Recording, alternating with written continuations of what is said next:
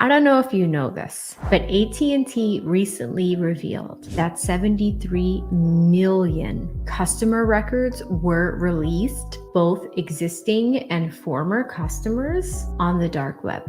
If my information was compromised in an AT&T data breach, I'm not worried because Aura is always on, always doing the hard work to keep me safe. I value my privacy and I also value yours. You can go to aura.com/AV7 to start your free 2-week trial using this service. Also linked below in the description. Protect your information today, guys. It's super important, and I cannot tell you how much time it will save you in the event that you get into a jam. Let's get into today's video.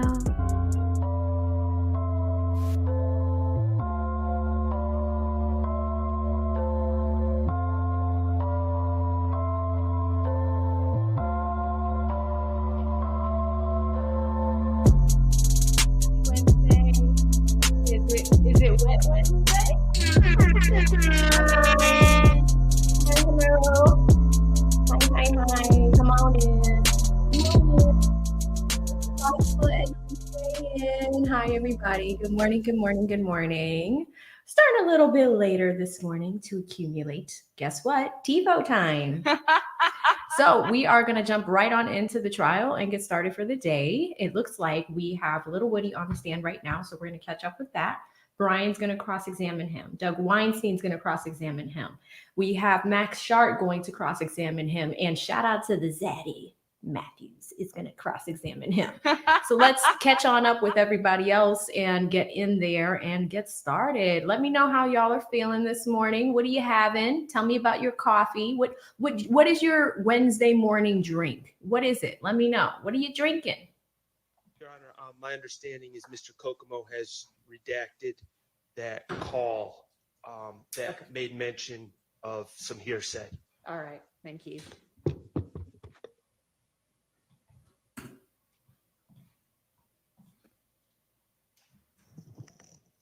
All right, well, it's a few minutes early for the jury, so we'll just wait until we hear word that they're all ready.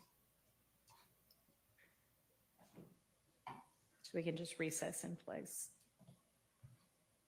Okay, there's a brief recess. Luckily, we have TiVo time. Here we go. Your Honor, I just want to see if the court would give me time to do a proffer with Mr. Copeland.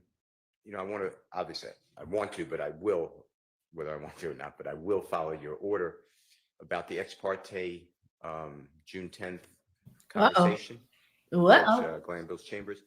And you told me that there's some off limits, and I look at my notes and I'm not sure. I think the state opened the door to it. They asked on direct about that meeting, but I don't want to come close to your order in violation. So what I'd like to do is ask Mr. Copeland about the whole thing. Judge Glanville's there, what Judge Glanville said. You seem to, according to my notes, indicate to me you're not permitting that. That's my understanding. And of course, I need to make a proffer. I mean, the proffer, I guess, is memorialized in the transcript itself, which is in the record. But, you know, the fact that Judge Glanville said, we need your testimony. Judge Glanville said, so long as you don't tell a big whopper, as Miss Love told you earlier, I want all that to come out before the jury. I think it shows coercion, and I think it shows the way that possibly to Mr. Copeland, I don't have any good faith beliefs because I never spoke with him. So I don't know what he would say, but that the prosecutor, or prosecutors, but prosecutor, I'm going to say, and the judge, the former judge, were holding hands and working together. And I think that that goes to the jury instruction that courts don't have any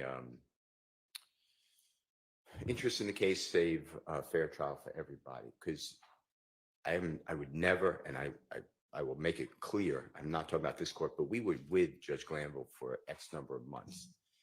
And the jurors saw him act a certain way. So I would like to get into that.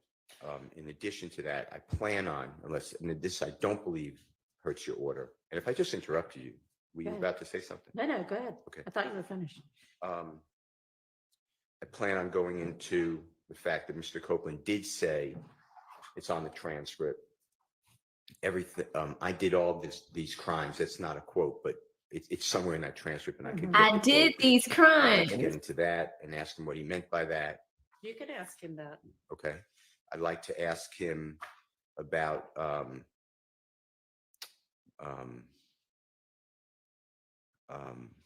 Judge Glanville saying, so long as you don't tell a bold face, I forget the word, but bold face whopper lie, basically, but it may not be a quote. They won't prosecute you. I'd like to get into that and what that meant to him. And I think I'd like to get into the fact that he said, I've been telling everyone I am a liar. The most truthful thing I ever said is what I just said by calling myself a liar. You can ask Yeah, him that I as thought- well. I thought I could. I'm just want to make sure that I'm not violating. So I think I covered it, but it's really that the environment, that he didn't ask for that meeting, what his belief is between the judge, former judge, excuse me, I'll make it clear, and the state of Georgia, the prosecutors, and if he believed that they were working together. All right, well, Coercion. That's really what I'd like to get into. understand, I continue to believe that that's not appropriate to come before the jury. The things that I said you can get into just now, you can ask him about. In terms of whether whatever happened in this meeting amounted to coercion, you don't need a proffer for that. I mean, that's going to be a legal determination. It's one I have already made. And if I'm wrong and this case ends in a conviction, I'm sure there will be an appeal, and that can be determined. I mean, that'll be a legal determination to be made. So you don't need to make a proffer for that. And you already have before the jury that Judge Glanville was a part of the meeting and that nobody from the defense was a part of the meeting. And I don't recall the state opening the door to that, but just it kind of came up naturally in your questioning of Mr. Copeland. He said, oh, you mean in the judge's chambers? And so you were able to ask questions about that. So that's really already before the jury as well. And in terms of the bold-faced whopper thing, you know, you've, I think, already asked him and can ask him again what he understood to be meant by perjury. And I think that that's enough. I don't think we need to spend time on that otherwise. So. Can I just make one record? Sure. I understand the court's ruling. Yes. I'm not trying to change it, actually, or I'd like to change it, but I'm not trying to go against. I understand it's a ruling. I believe that coercion is actually a jury question. I think that the jurors get to take each witness and determine their motive, their interest, and their bias. And I think that this goes into Mr. Copeland's makeup for a trial in this case. So I would like to ask him. Okay, but the thing with that is that we have instructed the jury to disregard all of that. And we've properly instructed him and let him ask questions if he wanted to, and gotten him counsel, and anything that might have come from that, we've redone anyway. To a certain extent, but doesn't it carry the witness? When I say the witness, Mr. Copeland, I mean, he's the one that the jurors are judging credibility. The state is saying, it's interesting, witness, because the state is saying he's a truthful man, basically, in 2015. He's untruthful in 2024. I am saying I am diametrically opposed. So we both agree that he's untruthful, and we both agree that at some point he's truthful. So I think that it goes to his entire makeup, and the jury should know what happened to him in the course of this trial. So that's I'm very well aware you ruled. I'm not trying to relitigate a ruling. I entrust it. I just want to make the record in case it does go to an appellate court. Okay. Thank you. No, thank you. Oh, Yes. I have one more thing. So I looked for cases. Yes. I do have some cases that even during trial, it could be a prior inconsistent statement. But you said, and I'm talking about the Right. He's an innocent man, June 27, 2024 posting by Mr. Copeland. So we're clear. And I'll submit it with the court's permission. If you don't let it in, just for the record, just so the appellate court can see as Mr. Williams or JW 236A. It's already on the thumb drive as Yeah, 236. it's on there. But just so an appellate court, if God forbid it goes up, needs to look at it. But I believe what this court said is, yes, it has to be prior to the statement, but I have case law that says no, it's just prior. It could be during trial. You know, the witness walks out of court and says, oh, I'm so glad they didn't ask me about this because I told them A, but the truth is B. That's a prior and consistent statement you could recall. But I think your question was actually deeper. Your question is, but he is saying today on the witness stand that they're lies, that your client is innocent. That's what I took. So it's really, you really put a layer in there in addition to what I was targeting at first about prior and consistent statement.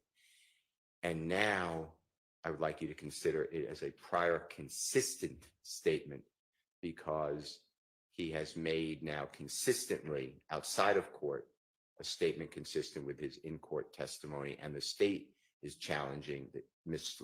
Hilton specifically said, you haven't said that you lied until 2024. That's an actual clip from the trial that I'll be playing because I have jail calls before 2024. So I think it impeaches when he says, I think his answer is, I don't know. I don't want to say, but I think it's, I don't recall, but whatever he answered that question. So he definitely didn't say, oh no, I've been saying this before 2024. She forgot her So I laptop. think that it should come in for that reason. That's it. Either as an inconsistent or consistent statement, but either way, I think it's inconsistent and I still get to impeach him with all of his statements about innocence, that Mr. Williams or others are innocent versus what the state put in the 2015 statements and jail calls. And if that doesn't carry the day, then I think it's a consistent statement. Okay, so on the consistent statement part, you're saying that the state in its examination has suggested that Mr. Copeland's trial testimony is fabricated. They definitely said that. I believe, And yes. so you want to offer this post he made in June of this 22nd. year, Correct. after he had already been testifying, That's all true. as a prior consistent statement. That's But in order for a prior consistent statement to come in, it has to have been made before the alleged recent fabrication.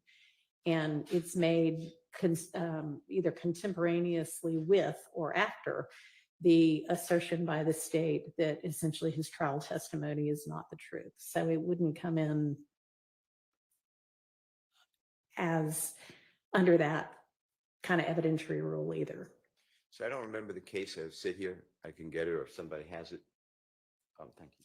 But that's been challenged now. I don't know why, because that makes sense to me before the recent fabrication, the motivation to lie. Right, because then it's, Otherwise, just a oh, statement. here's a reason we should be able to give credence to this. Okay. I understand. I still would like to put it in, but I will obviously. Okay, well, it's in for the record. Okay. So don't use it. Use what you tell me. That is what I'm telling you. I'm being told, and if this is true, and I don't particularly remember this, so please check the record or let someone else say that this. I was handed a note that the prosecution has intimated, or it has said that Mr. Copeland is just saying that they or Jeffrey's innocent because Mr. Williams is here in court and he wasn't there on the tweet. So if I adopt that argument, if that was said, I can't tell you that was said, but if that was said, I adopt that argument in full. Okay, And just, I know it was suggested in motions hearings. no, but- my strong recollection is the state in cross-examining Mr. Copeland Well, or in direct example, Right. hostile witnessing uh-huh. Mr. Copeland has said that Mr. Williams is here today. These gentlemen are here today, and this is the first time. Hey guys, real quick, sorry to interrupt. Just wanted to let you know, you just noticed a little bit of a a volume bump. Shout out to all the people who complain but don't complain. I did add the volume extension for all the Goldilocks people in the chat. I did it for you. All right. Can I shout out to me? Can y'all type in AV in the chat, please? But I can control the volume a little bit more. So let me know how you guys are feeling about it. If that is a little bit loud, let me know, but I can adjust it, make it louder, make it a little bit lower, whatever y'all's preference is. You're welcome. Shout out to me. Let's go back in. You are saying that what you said in 2015 is a lie. And the reality is these social media posts, what tweets or whatever an Instagram thing is, they are statements by Mr. Copeland outside the presence of Mr. Williams and the other gentlemen here today. And so that directly contradicts what the state's theory behind Mr. Copeland changing his story, that's the state's argument, is. So if they're going to argue that the only reason he's saying this now is because these gentlemen are sitting here looking at him, I believe that his social media post is fair game, because clearly they weren't sitting there looking at him when he's making the social media post. Okay, I understand your argument. My ruling stays the same. Jury's ready. Okay, let's get Mr. Copeland, please, and then we'll get the jurors.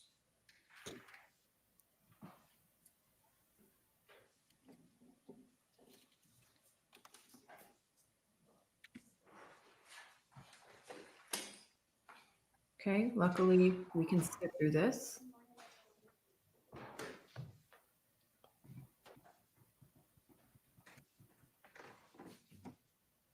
Shout out to Lil Woody and the white tee today.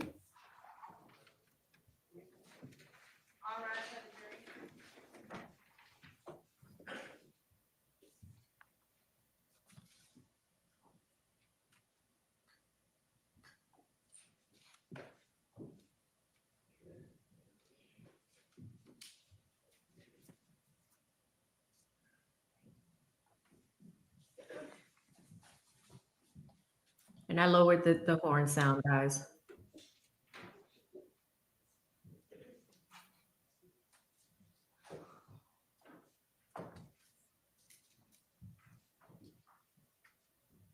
Thank you guys for the feedback. Oh, is he standing? Thank you. Good morning, ladies and gentlemen. Go ahead, Mr. Steele.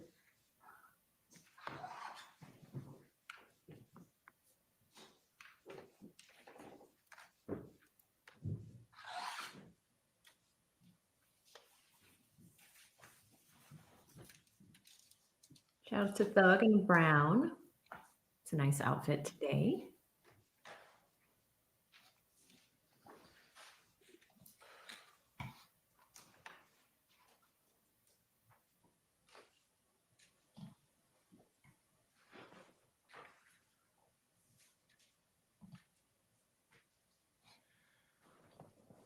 On, if you remember, on August 12th of this year, today would be the 28th.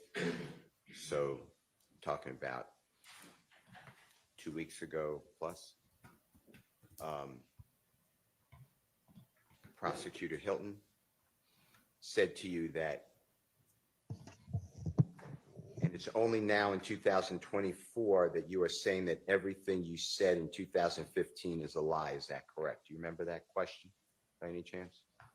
Yes. I would like to introduce through you some jail calls. Did you have time with your lawyer?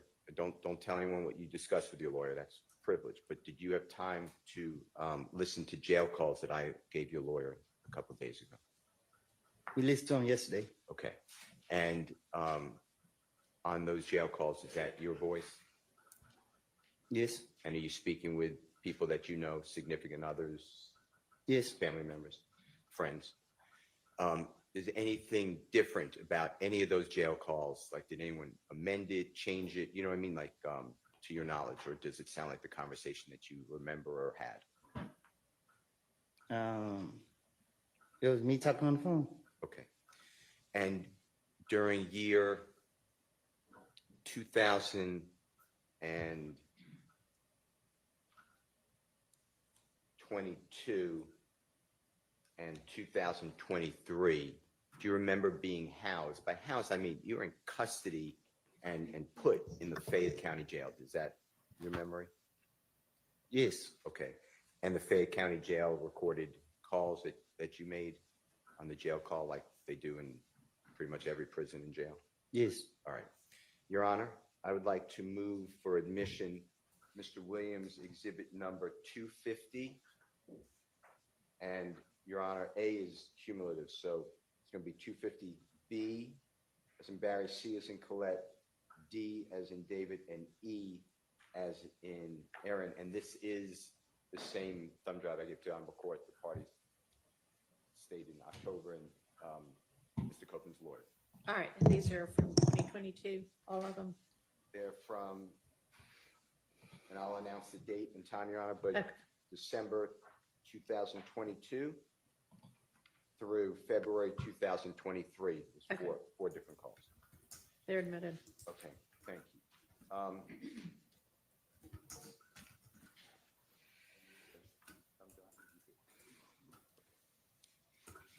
Mr. Copeland, I'd like you to listen to these series of jail calls. If you can't hear, you may need your headphone there.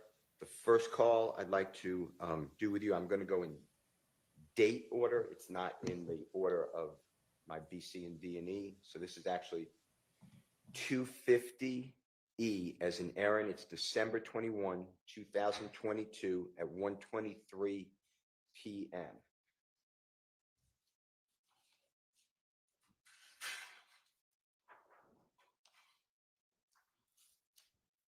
And if you listen to it, I'm going to then ask you some questions.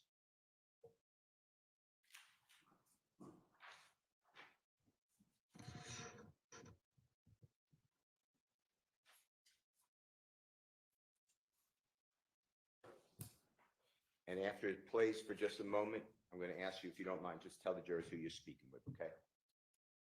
It'll play Select just for a call little bit, from- and then just tell the jurors who you're speaking with, if you don't mind. An incarcerated individual at Fayette County Jail. This call is not private. It will be recorded and may be monitored. If you believe this should be a private call, please hang up and follow facility instructions to register this number as a private number. To accept charges and consent to this recorded call, press 1. To refuse charges, press 2. If you would like to, thank you for using Securus. You may start the conversation now. Hello. Yeah. Anyway, everybody been talking, but these folks got something. They got something about their sleeve. They damn sure do. Man, listen, man. I be listening to them when they be like, all right, when I first got locked up for the case right here, where I'm locked up for now, they came to me. They be like, if I cooperate, they give me a year with no probation. If I give my testimony. So I was like, I was listening to him. I was like, I don't want to have nothing to do with this case. I don't got anything to say. I'm not a witness or whatever. So I was like, man, I just asked it. I mean, y'all not putting me a part of it. So the DA man was like, oh, it's okay. We don't need you. Like, we have so many people telling on young thugs. I was like, well, you know what I mean? I just asked it. Y'all don't try to drag me in it. You know what I mean? So. Hey, yeah, they ain't saying no other name. Yeah. Where they got. They gonna wait till the last minute. No. Get up to them thing. I was like up in the church. I don't know. Oh. They like, y'all did this to me. Y'all locked me up, put me in the feds, gave me 5 years. I got out of jail. Y'all still targeting me. But motherfuckers shooting at my family, killed Kenny, and y'all blame everything on me. And then y'all find out I don't have anything to do with it. And now, instead of y'all just leave me alone, just let me be at peace. Y'all try to drag you into this shit here. It's just shit. shit that really be bothering me. I be like, man, but they don't get no damn. Well, no, they don't. I was watching a movie last night, and the police, the man, he was doing everything they were saying. It was a federal. And he was like, they don't give no fuck about me. They just want to complete their case. Because when they got his ass in there and he did what they told him to do, he called her and he was like, done. She didn't even get him out there. He had to kill a damn guard to get out. But you know, these motherfuckers last time they try to come out here and try to engineer that shit, right? I told him, I said, let me tell you. The lady said one thing. She said, first she like, if something happened to me, she gonna do everything in her power to investigate. I was like, damn, you already got it in That's your all mind. she gonna do. Yeah. I said, you already got it in your mind something gonna happen to me. So, but I said it to myself. I said, let me tell y'all something. I said, y'all dragging me in this, trying to make me apart or make it seem like, oh, I don't cooperate. My whole thing is, I'm trying to prove my innocence. Y'all trying to pin a murder charge on me. Man, listen, I ain't got nothing to do with no murder. Everybody saying I did it. I ain't got nothing to do with it. I lied on do it because, I find out that he I can't say that. I can't say that on the phone, but, it's some shit happened between me and him back then. And just so happened I got locked up the next day. You feel me? Mm. You remember Mary's son? Who? Mary's son. That Mary? Yeah, the one who. Oh yeah, I heard. That name. I would have said all day before. Oh shit. Trez told me about this. Nah, I wasn't talking about that, but I was using this situation to describe what I was to say, but you said too much. Well, shit, my bad. But Trez told me about it already because it blew me. Nah, I wasn't talking about that. For specific, I was just use this scenario. And then you had overheard me and somebody else having a conversation. So he was in his sister's house. Sister? Yeah, this nigga was late. No, sister, our cousin. Oh. This nigga was laid up in her bed, and I was in the living room. I was in the living room telling nigga. I was telling my partner like, man, look, man, these fuck niggas goddamn this and then third. I'm telling him what's going on. Like these fuck niggas playing on me. You feel me? Mm-hmm. So while I'm telling him that these niggas playing on me, this nigga hit the whole conversation come out the room. Mm-hmm. So when I see him, my mouth dropped. I'm like, what? You feel me? Like, so he heard the whole conversation. Until like, shit, fuck it. I already know you could go back and let them niggas know what's him. But he tried to tell me that what I was talking about, I was wrong. I ain't know what I was talking about. I'm like, yeah, I do know what I'm talking about. I ain't stupid. That shit crazy. I said that shit crazy as hell. Y'all didn't put that much on my feet. Then after that, then what's his name went trying to post me on his Instagram page and try to come back around. Man, I ain't come back around y'all niggas. I know what y'all got saying. Come on, man. Y'all niggas crazy here thinking I'm stupid. You're right. But if you bullshit where he was telling somebody else like, man, some. He was saying it because it's some gloves are saying. Stop trying to get your ass in. No, I hear you. I can't stand them motherfuckers. Now that's why I don't get it. When I be listening, you started. You got my thoughts in the oven. I'm telling you, I'm listening. Cause he was telling somebody else something. I really just trying to get the rundown without saying. Too much, but I ain't down, I'm listening.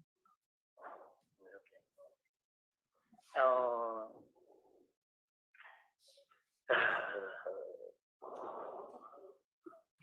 Red said everything else. I forgot that concerned about him, man. I think Red might be sick.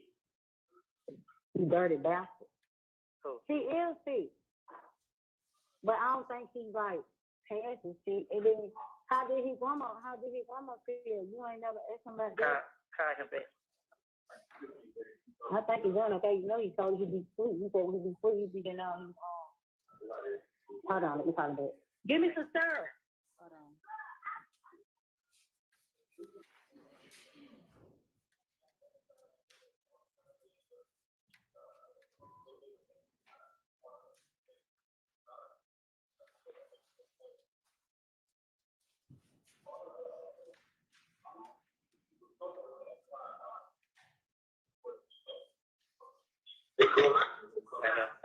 Yeah, he ain't answered. Yeah, okay. How much? 7. But that shit ain't going. They ain't talking about that how they was talking about that shit last time. They ain't biting on this. No, I was saying they weren't talking about it. They ain't talking about what?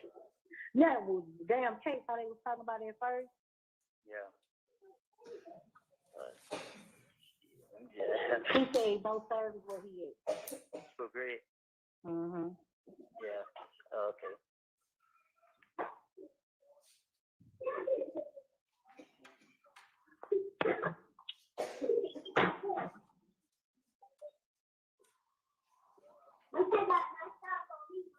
What?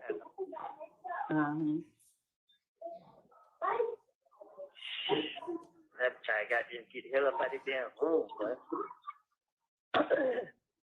Kyle Jr.'s little bitch ass on your way.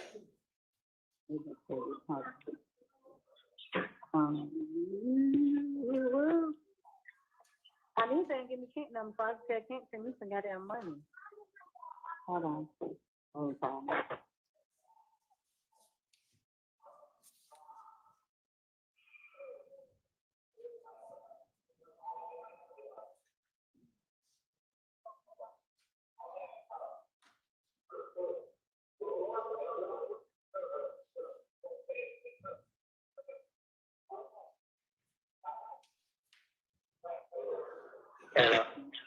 I'm gonna get in.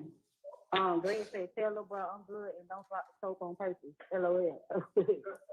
Say he been having me word, goddamn.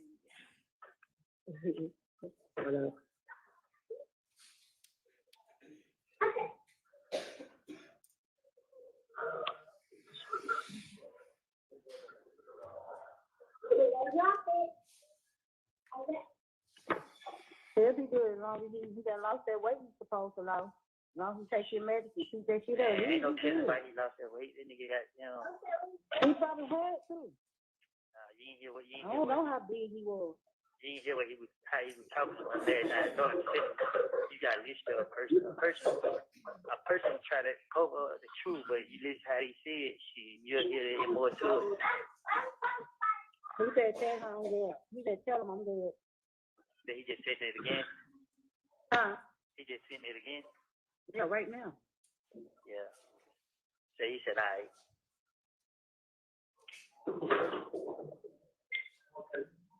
I said, and I love him forever with his bitch ass, LOL. Yeah.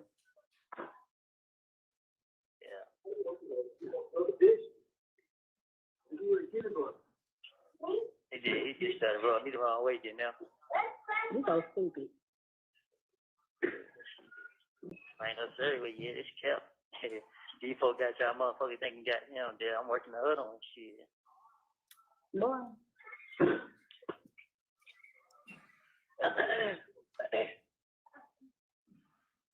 We got cold since you opened the door. You say what? We got cold.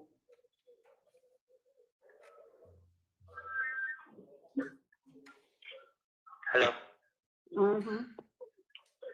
Yeah, man. She's a stank ass. She must be high. None.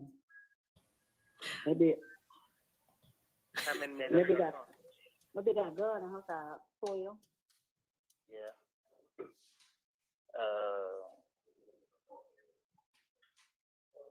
We got that phone out. Where? Duh.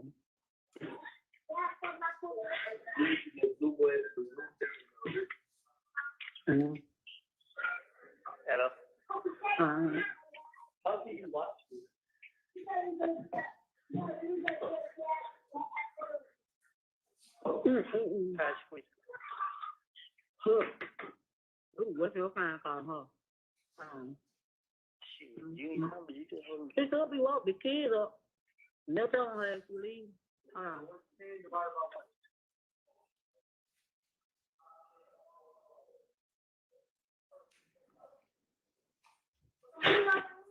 Hello.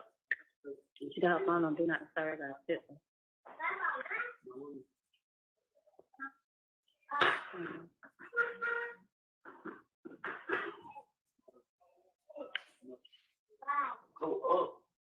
Hands on you. Get off the table.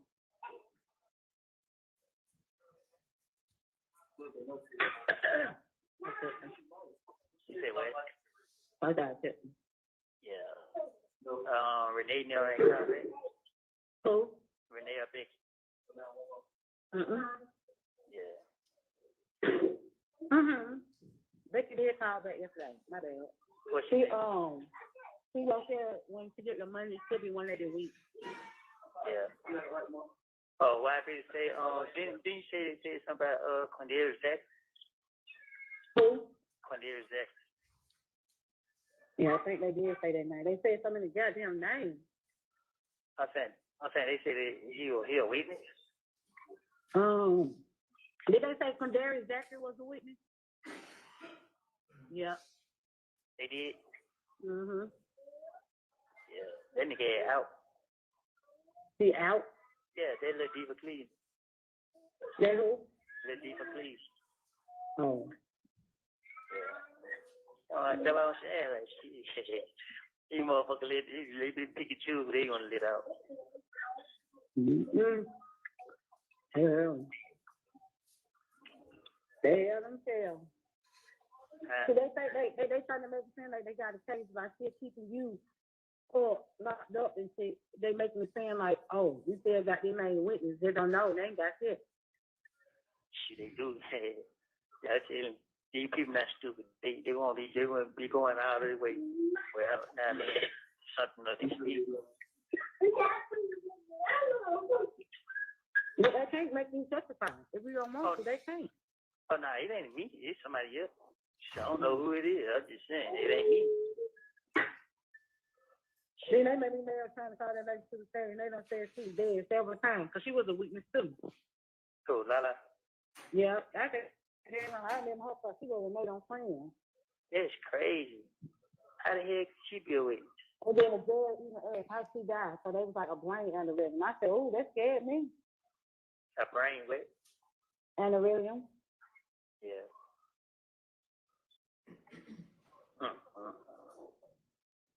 How the hell can Lala be a witness? Who the hell do she know? When they walked to the whenever they were walking somewhere, they said she was somebody's wife, but we know that's a lie because I think Duck is her son, right? Yeah. Yeah. I was like, that's not even her husband, that's her son. I knew that for a fact, because he was going crazy when she passed. And but they was like, when they came to question her again, they said she don't know nothing about nothing. She don't know what they talking about. So I was like, that was funny. But they couldn't bring her to the stand because she passed. Yeah. So the judge had to ask how she passed and write it down. Oh, yeah. These motherfuckers so good, I need 2 more in the hood. Sit down. You don't play with hot stuff. Hello.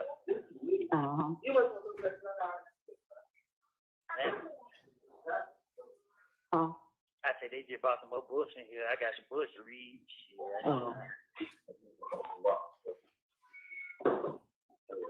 Now let's move. What I can say, I was gonna say that didn't bring some. You said bring me to who? The coloring book. I can't hear you. I was saying coloring book. Man. I was trying to see if we see your package. I keep sticking on. I was gonna have everybody to do it. I was gonna be on there, but you can't even do it. It's not letting you click on it. Shit. You do get the motherfuckers some money. Shit. I know. And then I had features. No, it was saying we could select a package, but you can't. Yeah. Cause these folks, man, they don't sell no tater chips on the show. They don't sell no soups on the show. They only sell pies and candy. They Exactly. fuck that up. Trying to make y'all some damn diabetes. But see, me, one pack cookies, it might take me 2-3 days to eat one pack cookies. That's me. I got to want the cookies when I want them. What's that cookie cream on the earth? Hello.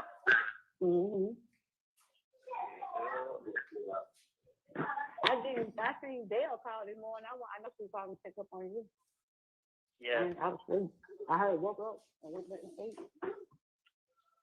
Yeah. I am. Get down here.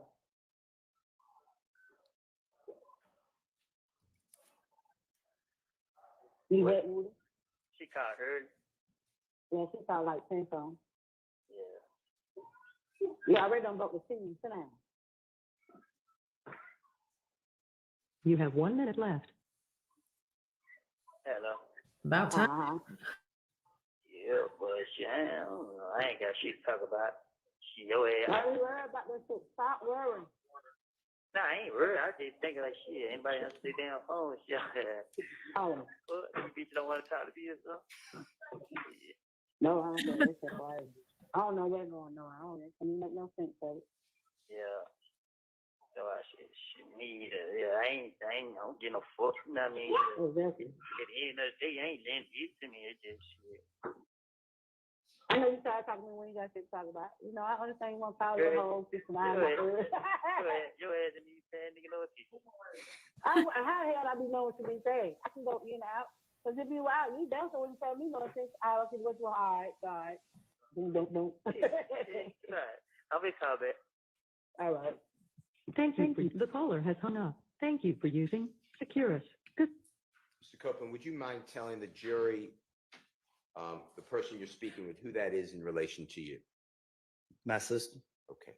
And did you hear, and I'm going to ask the court, I'm going to replay it, but did you hear their December 21, 2022, during this conversation with your sister that you mentioned that you lied on Thug? Did you hear that in there? Yes.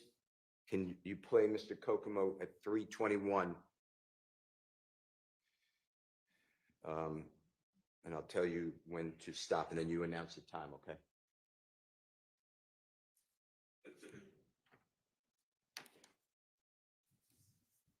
I ain't got nothing to do with no murder. Everybody, and I did it.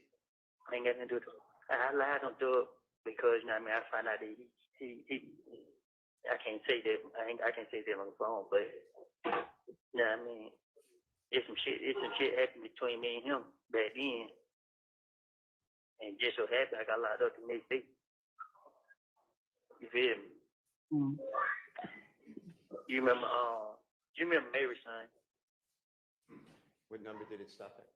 Time stopped at 3 minutes and 46 seconds. Ms. Winfrey, did you get that? 3 minutes and 46 seconds.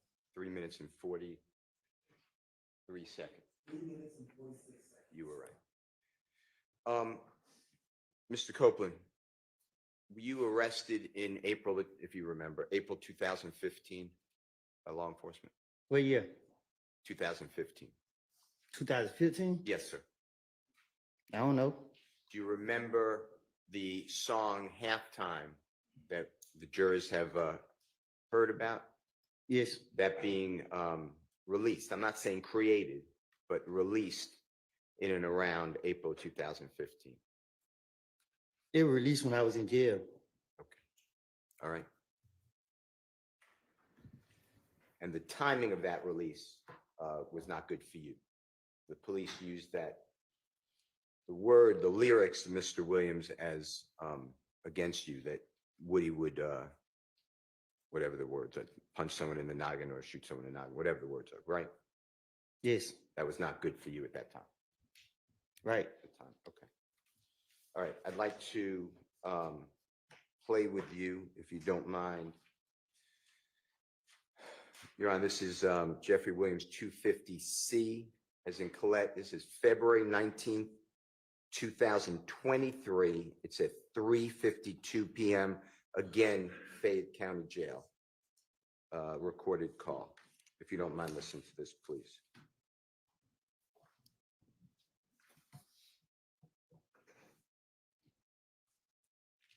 Hello, this is a prepaid collect call from an incarcerated individual. And before we jump into this, I just want to clarify, guys, these jail phone calls are from a different county that is not Fulton County, and the DA's office missed these jail phone calls. That is why Brian Steele is walking us through them, and they are new to us because during the state's direct examination, they did not bring these jail phone calls up. So Brian is making sure that these get on the record. Some of them are a little bit longer, and a few of you guys mentioned that in different counties, the jail phone calls can be longer than your standard 10 minutes or your 15 minutes. So that's what we're listening to right now. Fayette County Jail. This call is not private. It will be recorded and may be monitored. If you believe this should be a private call, please hang up and follow facility instructions to register this number as a private number to accept charges, and thank you for using Securus. You may start the conversation now. Hello. Yeah. Yeah, I'm trying to tell you the phone. You know the damn phone gonna hang up. No, I thought you hung up. No. Push that thing back up on the door. Hello. What been going on? The same shit. Yeah. Same shit. Anybody call? Becky called. That girl called and I said, "You hoes don't want no information." Girl called about your business. And what she say? Because look, she talking about hold on. She texted at 3:00 in the morning again. She got one more time to text at 3:00. I'm bust her ass. She's my kid. You tell him to call me. I don't have money on my phone, but if y'all do tell him to call me, you are the other sister. Thank you. Yeah. So he said,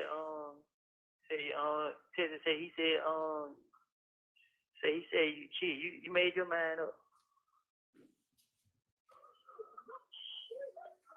Oh, I did my phone. Where Becky went? They don't watch the video. No, what's your name? Just went crazy on me. Who? Crazy. You talk to her? Yeah. She to my I brought her name up. No, you did not. Now why she lying? She I don't know. That's what she said. She lied like a motherfucker. All you said was she ain't had nothing to do with that, and you went and put that in her car. And then Rebel said that I about this close saying something to that little bitch ass nigga. What happened? He always got to be the main one. I don't know nobody else, but he just here. He's laughing. I want to say, look, you little dick in the booty, bitch. Don't just delete this shit. You take the number? Yeah, I say so, yeah. Yeah. His sister's crazy. Yeah, I come out at 3:00 now. Oh. Yeah, I said, soon I sit the phone down. I changed room. I changed room, so I mean, when I come out, I can call y'all. Yeah. Text your number real quick. Hey, Dion, I might have a text because you're gonna hang up if I call. Hello. Yeah. You say what now? Hey, if they play the number, can you not put it on there? Yes, sir. I'm sure it's been called today. It should not be there. You said you said the whole thing on where? It should YouTube? not be there.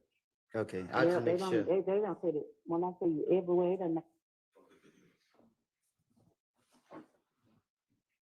Your Honor, is that okay if the phone number is played for privacy? It will be stopped. I don't believe it's played though.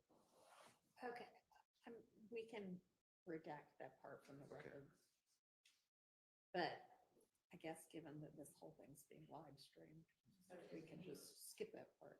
Okay. Can we just skip over that part? I don't think it's in there, but in case I'm wrong. It is? Okay. You'll do it? Thank you. Thank you. shade room, every damn well. I know Trey said motherfucker was saying. I said Trey is dead blocking. You just know to be fucking ready. Somebody put up on you, you just air their ass out. So I think we ain't gonna do all that. I don't give a damn. Yeah. Open that door. I don't care if you hot. Go take a bath. Yeah, man, I'm calling you and Keisha phone about 20 times. I'm worried the hell. Like, why the hell y'all ain't answer?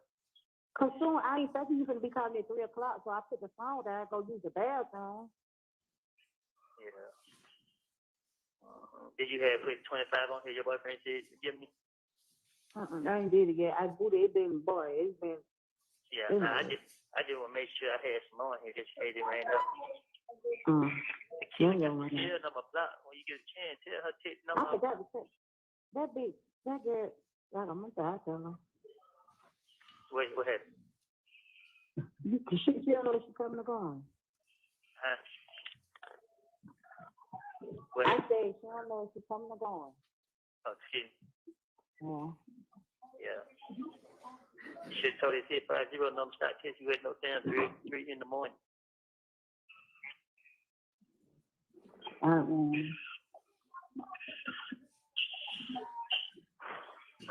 This is crazy. What happened to say? What you was saying? What you had to say about the video? What video? What you said? What you said? Yeah. What you said? I didn't hear you. You said what I got to say about it? Yeah. I mean, shit. What am I supposed to say? I don't know. Yeah, I don't know. I just. I mean, I honestly don't know. I don't know. I'm just like, I don't know. Yeah. It just made me mad because I'm like, who the fuck put it out there for one? But, yeah. How they were saying, like, you ain't, I mean, what the shit? You that told the shit. Shit. What it was saying? What it was saying? It was just part about the diamond shit in the hood. The club at the diamond. What about it? That's what they say. That's what they put out there. What you were saying about the hit at the diamond was tail. Oh, word. Yeah. Yeah. Ain't nobody said that. Can't say that to you. Nope. Crazy. I know Trey called me yesterday, and this shit. I'm about to get roast rail. Fuck this shit. What happened?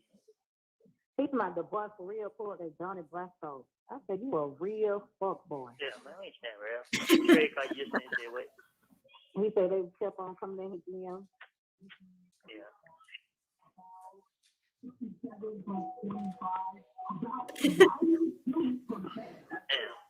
Sorry, guys. I know that this is hard to hear. There is no closed captioning available. On my streams, I will make them available to you on replay. I can't do it in real time, but a real fuck boy. That was hilarious. Let's go back in. She's funny. Yeah, but I ain't gonna lie to you. This shit got me so fucked up. I be depressed as hell, late. No, fuck that shit. I know. Now I just called y'all phone. Y'all ain't answer, so I like. Ain't nobody expect you to call at 3, and you know this is time Keisha go to work. Yeah, that's what Keisha just said. She was like, she had to get what's that piece of her mind. She gave crazy like she like, man. She told why she's on the phone like, man, fuck hell, like that man. She was like, she gonna put some money on my foot and give you some money to put on the phone. I like shit. I hate. I like man. They put all the money on the phone. Like at the end of the day, shit. Y'all motherfuckers ain't answer shit. My motherfucker got there. I'll rip to my Keisha because I know she be saying my call. Yeah, I don't know what the fuck she on. Yeah. I can't call Keisha because she got the what's name blocked. I try to call Deshaun. She ain't got the money on the phone. I try to call Trey. Nah, I'm calling them for him to pay for the car. But they ain't answer. Oh. What I supposed to been doing? What I supposed to been doing? I don't know. Huh? I don't know. They know me Oh, said that. Cause they ain't go be. They ain't go through. Why is it cold? You gotta cook the sauce. Hello. Yeah. You say you ain't go through? I said it went through, she ain't said that. Yeah.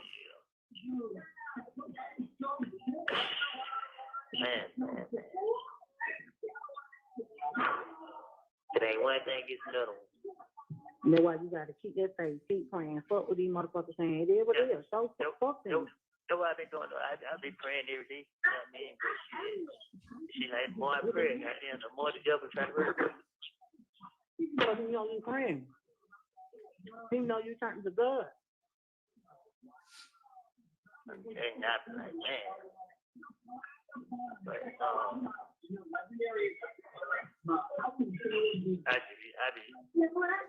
have said, when you get a chance, prosecute tell her ugly ass, she got the jail number blocked. And I was 15, they got, put her number on here and tell her she don't need to be sitting no other jail card, but this one. Tequila. Yeah. Because when you ain't keeping no answer the phone, I don't have nobody else no more here to call. I'm gonna put her number back on there.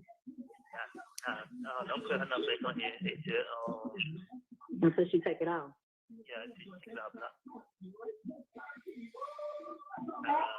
Try to put, I just try to kind of squeeze collect too. I thought he was going to answer. It take it so long for him to pick up. I thought she quit the number on there, so it shouldn't be collect. Man, she squeezing on me and answer. Like she just quiet out of the way too. So I be like, I don't be knowing. Yeah. I'm trying to see that she if they deliver, she ain't saying anything. I would say, hey, motherfucker, what the little girls that you be calling? They said all that on there, and she really mad because the lady said, "Why you want to be with their son?" And he was like, "Because she got 3 children." So she was like, "So you don't need to be with the other girl. She ain't for you." That's why she really mad. Oh yeah. Go get up. All you worrying about is the money. You just come and get the money. Money. Who? The girl. What girl? Crazy. You said what now? That's all she worrying about. Come and get the money. What are they paying the jail card? No. They played everything that was in the thing. They played it's not even 3 hours long. That was a lie. It was like 20 minutes long. And half of the time you just in there. It wasn't 3 hours long. It was like 20 minutes. What did she say about the money?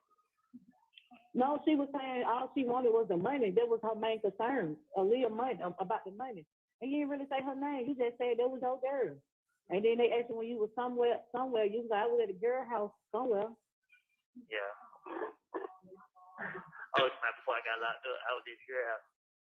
Yeah. And they was like, "Where's your address?" He was like, "We ain't together no more." She went through my phone. Then the other officer was like, "Shit, my girl goes to my phone. I'll be homeless too." Yeah. Oh shit. Yeah. No, I'm not doing stuff. The motherfucker out there to myself. Let me tell you something. I went through the same thing. It was different. I'm talking my situation. It was like the more I prayed, the more the shit was coming at me. I got on my knees and cried to God. Once I got on my knees and prayed and I cried, got all that off my chest, I was relieved. And then things started turning around for me. Man, for real, like the way this shit going, like, man. She said, tell him that when I asked him to tell me what was going on, he had every chance to. I shouldn't have to learn about shit from other people when I talk to him down there every day. But he want to be, bitch, fuck you, hoe. Fuck you talking about, bitch? Keep reading. What? Keep reading. I read what she said. Oh. She said, tell him that when I asked him to tell me what was going on, he had every chance to. I shouldn't have to learn about shit from other people when I talk to him down there every day. But if he want to be like that, then cool. Say shit, I ain't been no way. Shit, say, call it real quick. I ain't got time for this shit.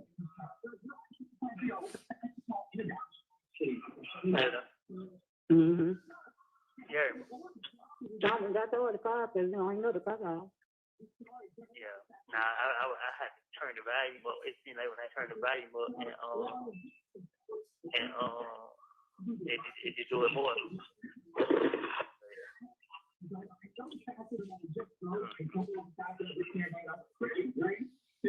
That motherfucker that got issues. Mm-hmm.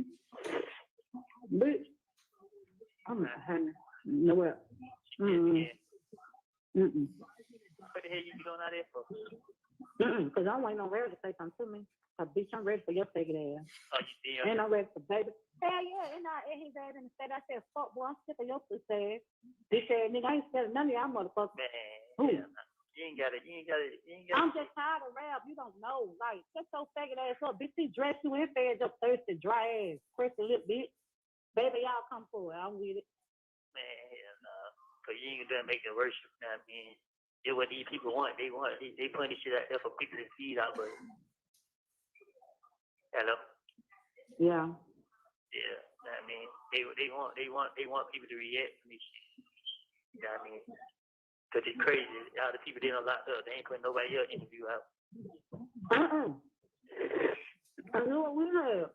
Baby girl, she's gonna look for a lawyer, and I am too, because like everybody said, this is a lawsuit.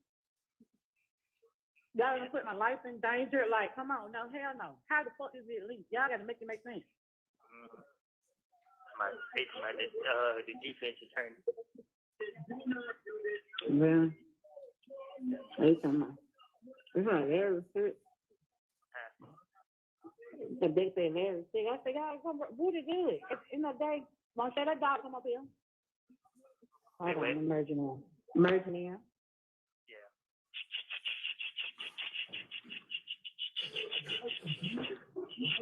Hello.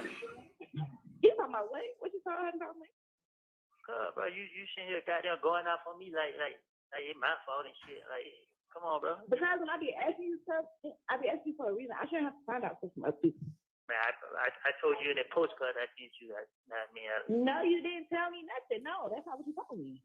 All right, bro. I ain't trying to argue with you. Know what I mean? I wasn't trying to argue with you. I was trying to tell you, call me. That's why I didn't talk to you the other day. I didn't want you to feel like.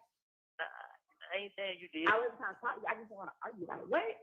I ain't saying you did or anything. I just said that shit, I ain't mad at you. Know what I mean? I can't shit, you ain't did nothing to me. Shit, I blame myself, thinking I got all the sense. Nah, this year backfired on me. Hello? Mm-hmm. Yeah. I don't care. These people doing this shit intentionally. It still ain't gonna make me touch you, bro. I mean, I know that though, but my thing is, when I be asking you stuff, when I asked you last time, bro, why you just don't tell me everything? Why you be? We can't talk about this on the phone, right? Shit. But you can tell me that. To be honest with you, I didn't even know nothing about it. You know what I mean? Like, to be honest with you, I ask people what the hell, like they got to tell me what the video say because I don't even remember what the video said. How you don't know? You just said it. And then I don't know what you say. Because I just told you, man, when I got a lot of them, I was trying to say whatever got them to get these people to let me go. And shit, though I said backfired on them. At the end of the day, shit, they know it ain't nothing but some bullshit. That's why they putting it out there like this. Know what I mean? Shit. I guess. You say what? I guess. Shit. I just trying to get you to like. I don't really care about it. They don't have nothing to do with it. I don't care about that. But I don't want to have to hear shit from other people or see shit from other people or be blindsided when I be on the phone all the time. So why you just be telling me stuff? If I knew anything about it, I wouldn't even. How you don't know it? What? You talking about what you talking about, the video? I'm just talking about in general, like. Yeah. Well, After the first time it happened, right? And I was like, I don't know if it's too much going on, that's too much. In that moment, you should have been like, okay, I understand that. Also, X, Y, and Z can happen. X, Y, and Z can happen. This can happen. That can happen. They could do this. They could do this. listen, So what I told you, what me and you talked about was we can't talk about this on the phone. That's what me and you talked about. So when I told You you could have told was, me that, though. what I told you was, I said that these people been coming at me, trying everything to get me to say, okay, I know that. well, okay, I but know that, though. But you could say certain stuff, though. yeah, I ain't gonna lie to you. I've been You explaining have to 1 minute everybody. left. I've been explaining to everybody all morning. Like, I keep myself on the air. Like, you know what I mean? Like, for real. Like, it's all bullshit. But I can't blame nobody. Like,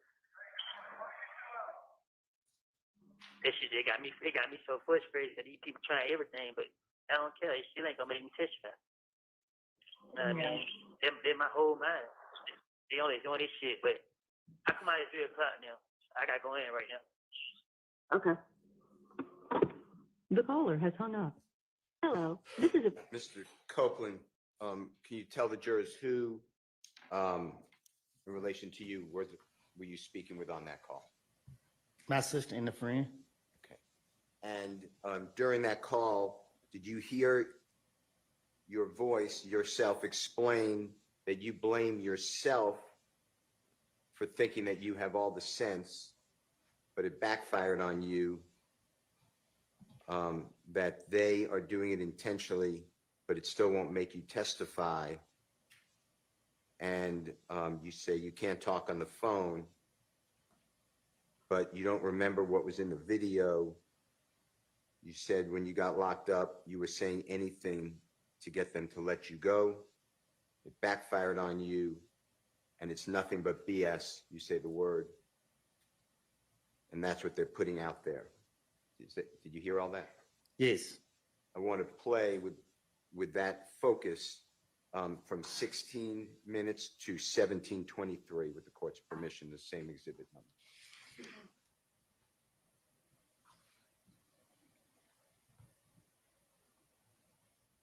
Dang, I just said that shit, I ain't mad at you. You know what I mean? For those that are coming in, I just wanted to let you know we are listening to jail phone calls from a different county outside of Fulton County. The reason why Brian Steele is getting these in right now is because the prosecution team did not, right? The prosecution team missed these. So he needs to get them on the record. So kind of like yesterday, if you guys remember, at the end of the day, Brian Steele had to bring Woody all these plea deals that he signed and things like that. You have to have either the witness look at it if it's a physical thing or hear it before you can enter it into evidence and ask questions. So that's why we're doing it. I know these are a little bit longer, so we're going to have Brian play them, but Brian is projected to finish his testimony before, his cross-examination before noon. So this seems like it's going to be the end of his cross-examination, but we need to listen to the phone calls before he can ask Woody questions about them. And from what we're seeing on other sources, it looks like that testimony is going to be pretty explosive. So bear with us, guys. We're going to get through these, but the questions that Brian's going to be able to ask after these jail phone calls is pretty important to the case. Yeah, I can't. Shit, you ain't did nothing to me. Shit, I blame myself, thinking I got all the sense. Nah, this shit backfired on me. Hello? Yeah. I'm telling you, these people doing this shit intentionally. It still ain't gonna make me testify. I mean, I know that, though. But my thing is, when I be asking you, when I asked you last time, Bro, why you just gonna tell me everything? Why you be? We can't talk about this on the phone, right? But you can tell me that. To be honest with you, I didn't even know nothing about it. You know what I mean? Like, to be honest with you, I just ask people what the hell. Like, they had to tell me what the video say because I don't even remember what the video said. You said it. And then why? What you say? Because I just told you, man, when I got locked up, man, I was just trying to say whatever got him to get these people to let me go. And shit, though I said backfired on. At the end of the day, shit, they know it ain't nothing but some bullshit. That's why they putting it out there like that. Nah, I mean, shit. Mr. Copeland, I'd also like to ask you whether you heard on this same exhibit recording that you said that that they, and you can explain who they is to the jurors if you don't mind, are coming at you to get you to say some stuff, and you explain that you say that you've been explaining to people all morning that you've kicked yourself in the backside or ASS, and you say that it's all BS and you can't blame anybody. Did you hear that? Yes. Okay, I'd like to play 1825 to the end. Your Honor. If Ms. Combs said he heard it, I don't know why we're replaying, so I have an objection to replaying it if he said he heard it. It is so hard for the jurors, in my opinion. Well, you just read what you said was said and he affirmed it, so we don't need to hear it again.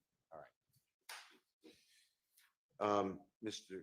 Copeland, this is going to be Mr. Williams or JW 250B.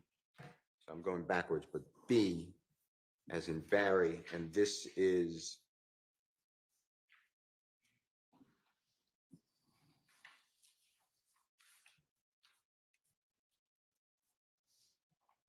Your Honor, this is going to be February 19th, so the same day, 2023, about a few minutes later. It's at begins at 4:20 p.m.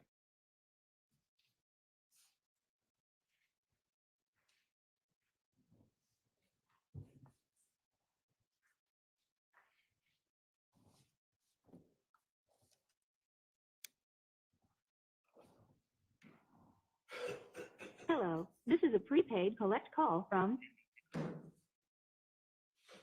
an incarcerated individual at Fayette County Jail. This call is not private. It will be recorded and may be monitored. If you believe this should be a private call, please hang up and follow facility instructions to register this number as a private number. To accept charges and consent to this recorded call, press 1. Thank you for using Securus. You may start the conversation now. Hello. They want to let you call back again? Yeah, I called back. Yeah, that's why I'm gonna call back again. I told her that. I said it must want to let him call back. Yeah, tell her to call me. Mm. I don't know what the hell. Zion.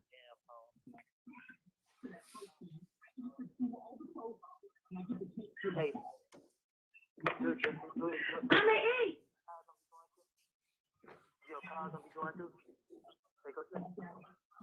They going through. Hello. Mm-hmm. That's straight. Anyway. Wonder why y'all don't hack my phone. Y'all hack my motherfucking phone.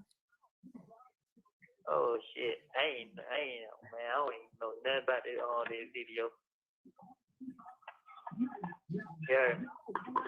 Oh, hold on, y'all. Put it over I there. don't know nothing about the video. What you mean?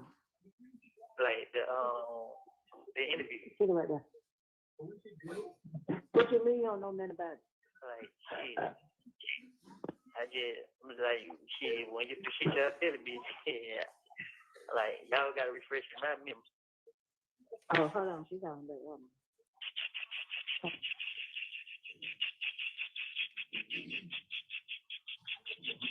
Hello. Yeah. Yeah, man, this damn regular ass phone, man. I like to see you go back here. Shit ain't open the door, so I'm still out. Oh. They told me to go in, but shit, they ain't open the door. Oh. But what all I'm saying here, bro, I didn't get mad at you. I mean, You said what? I said all I was just telling you, I didn't get mad at you. Yes, you did. Tell her you made her mind up. You did. Oh. I didn't know. Yeah, because I was gonna tell her to say, you don't have to explain yourself, but I just like shit. You just don't. I want to explain myself. Basically, you said the same thing twice. I'm like, No, I did say, because also you didn't understand what I was saying the first time, so I reiterated what I said. And I understood what you said the first time. You know what I mean? I just like, shit. Like I told her, shit, man. They were happy when I think I got all the sense. I ain't really think this shit was gonna go there far. You know what I mean? But shit, they knew I was bullshitting. Well, but she got me mad as hell. Yeah. I was just calling you back, bro. I ain't gonna hold you up. Okay. Why you come out at 3 now? Huh? I said, why you come out at 3 now? Because I didn't want to come out at 12 no more. I only came out at 12, so I called my lawyer and shit. But I be having other people that be want me to call them, but they be wanting me to call them later. So I said, I just come out, change time, I come out. So did you, they ever came down there? The lawyer ever came down there? Tuesday. Oh. That's why when it's just crazy, all this shit going on, they ain't putting nobody else out there. They just trying to make it seem like it's me because, you know what I mean? They feel like this shit was gonna break. Yeah. Man, I don't care, man. That shit don't never make me mad and mad. I ain't blame nobody but myself. Yeah. I ain't never worried about nothing. You said what? Nah, I'm saying I ain't never worried about how nobody thinks about me or feel. Shit. That's not what I be saying, though. I'm just saying, what you be saying then? I heard what you be saying. You ain't gotta keep repeating that. Exactly. Because what I'm saying is very simple.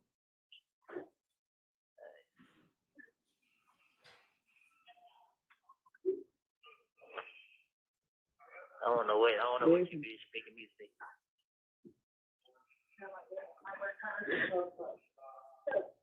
Hello? Yeah.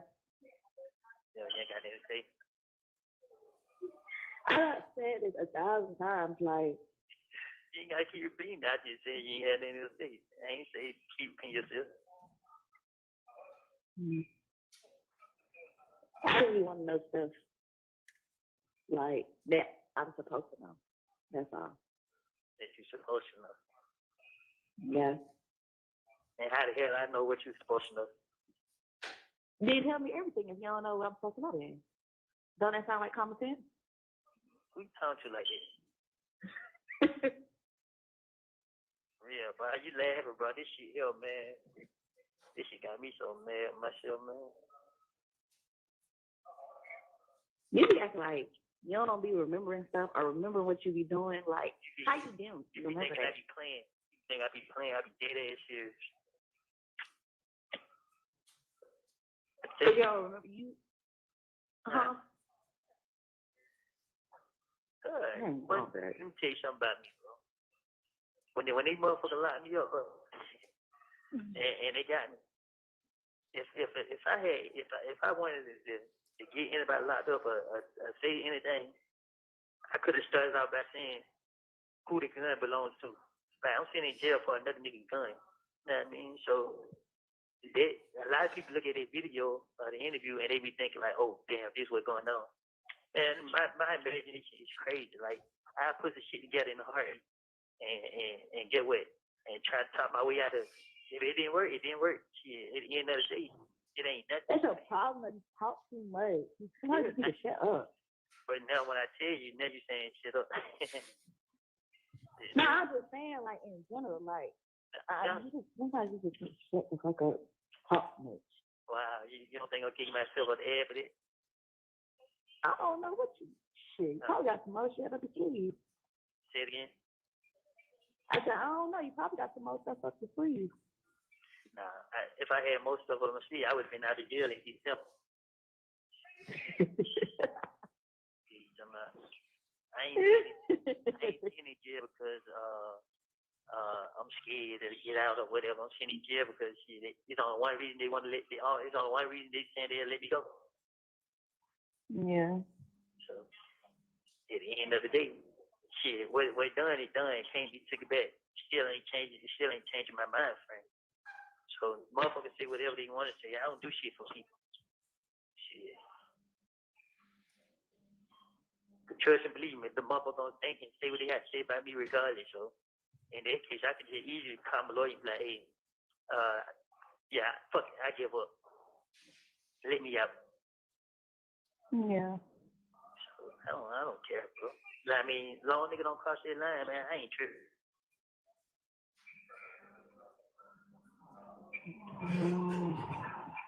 Thank you.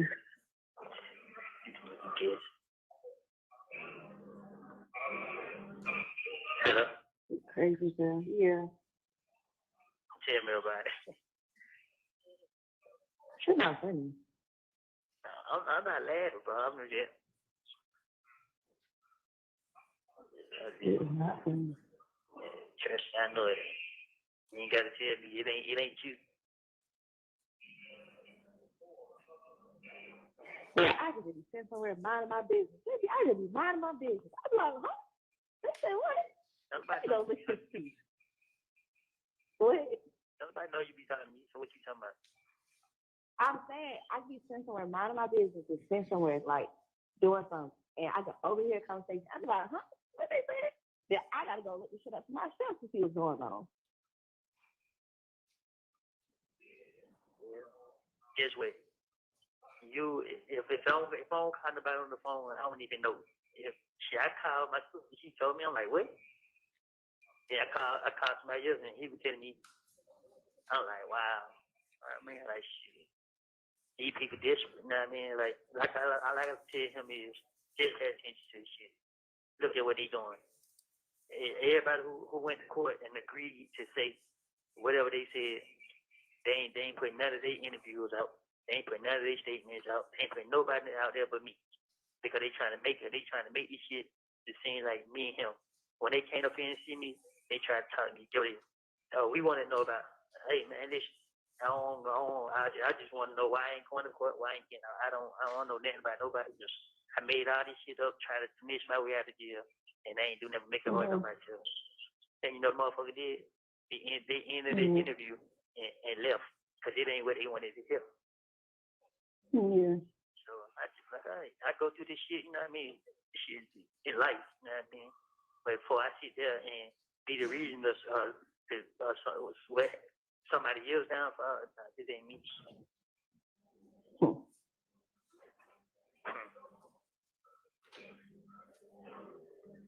They trying to make this shit, they trying to make it seem like this and then third.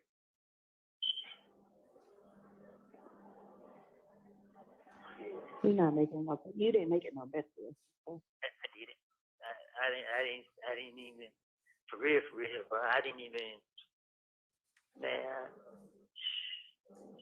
It's just not, like I said, I got a hell out of it. Start this shit, but they'll believe what I say and let me go. This shit didn't work.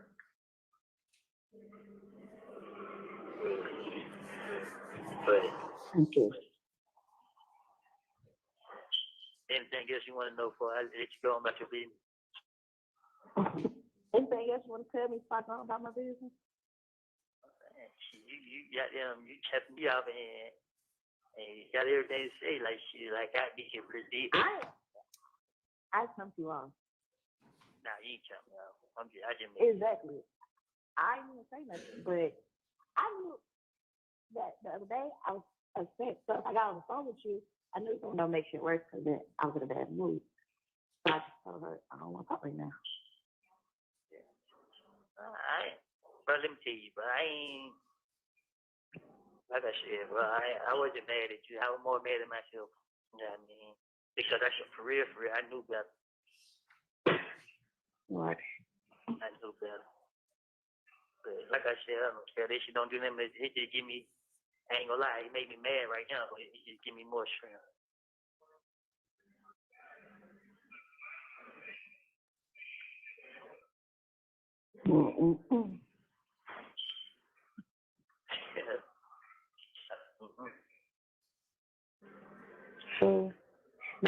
got much stuff to ask you, but I can't ask you. You can ask me. It's just up to me to answer. If I feel like I can't answer you, then I won't answer. No, I'm not asking nothing. Right. So that means don't sit there and say, "I won't be telling you so." If I told you the answer, But certain stuff you can't tell me. that's what I said. If you ask me certain stuff, I'm gonna answer. I'm not gonna answer. No, If I feel should like just can't tell answer, you. I can't. say it again. No.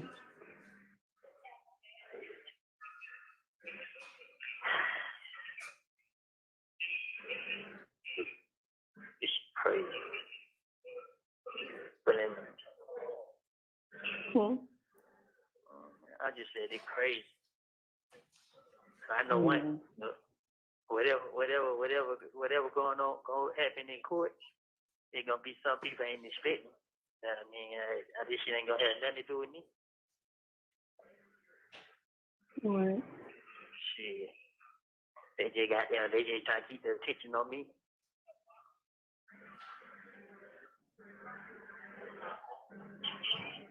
Could you put yourself in it to begin with? Only if you knew. I know a lot, actually. I know you. I been knew you knew more than you couldn't know. Well, no, you really don't. A lot of people don't know what's really going on. Yes, I do know. There you go, tell me. Because You don't know what's going on. I don't. I ain't. When it comes to certain stuff, yeah, but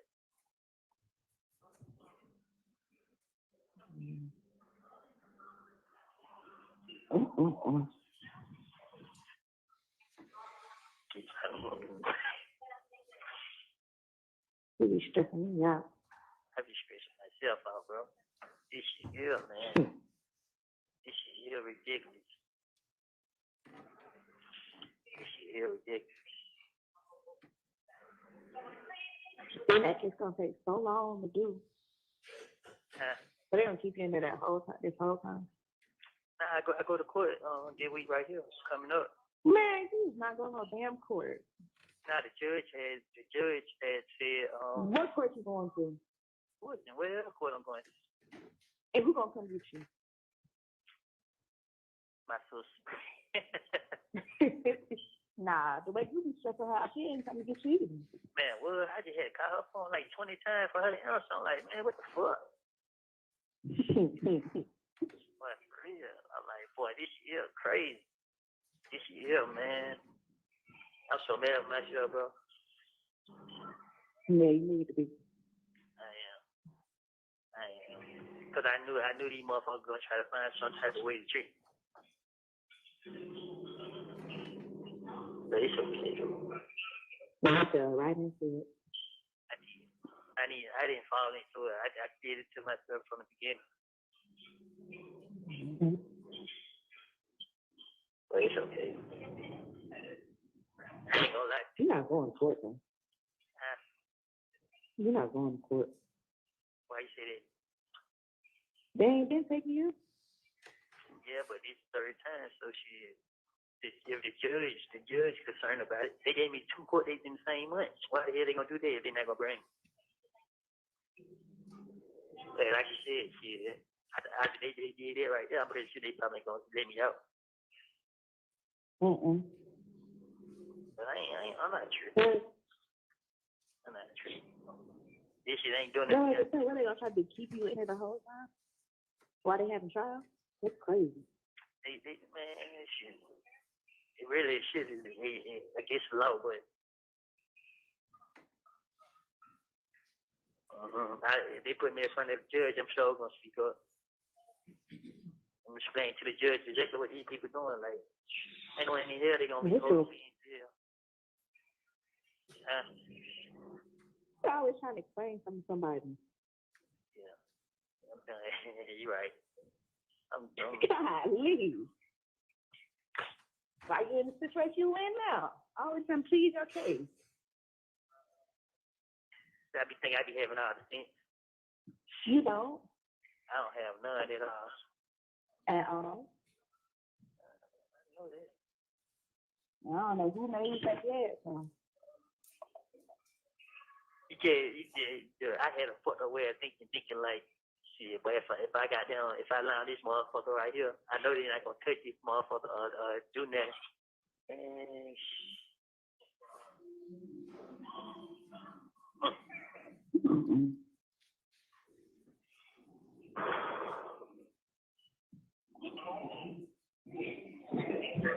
Oh, hell no.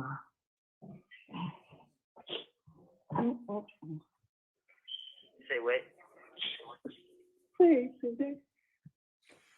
Then I really feel like they got motherfuckers in here, goddamn, working for them. You work for them. I do. I ain't last.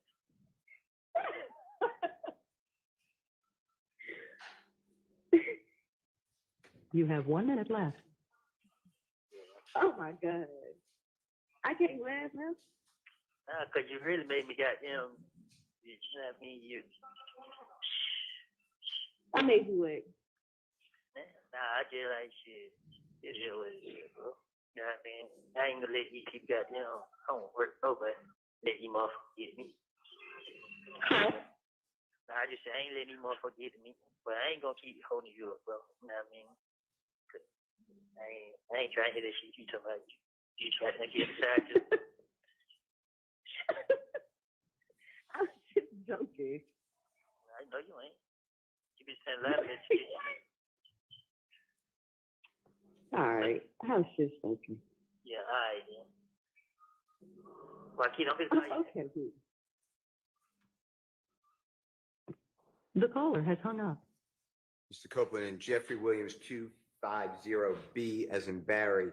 Did you hear, and it's at the 4:10 mark starting, you said that you didn't think that this SHI, I'm just not saying the word, blank, was going to go that far, and that they, meaning the prosecution, the police, knew that you were BSing. Did you hear you say that? Yes. I want to ask you also, did you hear in this February 19, 2023 recorded call? And by the way, tell the jurors who you're speaking with in relation to you. A friend. Did you hear you discuss and you say that this is crazy? You tried to talk your way out of it. It didn't work. Your friend says that that's the problem, is that you talk too much and that you need to be quiet. She says it a different term. And you ask, you say that doesn't your friend realize that you're kicking yourself in the backside or ASS for that? Did you hear that? Yes. And that you're sitting in jail. There's only one reason that they will let you out, meaning the police and the prosecutors. Is that who you're referring to? Yes. And you said what's done is done. You can't take it back. Did you hear you say something to that effect? Yes. Okay. Did you hear on this recorded call that you said that they didn't put anybody else out there but you? They are trying to make it seem like it's you and Thug. You said that when they came to see you, they asked about it. You just wanted to know why you weren't going to court. You don't know anything about anybody else. You said you told the police and the prosecutors you made all of this SHI blank up to try to finesse your way out of jail. Did you hear something to that effect? Yes. And who is the person, when you said they, when they came to see you, who are you referring to?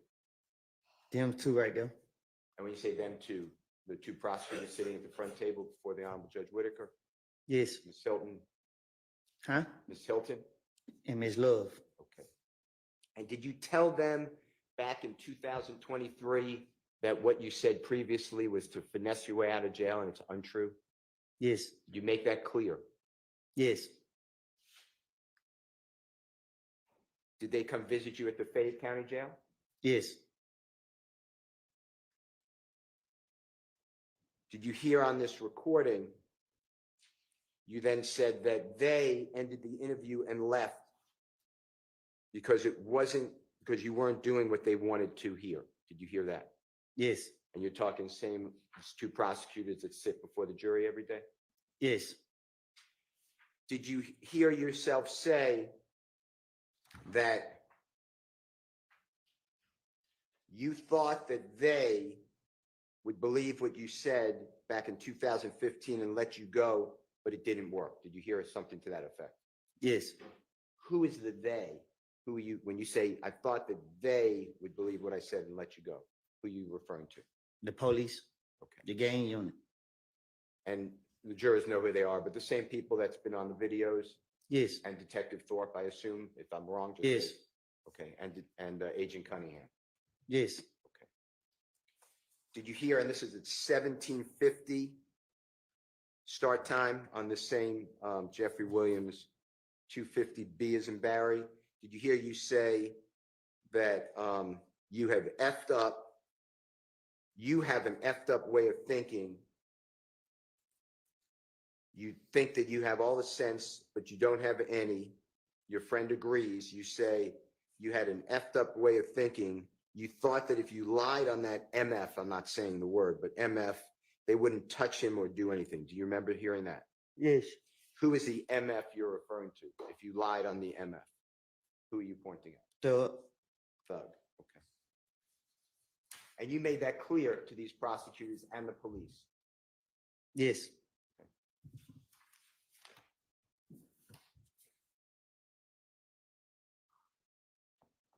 You mentioned in the last recording that the jurors heard, as well as this recording, there was a lot of talk about a video.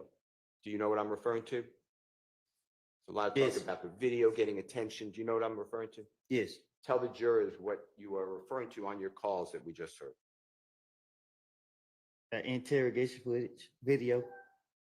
And was it one of the ones that we saw or the jurors saw in this courtroom before the Honorable Judge Whitaker?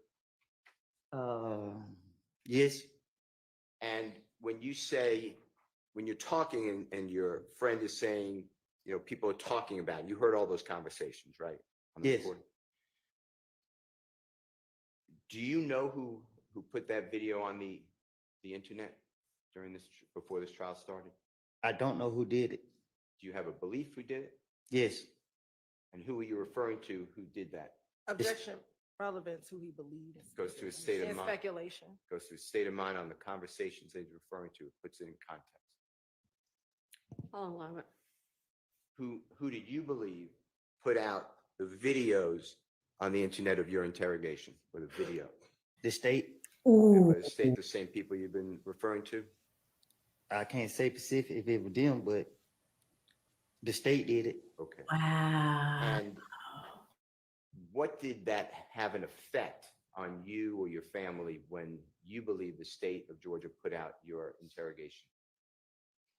Well, they believe I'd be, if everybody say I'm a snitch, you know, this and then third, they believe that I'd be like, okay, and just do what they want me to do.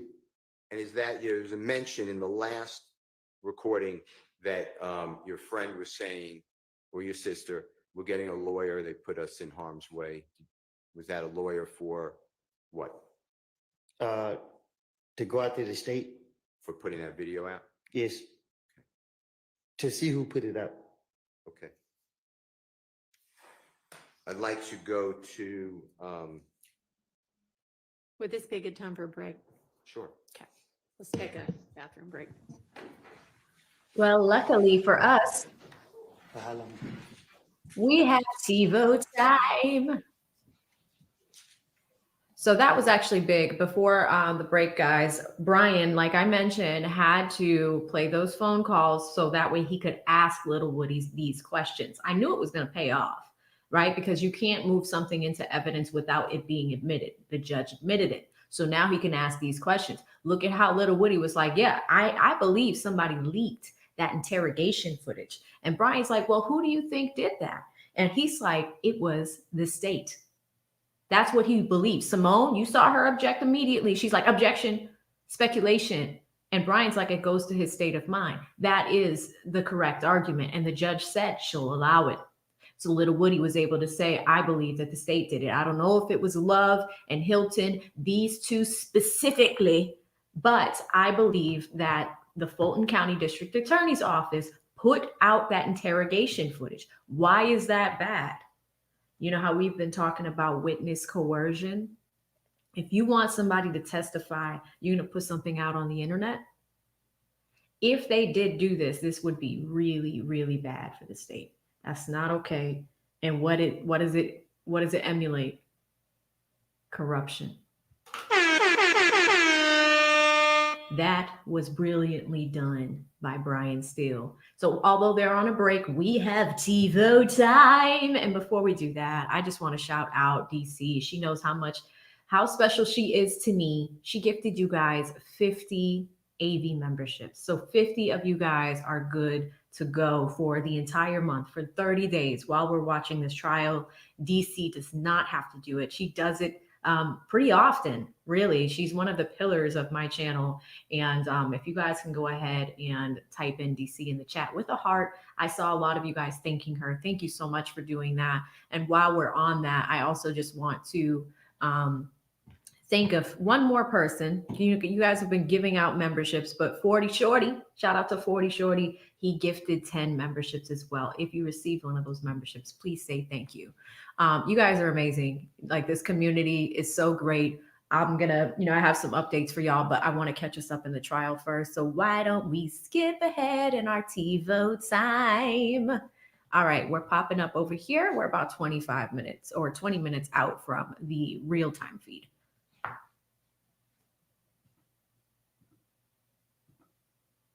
Okay, I don't know why there's no sound. The jury's coming in. Here we go. Your Honor, I'd like to,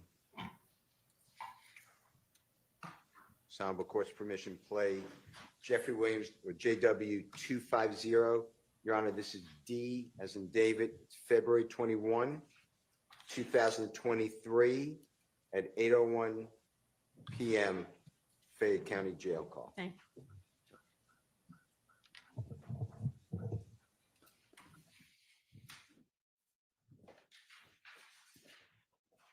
Hello, this is a prepaid collect call from an incarcerated individual at Fayette County Jail. This call is not private. It will be recorded and may be monitored. If you believe this should be a private call, please hang up and follow facility instructions to register this number as a private number. To accept charges and consent to the thank you for using Securus. You may start the conversation now. Hello. Yeah. My brother didn't call? Yeah, he was calling. He was on the phone with Trey. Call him real quick. I'm saying he can call now. Huh? I told him he can call now. Yeah. Now I don't feel like going to see no damn serious. But I ain't know gonna I'm lie. finna fall asleep. My head just started hurting bad as hell. Shit just made me feel better though. I be feeling like I be getting. Because you worry about what the street say for the street. Ain't lie. We're gonna fuck with you because of you. Everybody else fuck them. Fuck that whole. It's a court situation, man. You know what I mean? Like, it just like. Let me tell you something. God gonna let you out in the right time. Hold on, he calling. You just gotta trust that shit and believe it. Have faith. When you pray about everything. Kick him in while you cry that shit out the door. Yeah, you can say that while you kick him in, crazy girl. Yeah, you can. Hello. You rude, that's why I can't stand talking to you. But I'm done. Nah, I will tell you to click him in and say that when you click him in. I did. Shut up. Yo. I was telling her to finish saying what she was saying when she kicked you in. She's taking over being rude. What's up, man? No shit, what's going on, boy? Man, these folks doing. They trying everything in their power to try to goddamn break a nigga, man. Yeah, they got all kind of shit going on the internet, boy. Yeah, my sister was telling me, I was like, man, they don't put me on goddamn some type of lockdown where I come out hey, this time now. Yeah. Yeah. All people come out is like the 1-13. They call themselves Viper here. They bring out, but they let me come out. They ain't in here. What the hell, they chop that shit up or something? Like, I'm trying to see, like, what the hell, you know what I mean? What the hell? They got a part, man, on that motherfucker. they chopped that motherfucker up. What you say? That's Come out. What you talking about? Tell me. To my with the they saying that shit to my y'all let me go right now. And he said I go right to him. He said I go right to him with this shit. Yeah. To my kids situation. Man. To my yeah. And they're like, what is he like? Ain't gonna say no name, but y'all, you know, whatever part that shit, man. Yeah. They just trying whatever, man. So I be like, I mean, I just had to face it. You know what I mean? Yeah. I got some lawyer. Oh, man. You said you talked to the lawyer? Man, I got court in the morning. This nigga just text my sister, tell her that, yeah, they still trying to get you to, they still trying to get you to go to court on what that shit. Nah, I go to my arraignment. Hold on. We even think about that. My people that came into the office and yeah. People came into my office. Yeah. Yeah, bro. But he saying I'm going to court to not just this shit. Yeah. So what I'm saying, like, what the charge? They still doing the old charge? They still got driver with suspended license and reckless driving. So with the charges, I can't do it like Lead, guys. I mean, I can actually understand now because after like Lead translates it, like, you know, you kind of get an understanding of what they're saying. Again, closed captioning is not available on the 11 Alive feed, but this guy is hilarious. So I'm like, damn, man, you been talking about you didn't tell me the whole time you're gonna try to ask for a bond, but now you tell me sister that we gonna enter not guilty in the morning. But they gonna do it on Zoom. He said he went to the judge to make sure that they come get me to bring me to court. And then he held later and be like, we gonna have court on Zoom. So, yeah, but the way that shit looking, they ain't even worried about them charges. They trying to get you. They trying to get you. At the end of the day, them charges, they're just a goddamn, them old charges, that shit just a goddamn, what you call that shit? Like a, 15 months, no bond. Yeah, that's what I'm saying. They, you know what, it's like they gonna keep putting them charges up just to hold you and hope you know what I mean? Goddamn. They're talking about the charges right now, and they're talking about how much time Woody is getting for the charges.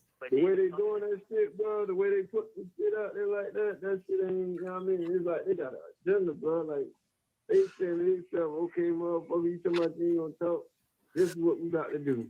Oh, you ain't gonna court, guess what, we gonna keep putting this shit out there to make you feel like, you know what I mean? To make everybody, like, they just do it, shit.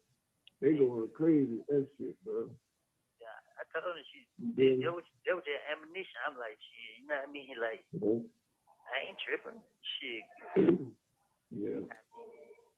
Like, man, you know, shit get goddamn crazy. I keep trying to contact his lawyer, and I'm telling him, like, look, you say you're going to come see me today. You ain't come see me today. You know what I mean? Then he just playing too many games, and now they're going to put me on this damn ass lockdown.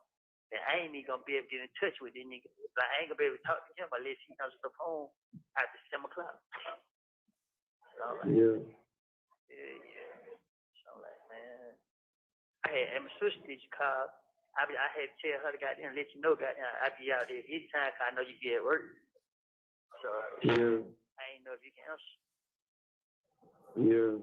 Cause I hit up and I was like, hey, you know, I always want to know how you doing. I especially when I be seeing shit, I be feeling like, damn, I ain't want them to be on this in this stress and shit like that. You feel me?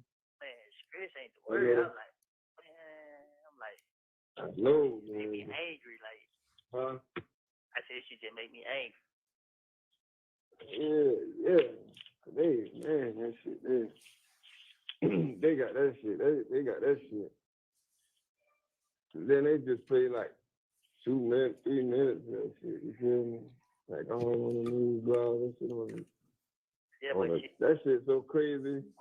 Motherfuckers all jump on. I don't even know how the fuck they even find them pictures on my page. They all under that motherfucker going crazy. I ain't even commented back on their head. Like, oh, you was his mentor.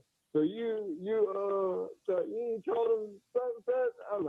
I'm like, I just seen this shit today. They must have did that shit a couple of days ago or something. He's laughing, but the speaker, the person that, or in the words of Love, the talker, is basically saying that evidence was taken from his Instagram page. So they're kind of laughing about it. I'm like, how the fuck these folks found my shit? What the hell? I don't even, who the hell is y'all? Man, Yeah, crazy man. my deal. But she, I know they mad because, I mean, they feel like, like, you know how you got a dog that motherfucker see his tail, that motherfucker be shaking his tail. Yeah. They feel like they what I did. I made them chase their tail. So now they trying to show a motherfucker like, oh, okay, you wanna play a game with it? Cause listen, bro, they came to me when I first got locked up. Offered me 1 year in jail, no probation, no papers, no nothing. I turned this shit down. I turned them down every time they came to me. I turned them down. Tell my lawyer, no, turn them down. Now my lawyer tell him, he finally tell them, look, they cannot contact me at all. And we don't want to talk. They don't do no negotiating with them or nothing. Now all of a sudden this shit they pop up. Yeah. The other number you were saying, the other supposed to come holler at you? Yeah. Here, they ain't never come? Nah, I told my lawyer like when this shit I told him like, oh man, I don't want to talk to nobody. Nah, man, like yeah, at the end of the day. Yeah, like everybody trying to trap you right now. Yeah, I just like at the end of the day, I don't want to talk to nobody. Cause I'm not gonna put myself in a worse situation. I'm just gonna face these choices I'm locked up for, and just deal with whatever comes. If they drag me to court, I got my Fifth Amendment rights. I'm gonna take the fifth, and then I'm gonna go from there. You know what I mean? I don't want to talk to nobody. Yeah. I was trying to think of all, I was trying to think of all kind of shit myself. I ain't even gonna lie. Yeah, I be so paranoid. Shit, I just like, man, I don't know what is what, who's who. Like, yeah. Everything I need to do. Motherfuckers fail to realize that if you look at anything that was said, ain't nothing that was said, motherfucker would charge. So if motherfucker put attention to it, you see, I was saying anything, but the main thing I kept saying was let me go. Shit, they let me go then. I was out of there. But I mean, she wasn't going for that. But see, and just the public, just people don't know all that though. Like people that's close to you in your circle and something, they know. But far as the public world, like they don't know that. All they know is what they see. They don't know what's going on. All they know is what they hear from the media, what they see, and what they hear in court. For real. So they just take everything and run with it. Exactly, like everybody on this shit. Yeah, everybody there, all the niggas on tour, please, and point the finger. Ain't nobody focused on none of that. They only focus on me. Like, man, look at this. Yeah. And it's because of how they put that shit out there like that. Like they put pieces of the video out there, and they chop and get just the worst part of that motherfucker. Yeah. Like, come on right now. Y'all let me go. Y'all catch them in the act. I leave y'all there, and y'all catch them. Y'all follow, and y'all rest them in. Like, you know what I mean? They put that part on that motherfucker. Yeah. You feel me? Like, it just, they try. But remember, I used to always tell you, bro, that's the only thing that gotta be, because remember, I like, boy, if anything ever happens, you Boy. got a right to that discovery. That's the only thing I was always fearing, man. Man, listen, my whole thing here. I feel shit. I just like. Well, at the end of the day, I feel like I'm more, you know what I mean? I feel like fuck him regardless. It ain't not, you know what I mean, him, fuck him. You feel me? It ain't about him kind of at the end of the day shit. It's like, you know what I mean? It's like what they putting you through right now. You feel me? Yeah. I ain't feeling sorry for him, not him. I'm feeling sorry for you, you feel me? Yeah. Like, shit, at the end of the day, shit. Yeah, my whole thing, fuck them. I feel that way too. I don't care nothing about them, but my thing here with these people, they doing this to me intentionally. So by them doing this to me intentionally, I'm like, okay, y'all gonna drag me, then okay, I'm gonna get drugged because I should allow myself to be put in this situation. Yeah. So I just like. Oh, okay. You guys are noticing that there is some movement at the prosecution table, and it looks like Love is a little uncomfortable there. Simone is as well. You guys know that they've been fighting all week, right? Like, not a surprise. What Lil Woody is saying is, and this is why they're uncomfortable. He's saying that they've set him up. Like, what they're doing to him is unfair. Like, that's what they're going back and forth on. And then the brother's like, well, you shouldn't care about what they're doing. You got to think about yourself. Right? And look at Lil Woody staring at them. You could see it right now on the screen. Let me make myself small, guys. Look at this. You could see him just staring at the prosecution table like, y'all did this to me. We heard what they did in the ex parte meeting in June. But you can see that death stare as this call is taking place. The fact that Brian is adding it is really important. And, I do want to add a correction.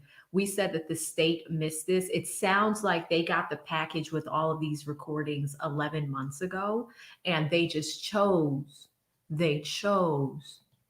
not to use them or add them into evidence. I think we now know why, because it makes them look really bad that they're doing this to their star witness. Let's keep going. This shit get hard. I get crazy deal. But then I just remember everybody who standing on my side, shit, that's the only thing that matters to me. I like fuck everything else. Yeah. Yeah. I know the whole thing, like I be laughing to myself, but I be mad with myself too. Like I know better. You know what I mean? But it's crazy because motherfuckers don't pay attention. Shit. If I wanted to tell, I could have easily said if I had anything to tell about. Shit, just like still up on another nigga charges. I could have started. I could have started out right there. Shit. Yeah. So I just. Just try not to stress yourself, bro. Try not to. It just. Only thing that begins to me, the court. The court part, if you got discretion, but everything. You say you go to court tomorrow? Yeah, but the nigga saying I'm only going to court if he's not here. So I'm like, bro, listen. At this point, man, ask for a no low plea, bro. Let the judge. Let's see what the judge try to give me. The judge might say time served. You know what I mean? Whatever, man. I'm just ready to get the hell up out of the way. Send this motherfucker Wayne on these people, man. This shit just. So what time you go? What time you go to court tomorrow? Man, the crazy thing about it is, man, I don't even know. I know my last one. They come get you whenever.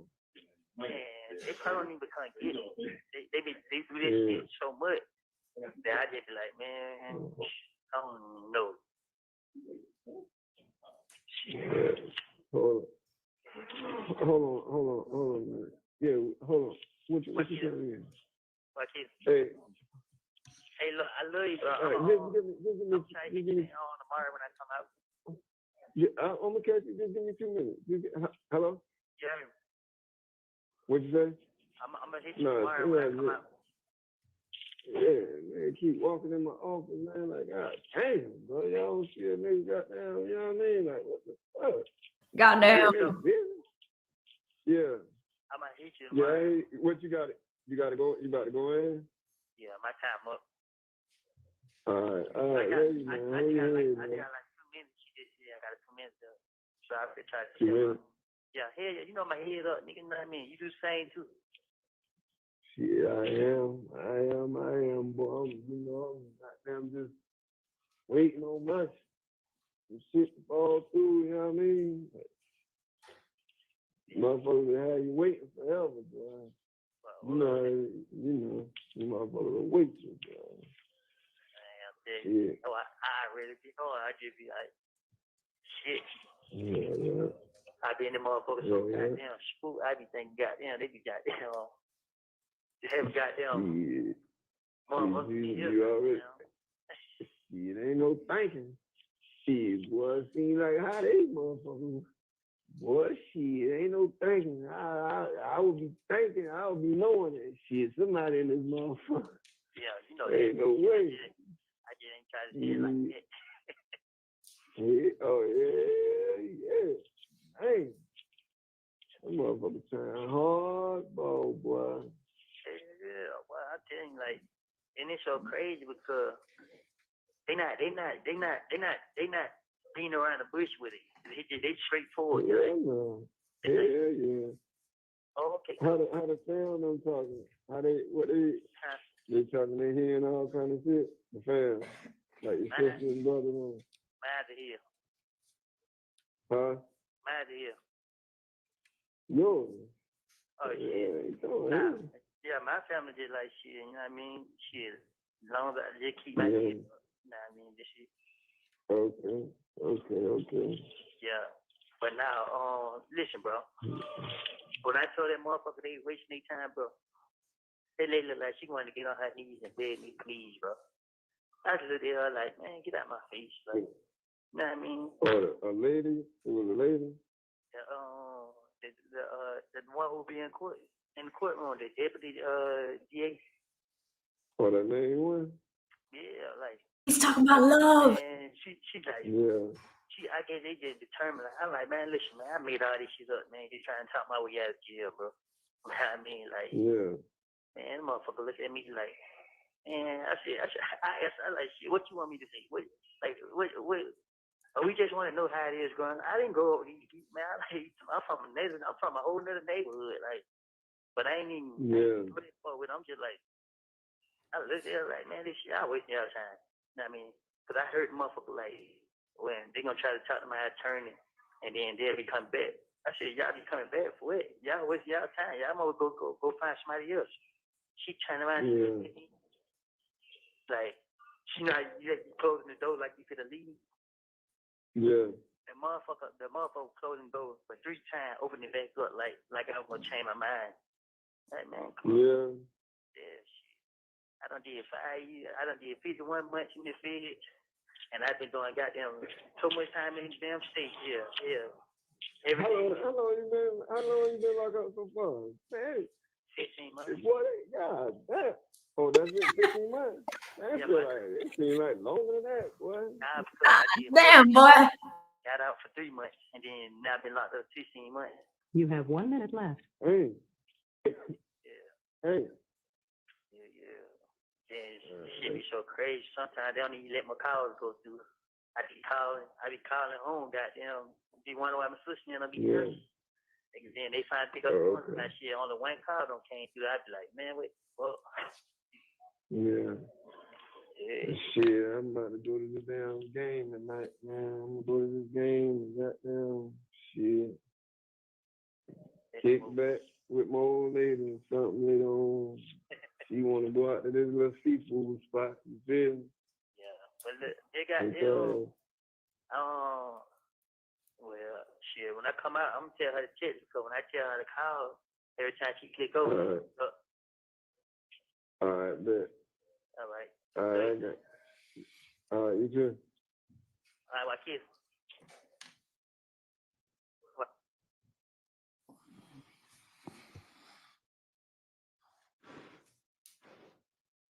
Mr. Copeland, can you tell the jurors, just orient them, what relation was the people that we heard besides your voice on the recording? My sister and a friend. Okay. And the friend this time is a man. Sound like a man's voice. Is that accurate? Yes. Did you hear you explain that you've made people mad and that they feel like you feel like you made them shake their tail? When you first got locked up, they offered you a year in jail. You turned them down, and now your lawyer has told them not to contact you at all. And then all of a sudden, the video of the interrogation pops up. Do you remember hearing that? I said, chase they tail. Chase their tail. Okay. And who are the they that you're talking about when you say you think you made them mad? Say that again. Who is the they? Who is they when you say you think that you made them mad or chase their tail? Who are The you talking police. about? And then at 10:05 on JW 250D, as in David, did you hear yourself say that people failed to realize that if you look up what was said, nobody was charged with what you said? Do you remember hearing that? Yes. What were you referring to on that? The 2015 interrogation. And it's now February 21, 2023. This year? No, when this call was made, February 21, Oh. 2023. So a year and a Yeah. half ago, maybe. Is that what you're referring to? That In that call? the length of time? Yes. Okay. And then do you remember hearing the same statement at the 10:05 that you would say anything? Your main thing was you were saying thug and was trying to let you go, trying to get them to let you go. And you said that if you would let go, you were out of there, but they weren't going for it. Do you remember hearing that? Yes. Do you remember a little later, you said that it is crazy that people don't pay attention. If you wanted to tell, you could have easily told if you had something to tell. You remember hearing that? Yes. Do you remember hearing at 17:20 that you explained that you told them people that they're wasting their time, and the lady acted like she wanted to get on her knees and beg and plead? You said you told them to get out of your face, and then the man asked which lady. Do you remember that? Miss Love. And then you said on the recording, the deputy DA. That's who you just pointed to. Miss Love. And you said you told them, Miss Love, that you made it all up trying to talk your way out of jail. Is that what you said on the recording? Miss Love. You told her that Yes. back in February 21 of 2023 and before that. When she can't see me at Fayetteville jail. And then she wouldn't leave, and you said, what does she want you to say? Do you remember saying that? Huh?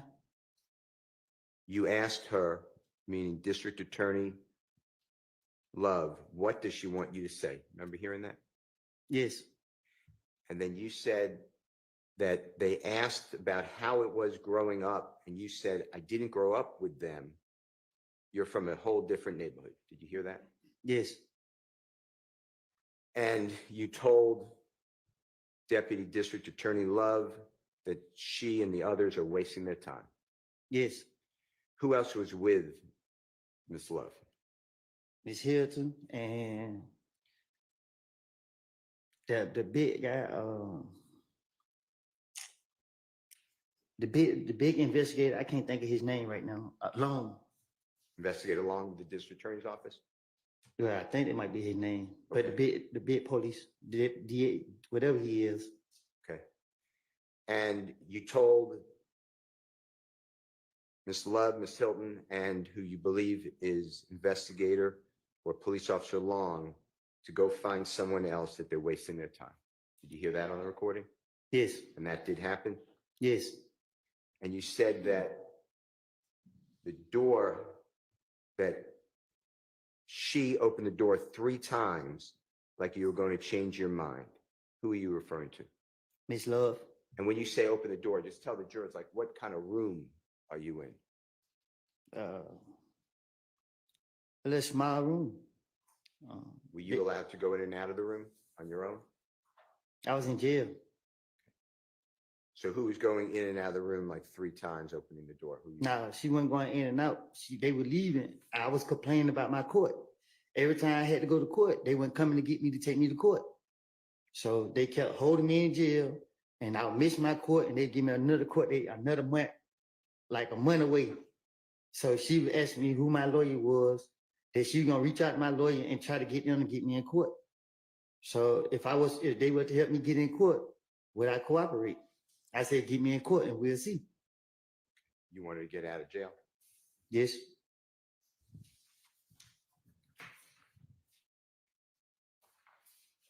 Did you ever hide the fact from the district attorney's office or the police, once you were in federal custody, that everything you said was just to get out of jail? It was not true, it was a lie? I don't understand it. Okay. Before Brian continues, guys, this is explosive. And this is how Brian's ending his cross-examination with Woody. This is the biggest, in my opinion, legal checkmate in history. Y'all are watching history happen right here, right now.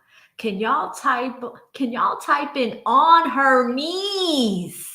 That is crazy. Oh my God. This is insane. Once, I think you said, and tell me if I'm wrong, but I think you said, once June 10, 2015, the interrogation that we watched with the jurors, after that date, Yes. you go over to federal custody at Lovejoy Yes. Detention Center. You get charged with murder of Donovan Thomas in October 2015. Yes. You then go before Judge Totenberg, federal Judge Totenberg in Yes. the Northern District, Georgia, received 60 months in custody. Well, actually, I fought my case for 40 months because the lawyers who I had represent me over there kept telling me that the prosecutor wanted to talk to me and they wouldn't fight for me. So I had to write letters to the judge, ask for new lawyers. So I had to fire 2 lawyers because I kept telling them I didn't want to talk to them. I made it up. And then I didn't trust them. So it took me 2 years to file one. And then they gave me a 3rd lawyer. And when I got her, I just told her I wanted to plead guilty at this point because I've been in there for so long. And when you said you wrote to the judge, you're talking about the Honorable Judge Totenberg? Yes. And you had what's called appointed lawyers. Some people say public defenders. Is that true? They call them federal defenders. Yes, sir. And they don't cost anything. They're great lawyers who don't cost anything, but they're assigned to people who can't afford a lawyer. Is that your understanding? Yes, they're free. Did Jeffrey Williams ever pay in any of your court, you have a lot of court appearances. Did he ever pay for any of your lawyers? No.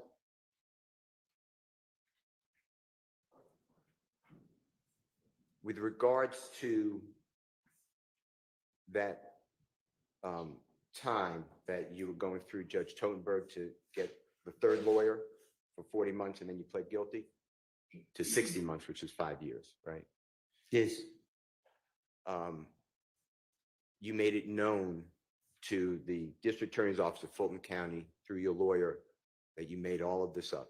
Did you lie? I didn't talk to the district attorney when I was in the federal over there. It was the federal U.S. attorney kept telling my attorney that she wanted to talk to me.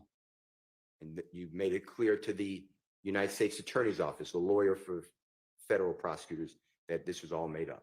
Well, the first lawyer tricked me down there. He tricked me into a profit. When I got in there, I seen all the police, they locked me up. I was like, what the hell is this?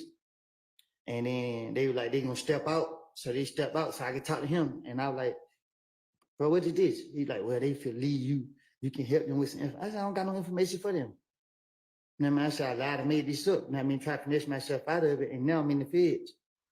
So immediately after June 10th, 2015, consistently you said this is all a lie. Right. And you told the authorities, that whether federal or state police, district attorney's office. Yeah, it wasn't. It was just they were like, contact your lawyer when you're ready to cooperate. And this case in Fayette County that you were being held on, that's a Fulton County case, correct? Yes. How long were you in jail total till you can dispose of your Fulton County case that you were held in Fayette County? Which one? The one more recent, 2022, 2023. You said how long was I locked up? Yeah. I lost count. And you just couldn't get into court. Huh? You just couldn't get into court.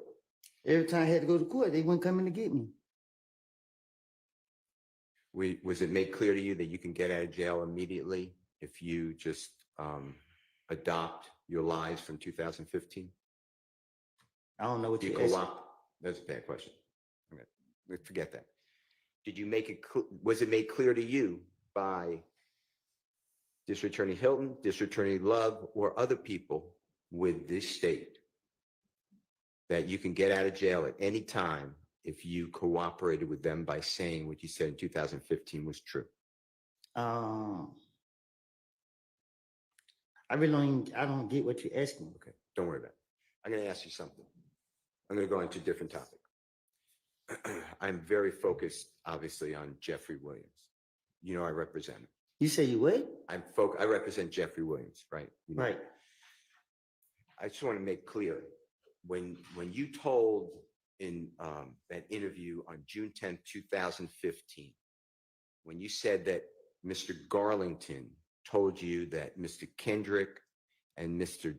Shannon Stillwell were in the vehicle that shot at and killed Donovan Thomas, was that true or is that part of this lie?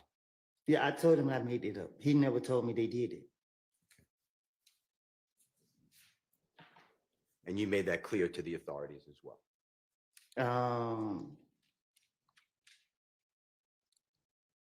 I can't recall if I told them that, but I can't forward to tell them I made it up. All right, I'd like to go through a jail call that the state played for you. Ms. Hilton played for you earlier this week. It's, Your Honor, it's already in evidence. It's State's Exhibit number 295Y. And specifically, Your Honor, starts at 128. And just to orient the jurors, this should be the 13th day of June of 2015. So 13th day of June, 2015. And I believe you said that you're on the phone, and there's other people on the phone too, but Jeffrey's sister, you identified her, or she'd been identified as Max, and then Jeffrey in the background, maybe his voice on the phone, is on the call. I'd like to just play that short snippet, okay?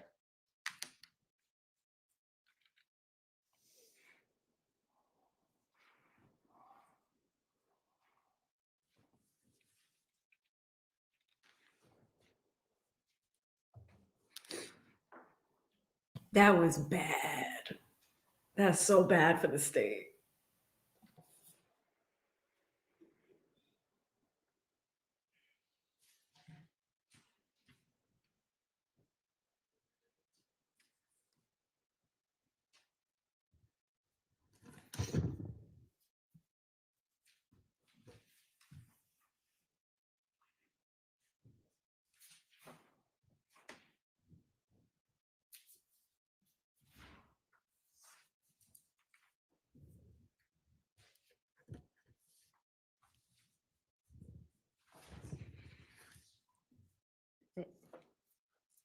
I can't hear that. I don't think it's playing. Hello. Hello. She be with it. And she be, Hello. Woody. Yeah. What's up, Woody? What's going on? Yeah. Lil Gerard is, yeah, he got a bun. Huh? Doc, Deshaun. Yeah. So how much your bun is? 15,000. But I can go to a bun, kind of bun come about 1500.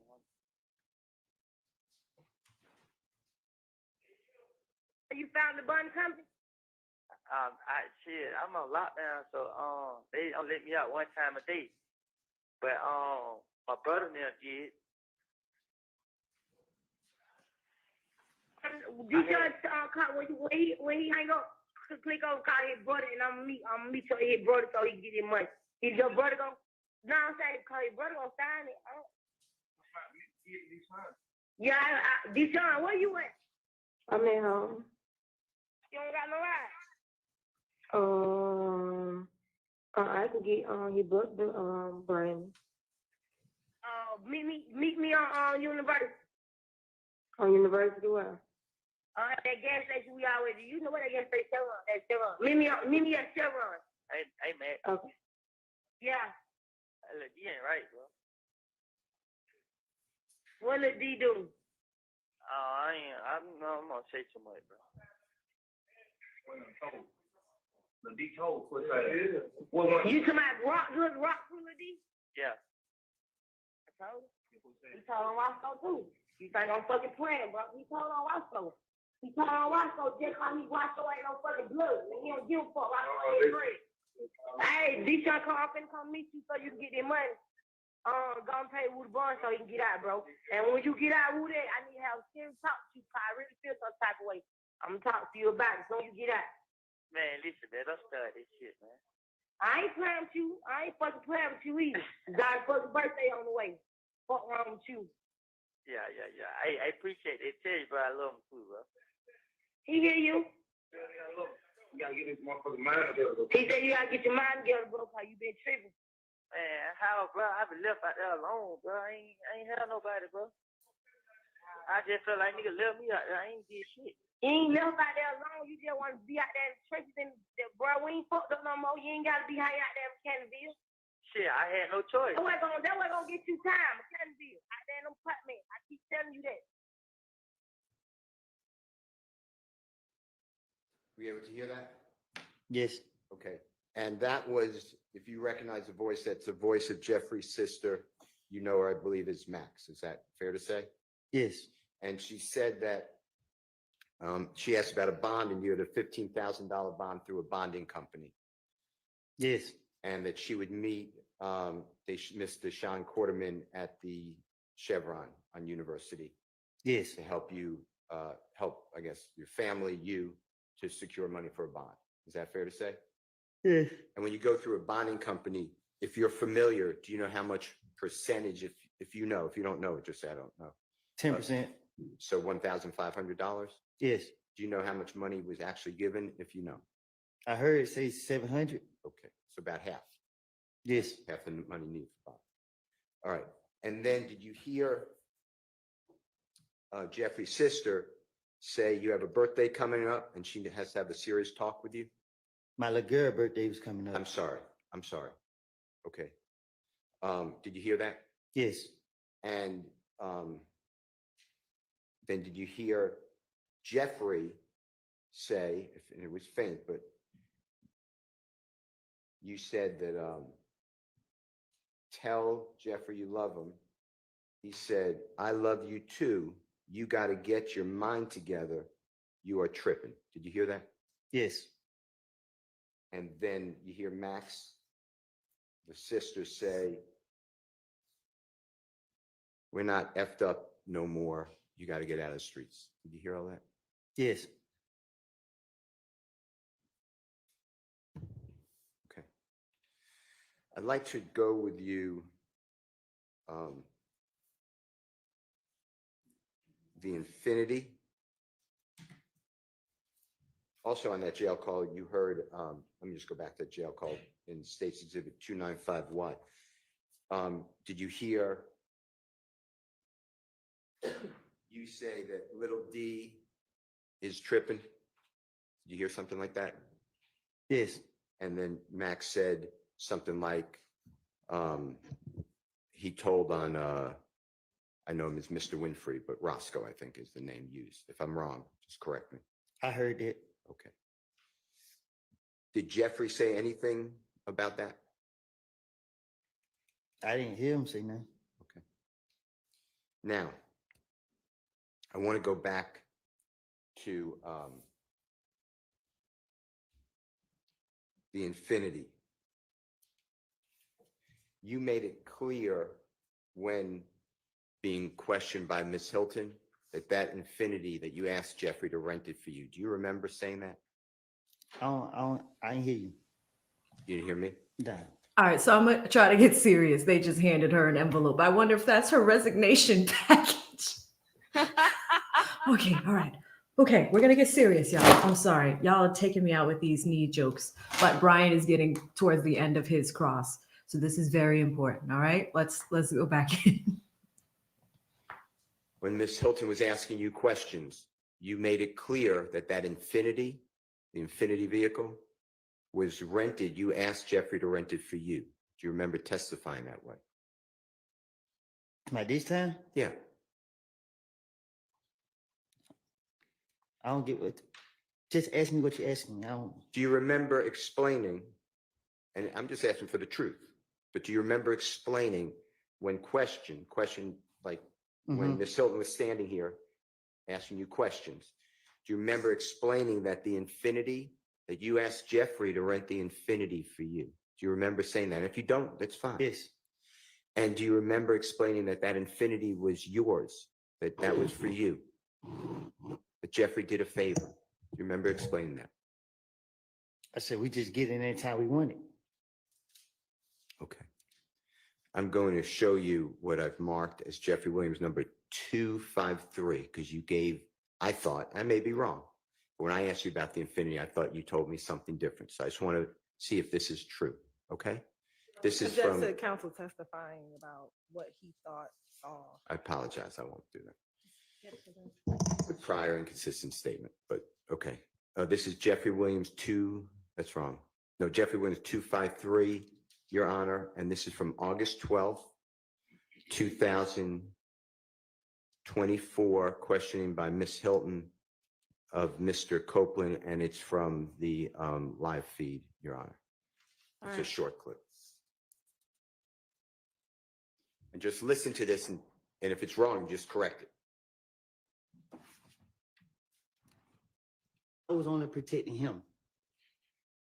So when you told the detective about what happened the night of Donovan Thomas's murder, were you protecting Threat? Yes, I was gonna keep Threat name out of it as much as possible. Did Threat have something to do with Donovan Thomas's murder? I don't know what Threat got something to do with it, but I know that there was the last person I gave that car to. What car? The car, the Infinity car. And I wasn't gonna say nothing about it. What Infinity car did you give the Threat? The Infinity car that I had. Okay.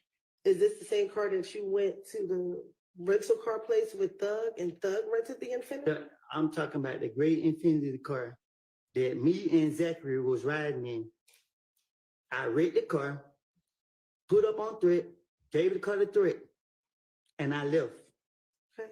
Is this the same Infinity that you told police that you went to the Hertz rental car place with Thug when he rented the Infinity? I just told you that I gave Threat that car. Ms. Copeland, that's not what she asked. So listen to what she asked and then answer that as best you can. You're saying you gave Threat that Infinity. Is that what you're saying? Hold on 1 second. Y'all just confused me. What you say, Yana? Well, I wanted Ms. Hilton to ask the question clearly and you listen to it and answer it. So ask the question you asked him a minute ago, if that's what you want the answer to. The Infinity that you're talking about, is that the Infinity that you went to the Atlanta airport with Thug when he rented the Infinity?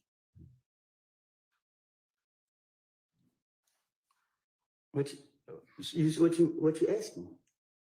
You're talking about an Infinity that you gave the Threat, correct? Right. The Infinity that you're referring to, is that the Infinity that you went to the Atlanta airport with Thug when he rented the Infinity? Yes. Okay. And that was the car that Thug rented, correct? I asked him to rent me a car, and I rented the car, and I gave the car to Threat. When did you give the car to Threat? The same night I read it. The night before that happened. For what happened? The same night it happened. I can't remember. I gave the car the threat and I left. Where did you get the car to thread at?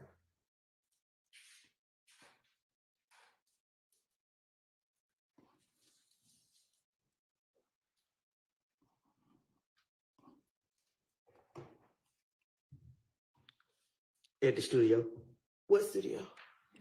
I pulled up and gave it to him and pulled right off. What studio?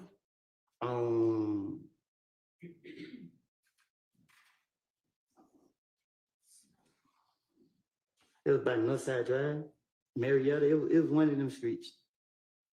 Was there anyone else at the studio when you gave the car? I didn't go in the studio. I pulled up. I was pulling up, and I seen threat. I gave threat the car, jumped out of the car. It got in my charge. Called my brother to come get me. And was this the date Donovan Thomas died? Was this a few days before? In relation to when Donovan Thomas died, when did you get threat this vehicle? I gave threat the car. I read the car, gave it a threat. So when you wrecked the car, why would you give threat a wrecked vehicle? So I could, what you mean? It wasn't damaged bad. I don't know. I hit something on it, and then shit, the thing on the cover, it was tripping. So when I pulled up, I wasn't giving it to threat, but I just seen him standing outside.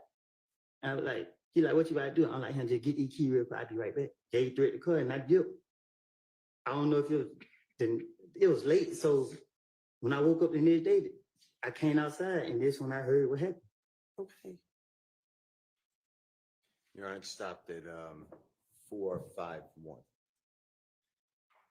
I believe. On January 7th of 2015, when that Infinity rental car was rented at the Atlanta airport, Mr. Copeland, did you have a credit card that you could at that time rent a car? I don't even have a driving license. Okay. Now, can you tell the jurors, and if you can't do it, just say I'm not good at distance. What is the driving distance, if you can do it, from where Donovan Thomas was shot to the Green store? Can you give the jurors an idea of how close or how far that is?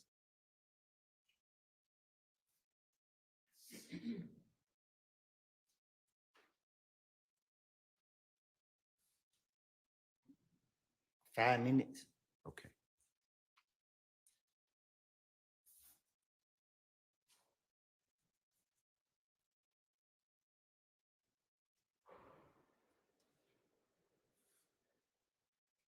Now, I want to talk with you about the night of Donovan Thomas's shooting.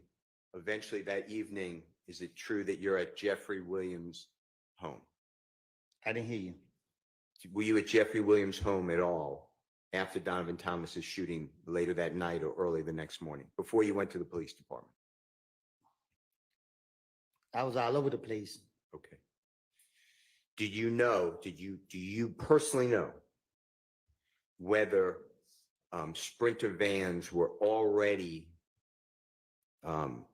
summoned to come and pick people up that evening to take them down to Miami for Jeffrey Williams to perform and do shows and work in the studio? And if you don't know, just say, I don't know. Yeah, I don't know. Every time we went with him, it just be like, spare the moment. Okay. When you went to Miami, not the night of Donovan Thomas's killing, not the next day, but the next day, and if you don't remember, I'm wrong, just correct me. You went with Miss Quarterman, Deshaun Quarterman, and your child. Is that true? To my when I went to Miami? Yes, sir. After Donovan Thomas's shooting, a couple of days later. It was just me, my baby mama, and my little girl. And do you remember if you flew to Miami or you drove? We had to drive because I don't think I ever caught a plane with her. Okay. And do you know how you got there? Meaning, did somebody drive you like in a Sprinter van or another vehicle, or did you have a car access to you, or do you know?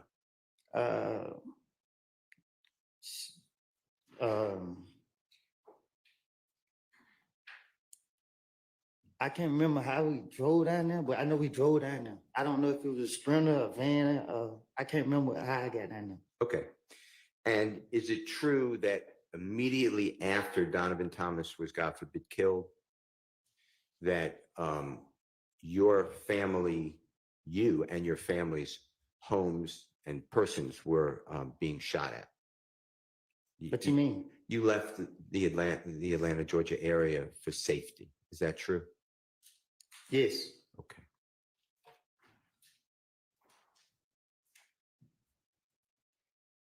The detective told me to leave. And was it Detective Thorpe? Do you remember? Yes. Okay. And did Jeffrey give you any money for that trip and pay for anything, hotel room, anything like that? No.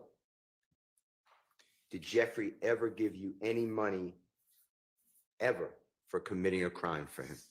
I never committed a crime for him. That was my next question. Okay. You had a lot of contact, it appears, what the jurors heard with Detective Gaither, Detective Thorpe. It was just telephone calls. You could text them. They could text you. They could call you. Is that fair to say? Before, obviously, June 11th, 2015, before you got incarcerated and continually for 60 months, 51 months. Have the prosecutor and the police ever showed you any recordings of any of those calls that you had with them besides the interrogations that we had? My first time ever seeing these two was during this trial right here. I never talked to nobody outside of these two right here. Okay, and when these two, you mean Miss Hilton, Miss Love? Yes. I'm talking, and I appreciate that. I'm talking about Detective Gaither, Detective Thorpe, and all those communications, Detective Dennis. Did anyone ever show you, let you listen to any of the recordings that you had with every time that you met with them? Did you ever have that outside of these video audio? No. Did you ever see a report that was shown to you, hey, you said this on this date? No.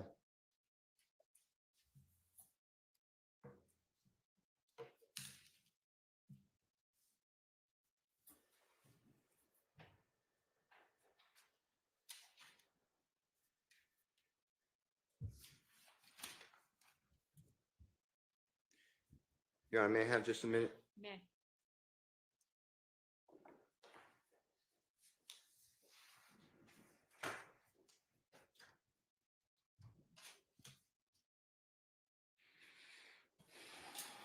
Oh my God, I can't stop laughing. I'm trying to focus. Let me see if I can skip ahead to the knees.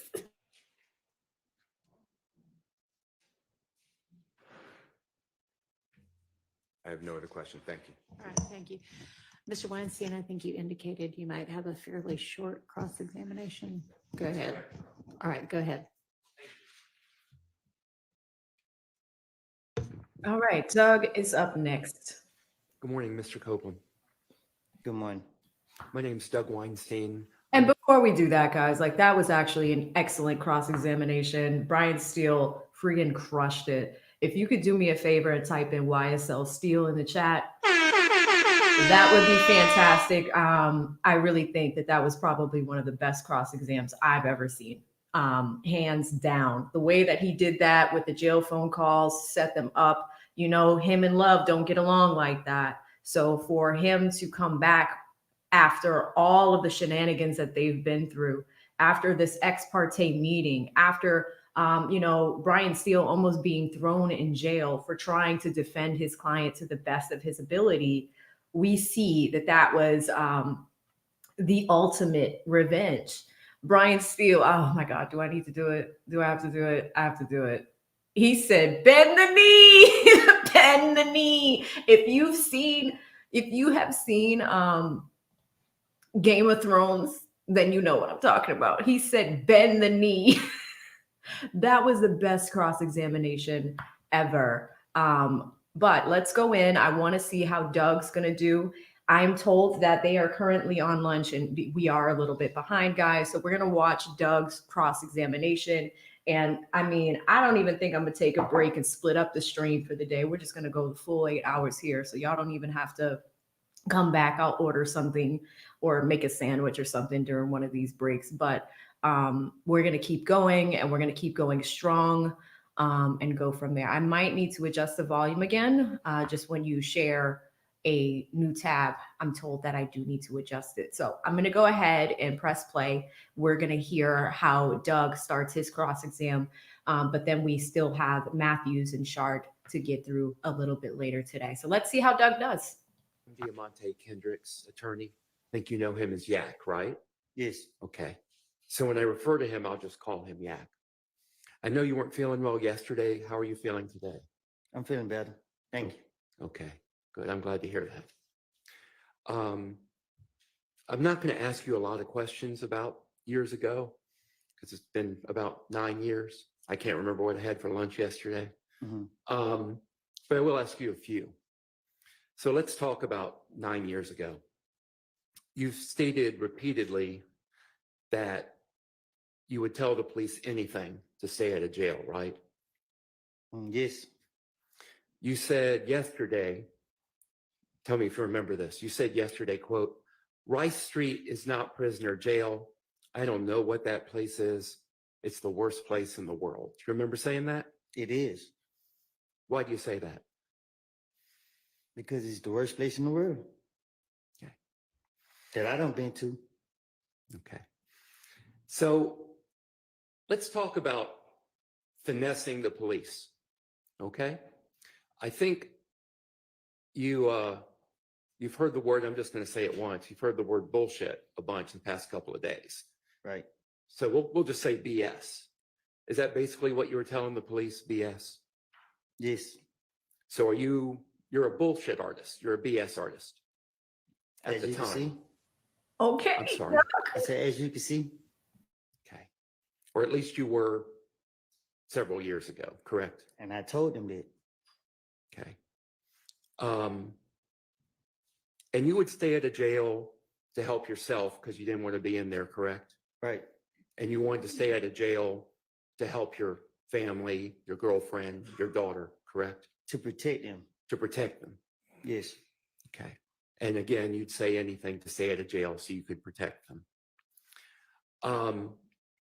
So when you said that you heard things from Mr. Garlington, from Lil D, about what them guys shot Thug, that was a lie, correct? It was.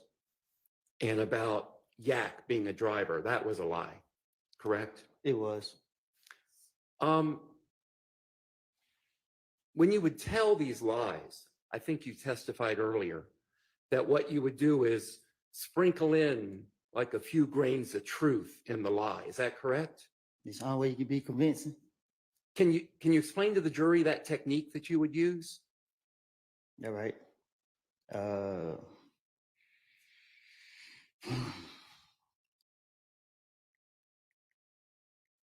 You hear stuff, you know what's true, and you know what's not true.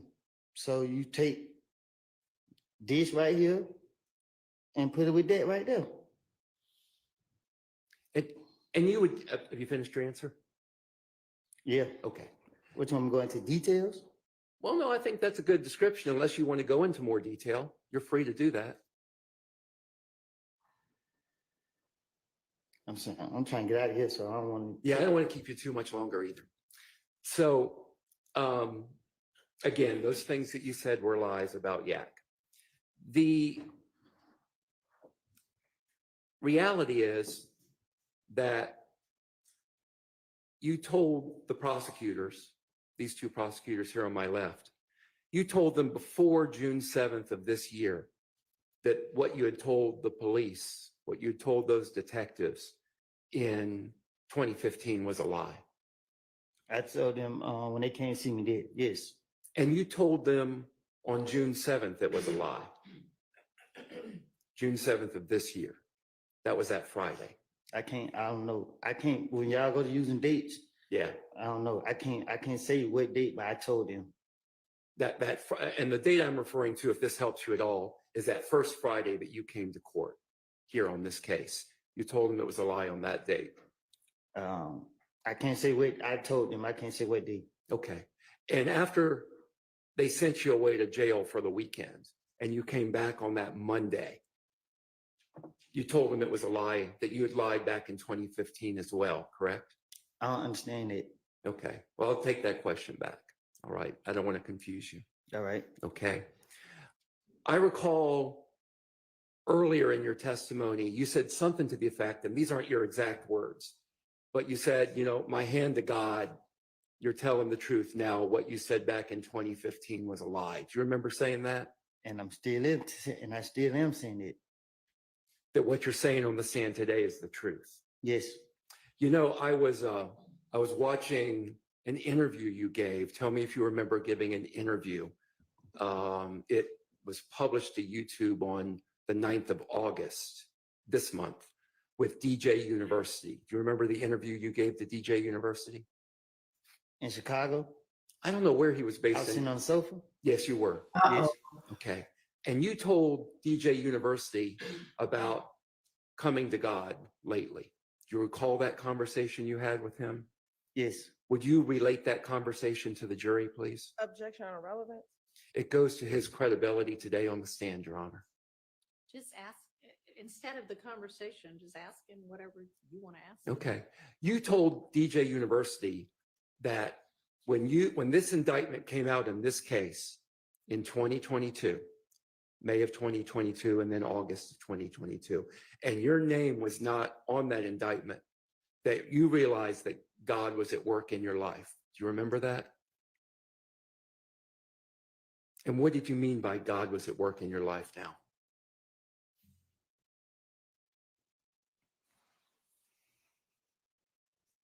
Say it again. Yeah. When you told DJ University, and you told him a lot about God entering your life lately, but you told him that when you saw this indictment and this case come out, that you realized that God was at work in your life.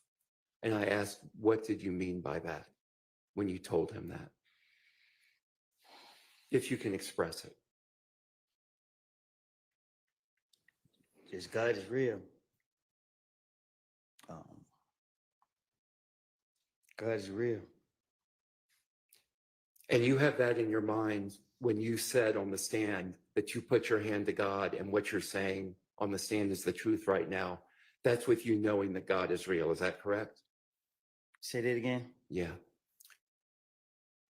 That knowledge that you have, that belief that you have that God is real, you have that in your mind when you took the stand and you raised your hand up and you said, my hand to God, what you're saying now is the truth. And what you said in 2015 was a lie. Yes. That was with God in your mind, correct? It's in my heart, not my mind. Okay. So having told the prosecutors repeatedly that what you said in 2015 was a lie, did they tell you why they were still putting you on the stand today? Can you say that again? Sure. No, the short part. Okay. Did they tell you why they were putting you on the stand? Okay. Despite you having told them that what you said in 2015 was a lie. I don't know why they put me on the stand. Okay. Thank you. I don't have any further questions. Thank you for your time. Mr. Matthews. Wow, Mr. Matthews is coming up. Look at that. Ladies, it's Wet Wednesday. And before we move on, let's give a huge shout out to Doug. I think he did a good job just basically getting some emotion out of Lil Woody there. And also with the bullshit artist thing, that was pretty cool too, because he's kind of, without repeating what Brian did, because Brian had probably the most time. And it's if these two are going right now before lunch, then it is likely that the entire afternoon is just going to be Shardt's. So we're going to, it's going to be a Shannon afternoon. Now, before we go there, can y'all type Weinstein in the chat? I think he did a good job in a short amount of time, but what I think that he did that Steele didn't. Within 10 minutes, he was able to get emotion out of Woody and humanize him. That's actually really good work. So shout out to Doug. He's a brother to this channel. I had an opportunity to interview him. When we do this on replay, I'll include a card to that interview if you guys want to check it out. But that was an explosive day. I interviewed Doug on the night that the ex parte meeting came out. And then I don't know how, the spirit of Woody compelled me, and I was able to translate that in a complete Woody voice. So it was great. If you want to check it out, I will include the card on the replay for those that will be watching later. But shout out to Doug. And ladies, I'm going to make it a big screen for you. We have Zaddy Matthews approaching the podium. So let's see how he does with Woody.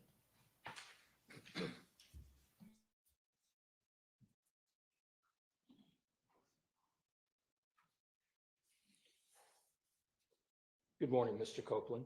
Good morning. My name is Carrington Matthews, and I represent Mr. Marquavius Huey over there. We're about to look at a certain exhibit, a certain picture that the state showed you a few days ago when you were on the witness stand. It was a picture of you and Mr. Huey and someone that you referenced as Nard at a restaurant. Do you remember that? Yes. Okay. That particular photograph, can you pull it up? Okay. It was taken at Mr. Pig's Smokehouse at 1992 Donald Lee Hollowell Parkway in Atlanta, Georgia, right? On Bankhead. On Bankhead. And that is probably about 20 plus minutes from Cleveland Avenue, right? Probably far, yeah. It's about that same distance, or give or take a little bit more, a little bit less from Mechanicsville, right? Right. And it's a barbecue spot, right? Yeah, they sell barbecue food. When you all went to that barbecue spot, it was in broad daylight, right? Yes. Went there for some food, right? Yes. I'm going to show you this photograph, and I want to talk about it. State's going to pull it up. Now, you've not known Mr. Huey that very long, correct? Probably a couple months. Okay. And you were at this particular restaurant with Mr. Huey and Nard on this particular day. And in this photograph, I want to talk with you about it. In the photograph, someone wrote, you can tell us whether it was you, I am this. Do you see this photograph here? Yes, I see it. Okay. All right. Let's talk about it. Is that you in the middle? Yes. And this is at Mr. Pig's Smokehouse on Donald Lee Hollowell? Yes. Okay. Now, you have your hands together. Is that correct? Yes. It looks like it's a symbol of you praying. Is that correct? It is. Okay. On your clothing, is there anything that suggests YSL on it? No. Do you see the person to your right in that photograph? Is that Mr. Huey in that photograph? With the white t-shirt? Yes, sir. Yes. Okay. Let's look at Mr. Huey. Take a look at his t-shirt. Do you see anything written on his shirt? Anything YSL on it? It's a white t-shirt. Okay. Let's look around his neck. Do you see any fancy jewelry around his neck? No. Do you see any bracelets on the arms that you do see? No. Any rings or anything of that nature? No. On this particular day, do you see, or did you have in your waistband a handgun? No, To your knowledge, did you see, or Mr. Huey have a handgun on him? no, How about this person, Nard? Did you see him with any type of handguns on that day? no, Were you all meeting there to do a crime or anything of that nature? no. We was chilling the whole day. Okay. Now, any AKs, any rifles or anything in the background in this photograph? Huh? Any picture, any weapons? No, On this particular building, do you see any signs or symbols, any graffiti with YSL or anything of that nature? no, Now, you said y'all are just chilling that day.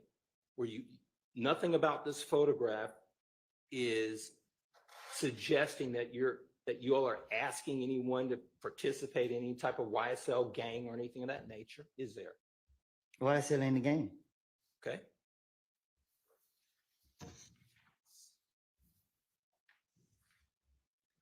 And I see on this particular photograph, it says, "I am the streets," out now on all platforms. Tell this jury what is "I am the streets." The title of my music. Okay. So, and is this 725 Woody, that was your Instagram moniker at that time? But it was ran by my management team. Got you.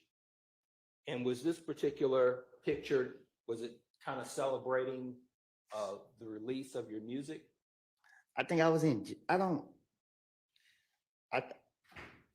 know when this picture was posted, but I remember taking it. But there ain't no caption that I put on there. Okay.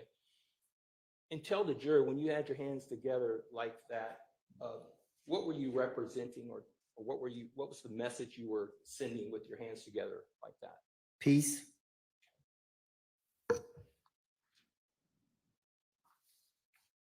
Now, on this document that we're looking at, on this photograph, at the bottom it says "Free the guys." Can you tell the jury if you know what was that about, or what that represented? That we was incarcerated, or that at least one of us was incarcerated. Okay. And was there anything in your mind criminal or wrong about saying "free the guys"? Well, I don't know who posted it. So on my page, if there was posted on my page. Okay. It's not something you posted. I didn't have a phone in jail, so no. Okay.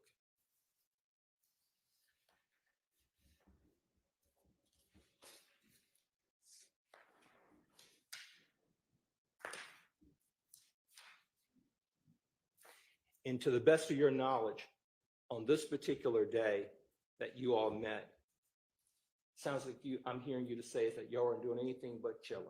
Right. Nothing more, nothing less. That's all we do. We Not meeting up to commit any crimes. never. I was doing the music, focus on the music. That was it. The clothing that you're wearing there, I notice here these particular jeans, and there's red on the jeans there. Is that the way those jeans are made? Yes. Does it represent anything to do with any type of gang or anything of that nature? No, that's how I bought them. It's a broken heart. A broken heart. On my pants lid, yeah. Gotcha. I actually still got the pants. Okay. And is it fair to say that you guys are relatively neatly dressed urban gear? I thought I was. Kind of fresh, right? That's what I thought. Okay.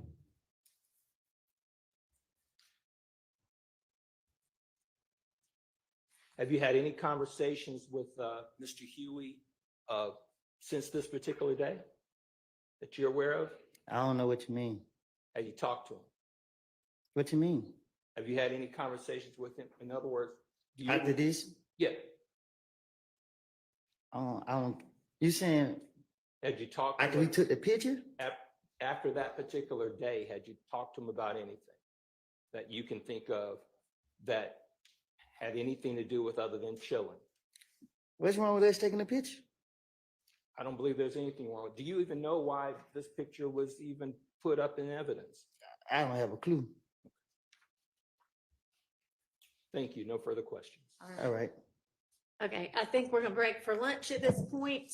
Jurors, be back here at 1:15, please. And you too, Mr. Copeland. All right. All right, so it seems like they are going on break. I'm going to bring us up to current time so we can keep track of how we are doing. So what do you guys think? That was our morning session. 3 defense attorneys have now completed a cross-examination on Lil Woody. And so Matthews was the last attorney to go. I think he doesn't really have much. So that's why that was pretty light, to say the very least. But the thing is, there wasn't much evidence that came in through Woody that implicated his client in particular. So that's why it was a little bit of a shorter cross-examination. Now, what we're going to do, I'll go through our super chats. There's like 75. So there's a ton of time for us to burn on that.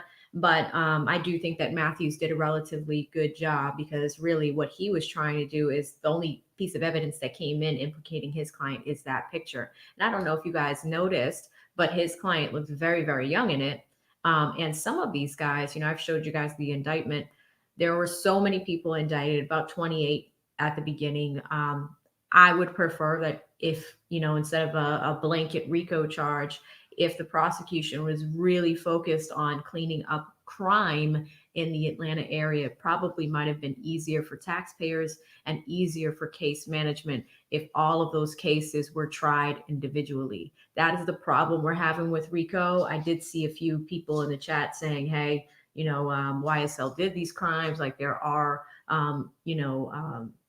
crimes that were committed in the Atlanta area as a latest transplant in the Atlanta area. I lived there, so I understand that. And I was a taxpayer there, and that was really important to me too. But it is just from a legal lens and from my legal opinion, it is far easier to try cases individually for individual crimes instead of putting everything together in a basket, putting people together in a basket and trying to prove that. Because who has the burden of proof here? The state. The state is going to have to prove beyond a reasonable doubt that every single one of these overt acts happened, that these defendants are guilty of these crimes, and they could have also done the same thing separately, right? So that's the issue with it. So I did see a few folks mentioning that, like, why are we praising the defense here? It's really because the case should have been bought individually, right? I think that most of the people here are like-minded in that lens, in that realm, right? Like if people are charged with crimes, okay, prove it. That's your job, but prove it in a way that makes sense for Fulton County, makes sense for the defendants, makes sense for the victims of these crimes and their families. How bad would it be if the defense prevailed? And, it's fair to say, like, even though Nut was a blood and a gangbanger himself, what if they don't get justice? And is that fair to them? So by the prosecution bringing it in this way, using the mechanism of RICO, we see how if they fail, they would be failing the victims of this crime, of these crimes, right? Of all of these crimes. And how does it look if your star witness is telling you that he shot up a barbershop? What if he killed somebody in that barbershop? You gave that person immunity. So is this the best way to conduct business and get stuff done in the legal space? In my opinion, is no. Okay, so let's go to some super chats, and we're going to keep the court feed up next to me. So as soon as they come back, we can jump in. You guys have been a lot of fun today. I know we had a little bit more humor than normal. So, these trial streams are long. You guys watch us while you're at work. So we do like to have fun. We do like to cut up. But it's all in good. It's all in good fun. There's still a level of professionalism here, at least from my part. But, you know, from time to time, I do like to geek out and nerd out with you guys and have a good time. So, you know, it's probably one of the funnest, you know, chats we've had in a really long time. Like I was in there cutting up with y'all. That's how great it was. All right, let's go all the way up to the top. Shout out to Here Comes Drama. She kicked us off Wednesday. Let's go. I did these crimes. She was ready. Shout out to Nani with the $1. Thank you so much, Nani. Mixed Chick Sammy's been a member for a month. Thank you so much. I saw you supporting last night on lead side too. And that's the other thing, guys. I've been working. Yesterday I did 16 hours between 3 streams. I watched a trial basically twice. Today, lead is going to be doing the night shift, I think, depending on how the day goes for him. But yesterday we started around 6. So if we do decide to go live together on his side, it'll probably be around that time. And just as a reminder, guys, because of Labor Day weekend, there is no court tomorrow. There is no court on Friday. And they want to finish up Lil Woody's cross-examination today because we are moving on to our next witness, and that is Antonio Sledge, Moontuk. That is starting on Tuesday. So we are now moving on to our next witness on the list. And for my members, we are going to be polling you guys. My team is working on those videos. We just need to know which order you want them to drop in. So we have 3. We're going to do a deep dive into Moontuk. Who is he? What can you expect for him to say on the stand? What is the state going to ask him? What are the defense attorneys going to ask him? And we already have a preview of that because last week we saw all the pieces of evidence that the state intended to bring up through Moontuk. So we have a preview of what they're going to ask him. It's just a matter of, is Moontuk going to be like Lil Woody and not cooperate? I don't know if you guys remember Moontuk and the money phone. You know, it seems like there is a little bit of aggression that can happen with Moontuk too. So we'll see. And I don't think his situation is as similar to Lil Woody's, but it is something that we need to consider as the next witness is coming up. So we're going to poll you guys if you want to see a Moontuk video. Of course, we're going to do a deep dive into the defendants, their attorneys, and each one, like the charges that is assigned to each one of them. I don't think a lot of people have been covering that. So I'm going to do a little bit of a legal deep dive on that lens. And then lastly, of course, I mean, how do you not look at what the state did to Lil Woody? You know, also going to do a recap video on all 4 defense attorneys and their performance between yesterday and today. So we'll do a deep dive in the wins that Brian Steele had. Then we'll cover the losses too. But we've got at least 3 or 4 videos in the can to keep you guys entertained throughout the weekend. So thank you so much, Mixed Chick Sammy. You triggered that thought because I saw the word member, and I just want to make sure, like, membership has its privileges. Y'all are going to be seeing that. So thank you so much, and expect that poll tonight, guys. Shout out to Nurse Janice in the UK. She says, how are you today after live with Lee? It's 2:39 p.m. or that was hours ago. So that was 9:40 my time. Wow, that was a while ago, Nurse Janice. I'm doing okay. Like I said, 16 hours yesterday. Today, probably a little bit less than that. But yeah, I'm feeling good. You know, I'm tired, I'll be honest, but it's good that we have the next 2 days off. So that way we can have some production days, some downtime. The weekend's coming. 3-day weekend for most of y'all. Okay. So that's working out really well. So thank you so much, Nurse Janice. Shout out to D with the $4.99 super says, believe everything someone tells you is a lie until it can't be verified. Give rules. NCIS. Oh, look at that. We're looking at NCIS, like all that fun stuff, huh? Really, really cool stuff. Thank you so much, D. Shout out to Caballo Escudo. Thank you so much with the $50 super chat. No comment, no question, pure love of the game. He is one of the pillars in my community. So really, really good to see you over here, Caballo. I always say it wrong because I want to say it in Portuguese, but you know, I know it looks like it's pronounced in Spanish. So really generous of you. And you know, I can't explain how much the love means, guys. You know, sometimes these being a content creator is hard. You know, like yesterday I had a record day on this channel. We had 9,000 people in the chat, 5,000 likes. That had never been done. Shout out to Edgar, who was a huge part of that. We were number 6 in the United States for live streamers. Thank y'all for that. I couldn't have done it without you. It was a major, major day of wins for me and my team. So why I go to Twitter and I posted, I was just like, hey, this is a record-breaking day for me and my team. So excited. We're committed to legal education and making it fun, like edutaining, right? Like edutainment. So a lot of people were liking it, commenting. And then there was one, but there's always one. You guys know there's always one. One person was like, well, you locked the chat today. That was so wrong. So I went somewhere else. And it's like, why do we do that? And this is an accomplishment. It's like if somebody worked so hard for something, 16 hours, you post it. and that's you can never make people happy. And if you're watching, like, wouldn't you be proud if you like a content creator and they had a good day? I don't understand people, shout out to Bree. She said, block them, like, it's just, I don't understand sometimes, but it's okay. I just looked at it. I was just like, I ain't got time for negativity this morning. Where's my coffee? Let me go see my love group, my peeps. We're going to hang out and we're going to talk about knees.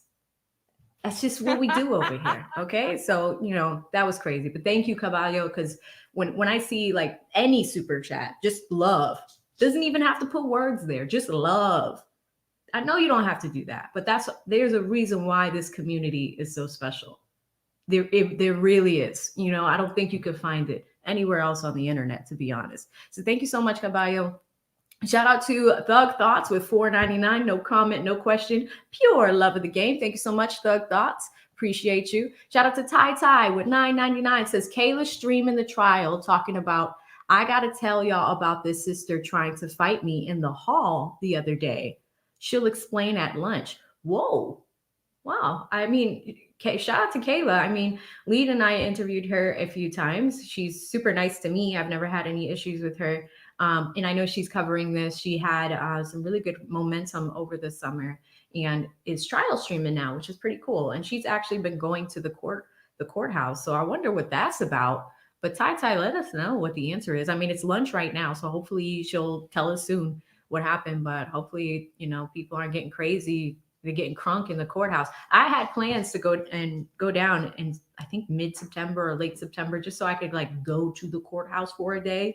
I know I can't stream it, but the issue with that is that I can't do this with y'all. So we're gonna lose a day, and I don't know. We'll see. I'm still thinking about it, but it sometimes it's just so much easier to stay here because I have all my books and stuff and I can just explain it to you in the moment. We can pause. We have TiVo time. We don't really have that in the courtroom. You kind of have to sit and take notes and then report back. So it's not my cup of tea, but we'll see what happens. Shout out to Boss Man Bambino with $1.99. He says, notice how Steele adjusts his daily to the trial. He does. He learns from his mistakes.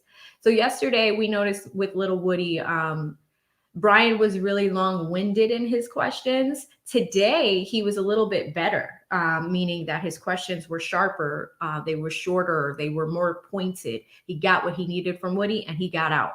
But I think, that bombshell of Love being, practically begging Woody to testify, and that's the thing. Like, there's one thing if you want somebody to testify, but there's another thing if you make them testify against their will. There's another thing if they're sitting in jail and you're telling them that they don't have a choice.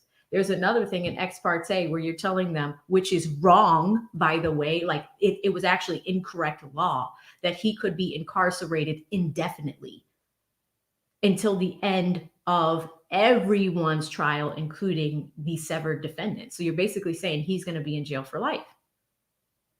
That was incorrect law. So, I don't know, but the state's not looking good. It's not a good reflection of the Fulton County District Attorney's Office. And it's also not a good reflection of the leadership in that office. So we'll see. We'll see what happens with that one. But thank you, Boss Man Bambino. Shout out to Michelle with the 5, says, good morning, everyone. Much love to AV and the chat. Let's set another record today. Hit that like button. Yeah, you guys have been doing fantastic with the likes. Again, I don't see numbers like this, so it's a little uncomfortable, but I really, really appreciate all of y'all for spending time with us, choosing this channel, choosing this chat, all of that. So thank you so much. And if you're watching this on replay, thank you for your time. You could be doing anything today, but you're choosing to hang out with me, and that means something. So thank you for that. Shout out to TRT with $19.99, one of our stream sponsors from yesterday. TRT says the state knew that Woody was lying and still made him testify. If the jury doesn't acquit, I will lose my little remaining faith in the justice system. And that's why this is so important for everybody to watch, no matter what state you're in, no matter what country you're in fact.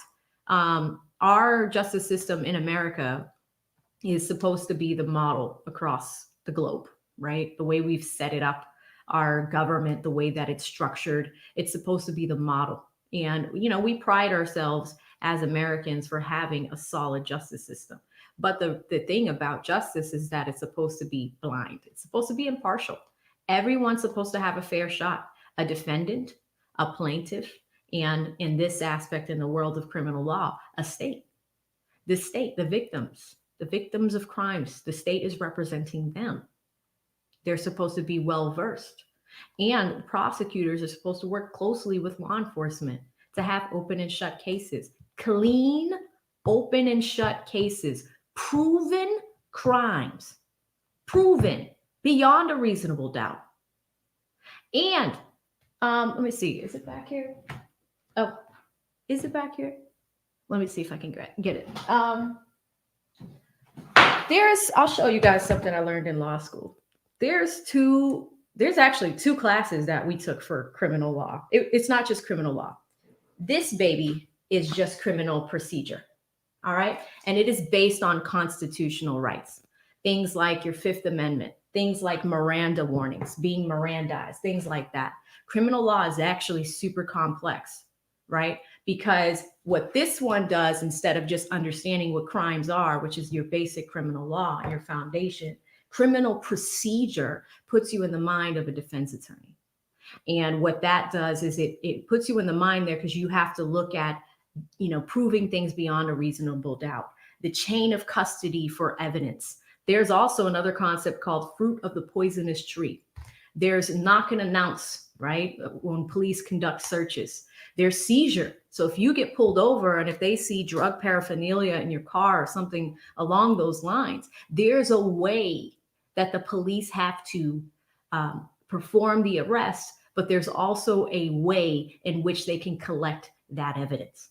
It has to be in plain view, plain sight. There's a whole doctrine on that. It gets really, really complex. And so when we talk about these things on the internet, that's really why I really enjoy my channel, and I'm prideful of my channel because I really try to teach people stuff. So, you know, going back to that lady, like this morning, I'm like, do I need to do I need to do this for your amusement? No, I don't. Be nice. You know, and that's the other thing. There's very few attorneys on YouTube. There's a lot of trial streamers. Yeah, there's a lot of people that will watch a trial with you. But if you want to learn something, I have a lot of pride in my channel. But anyway, TRT, the justice system is complex. Does it always work? No. We see that with Woody, right? But it is something that if it works the way it's designed, it could be fine. You know, there are a lot of people that do get exonerated, sometimes too late for the crimes that they commit. And I think that Brian connected really well with Woody at the end of that cross-exam, because Brian brought out the injustices that happened to Woody, and it makes the state look bad because their job is to find justice for the victims, not to win a case.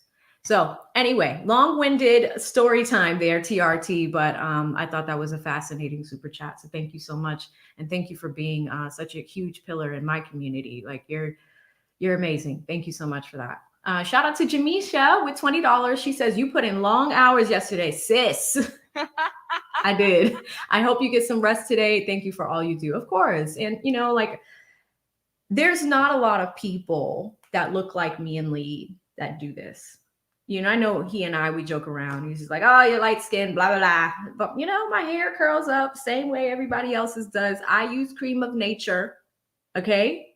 Like, I tan very well.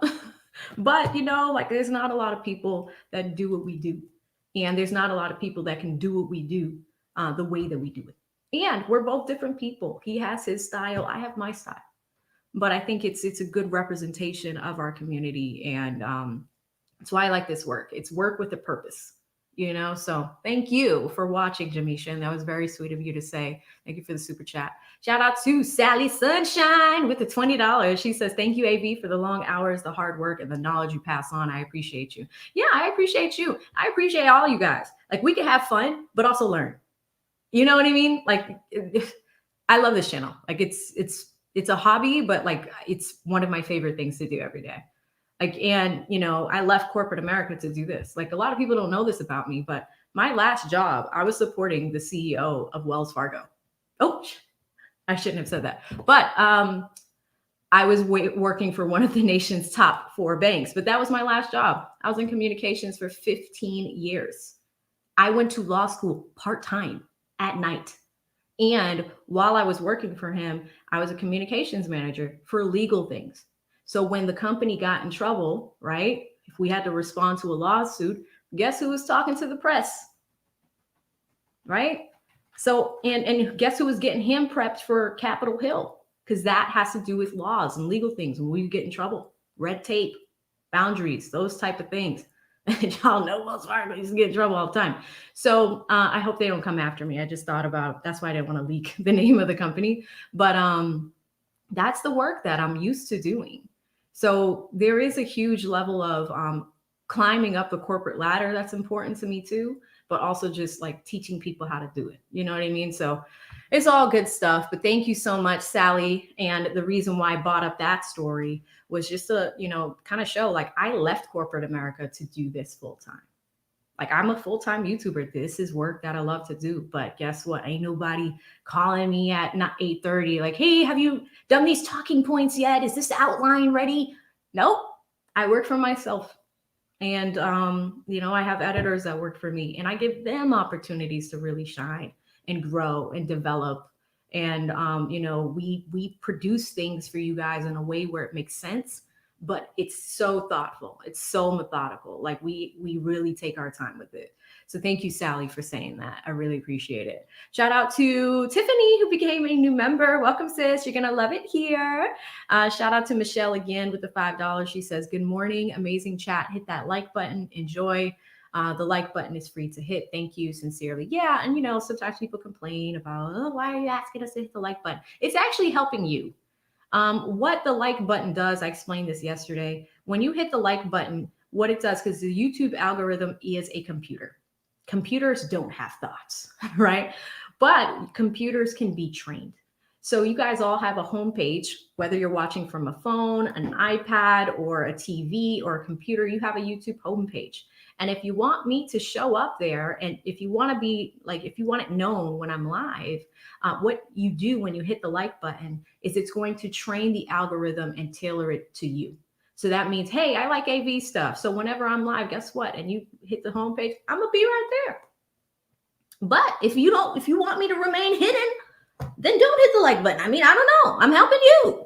So thank you so much. And that's actually why we ask you guys to hit it. So thank you so much, Michelle. Really appreciate you. Shout out to Vida with that too. She says AV is the official queen of legal. Good morning, y'all. Well, I do have to say Emily D. Baker is amazing. She's like my idol. Emily D. Baker is probably the biggest trial streamer on YouTube. She's almost at 1 million.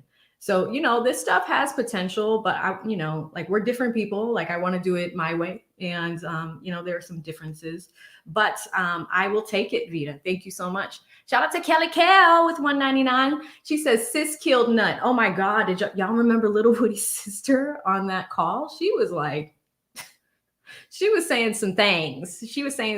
Kelly Cal. Thank you so much for the super. Mango Gelato, I haven't seen you in a bit. $4.99. She says, good morning, AV and chat. Where's Luna? I did these crimes. Yeah, Luna, she's right here. She's sleeping down here. She broke in. So, of course, if y'all are hearing some background noise and stuff, it's because this office has double doors. And she does this thing with her nose where, I don't know, dogs do it. Like they just use their head, they just ram into doors and they can open them. I don't know how she does it. So she constantly gets in here. And yeah, if y'all are interested in the merch store, it is in the description box of this video. We did put everything on sale just because, you know, it's been a long few days. Appreciation for breaking records. I think everything's on sale for 20% off. We do have dog bandanas that say, I did these crimes. So thank you guys for grabbing those. They're going to be on sale all week. Just, you know, I'll probably take it down like Sunday or something. But if you want to grab something, now is the time. Thank you so much, Mango Gelato. Shout out to that girl, Shine. Shine with the $4.99 says, Woody is telling the truth about lying. He is. He is. He's not hiding the ball. He's like, I did these crimes. I don't remember anything I said to any of these polices. All right. He's being honest with that. And we were talking about it a little bit yesterday with Brian Steele. He has to use that to his advantage. And I think Brian eloquently did today. He might be the winner of the day, but there's still hope for Max. We're going to see what Max does this afternoon. And Shannon's crimes are probably the most serious out of everybody's. So I'm really excited to see Max's his cross on Woody. If y'all are excited too, put Max in the chat. We are excited. We are excited for that one. Shout out to Juicy Twin, who became a member. Welcome, Juicy Twin. You're going to love it here. Shout out to Scraping. You know, I saw this earlier, and it sounds, in my mind, I wanted to say scrambling and scraping. But shout out to Scraping with the $4.99. Says, Luna need a pup cup. Yeah, she actually had one last night. Ended up going to Starbucks before the stream and grabbing one for her. So that was interesting. But thank you so much. Scrape it.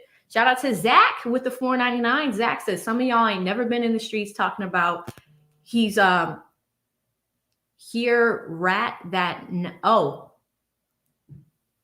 Some of y'all ain't never been in the streets talking about the rat at night lying. I don't know how to spell check this one, Zach, but thank you so much for the super chat. Really appreciate you. Shout out to Mega with the $1.99 who says, who got locked up because of Woody? Damn near everybody. I mean, Woody is the catalyst of this case. If you don't have Woody's testimony, according to the state, and that's why I think Miss Love was so desperate, they knew if they didn't have Woody, they wouldn't have a case. All of that hearsay evidence that they were able to get in, all of that, you know, the information he got from Lil D, the information he got to Lil D is what they built this case on. A rumor, if true, or if not true, rumor. But a statement made by Lil Woody trying to get himself out of something for himself to protect himself is what they built this case on. And so many of you, not to get political, a lot of y'all are like, Fani wanted to bring this case. Fani has a record of bringing RICO charges. There's an Atlanta school, I think it was an Atlanta school board, like 10 years ago. She brought RICO charges against a school board.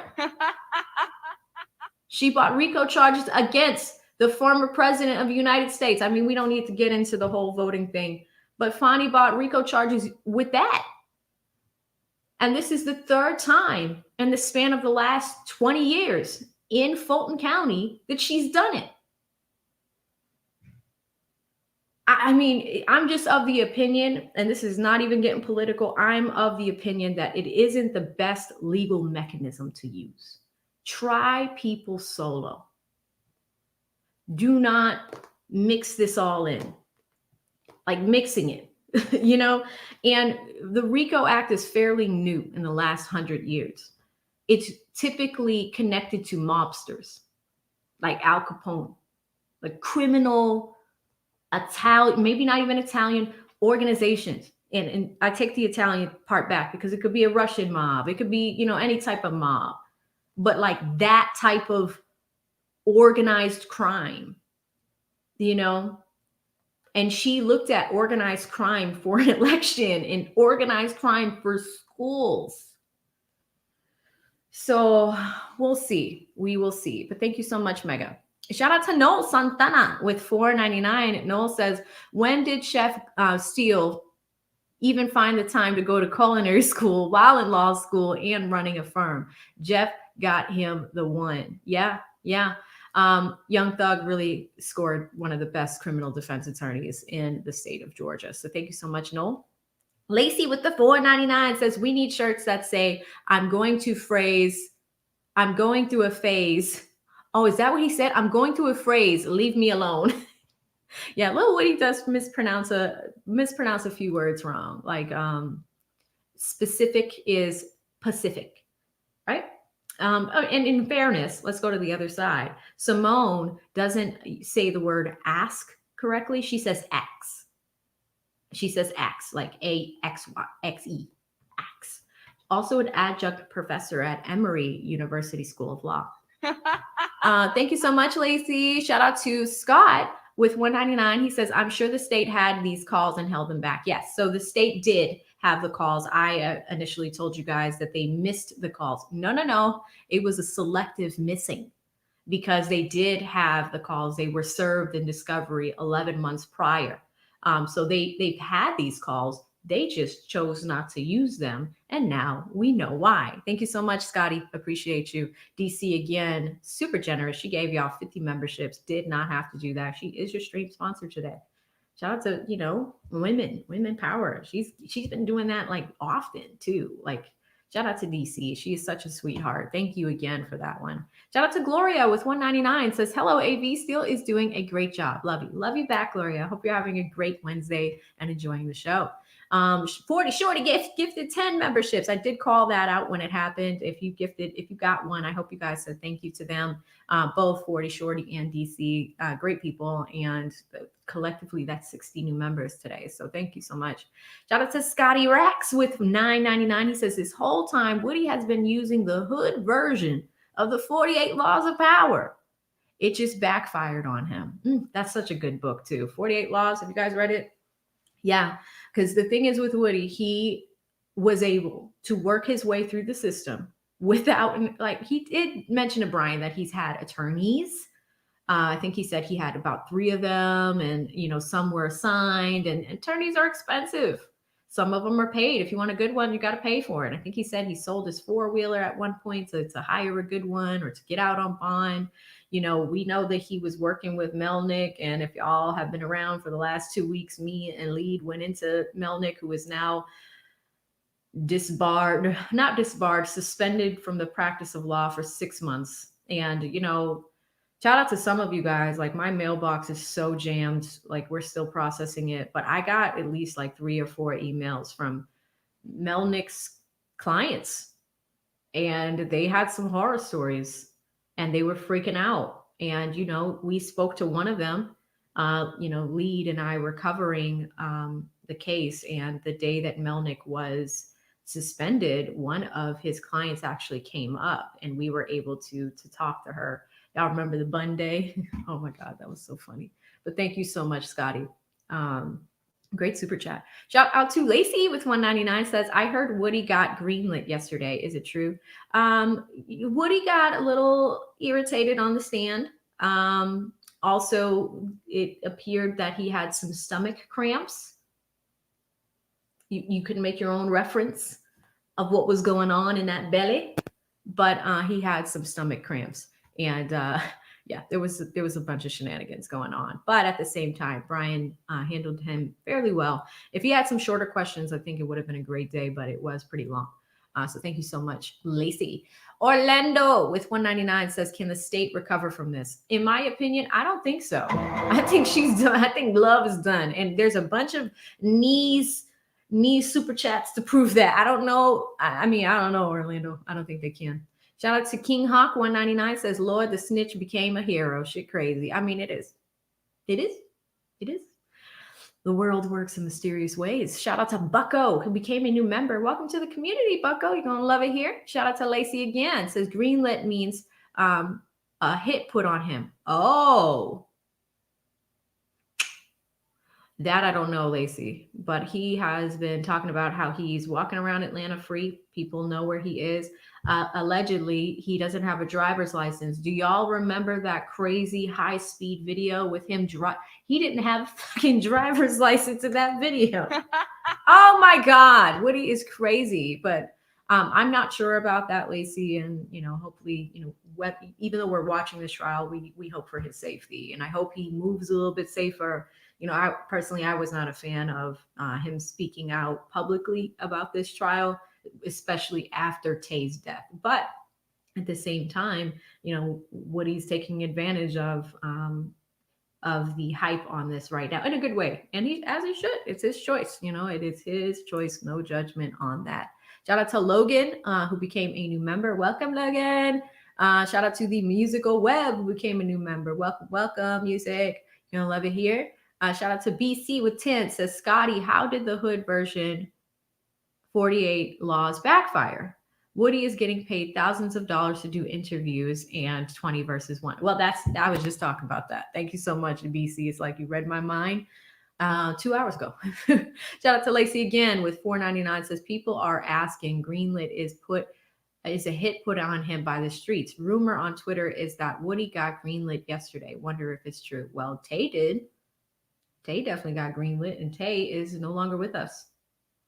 And that investigation is ongoing. The name of the suspect or person that killed him is not made publicly available if the crime is even solved. To my point, or to my knowledge, I think it's still an open case. So thank you so much, Lacey. And that's the thing. That's why I think he should be careful. Tay's gone, and Tay Threat is the person that he allegedly gave the keys to the night of Nuts murder. And he said that on the stand last week. So, it's a pretty dangerous time. Shout out to K Rosecap. K Rosecap drops $1.99 and says, jury see Woody with great memory. He had a great memory. Now he can read, and he lied on God. Yeah, that's not a good look. The jury can't see that, though. So thank you so much for the point, Rosecap. It's 1:07. Court should be back in about 8 minutes, guys, but we'll keep going. Shout out to Lacey again with $4.99. She says, how many times do you think Steele asked Thug to translate? I want to be a fly on that wall. Like 1,000, for sure. Zach with $1.99 says, that wasn't his gun. It was threats. And that's what we're talking about. We're talking about threat. We're talking about Tay. Everybody want to talk like they got something to say. Nothing comes out when they move the lips. Just a bunch of gibberish. F that. Because we're talking about Tay. That will never get old. Thank you so much, Zach. Shout out to Carl with the 10. Carl says, sent a screenshot of Love and Hilton to your email with the deer and headlights just looking at each other from yesterday's stream. Huge score by Steele. Yes, thank you so much, Carl. And for my members, sometimes I will include stuff that y'all send us in our video production. We did it last week for the first time. Got some good feedback. Usually in our polls, I'll ask you questions, and I'll, if you guys are okay with it, pull one or two of your comments and include it in the video. So that way you get a little bit of love and, an extra shout out from us and the editing team. So thank you so much, Carl. Shout out to Rembrandt Drive with $1.99. No comment, no question. Pure love of the game. I love it. Thank you, Rembrandt. Shout out to Joe Stu with the 10. Says, Steely. This is funny when it came in. Steely, can't you see? Sometimes your words just hypnotize me, and I just love your flashy ways. Guess that's why Woody broke and you're so paid. That's a good one, Joe. Thank you so much for the super chat. Shout out to Nikki, who sent a $3 super sticker. You the best, Nikki. Thank you. Shout out to Mega with $1.99. Says Steele is working the state with these recordings, right, Mega? Oh my God, no one saw that coming. I didn't even see it coming. I'm like, all right, everybody in the chat, type in on your knees. Right? Because Woody said it. Woody said it in the jail phone call. He said that Love was practically begging on her knees to get him to testify.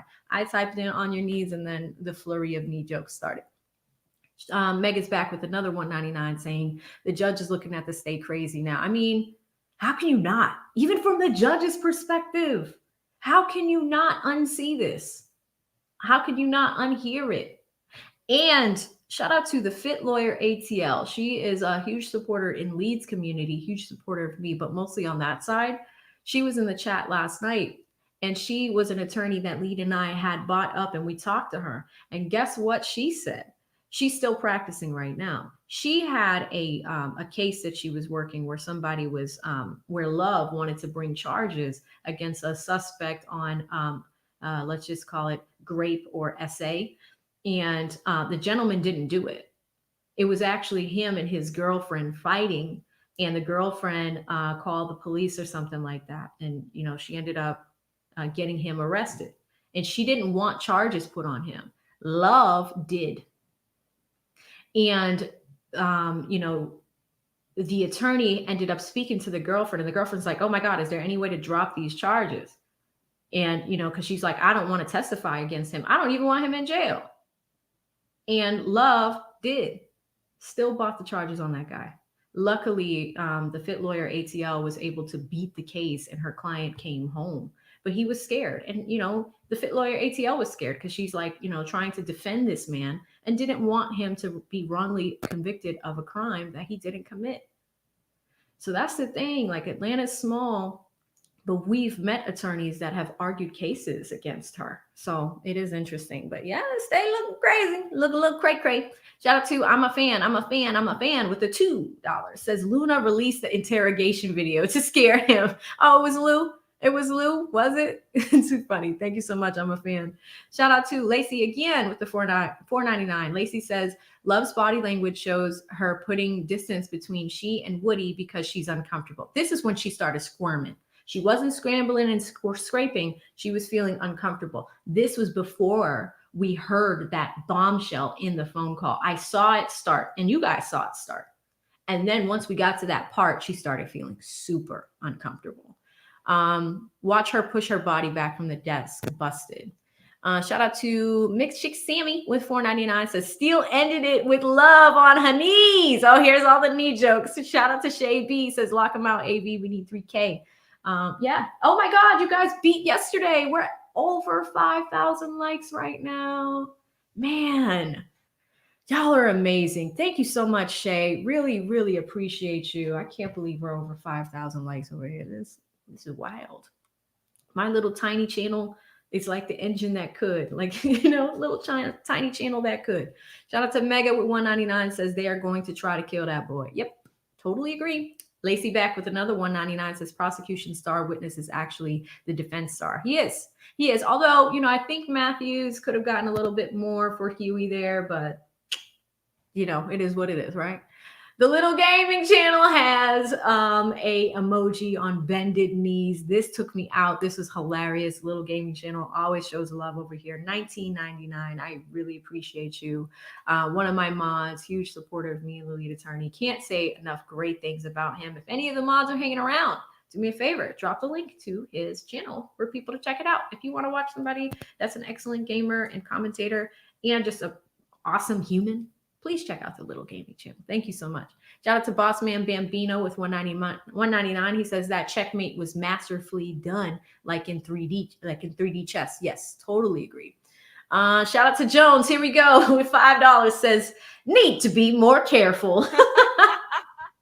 We used to have this what is it? Salty Balls. That was the name of the YouTube account. He would always get me in lead. Like he would always like, because you know, you have to say that. You have to read the name of the user on the super chat. So his name was Salty Balls. So he would have lead say that. Like lead would be like, shout out to Salty Balls. And then he would say, guts to be more careful. It was hilarious. Always too funny. But thank you so much, Jones.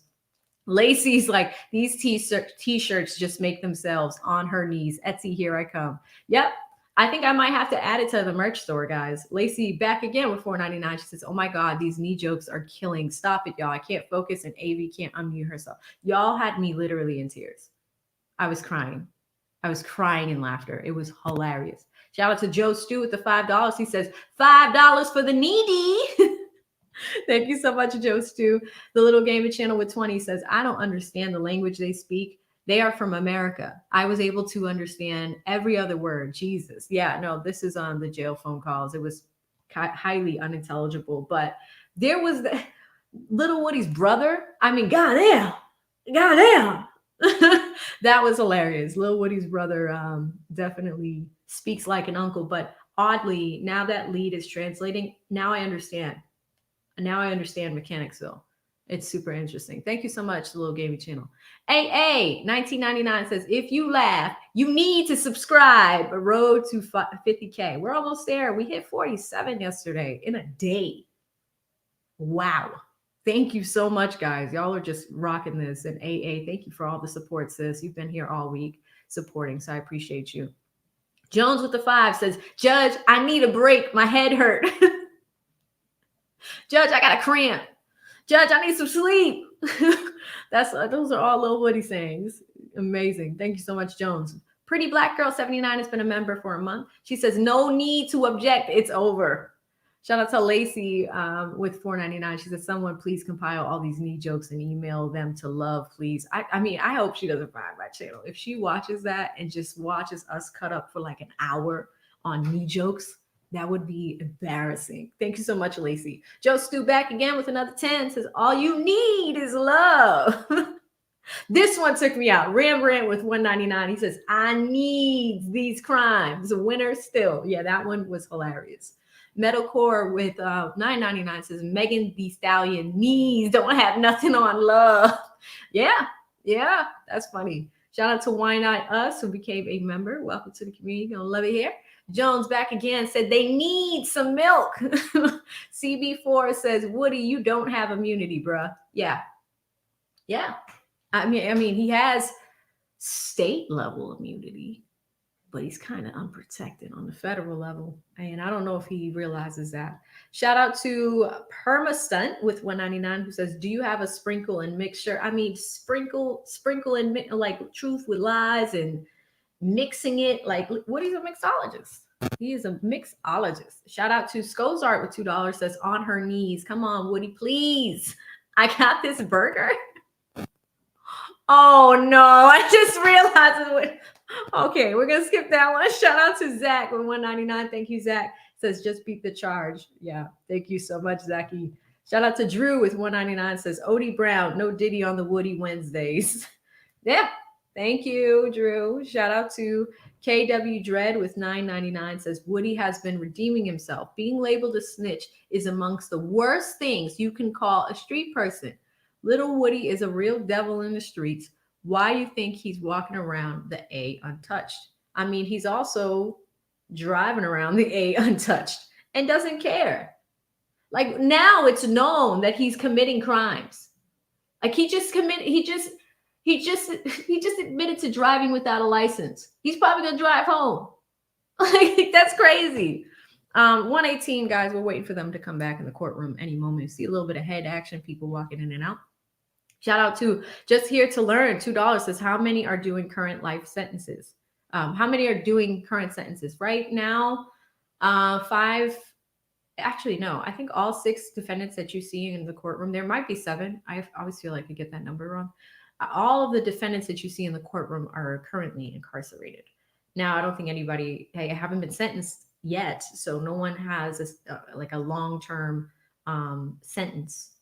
But they are at trial. So, once they are sentenced, these 2 years that they've been sitting in there, they would get credit for that. So unfortunate that they're in there, but they were not released with bond after they were arrested. So it's pretty sad, but they're in there and it is what it is until we find out, we get to the truth of the matter. Like, did these people commit these crimes? So thank you so much, Just Here to Learn. Shout out to Miss L Boogie with the 10. Says, hey, AV, with all this good info that was covered today, have you heard from your sources if the jury is taking notes, sleep, staying alert, etc.? They need to be paying attention to be fair here. I can ask. I have at least 2, a source of law and crime and someone else who has to be anonymous, but let me dig into that, Miss El Boogie, and I'll let you guys know before the end of the day, or at least by Monday. I'll let you all know. But thank you so much for the question. That's a really good question because they should be paying attention. Shout out to What to Watch on YouTube with the $2 says AV's lips. Their lips. Thank you. Shout out to Audrey, who's been a member for 3 months. She says, AV, great job as always. Actually, let me go back to that. Some of y'all men are crazy. I got a Cash App last night and it was, all right, ladies, this is going to be gross, but dudes, y'all are going to laugh. Somebody sent me $1 and said, I just busted. I'm not even going to go there because, I know some of y'all have kids in the car, but some dude basically said that he finished something and sent a cash app and sent, I said, if you don't get out of my face, take your dollar back and block, restrict, never come back. Get out. What are you doing? Why would you say that? I mean, people are crazy. What the hell? I almost threw my phone. Like, what is wrong with men? Like, I mean, normal men don't do stuff like that. But these dollar ninjas, like, what are you talking about? So this super chat right here is not as bad as that. I'll take this over that.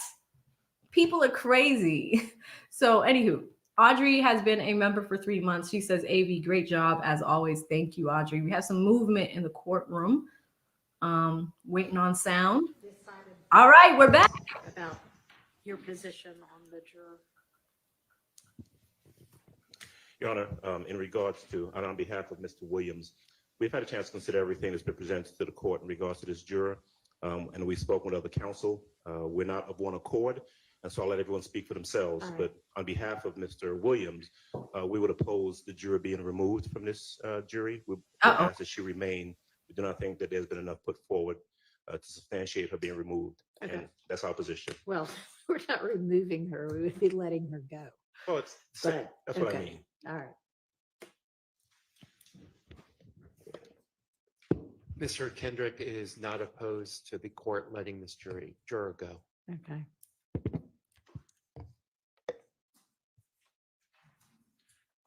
Your Honor, on behalf of Mr. Stillwell, we are opposed to letting this juror go. We are under the impression that she is still getting paid.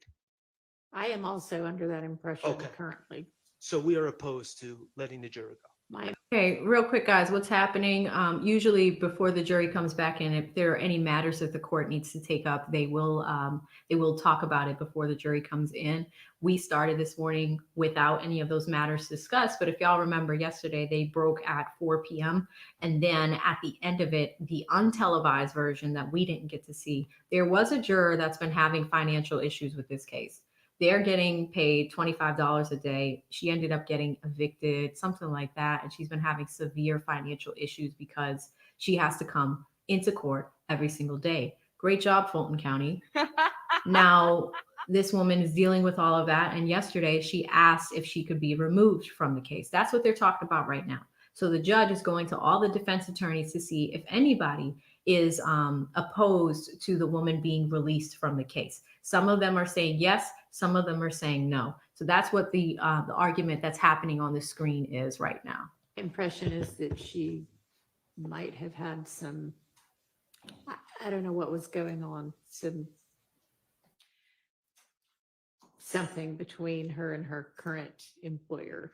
But I mean, all I know is what y'all know. So I couldn't hear what you said without. Okay, well, y'all gonna have to work that out between yourselves.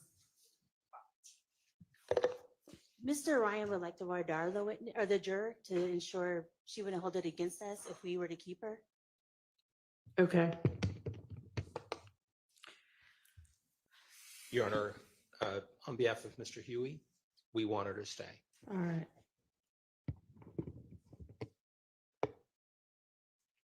Your Honor, on behalf of Mr. Nichols, we are not opposed to letting the juror go. All right, thank you.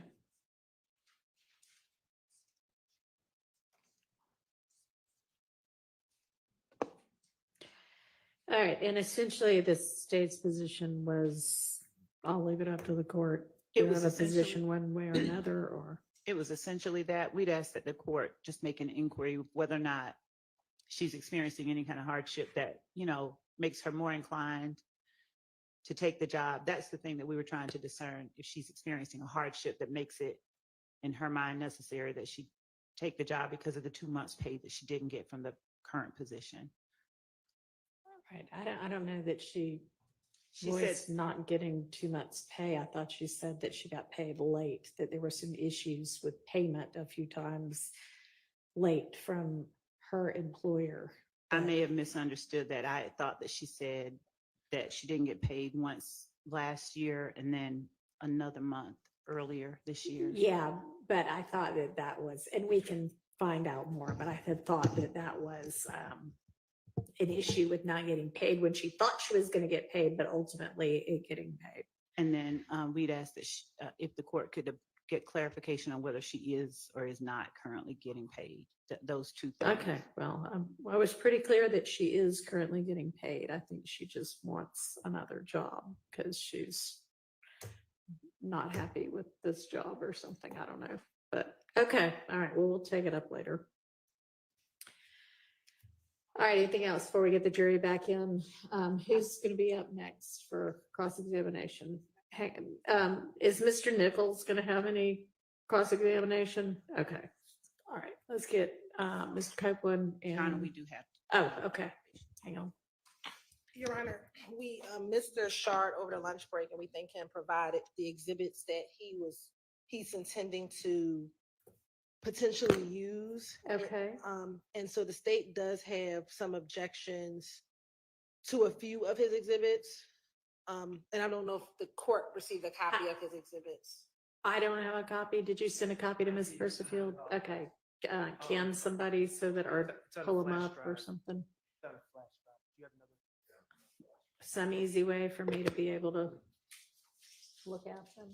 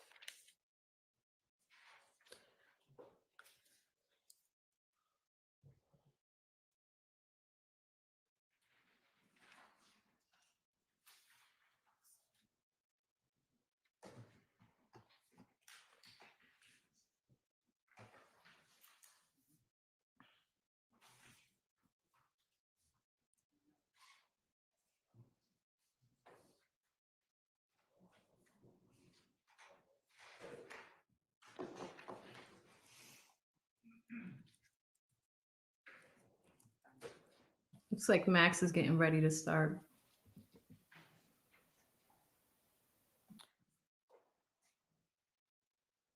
Are these like audios or videos or something, Miss Hilton?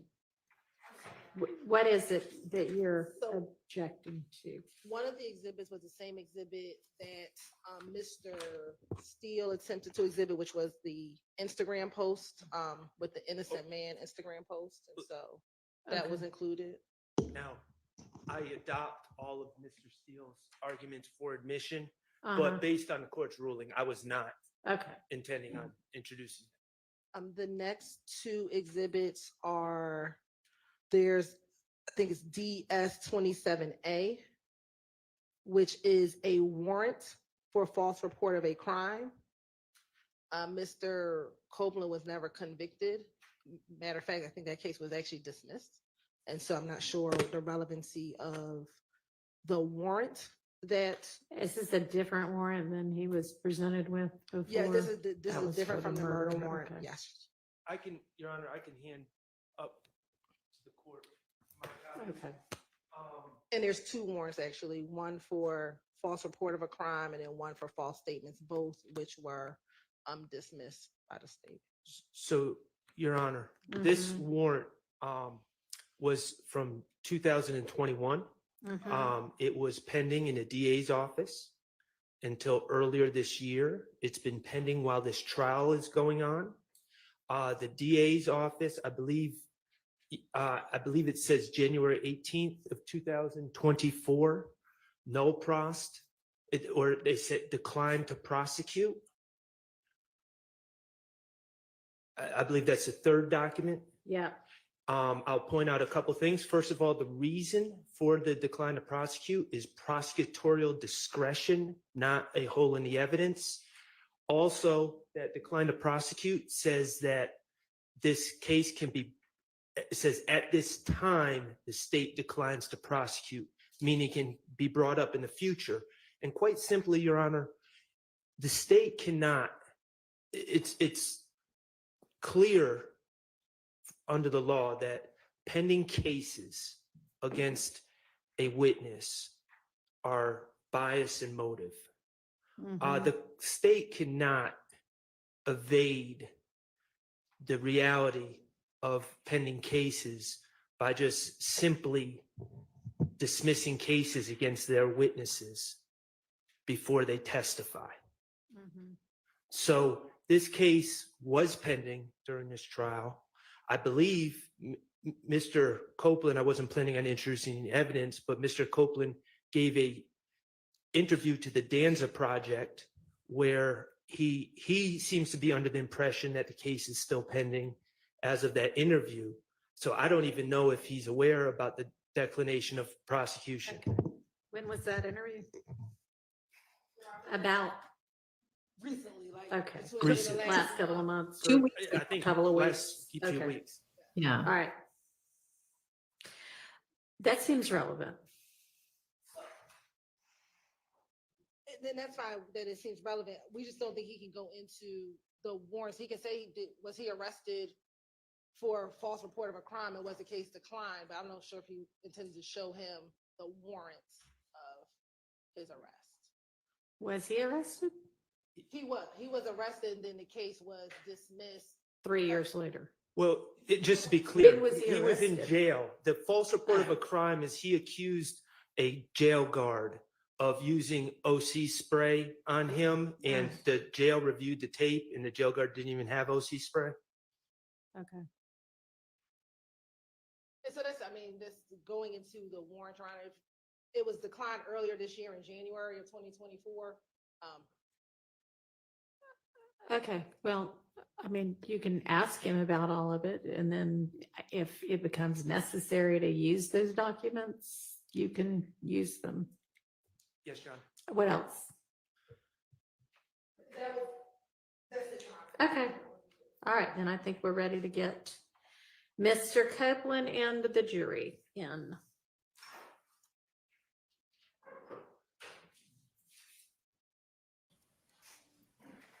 Well, he's got a paper bag. What is Max doing?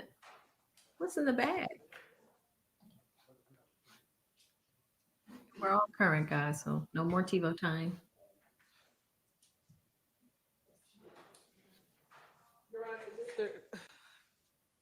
We just had one other thing Mr. Shardt has brought to our attention that he intends on introducing.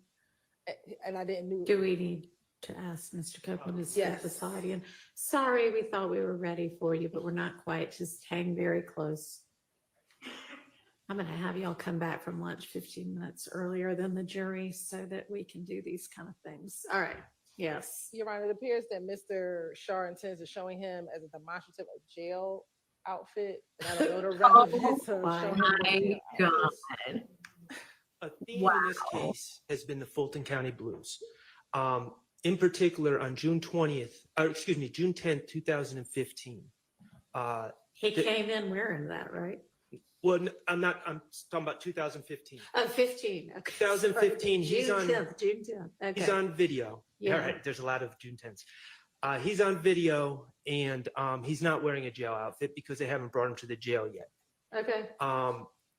Part of the reality of Rice Street, and I'm not asking this to go back with the jury, it's just a demonstrative. Part of the reality of Rice Street is you wear the outfit, you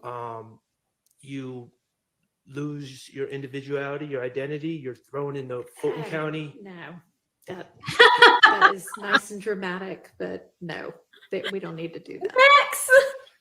May I use a picture? No. Okay.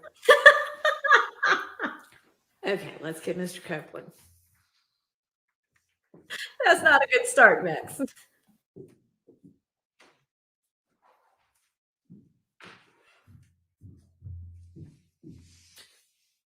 And the jury.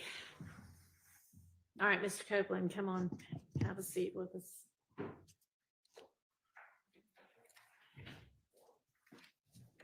Well, I guess stand up for the jury.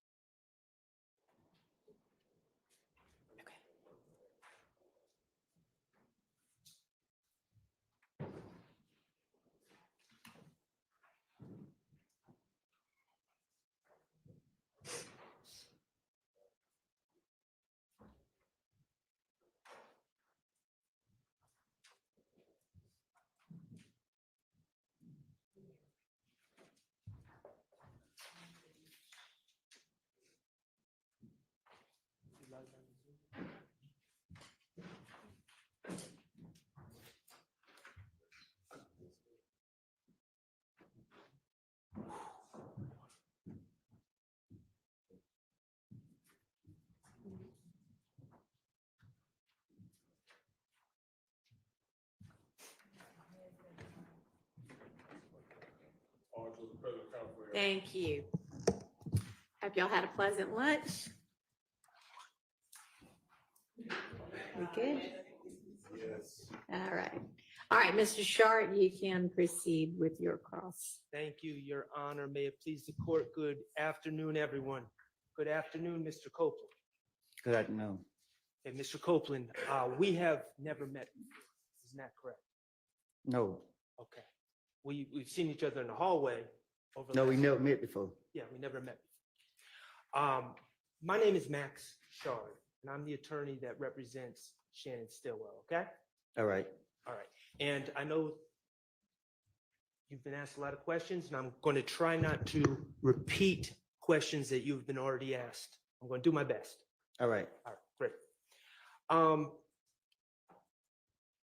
You do not want to be here today. At all. Okay. And the reason you don't want to be here today is not because you're scared, correct? You know that. Okay. It is because what you said in 2015 was lies. You said it again? What you said in 2015 were lies. Right. Okay. And specifically, when you said that Demekion Garlington told you something at that McDonald's about Mr. Stillwell, that was a lie. Right. You lied to get out of trouble. Right. You lied as part of your finesse to the police. Right.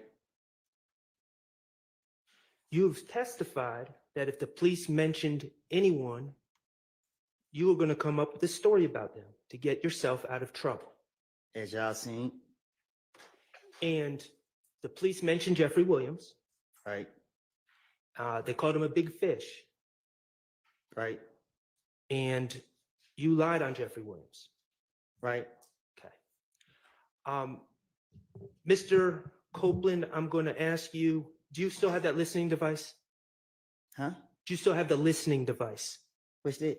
The Earbuds. Oh, they right here. Yes. Okay. I'm going to play a clip for you, okay?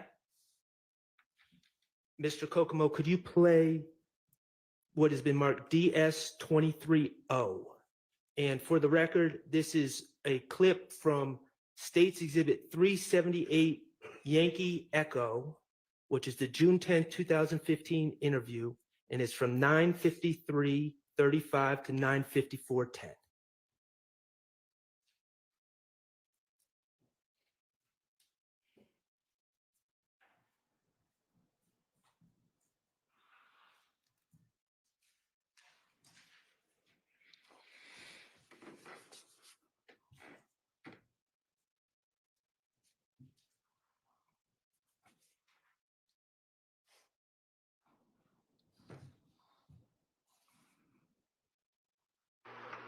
How long you been knowing Shannon?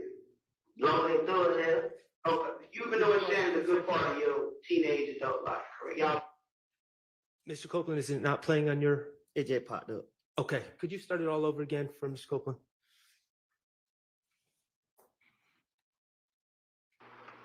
How long you been knowing Shannon? Long as doing that. Okay. You've been knowing Shannon a good part of your teenage adult life, correct? Y'all basically grew up together, right? Went to school together. Y'all like brother. You, Demekion, and Shannon. That's from what I know. Yeah. So I can pretty much assume that if it's something like that that they did, even if you weren't involved in it, you know about it. Because I'm telling you, everything kind of keeps coming back to you. You understand? Because Shannon's out there on the streets now. Okay. In that clip, Investigator Gaither is asking you about Shannon, correct? This sound like it. Okay. I can't barely hear it. That's why I took the headphones out. Are they not working? No, it's just like the way the way I can hear, it's not clear enough for me. That's why I had to listen like out loud. Okay, I understand. All right, well, we're going to do our best to work through that, okay? All right. So, regardless, in that clip, I'm going to ask you about that clip, and you can, if you didn't hear it, you didn't hear it. Investigator Gaither tells you that while you're in the interview room with her, Shannon is out on the street. Isn't that correct? I just heard that. Okay. Investigator Gaither says to you, if Shannon's involved in something, you know about it, correct? I didn't hear that. Only thing I heard was just the last part where she said he on the street. Okay. You now realize that the police were saying some things, such as Jeffrey's on a European tour, or Shannon's on the street and you're in here with us, to try to get you to tell on other people, correct? Objection, speculation. Sustained. Is that how you took those statements at the time? I don't get what you're saying. Did you take those statements when Investigator Dennis told you that Jeffrey's on a European tour while you're sitting in the investigator's room, or Shannon's on the street while you're in the interview room? Did you take those statements as invitations to give information on other people? Yeah, that's what they were doing the whole time. He got these big houses and cars, and that's what I think that was Dennis kept saying it all the time. Okay. And these conversations and Investigator Gaither talking about Shannon then, that's not the only time law enforcement talked about Shannon in your interviews, is it?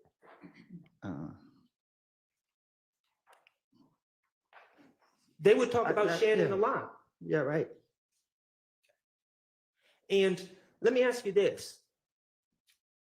These interviews that we have, are those the only time you talk to the investigators about this case?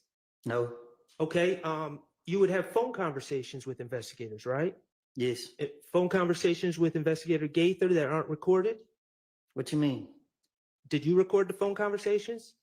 Mm-mm. Have you ever heard a recording of the phone conversations? No. Okay. So as far as you know, phone conversations with Investigator Gaither, you had those, right? Yes. And as far as you know, they're not recorded. We had conversations that I ain't heard. How many conversations would you say you had with Investigator Gaither from January 1st, phone conversations from January 1st to We say talked a lot. June 10th? Weekly, daily?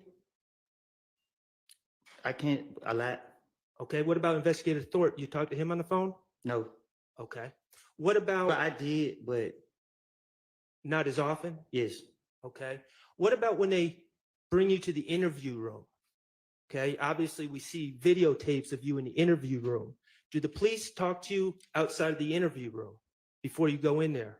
Yes, they do it all the time. Okay. And are those conversations about what you need to do?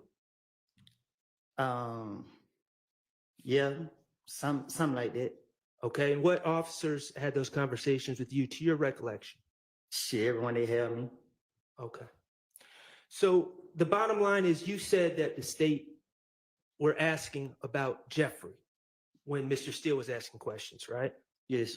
Okay. The reality is the state was also asking about Shannon. Yes.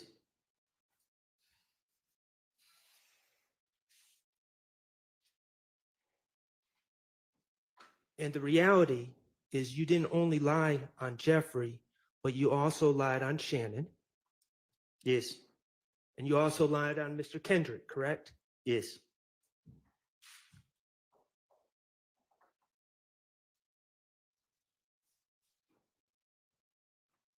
You remember when Attorney Steele showed you that video from the Texaco gas station and asked if you saw Jeffrey Williams walking around the Texaco changing cars?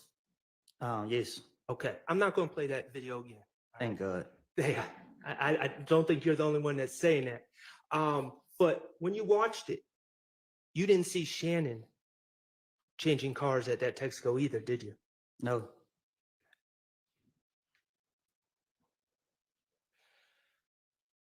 Regarding these lies you told in 2015, you have repeatedly told the state that they were lies, correct? I have told everybody who listened to me. Okay. I want to ask you about you mentioned it briefly with Mr. Steele. Remember that on June 10th of this year, we're talking about this year now. Remember when you were in the judge's chambers? I'm listening. Do you remember that? Yes. Okay. And just so we're clear, you didn't request to speak to the judge or the prosecutors, did you? I had no clue where I was going. Okay. And you had been in jail the weekend before. Yes. And guards brought you to the judge's chambers. Took me straight in there. Okay. And when you were brought to the chambers, Miss Hilton was there, correct? Yes. Okay. And the SWAT team. And security, whatever the word you're saying, the SWAT team. I was not there. No, I didn't see you. Okay. Mr. Stillwell wasn't there. Who? My client, Mr. Stillwell. Shannon. No. Okay. And none of the other defense attorneys were there. No. Okay.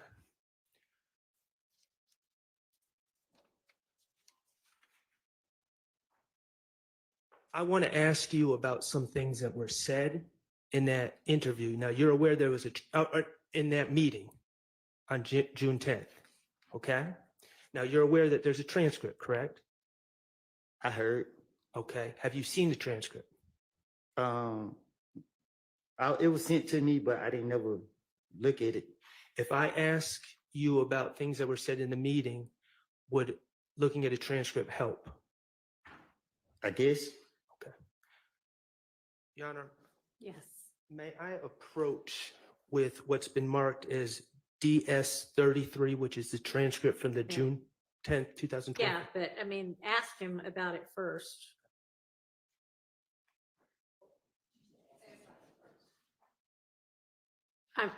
Ask him about it, Oh, and okay. then if he needs to see it, then you can give it. Okay. You can hand it to him, but Thank you. Don't look at this unless you need to. Okay? All right. there you go.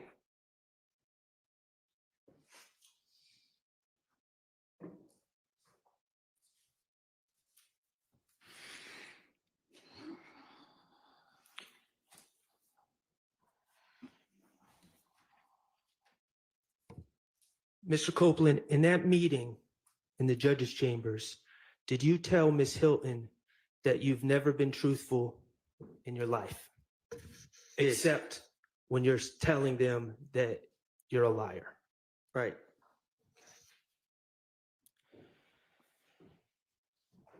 In that meeting, did you tell Ms. Hilton that, I won't get the quote.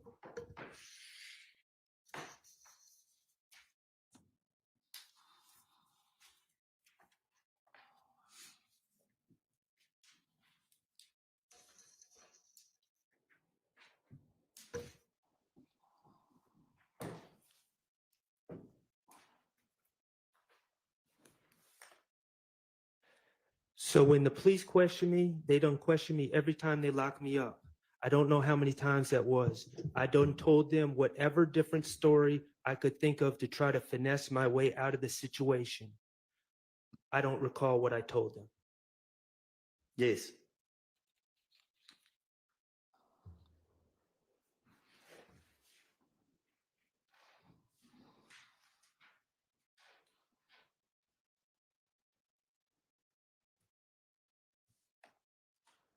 Did Miss Hilton tell you when talking about lying? But if I know that you are lying about that, I do not intend to do that. If I know that right now he's lying, I know he's lying, I'm not going to charge you because I don't know your reason for doing that. Did she tell me that? Yes. Yes.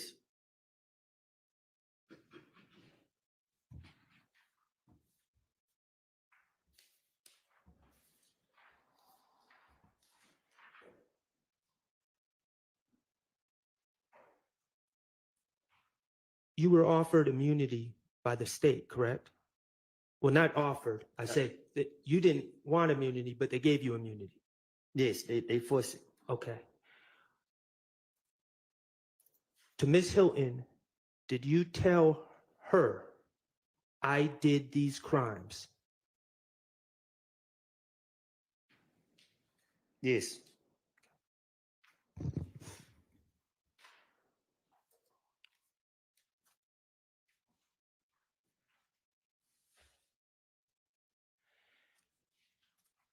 And they have insisted that you testify, correct?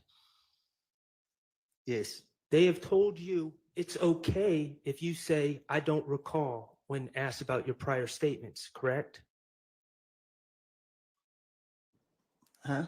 They told you you can say, well, let me back up. In preparation, the states met with you several times in June of 2024, right? I don't know what you're asking me. Okay. Take yourself back to June 2024, okay? That was before. What year this year? This is 24, so a couple of months ago is what he means. Couple okay. months ago, right? Before you testified at all. You remember the week before you testified? Mm-hmm. Okay. You remember when the state and Miss Hilton and maybe some other people started coming to find you in the community? Yes. Okay. You had a lawyer at the time, right? Yes. His name was John Melnick? Yes. Okay. Jonathan Melnick. To your understanding, did the state, when they were trying to find you in the community, did they reach out to your attorney or did they go behind your attorney to talk to you? Objection, Your Honor, relevance. So To your understanding? on the relevance, I mean, we've kind of been through all of this. Can I, Try a different question. was Mr. Melnick there for those meetings with Ms. Hilton in the community? No. They took you to the courthouse one day before you were to testify, correct? No. 2 days. 2 days before you were to testify. And was Mr. Melnick there for those meetings? No. And you told the state that what you said in 2015 was lies. I told Ms. Hilton. Right.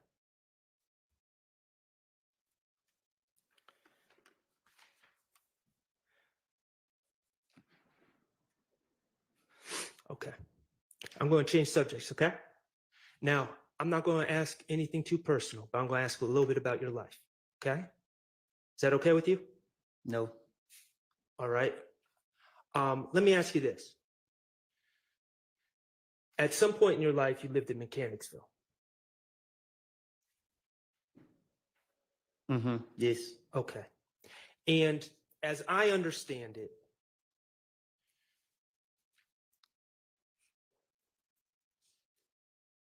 your life hasn't always been easy. My life ain't never been easy. Okay. Your life has never been easy. And there have been times where you have been in dangerous situations in your life. Is that fair to say? Yes. Okay. I want to ask you about some ways that you avoid dangerous situations. Okay. When you are approaching a stoplight, a red light, do you stop at the red lights? Objection, Your Honor, relevance. It's very relevant. He doesn't have a He's license. going to get to it. He doesn't have a Do you license. stop at the red lights? Hell no. Okay, you said hell no. Okay. Why don't you stop at red lights? Because I want to live. Okay. And when you say because you want to live, what are you afraid of at red lights? What is your concern? Somebody pulling up on the side of my car. Someone pulling up on the side of the car and shooting you, correct? Yes. Wow. And so when you pull up to red lights, you might stop briefly, but then you. I'm not stopping at all. Okay, so you just keep going. Right through it. Okay. I appreciate you telling us that information. And is that during the day and night? There's no any red light. Okay. If the police right there, I turn off. And you've actually told the police this in a prior interview in 2021. You told them that you don't stop at red lights, correct? You told Investigator Flores that. Prior did. Okay, what about tinted windows? Do you prefer to drive cars with tinted windows? This Garrett, this must. That's a must. Why is that a must? So people won't know I'm in that car. Why don't you want people to know you're in that car? Because they like to shoot at cars. Okay, so is that a form of self-preservation? Riding around in cars with tinted windows only? You better. Okay. And let me ask you this: with the red lights, are you the only one that does this, or are there other people in your in Mechanicsville or in other areas that do that as well, to your knowledge? Speculation irrelevant. Well, he said to your knowledge, I think I'm To your gonna allow knowledge. it. Most of the people I know run lights. Run lights. Okay. What about the tinted windows? Even my sister and them got tinted windows. Okay. Finally, I want to ask you about wearing a mask. And when I say a mask, I don't know what to call it. So maybe if you can educate me and the jurors. Talking about a cloth mask with a hole right here. Mm-hmm. Okay. What do you call that type of mask? Shit, different stuff. I call it a mask. Some people call it a shiesty. They just got different names to it. Okay, I'm just gonna call it a mask, but to be All right. clear, we're talking about the same things. And you've worn those masks before, correct? Yes. Okay.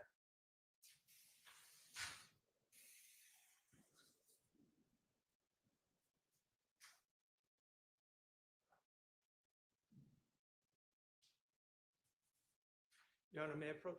You may. Mr. Copeland, I am handing you what's been marked DS29A and DS29B. Okay, are those pictures of you? Look like it. Okay, and are those pictures of you? You're not doing anything illegal in those pictures, correct? No. Okay, I mean, correct. correct. I'm not doing that illegal. Right.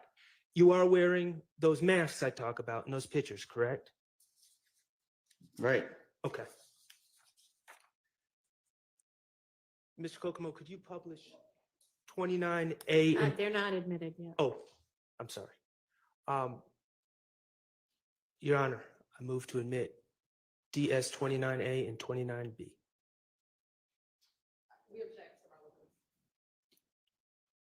I assume this is going to be kind of the same lines of testimony. They're admitted over objection. Mr. Kokomo, could you just publish one of them, 29A?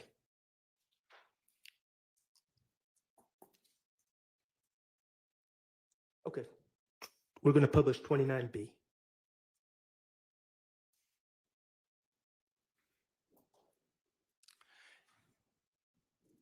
Okay, now, Mr. Copeland, on your screen, that's the type of mask we're talking about, and I just want the jurors to be able to know what we're talking about.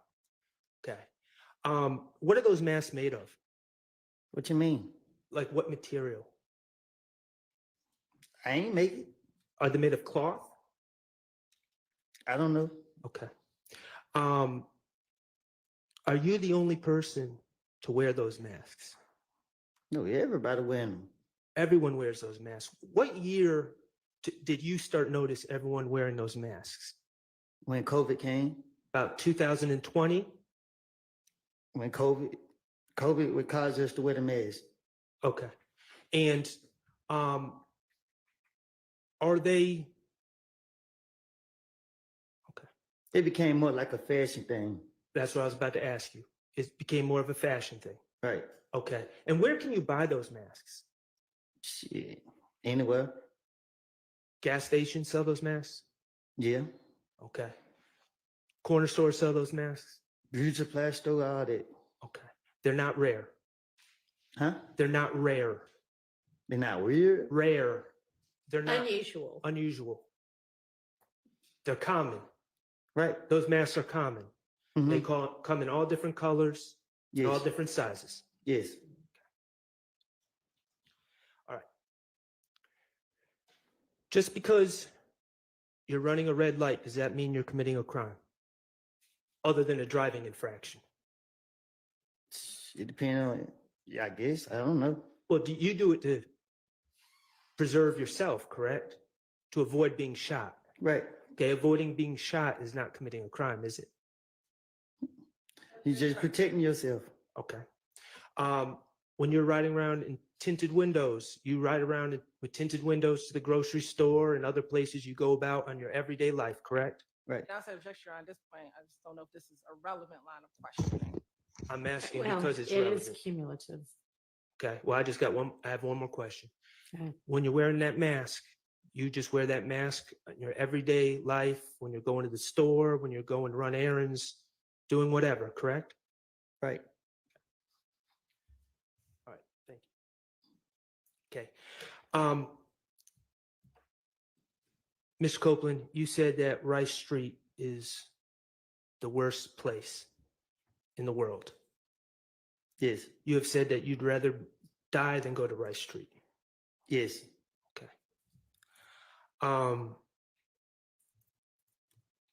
You talked about your stay in Rice Street in, I guess it would be February 21st of 2015, when they arrested you on that probation warrant, and you stayed there for several weeks, correct? Yes. Do you remember exactly how long you stayed there? Yes. How long? 3 weeks. 3 weeks, okay. So that would have been February 21st to the middle of March of 2015. Yes. Okay. And in that, first of all, in Rice Street in general, there's dorms, right? Not where they put me at. Well, I'm just talking about in general right now. I'm going to get to where they put you at in a Yes. second. There's dorms, and then within the dorms there's cells. Yes. Okay, and the cells, how big are the cells? 18, and some ones 16s and other ones. Talking about feet? You said cells? Yes. Like rooms? Yeah, how big are the rooms? Yeah. 18 rooms and some, 16 and some. The individual rooms are small, correct? Yes. Okay. And everything is made of either concrete or metal, correct? Yes. All right. Most of the time you have a cellmate. All the time. Okay. No privacy. Correct. Showers in common areas. Correct. Toilets.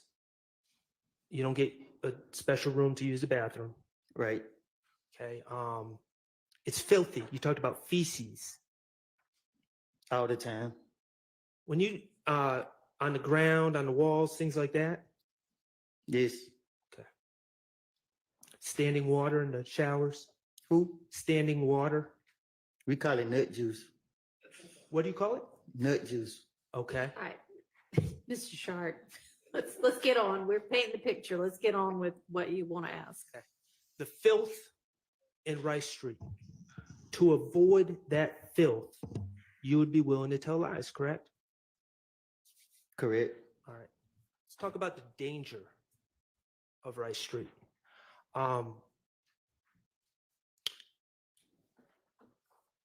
What's a shank? A knife. Okay. Knife made of just a random piece of metal, correct? Whatever you can make with. Whatever you find. Are shanks common in Rice Street? Before we get to Shannon's shank, did y'all hear that? With the F is juice, but with the F is nut juice. Apparently, the water was so dirty at Rice Street Jail that the inmates called the water nut juice. Let's get back into it. Wow. Street. Is they who? Common. What you mean? I keep using that word. Is it unusual for people to have shanks in Rice Street? When I say people, I'm talking about the inmates. You saying, do they have them? Yes. Yes. You better have one. Okay. And is it a concern of yours that someone that doesn't like you would have a shank in Rice Street? Yes. Okay. You know jail, you know Rice Street to be a particularly dangerous place, correct? Yes. And it's a particularly dangerous place for you, correct? Yes. You would lie to avoid the dangers of Rice Street, correct? Yes. Okay. I want to talk about the isolation. Okay. In February of 2015, you were arrested. And let's be clear, you feel it was a bogus probation warrant, correct? It was. Right. You were on probation and they accused you of not completing your community service. And I didn't even have community service Right. to do. And even if you did, you never heard of anyone getting locked up for failing to do community service on probation. I even called my probation officer and she said she didn't do it. Right. I understand. And so when they locked you up in February of 2015, they put you in isolation, correct? That's what you want to call it.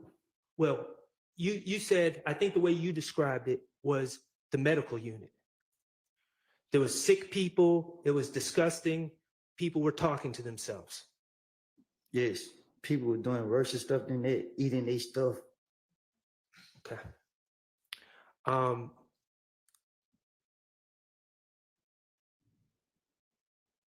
You would lie to avoid going back to that place that took you and put you in February of 2015, correct? It's my now? No, I'm talking about on June 10th of 2015. You would have lied to avoid going right back to where they had you 3 months earlier. Right. Okay.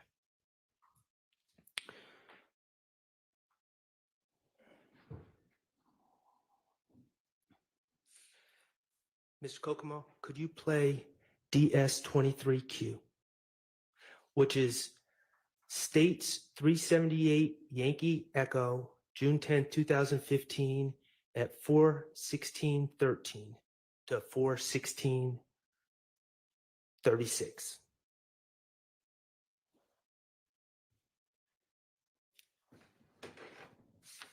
Do I need to listen to it? I would appreciate it if you did. Thank you.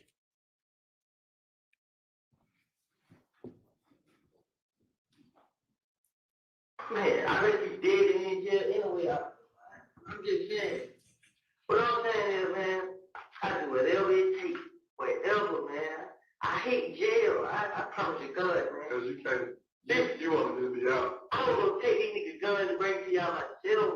I would set them up myself. I would do whatever it takes. I will, man. I will. Ms. Copeland, that was you and Investigator Dennis on June 10th, 2015, correct? Yes. Okay. And you told Investigator Dennis that you'd rather be dead than be sent back to jail. Still will. Okay. And you said you will do anything to stay out of jail. This is what he said? And do anything includes lying on others, correct? Yes. All right. Mr. Copeland, we're going to change the subject a little bit. I want to talk to you about some of these statements you made to the police, okay? In 2015. All right. And let me just ask you, you said, I don't recall a lot when the police, when the Ms. Hilton asked you about things that you said in your statements in 2015, right?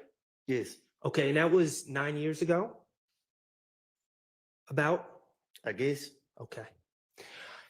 In these meetings that the DA's office or Ms. Hilton or whomever had with you in June of 2024, prior to you testifying, did anyone offer to play those statements to you to remind you of what you said? No. Did anyone give you a transcript of what you said in those statements so you could review them before testifying? No. They just told you, if you don't remember, just say, I don't recall, correct? Yes. The reality is they just wanted to play those statements. That's why they wanted you here today, correct? Objection or speculation. Sustained. Okay. Let's talk about January 11th, 2015, okay? That was in the early morning hours of January 11th, 2015, right? What? You met with Detective Thorpe. in Oh, the yes. Early morning hours of January 11th, 2015. Okay. And you've stated you went to that meeting. You went voluntarily to clear your name, correct? Yes. Okay. And you met with Detective Thorpe at the police headquarters, correct? Yes. You knew Detective Thorpe to be the lead investigator on the Donovan Thomas case. That's what he told you. I can't remember. Okay. Certainly, he asked you questions about the Donovan Thomas case, correct? Yes. Okay. And let's just talk about the timing of this meeting.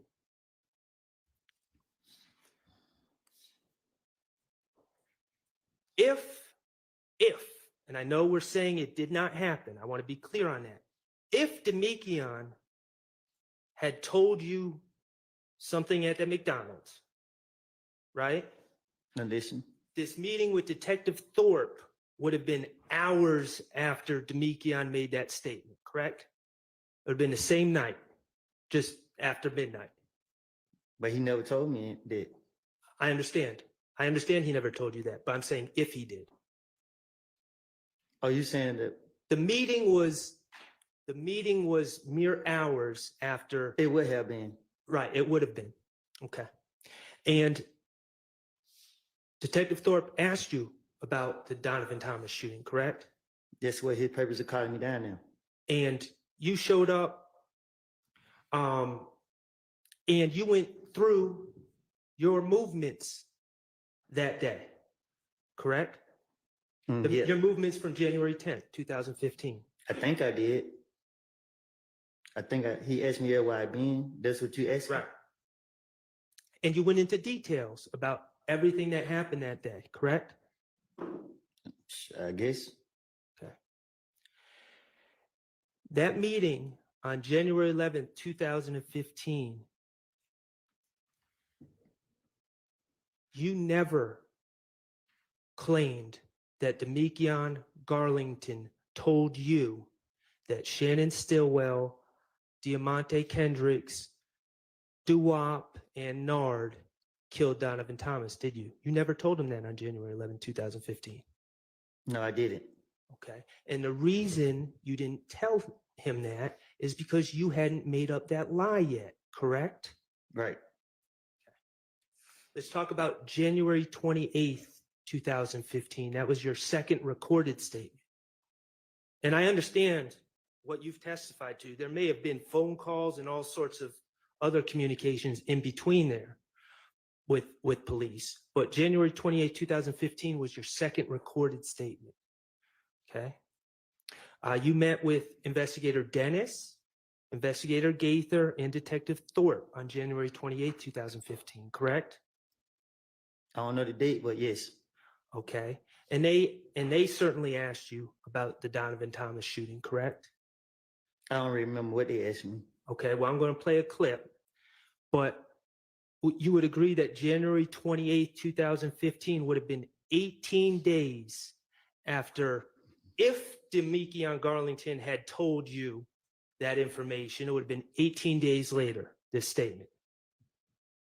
I guess. I don't keep up with time. Okay, 28 minus 10 is 18. So 18 days between January 10th, 2015 and January 28th, 2015. You with me? All right. All right, cool. Mr. Kokomo, could you play DS20A, which is States 378 Yankee Beta from 7/22/37 to 7/24/40. Yeah, who you think killed that? Okay. You're prime suspect, but move yourself out there. Okay, did you hear Investigator Dennis ask you, who do you think killed Nut? Yes. Guys, I gotta stop the show. And this is my fault because I did walk away. I literally just face planted in a sandwich. So I haven't been looking at my phone. I really want to shout out Brandon Lesko. He is your stream sponsor. If y'all could do me a huge favor, the legendary Brandon Lesko has sponsored so many streams on Lead side and streams on my side. In fact, him and a few other people last week almost made me cry. So Brandon, I'm so sorry I didn't look at my phone, but thank you so much. I was trying to figure it out if it was on this side. I don't know if y'all were like, AV, fix your face. I was staring. I was like, I know I didn't miss it over here, but it was on the Cash App side. So Brandon, thank you so much. You know how much you mean to me. Huge pillar in this space in general, right? But let's see what Brandon says here. He says, Brandon, keep my name to yourself. Oh, shit. I just said it. Well, I hope you don't mind, but Brandon, thank you. Huge hugs. And I'm sure your wife will get a kick out of the new words that we learned today, nut juice. Thank you so much, Brandon. And thank you guys for shouting out Brandon in the chat. I'm going to go ahead and update that banner. But when somebody shows out like this, I do need to stop the show and acknowledge them. That was incredibly sweet. And, when people keep us going like this, like it just goes to show like the value of the community that we have. Lead at one point kicked Brandon out the chat by accident.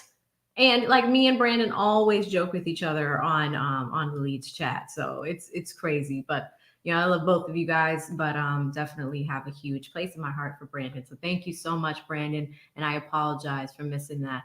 Let's go back in, guys. In the spirit of let's go. Okay.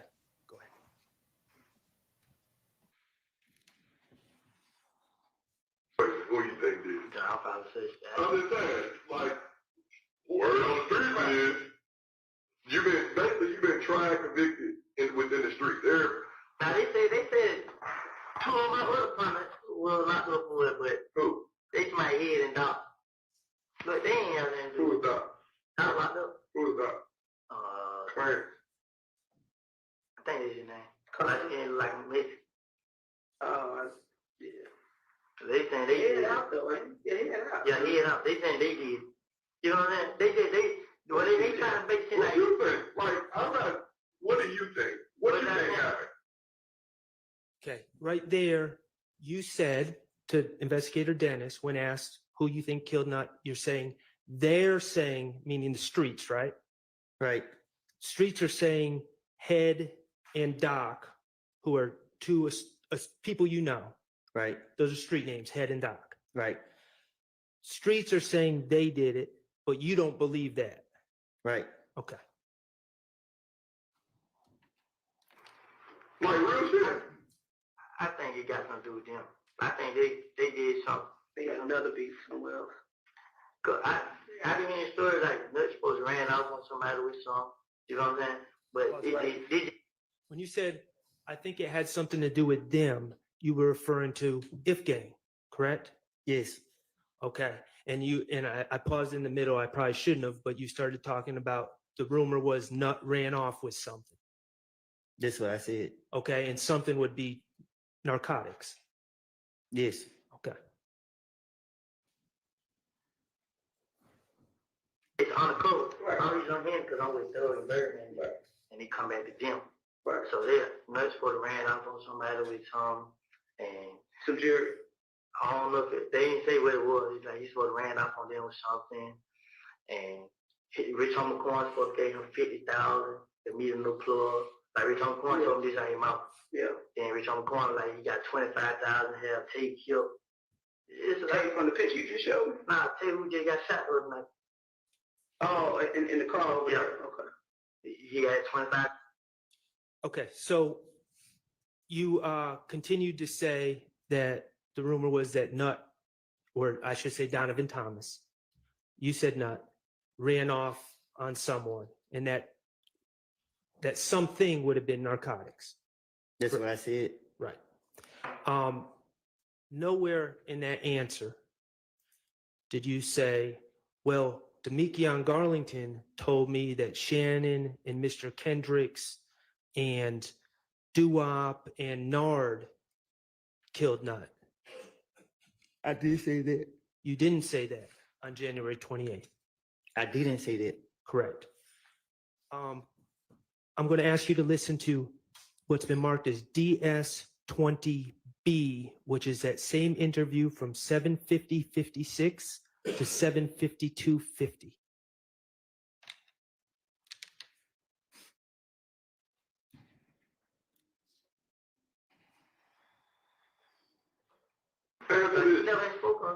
Why would people saying Birdman have something to do with all this? Because that's what they gonna do. They gonna do what they, like, I realize it. You know what I'm saying?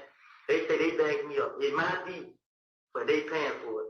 So. They finance it. Yeah, that's what they saying. So I just like, man, whatever. What about Nut stole his watch? Stole what? Birdman watch. I doubt it. So when you go in Birdman's house, you're not gonna go in their room.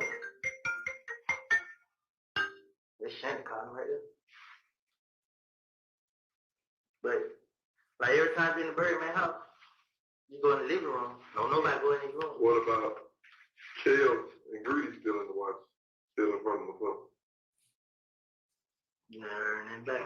What about Kel knocking off Nut? Doubt it. No. I ain't gonna say I doubt it. I heard that. I don't say I doubt it. Because when him and Thug, like, he was just like, well, call Nut. I'm gonna tell Nut about this. Like his big homie. Yeah. Like the big brother, like I'm telling like the boss. Yeah, like he just like I gotta tell Nut what he need to say. I'm looking at him like, why you gotta tell Nut? But I ain't never seen that, but right here. What about Thug knocking off Nut? Like I said, I really can't say, like, when he sent out of Nut, I don't know. I don't know nothing about it. Who did you hear? You said that you heard just in the streets that Head and who was the other dude? But they say they got locked up for it. Head got locked up with the gun, they killed Nut and all this shit here. It'd be like, it'd be 50% true, 50% falsehood. It'd be 100% lie. No, he did get locked up. Okay. So in that clip, Investigator Dennis is again asking you about your theories about who killed Donovan Thomas, correct? That's what I heard. And he floated a theory about Birdman being behind killing Donovan Thomas because Donovan Thomas stole a watch of Birdman's, right? You heard that? Yes. And you said you don't know anything about that or you doubt it, correct? Yes. All right. And then he asked about Greedy. And Greedy is Donovan Thomas's brother, right? I guess. Okay.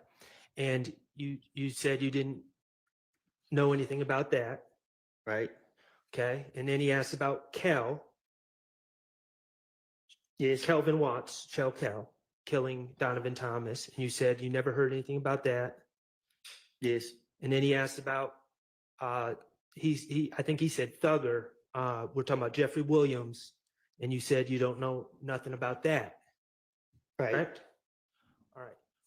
That second time when you were asked about your theories about who killed Donovan Thomas, you never said that Demekion Garlington told you that Shannon,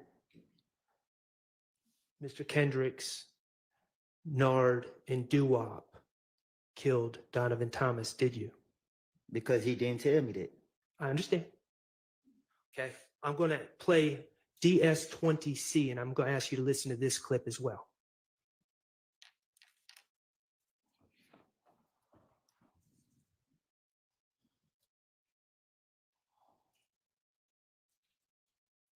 My girl, she get a lot of information from her friends. She got a lot of friends, so they be around me. Lucci and them was talking in the studio, and it was a girl in there. They missed one of them, and she my girlfriend. And she said that they nobody can do that. Nothing. You know what I'm saying? They was all like Kill and K Rock, man. You know what I'm saying? Kill and who? K. Who's K? I sent you a picture of that too then. I think I sent it to the other picture. They had Chop on in the picture. Oh, yeah. And the gym was in the car. Yeah, them two. Ross, man. And they supposed to came back. This was they talk about the studio. You know what I'm saying? They just put my name on it. They covered it up. Make it seem like they ain't got beef in the streets, whatever. Yeah. And then it's like, she be like, they know what they can do it. You know what I'm saying? But they gonna keep playing on him. And she be like, K, when the nigga got killed, Kate first one called everybody like, we killed Nut, we killed Nut. Tell the mom now what did. He the first one started my name. And they like Kel went along with it. So they had J. Ross, like then they did, like Nut died, then they started. That same day? I don't know when. They like they J. Ross, man. And Nick's supposed to come back for them. You know what I'm saying?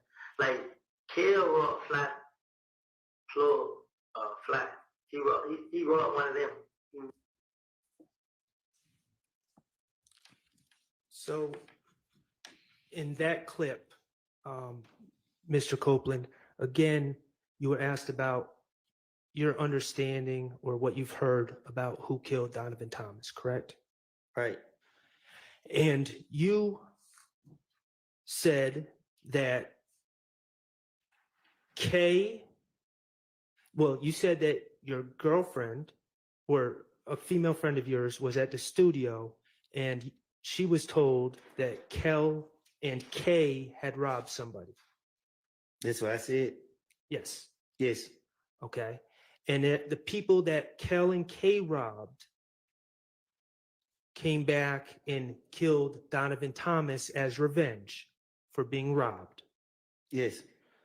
And you said that Kay then started putting it on you to cover his own tracks. Yes. And you also specifically said your understanding was Kelvin Watts, the robbery he did was to Fly's plug. Yes. Okay. And so we're clear. Fly is Mr. Jervin Henry. Do you know his government name? No. Okay. He's someone who runs clubs, correct? And runs TIG, the record label. I guess. Okay. And when you say plug, what do you mean by plug? That's a drug distributor, correct? That's just a phrase that we use. I don't know. Is it involved in the drug game? I guess. Okay. The bottom line is you gave, on that third clip, you gave some more information about things you heard, but you never said, detectives, let me tell you, Demekion Garlington told me that Shannon, Mr. Kendricks, Doo-Wop, and Nard killed Nut. Did you? I never said that. Right. And the reason you never said that on January 28th, 2015 is because you hadn't made up that lie yet, had you? Yeah. Yeah, you had, or no, you hadn't? I haven't. Like. Okay, and the reason you hadn't made up that lie, let's just be clear, on January 28th, 2015, no one was trying to lock you up, right? I just didn't have no reason to. Right. You had no reason to finesse at that time. Right. They lost like I was. I want to ask you about February 20th, 2015. On that date, you met with investigator Curry, correct? And let me just, I think his name is Curry, it might be Kerr, but it was the investigator about those people shooting at you while you were holding your baby. Remember that? Yes. And you remember that investigator? I remember, I didn't know no name, but yeah. Okay. And that would have been 40 days if Demekion Garlington had in fact told you that my client and others were responsible for Donovan Thomas's death. That would have been 40 days after you received that information, if that had occurred, right? I don't get it. Okay. It would have been a little bit over a month. February 20th, 2015 is a little bit over a month from January 10th, 2015, correct? Gotcha. Yes. Okay. And you were asked in that interview about the Donovan Thomas situation, right? Yes. Okay. I don't remember. I don't know. All right. I can't. Well, you didn't say anything about Demekion Garlington telling you that Shannon and Mr. Kendricks and Doo-Wop and Nard had killed Donovan Thomas in that interview, did you? No. And the reason is because you hadn't made up the lie yet, right? Right. February 21st. Detective Gaither and Detective Thorpe had you in there. And they were arresting you for that bogus probation warrant, right? Yes. And you knew it was bogus. You didn't think that it was actually going to stick, did you? Right. They asked you about the Donovan Thomas case. And this would have been 41 days after Demekion supposedly gave you that information, right? Right. And you never told them that Demekion Garlington told you that Shannon, Mr. Kendricks, Doo-Wop, and Nard killed Knott, did you? Right. We can agree that in the 4 recorded meetings prior to June 10th, 2015, you never claimed Demekion Garlington said those things about my client or Mr. Kendrick, correct? Right. So let's talk about June 10th, 2015 and what makes that date different.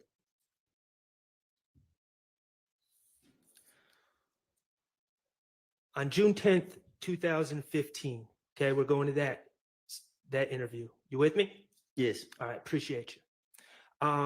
You met with Investigator Gaither, Investigator Dennis, Investigator Thorpe, and Federal Agent Cunningham, correct? No. I didn't meet with them. They brought you to the interview room and they came in the room. Yes. Okay, you didn't choose to meet with them. No. All right, and let's just talk about the circumstances. And I'm going to show you a picture that's already in evidence. I believe it's 378 Yankee Echo 1. If I may approach and get that right. You may.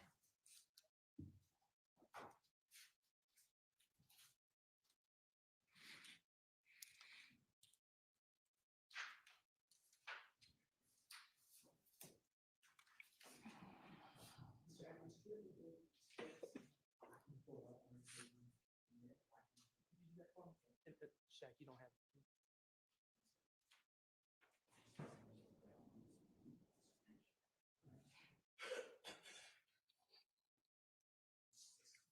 Thank you. May I approach? You may. I'm handing you what's been marked as 378 Yankee Echo 1. That's Stacy's in it. That is a picture of you in the interrogation room on June 10, 2015, correct? Yes. I'm going to just wait till we can display this.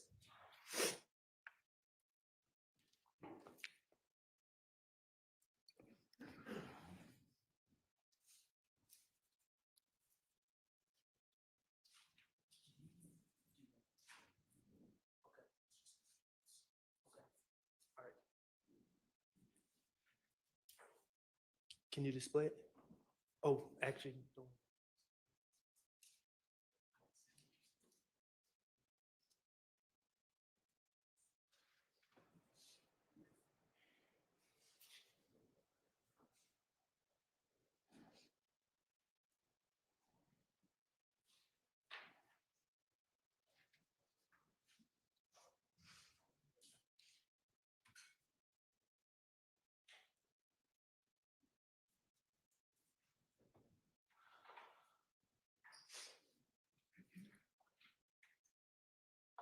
All right. Thank you, Mr. Atkins. All right. Mr. Copeland, when you go to jail, you wear a blue jail outfit that's given to you by the Fulton County Sheriff Department, correct? Yes. Okay, and it says Fulton County Jail or Fulton County inmate on the shirt and the pants, correct? Yes. You absolutely hate wearing that blue outfit, correct? Without a doubt. Okay. In this picture, you are not wearing one of those blue outfits. You're wearing street clothes, correct? Right. Okay, but let's just be clear. In that picture on June 10, 2015, when you're being interviewed, your hands are shackled together, correct? Yes. You have leg irons on, correct? Yes. and the leg irons are attached to an anchor on the ground, so you cannot get up and run, correct? And they're hurting. And they're hurting. And you knew that it was only, unless something drastic happened, it was only a matter of hours before you were going to have a blue Fulton County jumpsuit on, correct? Yes.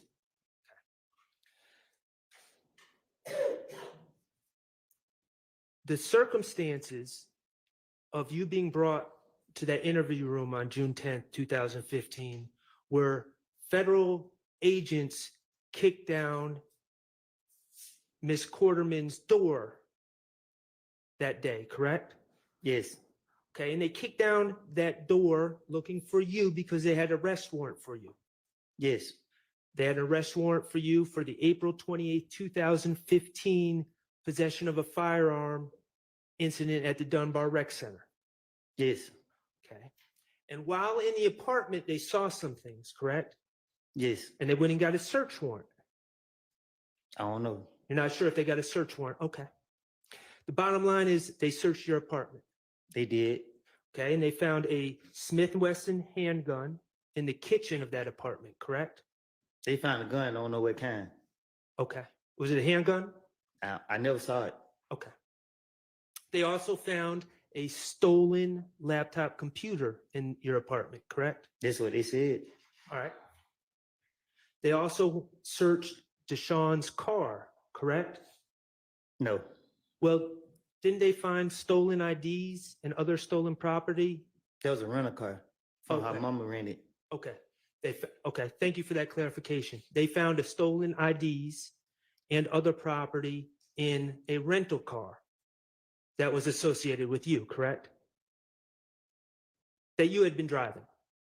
Yes. And also on June 10th, 2015, your daughter's birthday was coming up. 7 days. 7 days from that date. Yes. And you had plans to have a big celebration for her birthday. Yes. Even though you didn't have a blue jumpsuit on during the interview, Investigator Gaither informed you that you were under arrest for various charges, correct? Yes. And you were under investigation for various other charges. Yes. Okay. She told you that you were being charged with possession of a firearm by a convicted felon for the gun at the Dunbar Rec Center. Yes. She told you that you were being charged with reckless conduct for leaving the gun on the bleachers at the Dunbar Rec Center. Yes. She told you that you were being charged with gang charges for possessing a gun at the Dunbar Rec Center. Yes. And you knew that you knew that you weren't getting a bond for the gang charges at Right. first appearance. Right. You were going to have to sit for a while because of those gang charges. Yes. Unless something drastic happened. Yes. You were also told that they were that they were investigating the stolen MacBook computer found in your apartment. Yes. You were told that they were investigating the stolen IDs and other property that was found in the rental car. Yes. And Investigator Gaither told you that she knew that stolen property found in the rental car was taken during a series of auto breakings in the area, correct? Yes. You also had a Henry County bench warrant. Yes. I believe you had another bench warrant out of the city of Atlanta involving a four-wheeler. You don't remember that? Yeah, I don't remember. Okay, that's fair. And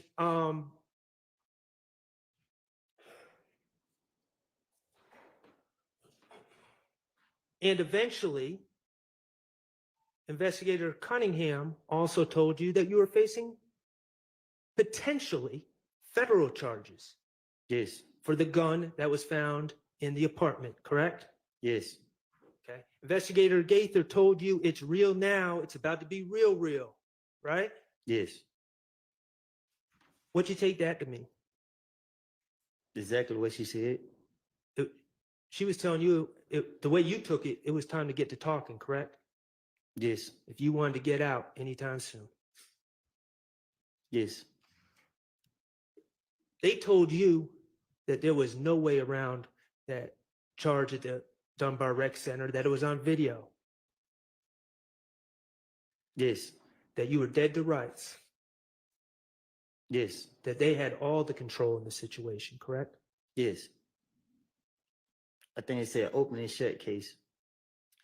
And let's be clear. Even though you don't have that jail uniform on in this picture, you were thinking about how you just got out of jail 3 months prior. You had just been in jail in that horrible unit with feces and people talking to themselves and people eating whatever they were eating and the isolation.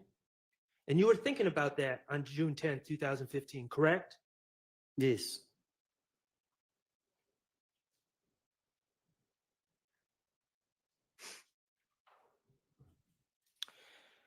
Could you play, Mr. Kokomo, could you play what's been marked DS23B? And this is from States 378 Yankee Echo 94048 to 94229. Okay, what you're here for is your warrants from Dunbar Center. Can you tell me what's going on with that?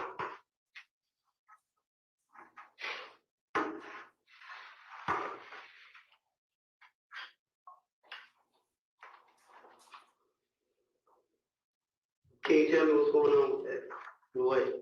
With that weapon? How did you get it? Number one. Because I got a version of how you got it, but I want to hear from you. How did you get that gun? How did you get it? I got it. Because you had it. We got the video, bro. We got the video. So my question is to you, how did you become in possession of that? We ain't really gonna do back and forth today. I know y'all. We ain't going back and forth today. That's what Investigator Yater told you. Say that again. We ain't going back and forth today. Right. You took that to mean that they are in complete control, correct? That's what it means. You took that to mean that you needed to tell them what they wanted to know, or you weren't getting out, correct? This is it. That's what I took it as. You are, because I should take place. This is an opportunity for you to help you. I'm asking. Okay. You just heard Investigator Gaither say, this is your opportunity for you to help you. Heard that? Yes.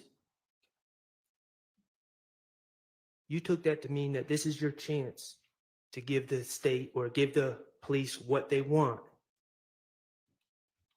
to help your situation.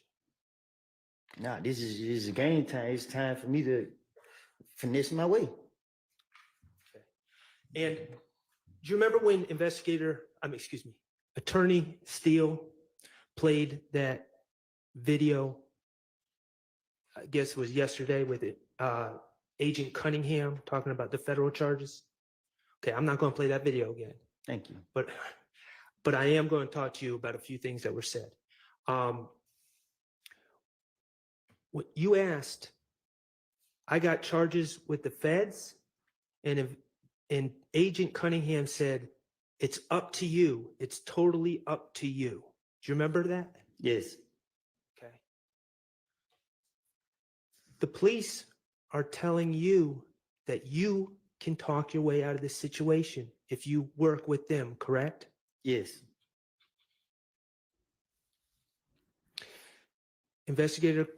Agent Cunningham told you you're clearly guilty. Sorry, guys. Max is getting good stuff, but it's a little lackluster. I needed to go get a cold brew. I was like, come on, Max, let's land the plane.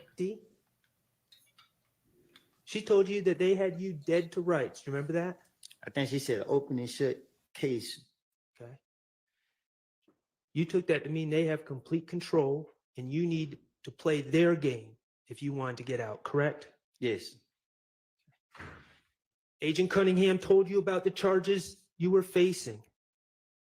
She told you that federal sentences don't have parole. Yes. No early release. Yes.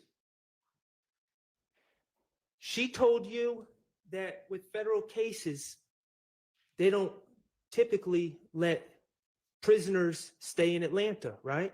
Right. She said that they were typically going to send you to some other state to serve your federal time behind this. Right.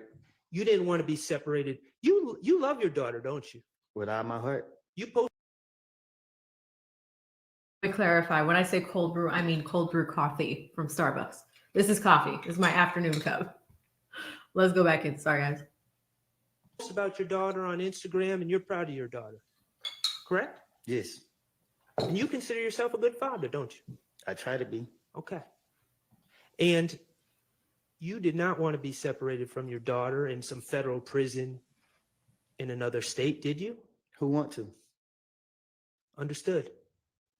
And Agent Cunningham also said that to her understanding, you're a 3-time convicted felon, making you an armed career criminal in the federal system, correct?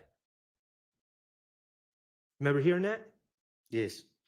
She told you that you were facing 15 years without parole, plus another 10 years without parole for the gun charges, correct? Yes. 25 years without parole, and that's not even including the conspiracy charges. Right. You were 23 at the time, and Agent Cunningham told you, if you don't play ball, you're going to be locked up in a federal prison in another state until you are 48 years old. Isn't that correct? Yes. Wasn't that said to you? Yes. On June 10th, 2015. In the interrogation room. Miss Agent Cunningham also said that all this is up to you. It's totally up to you, right? Yes. She told you that she reports to the U.S. attorney, and she can tell the U.S. attorney what you did to help yourself out. I think we all heard what she said to me. Okay. Well, what did you take that to mean? That I need to help myself out. Okay. Does that include lying on others? That means that this is my chance to get myself out of this situation. It was time to finesse? Yeah.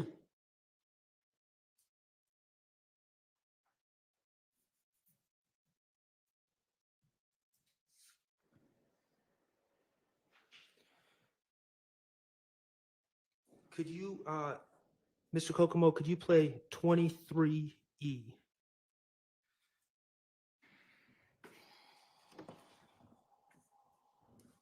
And for the record, Your Honor, DS-23E is States Exhibit 378 Yankee Echo 1031 to 103250. Do you understand the rank that nothing had? Do you understand the rank that nothing had? Yeah. What was he? I don't know. I didn't know he was. He was like the 3rd or 4th ranking blood in Georgia. But what I'm saying is, bro, they were between 3rd and 9th. You didn't let me finish. When you go to prison, your name is on there, regardless of if you did or if you didn't. Thug ain't in jail. Thug ain't in jail. Thug on the European tour, whatever the fuck. Did you just hear Investigator Dennis pointing out while you're in the interrogation room, Thug, Mr. Jeffrey Williams, is on a European tour? I couldn't understand nothing that was said. Okay. Did Investigator Dennis bring up the European tour that Jeffrey Williams on? Is that something you brought up, or Investigator Dennis, to your recollection? I guess he did. Okay. Can you keep playing? The one that's gonna go courtside for that. And it ain't no protective custody. It's you. So you the one that's gonna have to speak on what you need to. If you need to speak on what you need to speak on, help. Okay. Did you hear Investigator Dennis say that you were going courtside? Yeah, I can't hear it the way it sounds. Okay. And that's okay. Did you hear him? I'm just going to keep asking. If you didn't hear, you didn't hear. Did you hear him saying that there's no protective custody? I don't know what he said. Okay. I can't say I can't. Did you hear him say, you need to speak on what you need to speak on, right after bringing up Jeffrey Williams and the European tour? Y'all ears work better than mine. So you heard what he said. Okay. I can't say. Okay. I'm going to play another portion of the clip. I'm going to ask you to listen, but I understand if you can't hear it, you can't hear it. Continue to play. That's what you gotta think about. I'm seriously going to jail. Period. You going to jail today. But you can determine how long you want to stand for getting. Did you hear Investigator Gaither tell you you're going to jail? I heard that. But you get to determine how long. Yeah, I can't hear it again. Yes.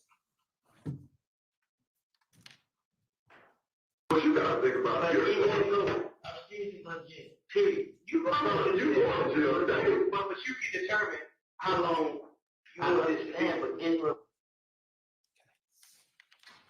What did you take that to mean when Investigator Gaither says you're going to jail, but you get to determine how long? She gave me hope.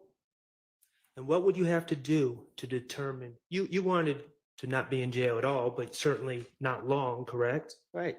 So what did you feel you needed to do? Listen to her and seek and I finish my way out of it. Does that include lying? That's the first thing first.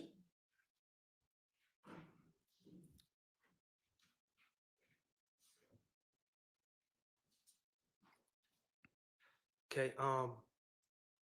Mr. Kokomo, could you play DS23D, which is states 378 Yankee Echo, 10:04:20 to 10:06:25?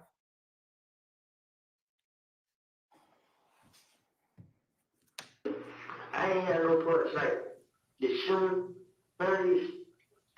I didn't have no part. I didn't even do it for the thing. I mean, when they started doing this shit, everybody would call my name because they all, who did it? Then they didn't come and name me, so it ain't even me. I mean, the way y'all look at me, y'all supposed to be sending them like this.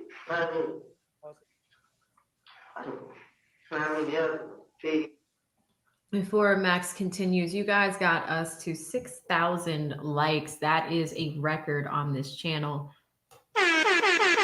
Thank y'all so much.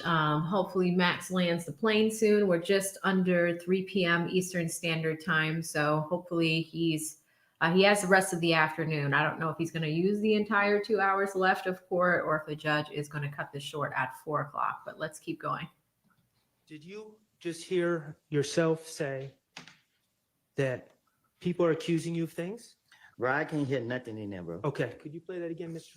I can't hear it. You can play it 1,000 times. Okay, we're going to try it one more time because I think it's important. But Mr. Copeland, if you can't hear it, we'll move on, okay? Y'all ears are better than mine. I understand that. I'm not blaming you. I ain't had no parts like the shooting, none of these. I didn't have no part. I didn't even do it for the thing. I mean, when they started doing this shit, everybody would call my name because they all, who did it? Then they didn't come and name me, so it ain't even me. I mean, the way y'all look at me, y'all supposed to be sending them like this. I mean. Okay. Mr. Copeland, did you hear yourself say, I just hang out with Thug for the fame? No. Okay. Did you hear yourself say that people are saying that you're committing these crimes, certain crimes, but it's not you? I didn't hear him. I heard I said Shannon's name, but I don't know what I said with it. Did you hear? Well, do you remember, regardless of what you heard, do you remember saying everything that people are blaming me for, they need to look at Shannon? I probably did. I can't hear what I said. Now that you have this immunity agreement from the state, you acknowledge that you were committing crimes back then, correct?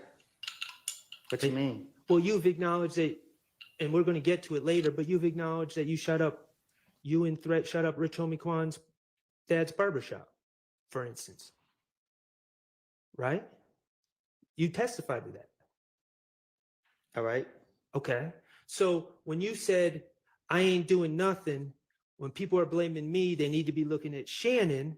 That was not true. That was you trying to shift blame from yourself. That was you finessing. But I already said it. I understand that. But that's an example of you finessing, correct? And shifting the blame from you to Shannon, right? I said that to you, and I said that to them, and I'm saying it again. I have lied, and you're gonna keep sitting here asking me the same question. You just said a minute ago that you weren't gonna ask me the same question. Okay. All right. All right. I'm gonna play something not that you said, what other people said to you, okay? And I'm gonna ask you to listen. And if you can't hear, you can't hear, okay? All right.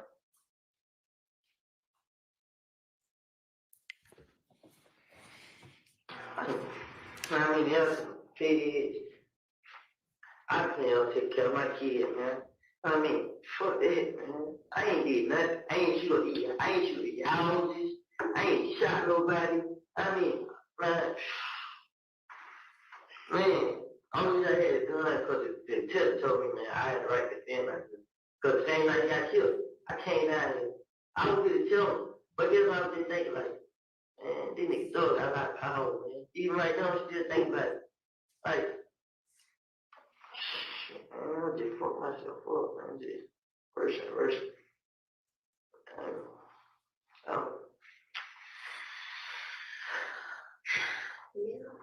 Yeah. I want to say, I don't know. I don't make that decision. I ain't have no choice. Keep going. I'm I sorry. would talk to the USA. The judge thinks. Did you hear yourself ask Agent Cunningham if your case is going to the feds? Yes. Did you hear Agent Cunningham say, I don't know, I just talked to the AUSA? No. Okay. Keep playing. Decision on, what's going down there. I ain't have no voice. I ain't. But you were. I don't know if you had no part of that. That's yet to be determined. But you had every part of the gun that was found today. No, you keep saying the gun that was found today. I didn't have that gun. Though I keep saying y'all no fingerprints. My fingerprint, I will come back on that gun. Do you know what actual and constructive possession is? Been around. Yeah, be around. But I didn't know what it was in there though. Just like she said she didn't know, I didn't know. Man, somebody knew. The baby didn't know. She left. Now, this is what I'm saying here. Me and her just, we were there. But I wasn't there yesterday. But you were there this morning when they found it, sweetheart. You know how I got there this morning? I didn't do that. But that's irrelevant. You were there. They came and brought you up. It was there. You were there. That's all I need. That's on you. So what you need me to do? I don't know. I'm just trying to. I mean, that's on you. It's on me. It ain't no way I can get out of it. Help yourself. I'm trying. Help myself. That's you talking.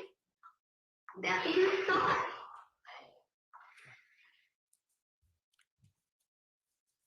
Did you hear yourself, Mr. Copeland, ask Agent Cunningham, what do you need me to do? I'm just trying to get out of jail. Yes. Okay. And did you hear Agent Cunningham respond, you help yourself? You help yourself? Yes. Help us help you? Yes. You're talking, that's a start? I said yes. Okay. Help us help you. Did you take that as it was time for you to finesse, to start telling stories on others, to get yourself out of the situation? Yes. I got one more clip I'm going to ask you to listen to, Mr. Copeland. And this is actually from February 21st, 2015. Ms.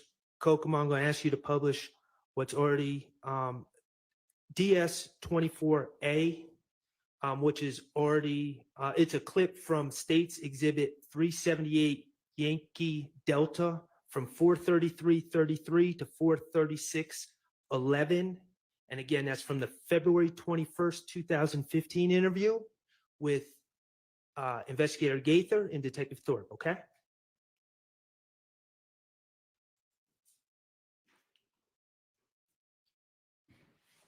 Rush on me. You know how they got me in jail? They got me in the back. Somebody protecting me. If you feel like you need to protect me, why they get me out of jail? No, bro, it don't quite work that way. It's understand. Now, you recognize that as Detective Thorpe's voice, correct? He's not on the video. He's off the camera, but you recognize that as his voice, correct? You play it again? Yep. Just back up 5 seconds. No, bro, it don't quite work that way. It's understand. It is not Burger King. You're not gonna have it your fucking way. I ain't trying to play my way. You remember Detective Thorpe telling you that? Yes. Okay. All right. Well, I'm going to ask you to listen to what he tells you. I just wanted to make sure we're on the same page with Detective Thorpe, okay? No. Hear me out, because you need to get somebody who's gonna talk real shit to you. I ain't gonna fuck around with you. I already told you. I'm not gonna hold your hand. I'm not gonna help you cross the street. None of that. Let me hear me. Hear me. You locked up for probation violation. Whatever happened between you and the parole board and the probation unit, that's on y'all. That's on y'all.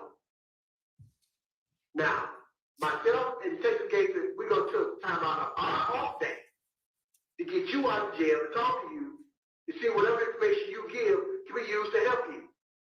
What you gotta give in order to get. All you want to think that all you want is give me. But you want to give nothing back. Here's the thing. I didn't ask you alone. And I told you before, you and I, we're not going to do a 68. I'm not going to blow you and you owe me one. No, it don't work that way.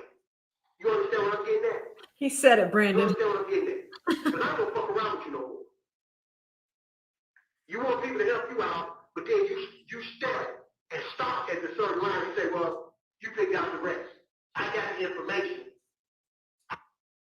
So, Mr. Copeland, that was on February 21st, 2015.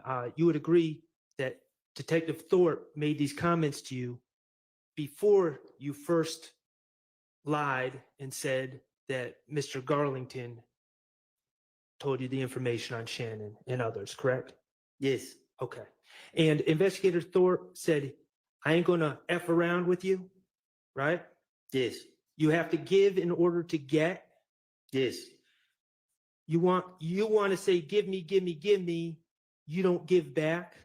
Yes. And of course, the give me was you getting out of trouble, getting out of jail, right? Right. Okay. You and we aren't going to do a 68. I'm not going to blow you and you owe me one. Right. You said that? Yes. Did you understand the message that he was getting across when he said that? Right. We are not going to no DA and say, you cut us a break and he ain't give us nothing. You heard him say that? Right. Go ahead.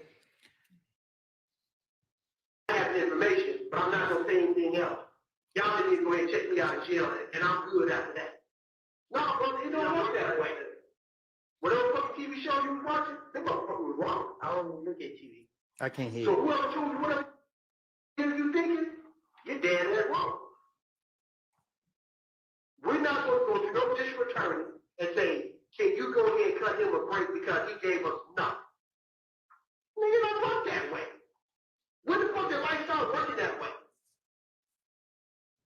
It don't work that way. That's a fucked up. You gotta give to give. And that's just being real. Now we. Did you hear Investigator Gaither back Detective Thorpe up and tell you, you got to give to get, and that's just being real? Yeah, I just heard it.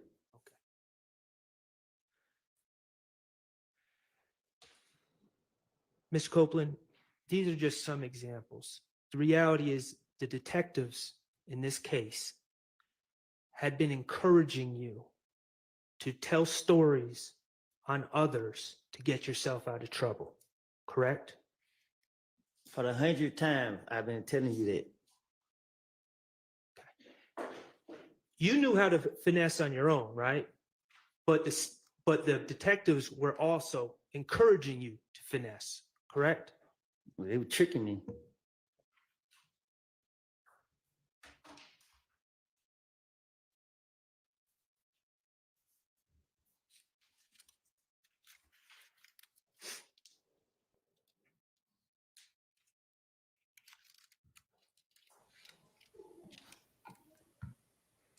All right, guys, listen, I think we have an update for our stream sponsor. This is him, I think.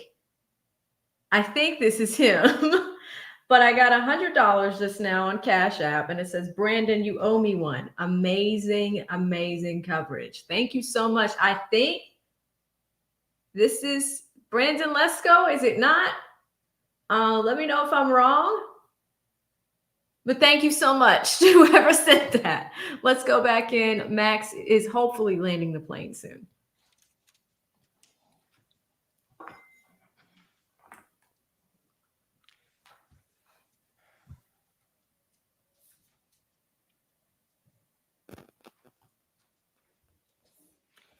Okay. As I understand it, Mr. Copeland, your testimony is that you told many lies in these interviews in 2015, correct? Yes. Okay. I would like to just review with you some of the lies that you told, okay? All right. All right, thank you. First of all, I want to talk to you about the gray infinity. Okay? I'm listening. All right.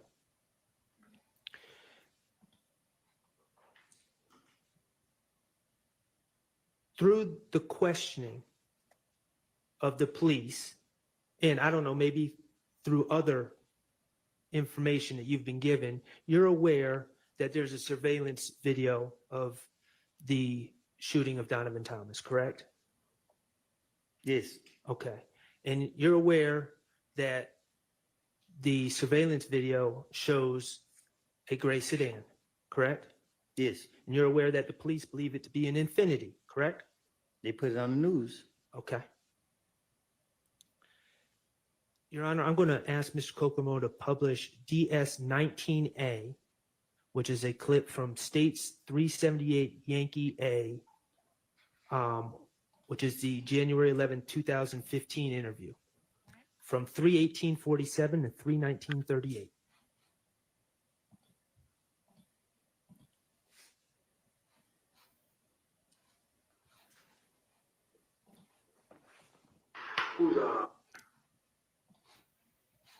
Who's Walter Lee Maddox? Who? Before we talk about Walter Lee Maddox, you guys are so generous today. Huge shout out to Friendsgiving, a sister to this channel. She has just gifted you guys 20 AV to the 7th Power membership. She is so nice, so thoughtful. Huge sister to this channel. She also sent me, I was going to wait till later to announce it, but she also sent me a $50 Cash App last night. Friendsgiving is amazing. If y'all could do me a favor and type in Friendsgiving in the chat. In addition to Brandon Lesko, I'm going to add her to the banner. She's such a great sister, and I'm so happy that she stopped by in the chat today and blessed 20 of you guys with a membership. If you got one, please say thank you to her. She doesn't have to do it, but she did, and that's super generous. At the same time, I also want to shout out Dub Rightside, who gifted 10 of y'all some memberships as well. Jojo gifted 5. So many of y'all are gifting memberships. This is very generous. And then again, I think that is Brandon Lesko, your stream sponsor, that just added another $100 to the table. Thank you so much, Brandon. Thank you so much, Friendsgiving. Thank you so much to all of you. I do have a lot of super chats to read. Don't worry, I'll get there on our next break. I just want to make sure that these folks get acknowledged now for their generosity, and then I will get to all of your super chats. So be patient if I haven't read it so far, but when people step out the frame like this, I want to make sure that they are acknowledged. Who's going to Maddox? No Y'all- gang? Did y'all ever rent or own an Infinity? Infinity. Y'all ever rent one of those cars before? Have you ever been stopped in an Infinity before? Yeah. Had an accident in an Infinity? No. A Maxima? Have I ever had a car wreck in? Mm-hmm. No. Let me think. Anytime. I had a car wreck in Pontiac. That was a couple years ago. I ain't had no car wreck. I ain't had no red plate. I ain't never had anything. Okay, this is the same night that Donovan Thomas was shot and killed, correct? Can you say it again? This is the same night, this interview was the same night that Donovan Thomas was shot and killed, correct? I guess. Okay. And Detective Thorpe, you heard him. He asked if you've ever owned or rented an Infinity, correct? That's what he said. And you said no. Right? Right. He asked if you ever wrecked an Infinity. Right? Right. And you said no. Right. Okay.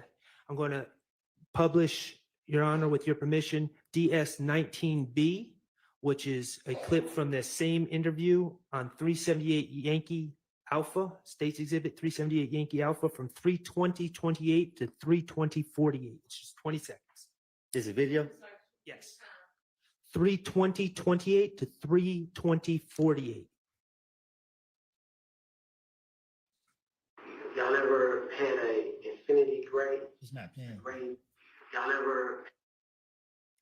Is it up now? No. Okay. Could you start it over? Y'all ever had a Infinity Gray? A gray Infinity Q45 before? A truck? No. A car? Yeah. Not I know of. Actually, brother, maybe his car. It would be a car he had rented or something like that. That's cool. That's cool. Okay. In that clip, again, Detective Thorpe asked you about whether you ever had a gray Infinity, correct? Right. And you said, not that I know of. Right. Okay. Those were your statements on January 11, 2015, hours after Donovan Thomas was shot, correct? Right. Okay. I want to talk about the reality. The reality is that you asked Jeffrey Williams to rent you a gray Infinity, correct? I'm listening. Or I should say you asked him to rent you a car and it ended up being a gray Infinity, correct? I'm listening. Okay. The reality is that on the night of June 9th, going into the morning of June 10th, the same day that Donovan Thomas was shot, you were driving that Infinity on the highway, correct?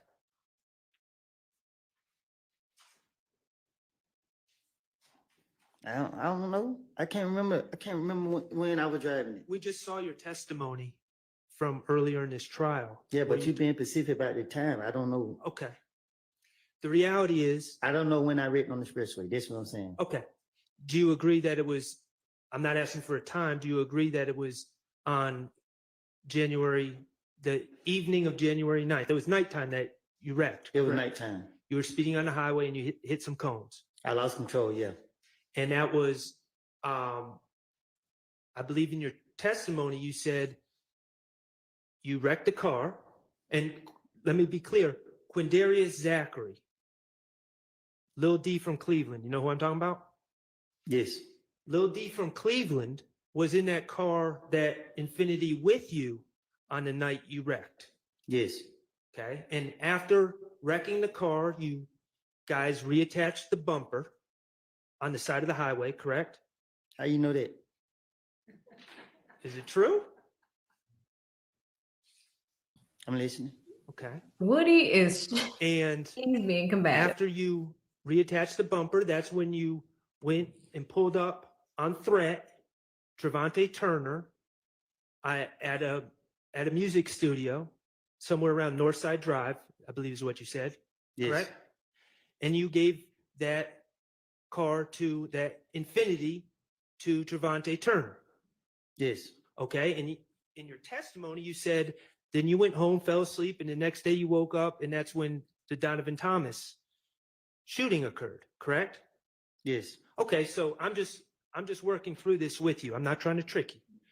So based on your testimony, you were driving that car, that Infinity, on the evening of January 9th going into January 10th, correct? I guess. Of 2015 with Mr. Zachary. I guess. And you gave that Infinity to your good friend, Threat, in the early morning hours of January 10th, 2015, correct? I gave it to him at nighttime. It was dark. Okay. So you don't remember if it was before midnight or after midnight. Is that what you're saying? I don't keep up with the time. Okay, that's fine. The bottom line is you were specifically asked about that Infinity or an Infinity hours after Donovan Thomas was shot. And you denied ever being in possession of an Infinity, correct? Say that again. When you were asked on January 11th, early in the morning, talking to Detective Thorpe, when Detective Thorpe, the lead investigator of the Donovan Thomas murder, asked you about possessing a gray Infinity, you denied that you ever had one, correct? Right. Okay. Let's talk about the gun at the Dunbar Rec Center.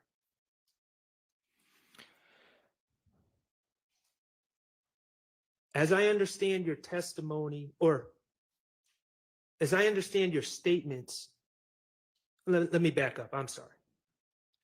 At the Dunbar Rec Center, we're talking about a Diamondback 223 assault rifle, correct? Mm-hmm. Yes. Okay, so we're not talking about a handgun. We're talking about a semi-automatic machine gun? Is that a fair assessment? A chopper. A chopper. Okay. And in your statements back in 2015, you repeatedly denied possession of that gun, didn't you? They put it on me. Okay. And your testimony actually here today is that you were just there playing basketball and they put it on you. That's what the video would show. Okay. You specifically said in your statements when you were trying to get out of jail, I ain't do nothing, right? Right. Okay. The reality is that you pled to that case in federal court, correct? Yes. Okay. In federal court, you acknowledged possessing that gun. Yes. Okay. And you were sentenced. Yes. Okay. And you served, and to be fair to you, you served your sentence, right? Yes. Okay. Let's talk about the stolen IDs in the rental car and the laptop in the apartment on June 10, 2015, okay? And that's the day that the federal agents kicked into Yes. Sean's door and locked you up. And that's also the same day that you made up the story and lied and said Demekion Garlington told you that Shannon and others were responsible for killing Donovan Thomas, right? Yes. Okay. Can you play DS23I for me, Mr. Kokomo? And that's States Exhibit 378 Yankee Echo from June 10th, 2015, from 11:25:01 to 11:26:20. Like I said, you didn't say that. You said, I'll tell you, beat that shit. Yeah. Okay. They want to know now? Neither hit the read. Little Mike. Pause.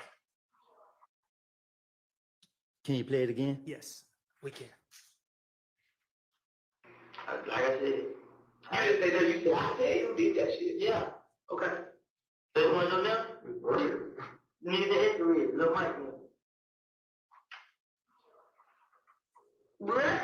Lil Mike quiz,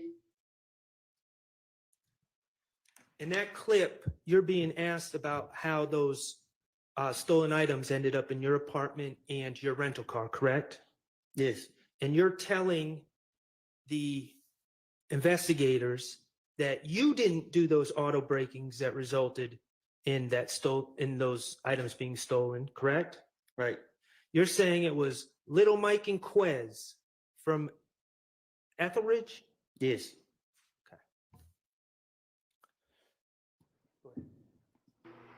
You ain't never heard of them? You ain't never heard of them? They wild him. Whatever they tell you about them. Put it away. You put out the other day about 5 o'clock y'all and night. There's gonna be a lot of motherfuckers out there. How am I know this? You. Well, Why you got it though? I don't know it. Why I got it? Look, I'm trying to jewels out for them. What that mean? Make me just run out for them. What, to sell somebody out there? No, just like, I mean, What's the fuck is make me run out for them. How? What's the jewelry? How did you get it? Shit, then I got it. When they bought the cup, Tay bought the cup back to me. Wait a minute, you let Tay borrow the Jeep? Yeah. Lil D, bro. No. You know what's about? You talking about Javante? Yeah. You let Javante use the car? Yeah, he's supposed to see him. You know what I'm saying? But when they pull that car, I didn't know. Okay. There you're saying that you gave the car to Javante, who gave it to Lil Mike and Quez, correct? Yes. Okay, and you would agree that detectives Gaither and Dennis are telling you we've never even heard of Lil Mike and Quez, correct? Yes. Mr. Copeland, Lil Mike is not a real person, is he? No. That was the finesse. You invented a person out of thin air, correct? Yes. Quez is not a real person. You invented him out of thin air on the spot, correct? Yes. You invented those people to take the heat off of you and put it on fictional characters. I done told y'all that's what I do. That's your finesse, right? The reality is that stolen merchandise was found in your apartment and in your rental car, and you invented fictional characters to take the heat off yourself, right? I know you're going to say, I told you that's what I do. Max got But I him. got to ask the questions.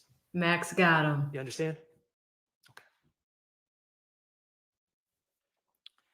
Yes. Okay. October 27, 2021. Okay.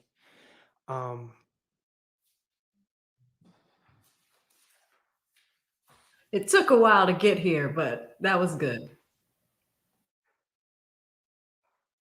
Your Honor, may I approach? You may.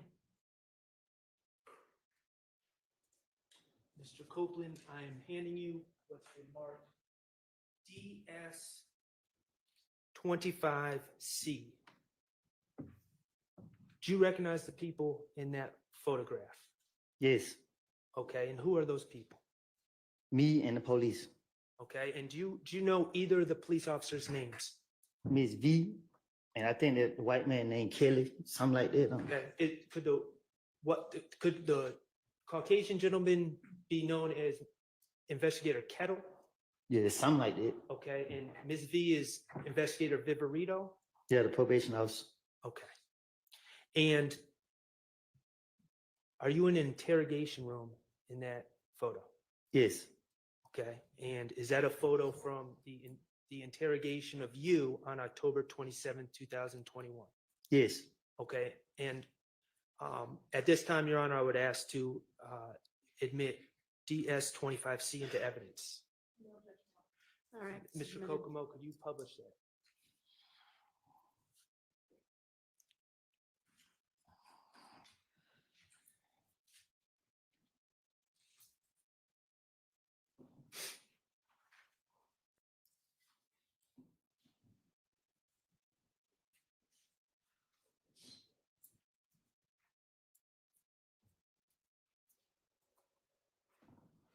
Okay. And like I asked you about the photo from June 10, 2015, I'm going to ask about this photo as well. You don't appear to be wearing a Fulton County blue uniform, are you? No.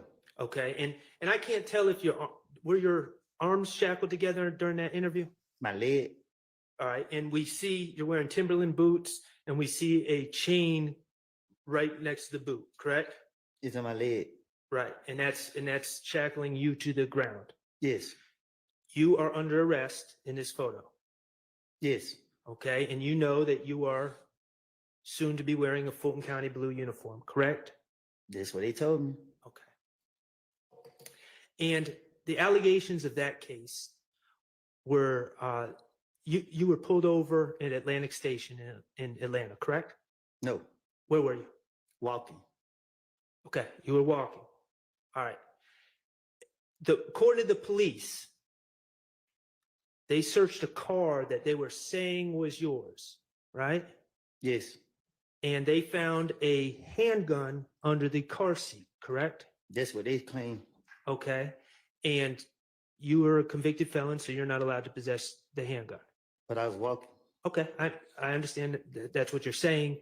But you were charged with reckless conduct and possession of firearm by a convicted felon, correct? Yes. Okay.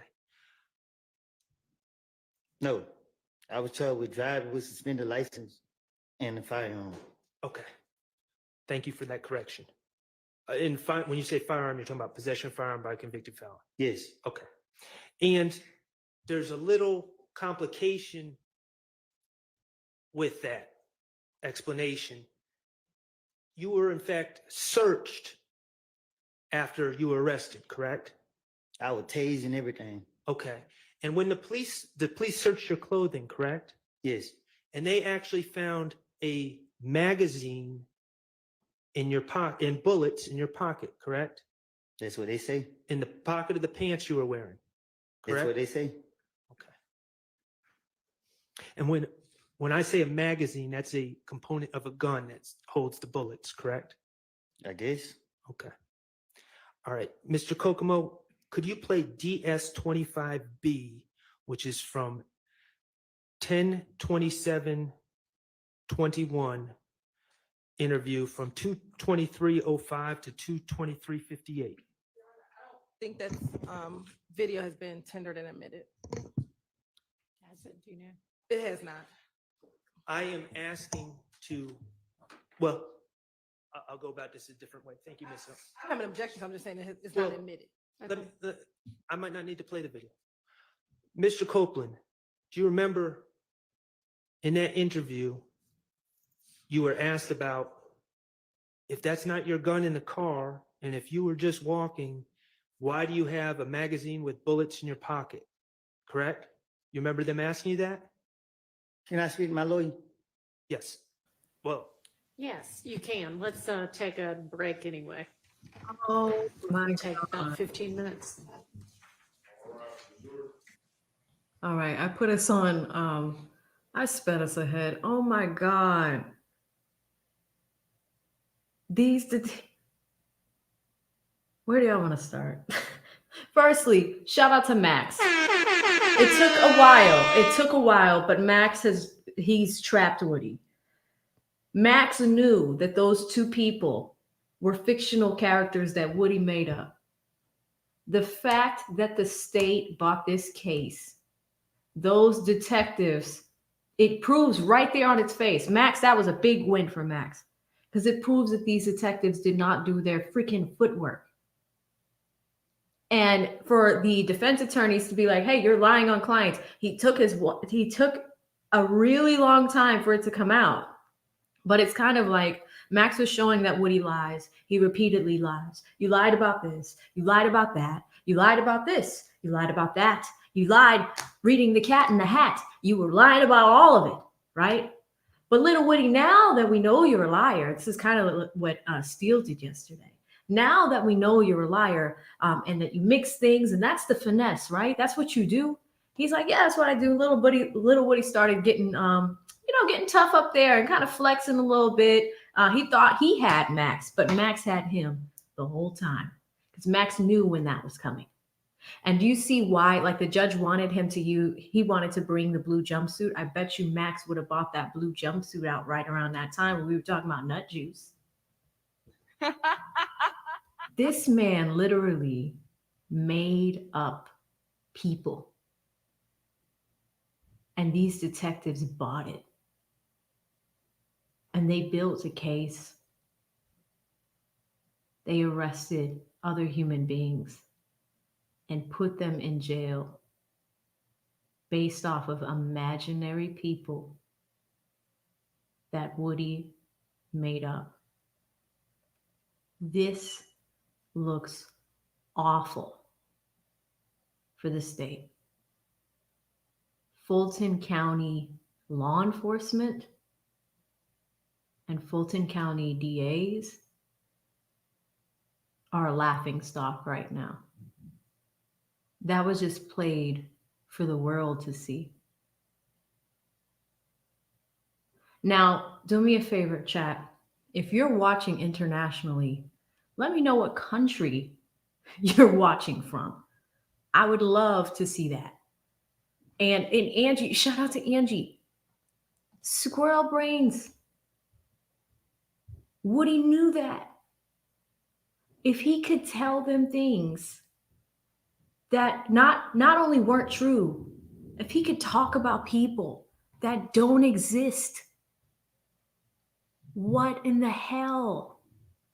Trinidad's watching, Canada's watching, Armenia is watching, Germany is watching, Australia is watching at 5 a.m. This is crazy. South Africa's watching. The world is watching.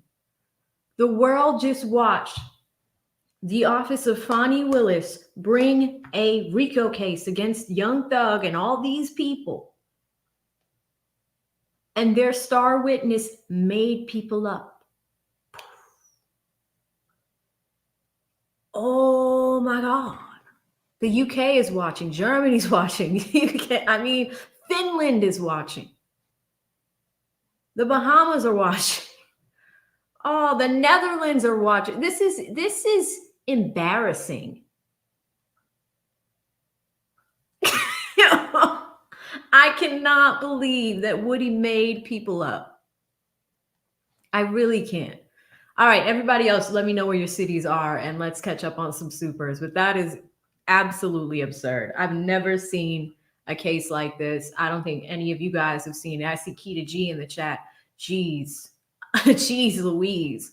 How do you make this up? I think we left off right around like 12:20 p.m. That's how far back in Superchats I am, guys. But let me see. I think we were somewhere around here. Shout out to Maduke with the 10 says good for the love. Great hood translation in helping us understand how you word your answer or statement that can make a difference. Respect your dedication. As retired law enforcement myself, thank you, Maduke. Really appreciate you. Shout out to Corey with the 2 says, AV, you got to look over the negative ones. I know.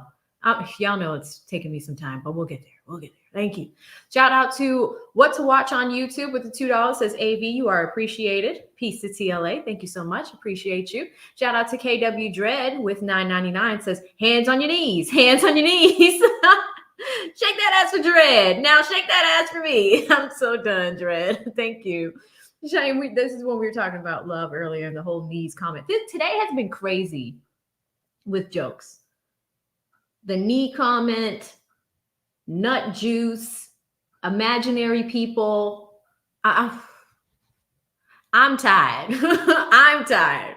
Shout out to Don Allen with the 1999. He says, shout out to UAV and all your hard work. We see you. Thank you for the Mechanicsville Pootie Tang translation. Anytime. Thank you, Don. Really appreciate you.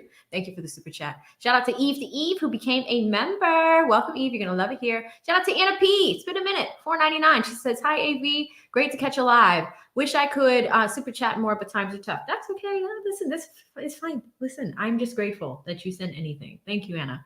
She says, has anything interesting happened? I just hopped on. Girl, this one is probably like an 8-hour stream, but I will chop it up later for you guys if you want to rewind and watch the funny parts. I'll make sure that I do that as soon as we get off of this.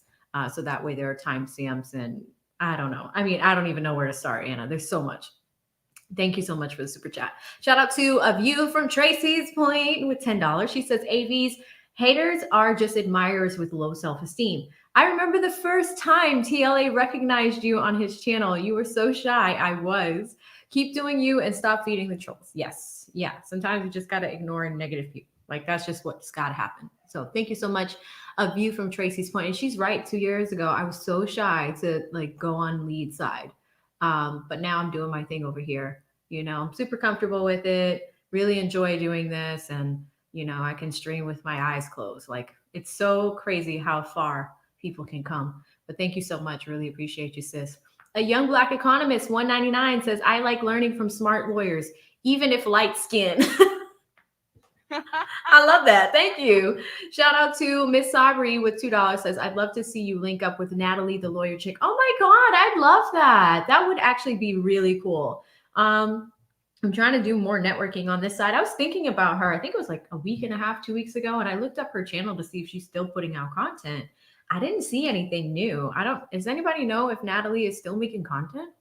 Definitely would love to link up with her. I think that would be a really fun collab. Thank you so much, Miss Sabri. Shout out to K Zap Cook with $9.99 who says, you're doing a great job. I have just watched you bloom in your own channel when TLA is not with you. Love you both together as well. Thank you so much. I really appreciate the super chat. Shout out to Ruth Slappy, who became a member. Ruth Slappy became a member. Thank you so much, Ruth. You're going to love it here. Shout out to Danielle with $5 says, shout out to Danielle, the researcher. You do us all other Danielles proud. I've never seen Danielle spelled the way yours is though. That's really cool. Yeah, we've got a few Danielles in our community. So it's good to have another. And it's good to see the Danielles congratulating each other. Very, very cool. Thank you, Danielle.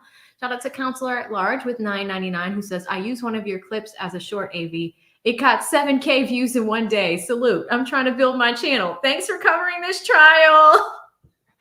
He's like, oh yeah, I just used your face. Here's a super chat. It did numbers. No, I'm just kidding. But no problem, Counselor at Large. I understand growing a channel takes time. So thank you so much for letting me know. And thank you for the super chat.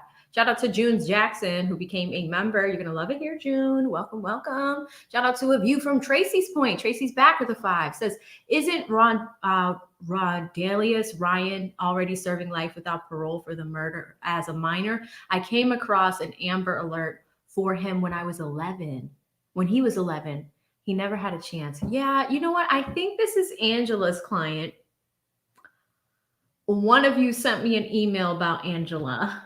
And we're going to have to talk about it. And you sent me a Cash App. I saw the email. I read it and I saw the pictures.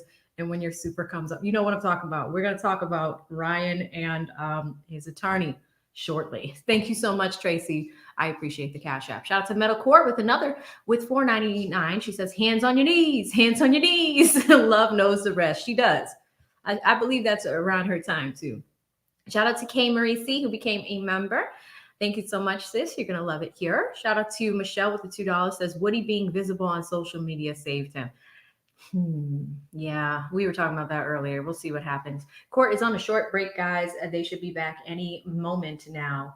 And we will go from there. Shout out to Nikki with $1 says, Shardt is going to have to come with it for Shannon. I mean, he did.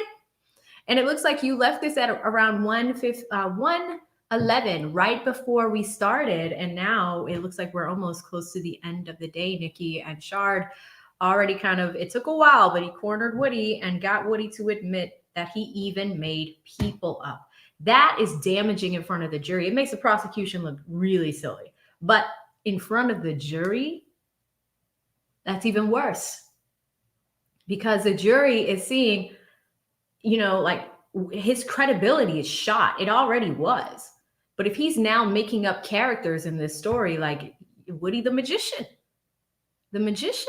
Thank you, Nikki. Shout out to Deshonda with $4.99. She says, Woody has been greenlit. He already told us how many times he's been shot at, but he is indeed covered by God. This is true. Deshonda, very, very sweet comment too. Thank you so much for the super chat. Shout out to Proud Marine Mom 24.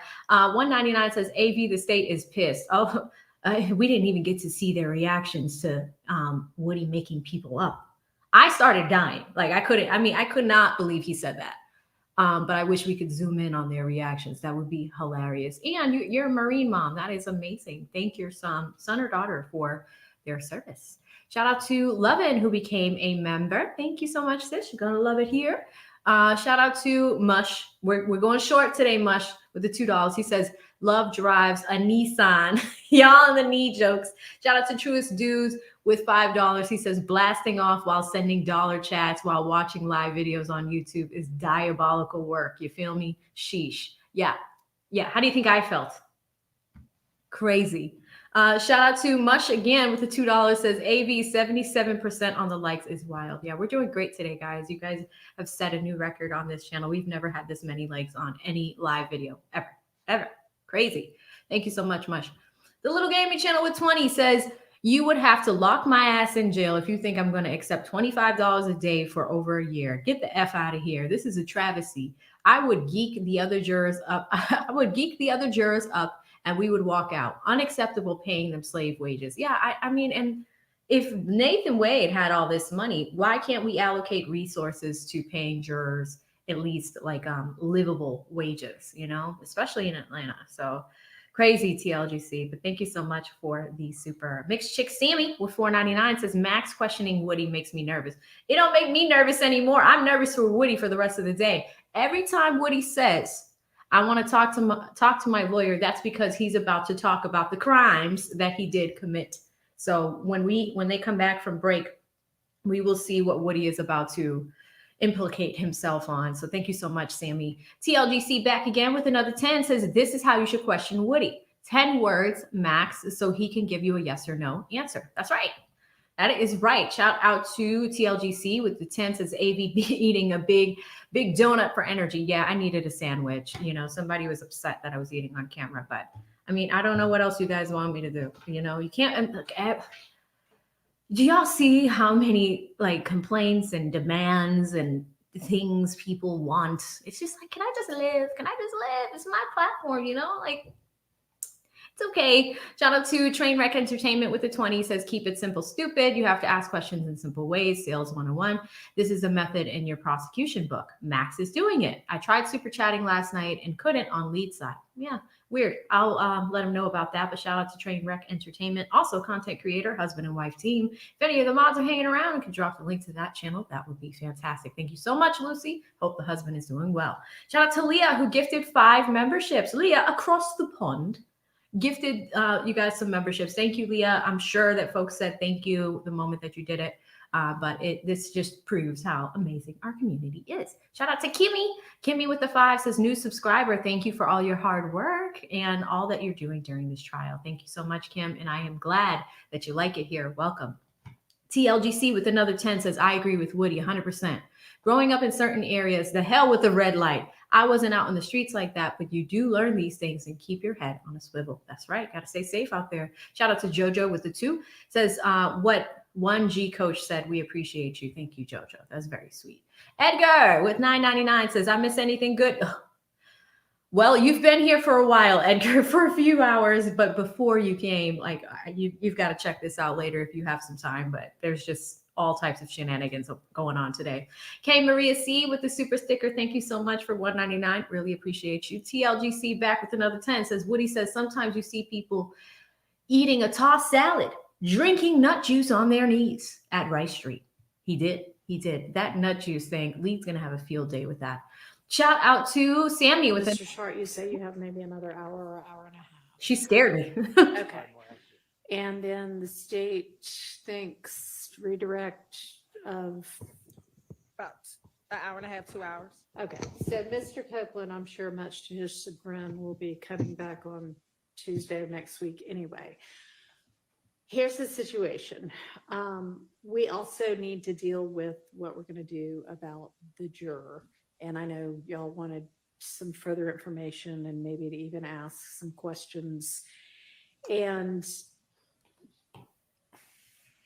it doesn't necessarily have to be done today, but it has to be done fairly quickly if the ultimate decision is going to be something other than she stays here. So we can do one or the other this afternoon. We could either finish your cross or we could deal with the juror, but I don't think we can do both, which is fine. So I just was kind of maybe going to ask you, do you have a preference? I would prefer to finish my cross. Okay, and I think that probably makes more sense anyway, but we're going to need to then deal with the juror issue Tuesday, I think is, we just can't leave that out there. You know, I'm sure she's wondering what the decision is going to be. Are we able, if Mr. Shardt, I know he said he was going to go for maybe another hour to Yeah. hour and a half. If he does finish just before 5 or within a certain amount of time, would the court be willing to inquire of the juror? Sure, if we, you know, if it's like close to 5, but I don't want, you know, yes, maybe. It just all depends on what our timing's going to be. Okay, all right, let's get Mr. Copeland back in, get the jury back in. And while we're waiting for them, guys, shout out to Edgar, who is also joining us as a stream sponsor. If y'all could type Edgar into the chat, you know that we have so much love for Edgar here on this channel. He is doing amazing work in Cali. And I could tell you had an accent there, but it looks like Edgar is from Armenia. I love that. I love that. There's a lot of Armenians on the West Coast, which is fantastic. But yeah, Edgar is doing his thing. He did drop some information on the recovery center that he helps out with. So I will be posting that shortly. But Edgar, thank you so much for all of the love. I'm going to add you to the banner. I definitely need to calculate your amount so I make sure I get those right. But thank you so much. Edgar is the reason why this channel got record numbers yesterday as far as likes. And then look, you guys beat that record today. Edgar wasn't even here when you did it. I'm sure you would have made him extremely proud. Thank you so much, Edgar. Let's jump back in and watch Max finish up his cross. And it looks like we still have that issue with the juror. We can't get through all of this stuff today. It looks like we might have another day with Lil Woody next week because Simone has to redirect. So she needed to wait for all of the attorneys to do their cross-examination. Max is the last one. So she expects about an hour to 2 hours to clean up the mess that came out in all of these cross-examinations. So that doesn't look like it's going to happen today. It will be Tuesday. Today, we can expect Max to finish, and then we'll deal with the juror issue on Tuesday. But let's keep going. Thank you all for shouting out, Edgar.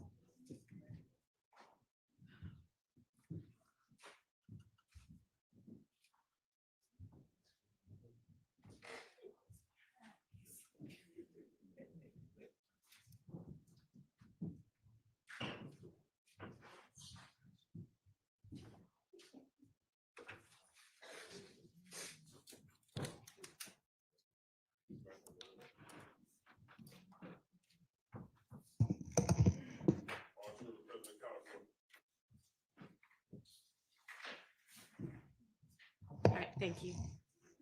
Go ahead, Mr. Shardt. Thank you, Your Honor.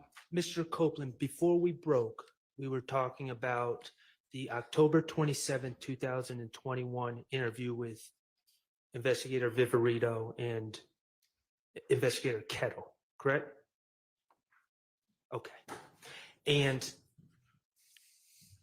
you were being accused of possession of a firearm and driving offenses. Yes. And in that statement you gave on October 27, 2021, okay, you were denying possessing the firearm that was found in the car that they said was being driven by you. Yes. Okay.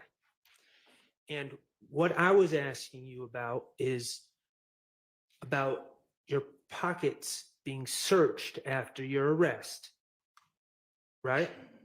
I'm listening. Okay. And the reality is the police did search your pockets and they found a magazine and some bullets. And Investigator Viverito told you that, correct? I don't recall. Okay. You told Investigator Viverito that the magazine and the bullets were in your pocket because you had just grabbed someone else's pants and put them on, correct? Yes. Okay.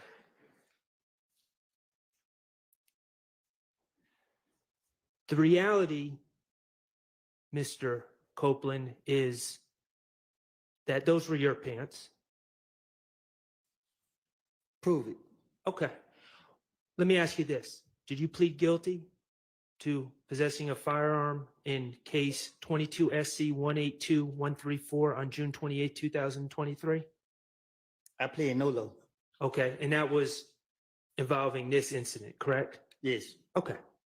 Fair enough. Going to ask you about the shooting of Rich Homie Kwan's father's barbershop. Okay. Is that okay? No. Okay. Well, I got to do it. Being a jerk. You're aware that Rich Homie Kwan's father does own a barbershop in Atlanta, correct? I guess. Okay. 2014, someone shot up Rich Homie Kwan's father's barbershop, correct? I guess. Okay. And this was a big deal. Rich Homie Kwan, at least at that time, was a well-known rapper. I'm listening. Okay. And Rich Homie Kwan was trying to find answers to who shot up his father's barbershop, correct? I mean, he came to you for answers. All right. You knew Rich Homie Kwan, right? Something like that. Okay. And he came to you for answers, and he told you that he thought Trevante Turner threat shot up his father's barbershop. Right. And you took it upon yourself to convince Rich Homie Kwan that it was not threat. Right. And you did that, at least partially, because you knew that Rich Homie Kwan was thinking about putting money on Threat's head, correct? I'm listening. And when I say money on Threat's head, taking out a contract to have to have Trevante Turner, Threat, killed. I'm listening. 25,000, right?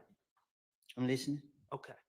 On January 28th, 2015, you were asked by investigator Dennis about the shooting of Rich Homie Kwan's father's barbershop, correct? You said when? January 28th, 2015, during the interviews that we've been talking about. All right. Okay. The interviews that you've said you lied in, right? Uh-huh. Okay. Your Honor, I'm going to publish DS22A, which is States 378 Yankee Bravo. And the time is 7:24:00 to 7:27:30. All right.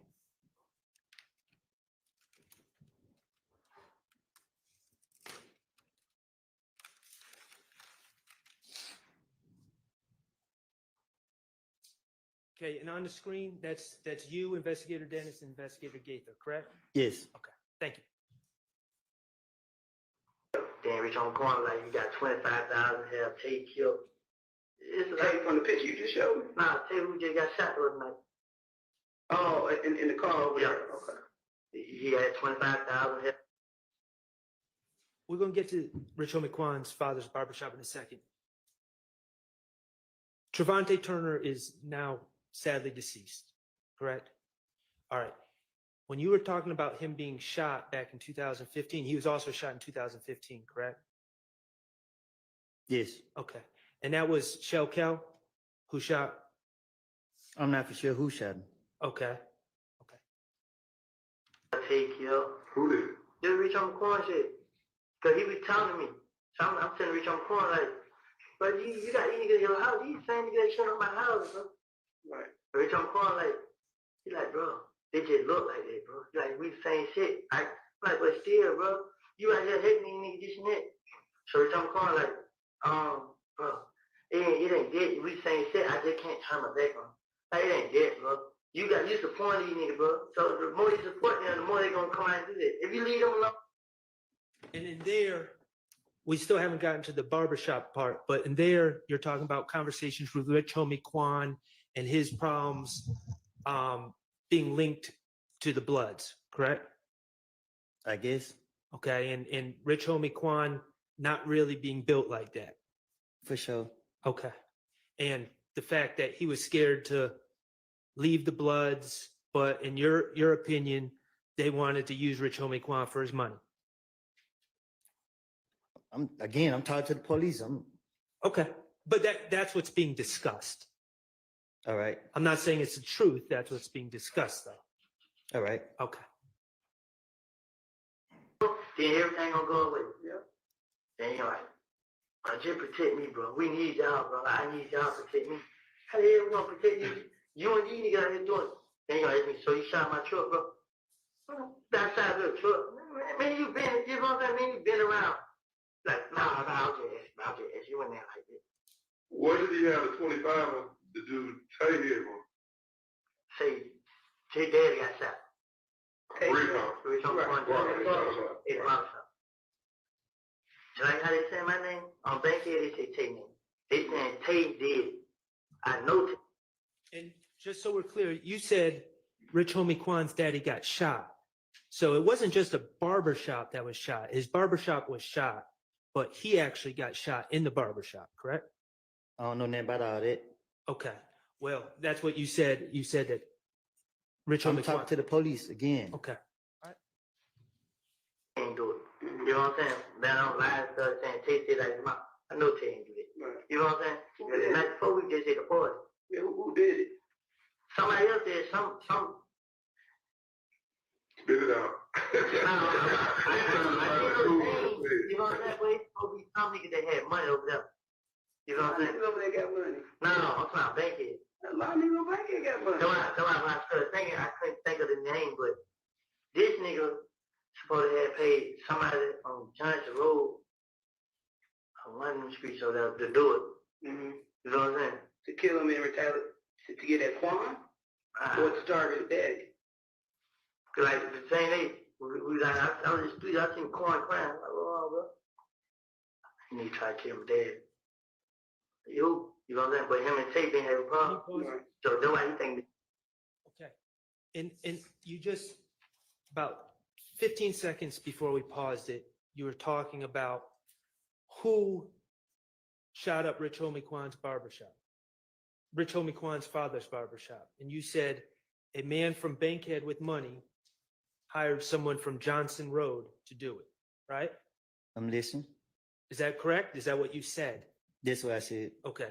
Somebody from Bankhead, and when you say Bankhead, you're talking about Donnelly Hollowell Road, right? I guess.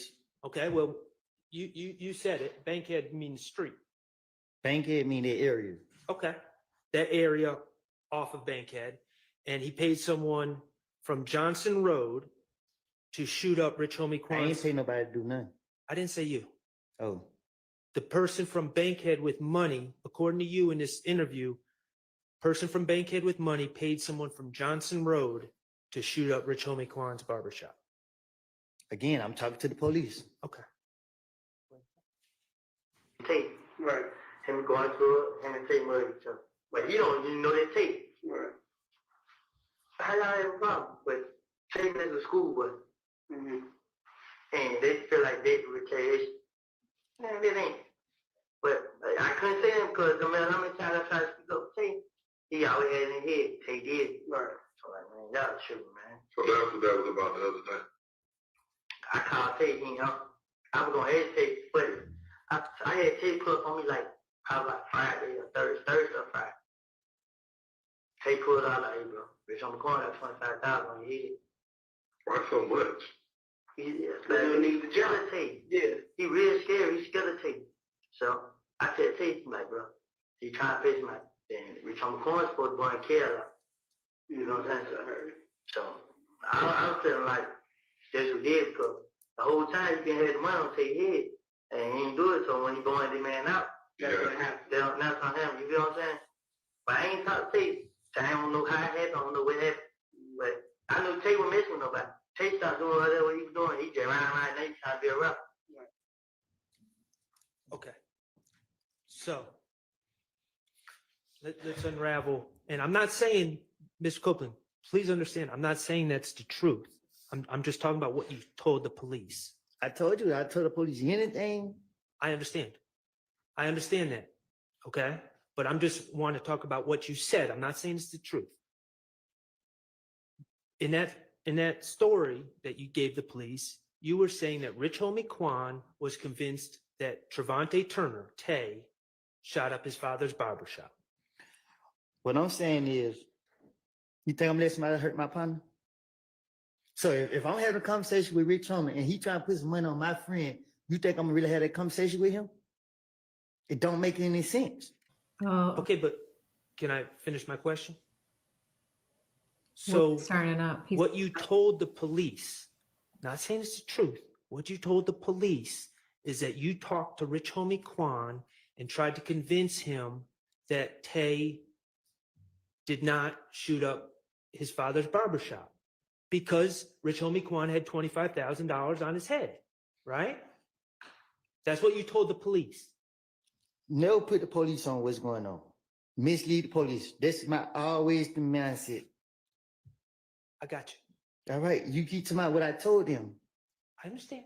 I think we're all on the same page. We can't be. Okay. Let me ask you another question. Okay, let's play the next clip. DS24B, which is 378 Yankee Delta. It's from February 21st, 2015, from 4/12/10 to 4/16.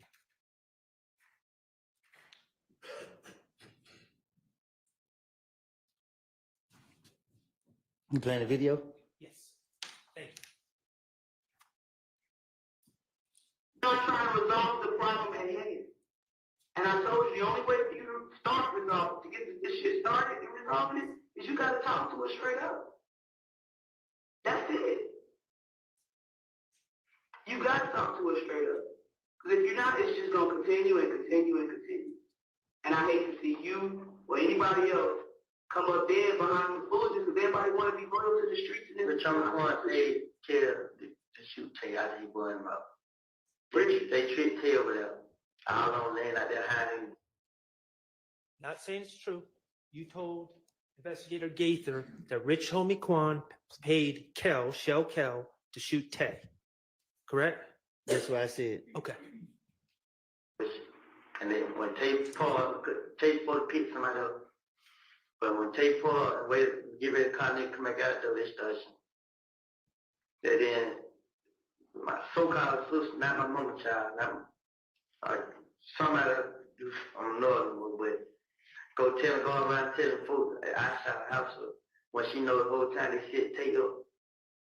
So you see what I gotta go through? Hold on, let me get this straight. You said Quan paid who? Kel to shoot at Tay. To kill Tay. To kill Tay. How much you paid? It's supposed to be 25,000. Did he get it? I told Tay before that. I told Tay, come pull up on me. Tay pull up on me. I said, bro, look, bro. I love you there, bro. But you gotta get away, bro. Bitch, on the corner, goddamn. You want you dead, bro. Why? Cause somebody tried to reach on the corner daddy at the barber shop. Right. They think it was tape. Right. Yeah, they think it was tape. I don't think it was on the corner. It wasn't tape. Who was it? I don't know.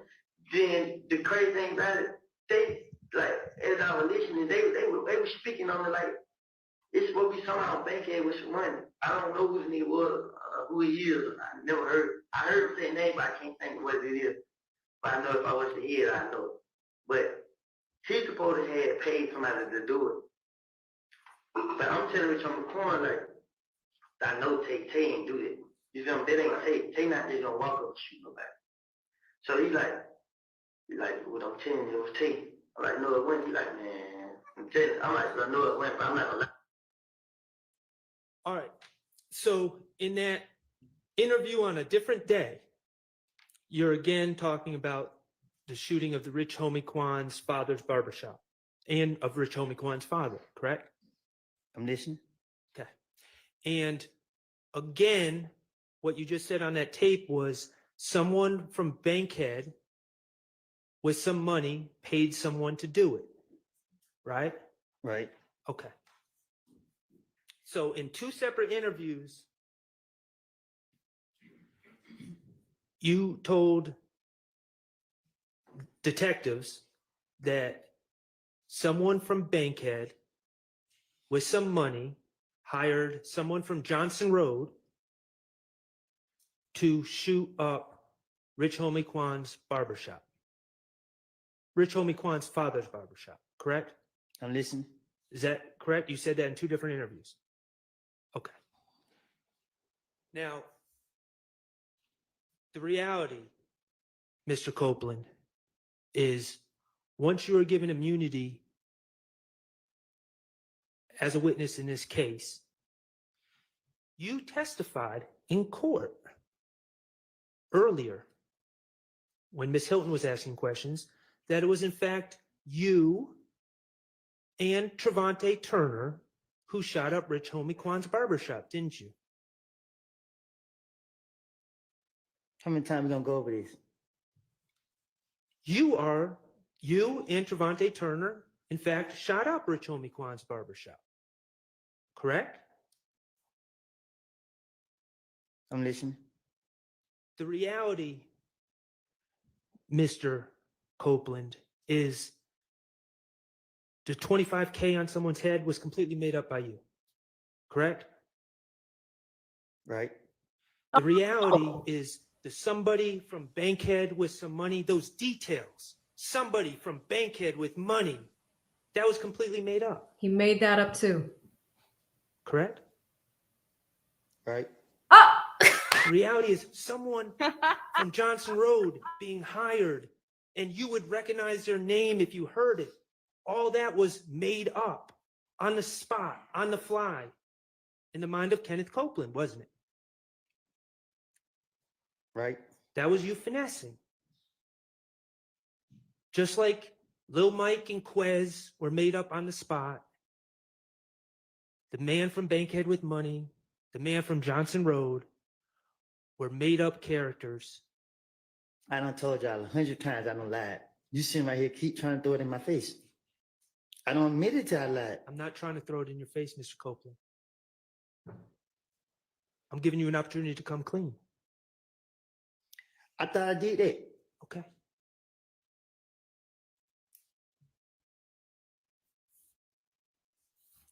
Are these the type of details? You remember when you talked about details make your lies more believable to the police? Lil Quez from Etheridge, Mike, or Lil Mike from Etheridge, Quez from Etheridge, man on Bankhead with money, man from Johnson Road. I would remember his name if someone said it. Are those the type of little details that you add to your finesse to make it more believable to the police? Sound like that.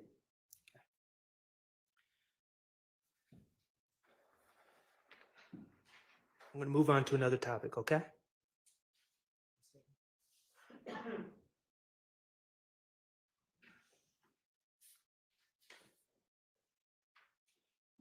Your Honor, may I approach the witness with DS-30?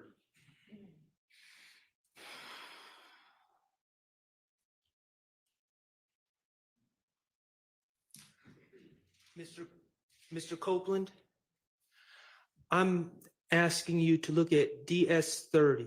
Do you recognize the person on the right of that photograph? On who right? On your right. Yeah. That's Donovan Thomas, correct? There's no. Okay, you call him not. And in that photograph, is that a fair and accurate representation of Donovan Thomas? That's a picture of him, right? Yeah. Okay, and is he wearing a chain in that photograph? Look like it. And that chain is in fact a peanut chain, correct? I can't tell. Well, okay, you're familiar with his chain, correct? It's a peanut chain. Thank you. Your Honor, I would move to admit DS30 into evidence. Admitted. Mr. Kokomo, if you could publish that picture, please.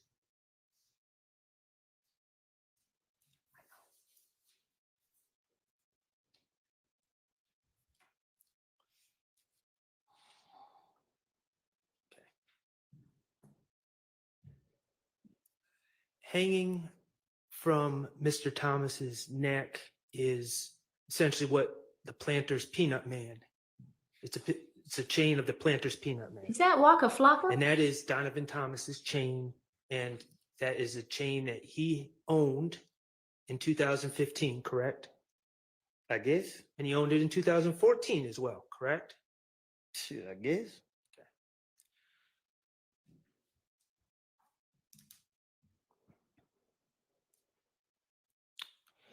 You are aware that in late 2014, Donovan Thomas's chain went missing, correct?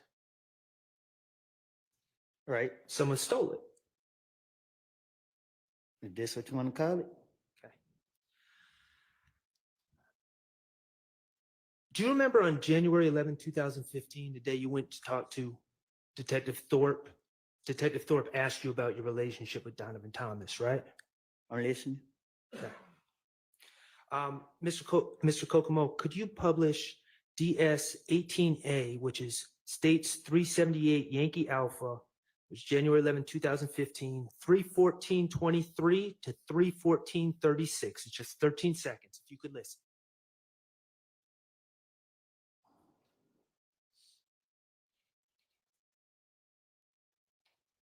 That I talked Thursday straight while I was out. I didn't do it. I never had, I'm reading it. Ain't never had two words to each other. Me and that was always okay. You know what I'm saying? Only person I had a problem with was Kid. I don't have to be with him. When we see each other, they jump me up. When they be with him. Okay, Mr. Kokomo, could you now publish DS18B, which is from January 11th, 2015, 3:20:50 to 3:21:04 a.m. So, we never had a problem with that. Never in life. Okay. Never cool. Okay. We just had a problem with Brother Kid. Yes. Describe Kid to me. Show you a picture. Mr. Kokomo, could you publish DS18C, which is from the same interview, same exhibit, 3:30:31 to 3:31:02?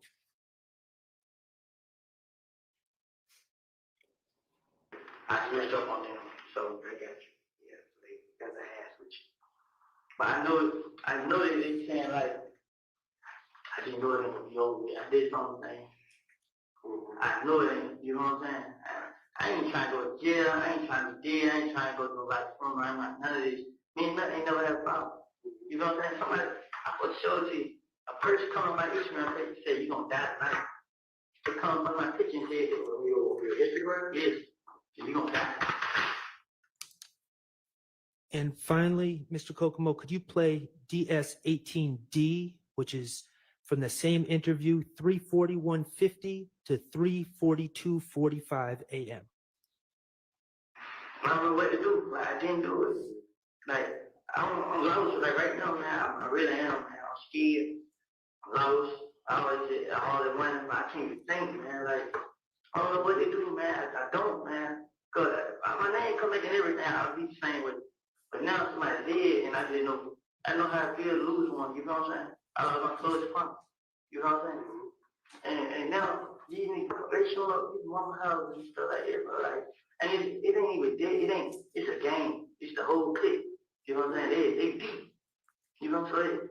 That's the only thing I put fear in my heart, cause now I gotta watch out for everywhere I go. I have to watch out, and it ain't nothing I can do about it, man. I didn't have nothing to do with this. I didn't kill him. I didn't have him killed. I ain't never tried to fight him. I ain't never tried to rob him. I had never done nothing to nothing. In that January 11th interview, you stated to Detective Thorpe on 4 different occasions that you never had any problem with Nut, that you and Nut were okay, correct? I'm listening. Okay. You specifically said, I've never tried to fight him. I've never tried to rob him. I've never tried to do nothing to Nut. Right. Okay.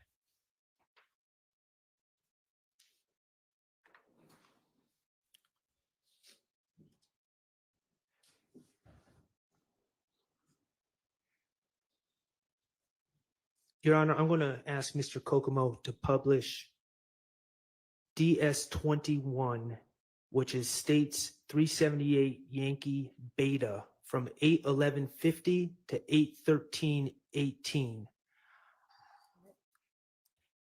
Hold on one second, Mr. Kokomo. And Your Honor, I'm sorry. I'm going to ask a couple questions first.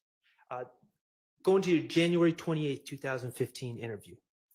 Well, in general. Let's just get to your question. You want to know, did I take the change? We're going to get there. We're going to get there. We're going to get there. But he's trying in to 2014, Donovan Thomas's chain went missing, was stolen out of his car, correct? Right. All right. To people in hip hop, a chain is a very personal thing, correct? I don't know. You don't know that? Okay. Mr. Kokomo, if you could publish DS21.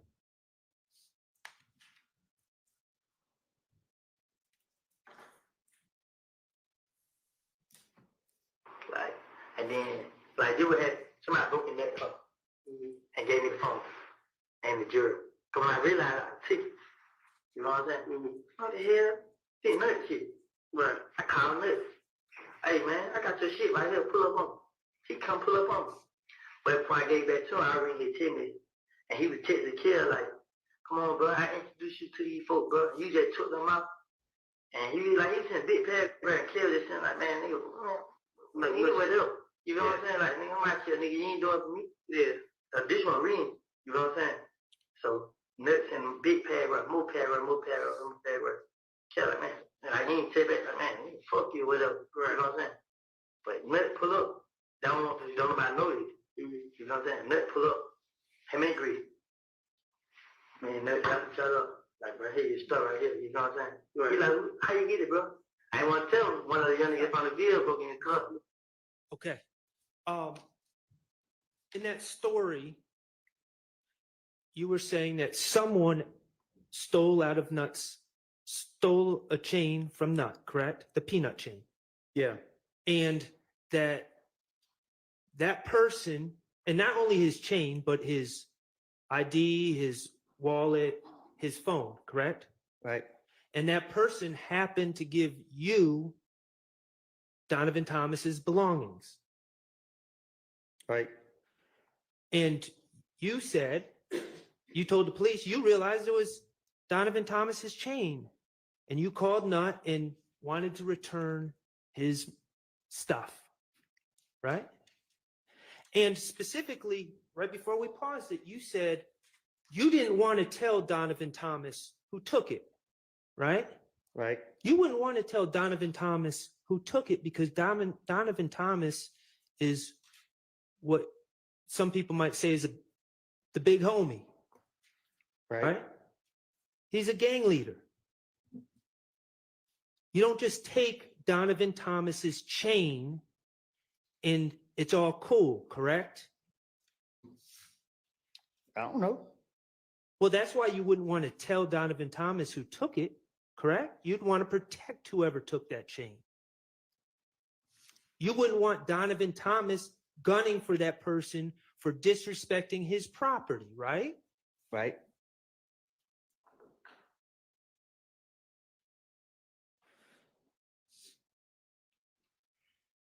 Mr. Kokomo, could you play DS24D, which is states 378 Yankee Delta, which is from February 21st, 2015. And this is from 5:37:44 to 5:40:26.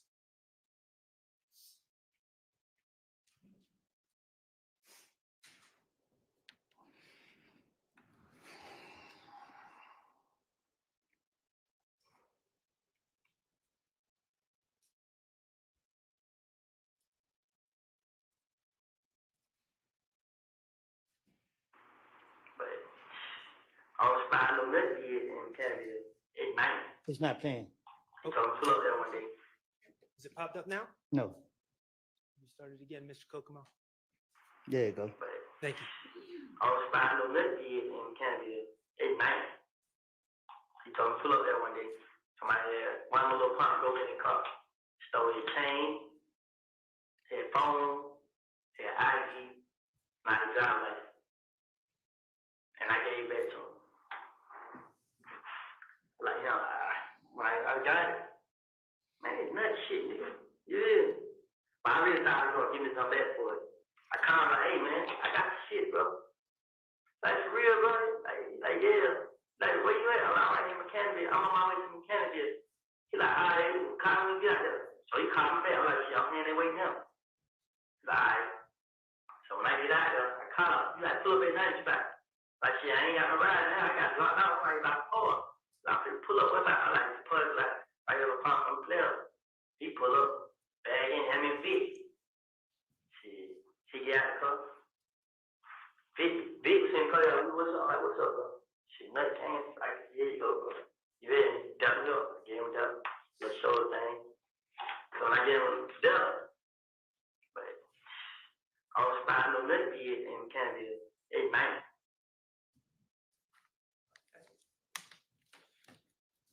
Again, on February 21st, 2015, you're telling that investigator about your partner stealing from Donovan Thomas and then giving you the chain and the phone and the wallet, and then you returning it back to Donovan Thomas, right? And you dapped him up, and you and Donovan Thomas were all good, right? Okay. January 11th, 2015, you repeatedly said you had no problems with Donovan Thomas, right? January 28th, you talked about the chain. It was someone else that took it. You returned it to Donovan Thomas, wouldn't tell him who took it, but y'all were all good, right? February 21st, 2015, you again repeated that story about one of your partners taking the chain, it ending up in your hands. You returned it to Donovan Thomas, you dap him up, you're all good, right? Mr. Copeland, the reality is, late in 2014, you broke into Donovan Thomas's truck. Isn't that correct? The door was open. The reality is, you knew that was Donovan Thomas's truck. You knew what he drove, right?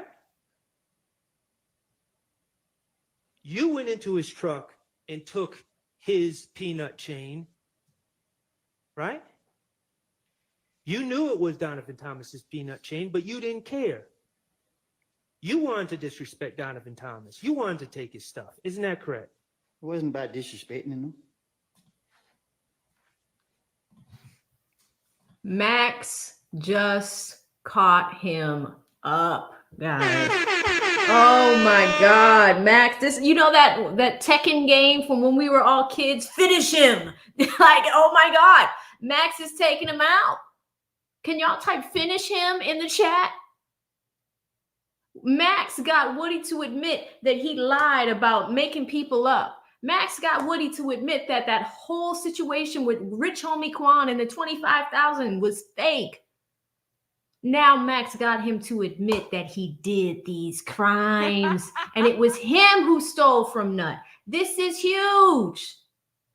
It is likely that Lil Woody has way more to do with Nut's murder than he is saying he did. It is likely that maybe he committed the crime. Plot twist. I did not see that coming with Shardt's thing. And this is the thing, is he's very methodical. It took a long time. Max went through all of those interrogation pieces of footage. He helped write the transcript. So he knew where Lil Woody was lying. And if Shannon is his client and Shannon is the one that's taking the fall for Lil Woody, you bet your ass Shannon's like, I did not do this. Cook him, Max. Slowly. Let's go back in. Wow. The reality is, Mr. Copeland, that Donovan Thomas called his phone and you answered. Isn't that correct?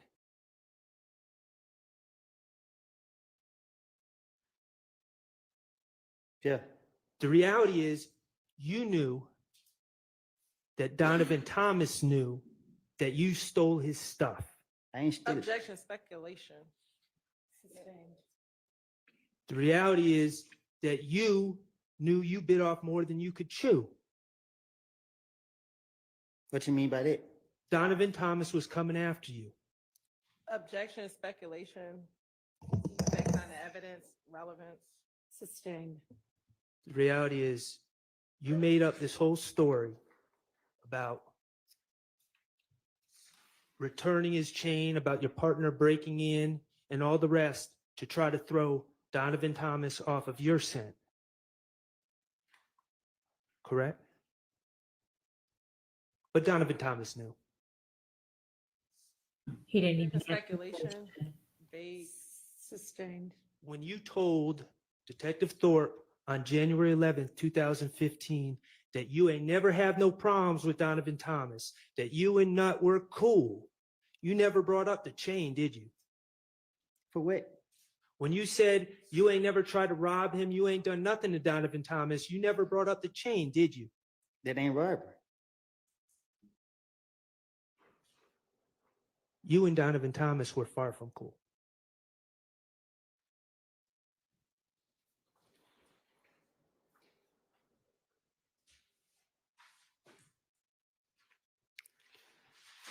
TIG stands for Think It's a Game, correct?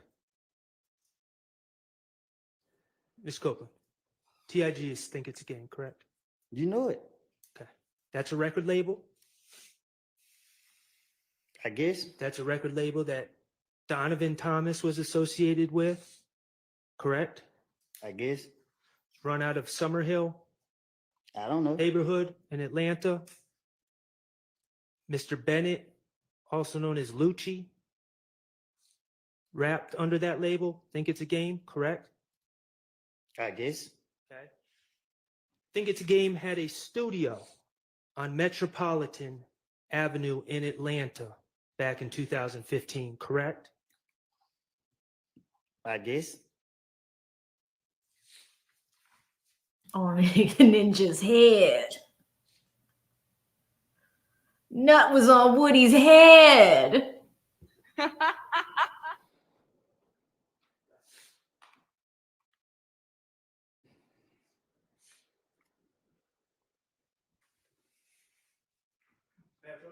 You may.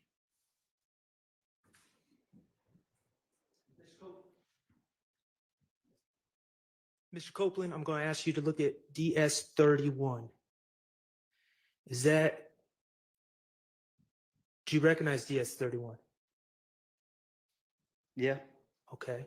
That is the building that housed TIG Studios back in 2015, correct? I guess.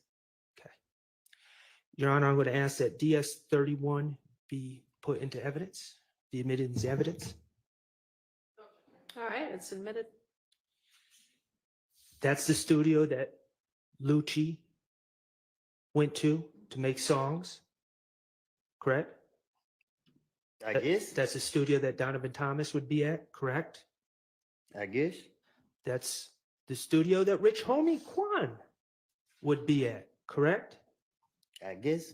Okay. You are aware that on January 8th, 2015, late at night on January 8th, 2015, the TIG studios were shot up, correct?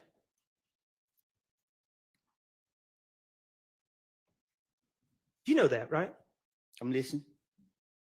You are aware that Rich Homie Quan's truck was struck by bullets on January 8th, 2015. His windshield was shot out, correct? You don't know.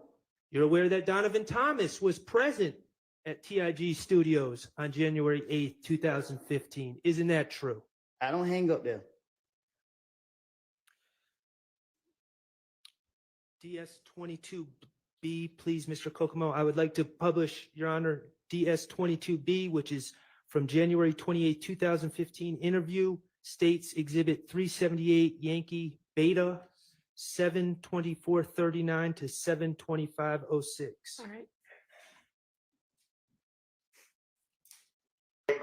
Like, it ain't dead, bro. You support these niggas, bro. So the more you support them, the more they gonna come out and do that. If you leave them alone, then everything gonna go away. Yeah. And you're like, just protect me, bro. We need y'all, bro. I need y'all to protect me. How the hell we gonna protect you? You and these niggas out here doing it. And you're like, so you shot my truck, bro. That side of the truck. Man, you been, you know what I'm saying? Man, you been You are talking to the police about Rich Homie Quan asking you if you shot up his truck, correct? In that interview. That's what it just said. Okay. I'm gonna play What did he have a 25 to do Tay here for?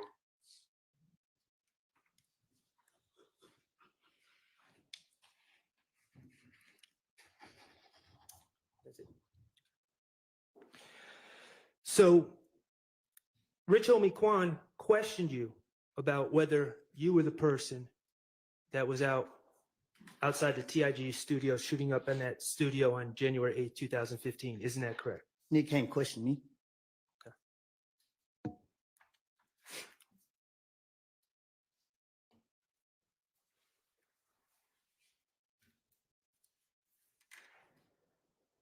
Thank the court's indulgence.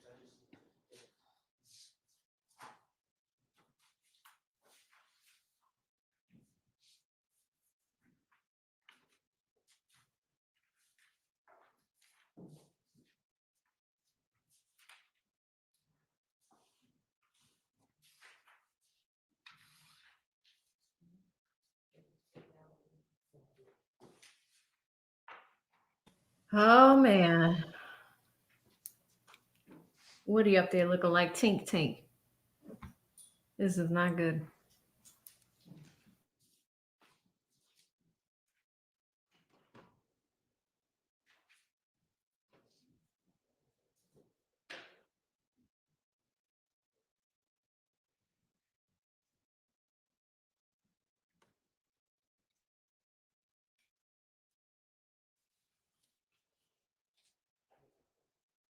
Let's see if I have TiVo time.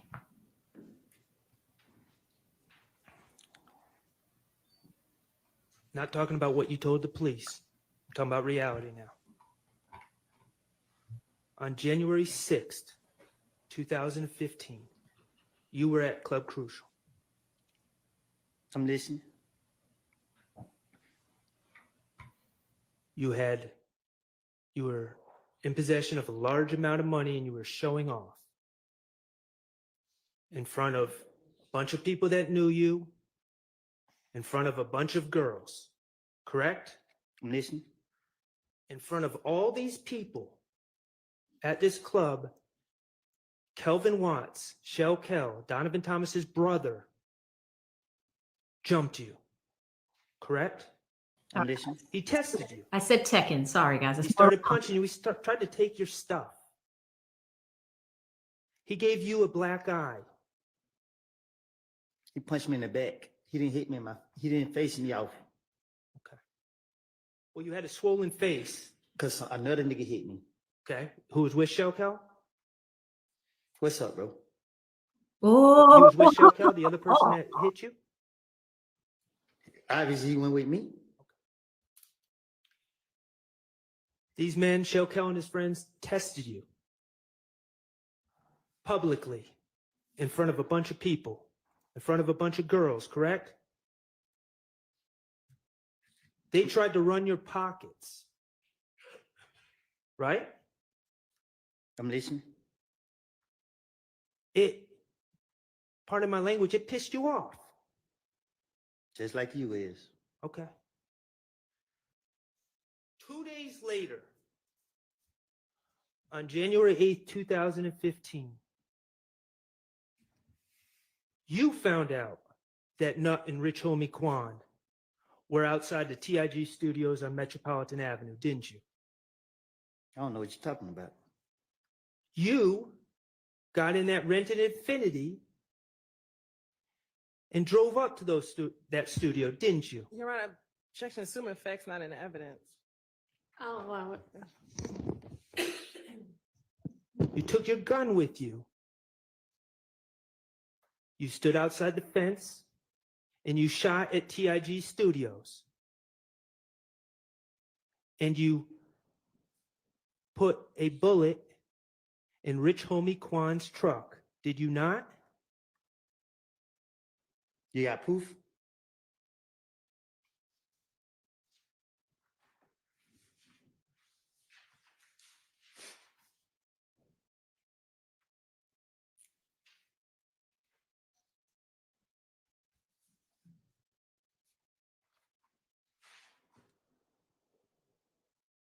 Was Trevante with you when you went to the TIG Studios? Did you got proof?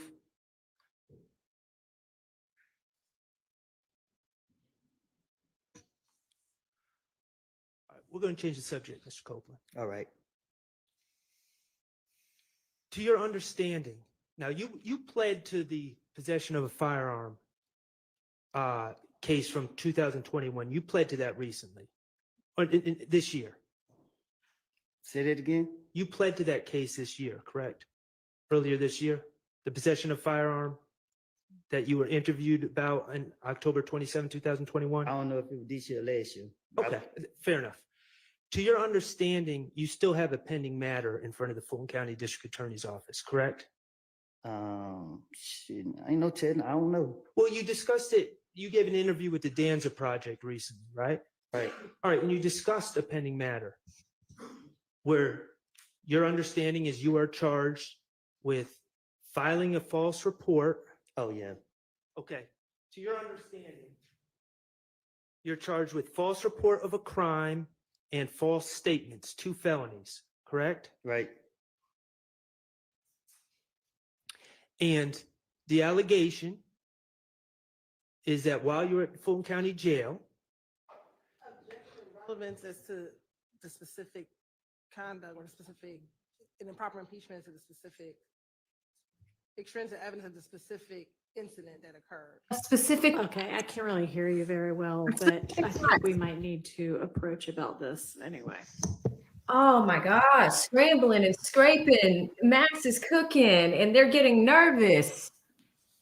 Did y'all see that stuttering? He just left. And nobody told him to leave. Wow, you guys. Oh my goodness. I can't believe we're watching this. I thought Steele did a good job. I think we might have to give it to Max. I said Tekken earlier. It is Mortal Kombat. Sorry about that. But Max is absolutely cooking right now. I think we're seeing the play. And I told you guys, Max needed to fight very hard because Shannon is the person that's being charged with the murder. Shannon has the most serious crime that's here. And imagine if Shannon didn't do it. So if that is the case, then Max is doing right by his client right now. He's doing the right thing. Because imagine if Lil Woody is the person that committed this murder. And I think Max is probably going to go there because if Woody is not saying yes or no on the stand, He's choosing not to implicate himself. He asked to speak to his lawyer because I think he knew where Max was going with this. Because remember, even though he lied to the police, the only person that knows the truth on that stand is Lil Woody. Lil Woody knows what he did do. And it was an absolute mistake to give this kid immunity. Absolute mistake. This is sad. So sad. But he left. He left. I hope they went to go find him. Insane. Do I have TiVo time?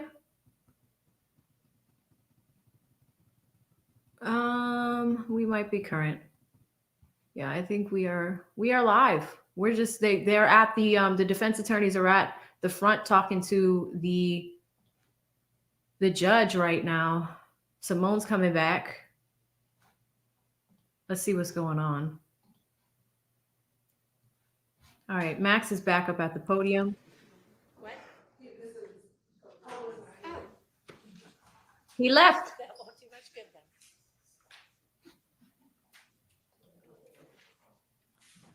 Whew.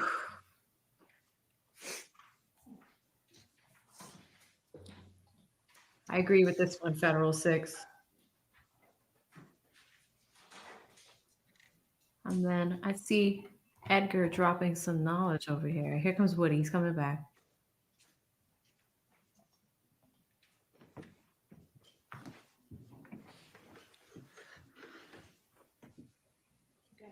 It's a great point, Edgar. May I approach You may. DS27A and DS27B?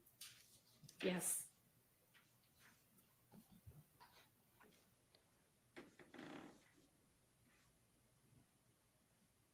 Mr. Copeland, could you just look at those two documents? Do you recognize those documents? I seen them before, yeah. Are those the arrest warrants taken out for you for false report of a crime and false statements that you believe are still pending against you? Yeah. Okay. And briefly, the allegation is that, well, Your Honor, I would move to admit DS27A and DS27B into evidence.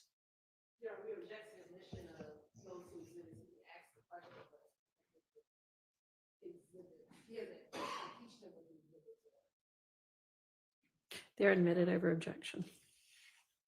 Mr. Copeland, briefly, the allegations against you that you believe are pending are that you accused a jail worker or a deputy of spraying with OC spray at the jail. Right. And the deputies, the supervisors, reviewed the videotape from the jail and determined that the jail worker did not have OC spray on her and did not spray you with any OC spray in the jail. Isn't that correct? Right.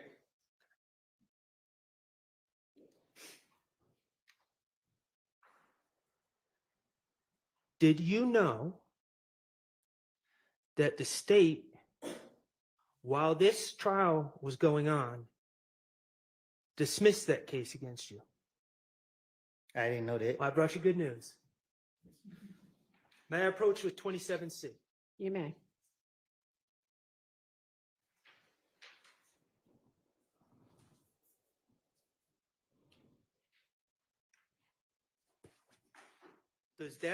Does that document say State of Georgia versus Kenneth Copeland? I think. Okay.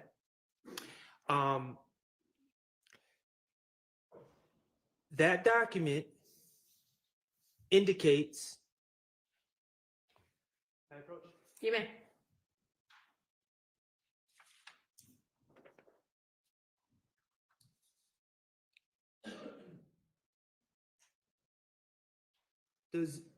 Correct me if I'm wrong, does this document say the facts of this case have been reviewed, and although it appears that probable cause existed for the defendant's arrest, the decision of the district attorney at this time is not to prosecute the above named defendant.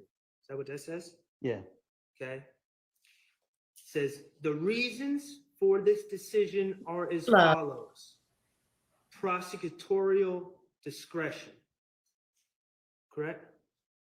Mm-hmm. And Yes. the person whose name is on this document is Fonnie T. Willis, correct? Yes. Okay.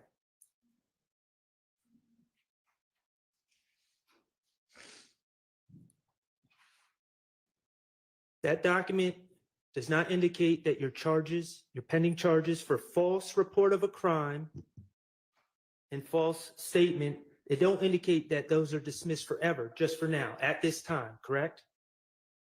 I guess. Okay.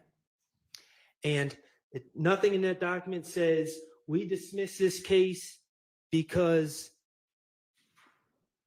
we were wrong, Mr. Copeland's innocent. It said prosecutorial discretion, correct? What that mean?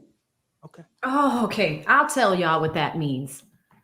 That means that not only did they know Lil Woody had committed crimes, they wanted him to testify so goddamn bad. Sorry, I'm going to say it, and I'm hitting the horn. They wanted him to testify so bad that any other pending cases that he had, and this is an example, he didn't even know. They dismissed against him. And Fonnie signed it. This is absurd. The district attorney herself signed that order to release him from those other crimes. OC spray is pepper spray. I don't know what happened. I'm going to look it up. We'll put it in a video. I'm frustrated.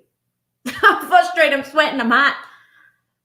Let's go back. Let's go back. Oh. It means they just made the decision to do it. All right, that we can strike that part. Ask your next question. Isn't it true? And you just found out that this was dismissed today, but isn't it true that while you were on the state's witness list to testify in this case, the state was simultaneously at the same time prosecuting you for false statements and false report of a crime? Isn't that true? Talk to me so I can understand. They were calling you a liar at the same time that they were asking this jury to believe what you're saying. Isn't that true? Oh, yeah.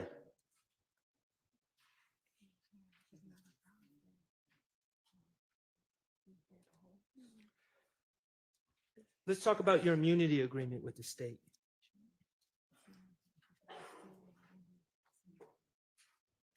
They told you in that June 10th, 2024 meeting that you did not ask for, that any crime that you talked about, they were not going to prosecute you for. Correct? Yeah. You can talk about shooting Rich Homie Kwan's dad's barbershop. You can talk about shooting Rich Homie Kwan's father. They're not going to prosecute you for those things, right? That's what they told you. That's the promise they made to you. Correct? Characterization of the evidence. Sustained. Is that your understanding? Nothing I say can be used against me. Okay. There's one exception. If I say that I did, yeah. Look at the state. The Donovan Thomas thing. Yes.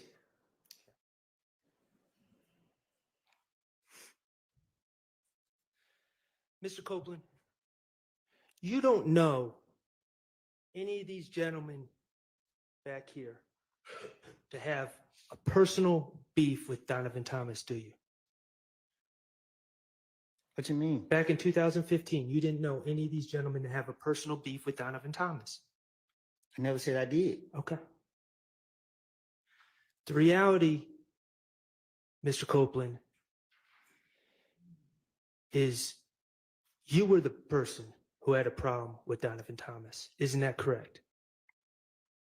You were the one that broke into Donovan Thomas's car, correct? So in facts, not in evidence. Overruled. You've admitted to it. You're the one that stole Donovan Thomas's chain, correct? Ms. Copeland, you're the one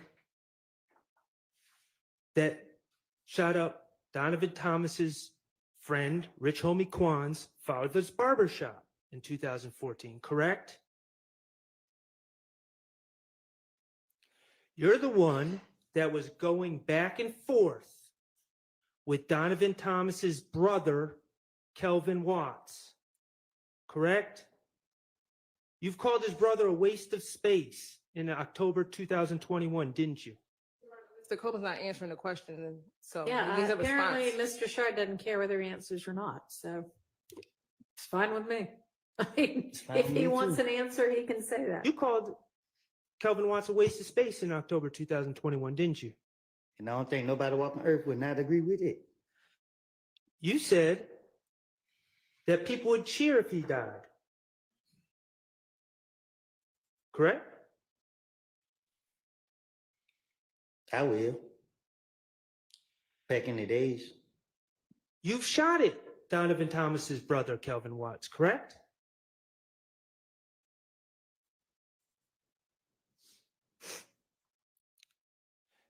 You're the one who got jumped by Donovan Thomas's brother on January 6, 2015 at Club Crucial, correct? You, not any of these gentlemen. Right? And you're the one that shot up TIG recording studio on January 8th, 2015. Isn't that correct? Let me ask you something, Mr. Copeland. You were asked about the green store by Attorney Steele, right? The green store, you're familiar? Yeah. That's actually called Mommy's Grocery in Delhi on Glen Street, correct? I guess. Okay. You estimated that the driving time is 5 minutes. The truth is, to get from the green store to where Donovan Thomas was gunned down, you have to drive a couple hundred feet on Glen Street and take a right onto McDaniel, correct? That's how you get there, right over the tracks. The truth is, it takes less than a minute to make that drive. Isn't that correct?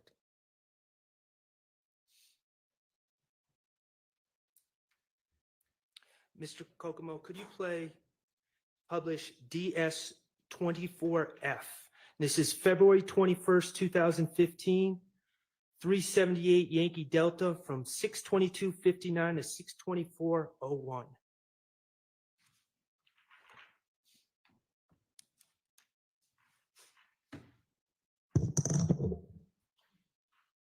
I got somebody, but I don't know his name. He was there. He lived there.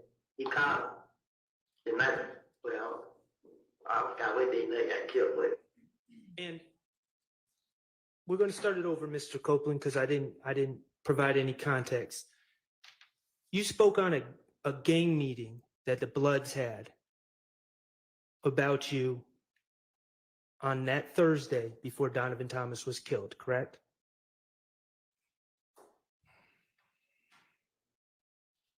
Mr. Kokomo, could you play DS24? I got somebody, but I don't know his name. He was.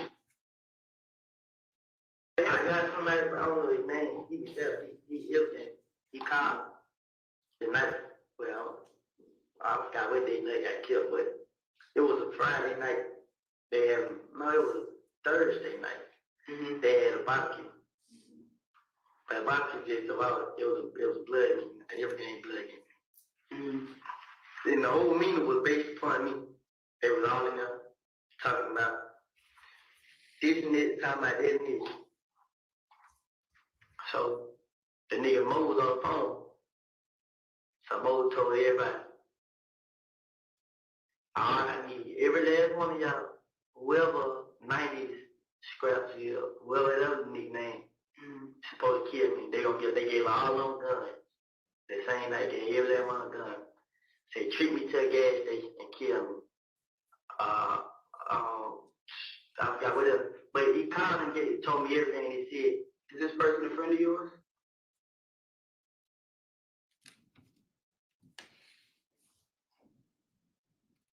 The Bloods had a gang meeting on the Thursday before Donovan Thomas was killed, 2 days before, on the same day that you shot up TIG Studios. Isn't that correct? I don't know what you're talking about.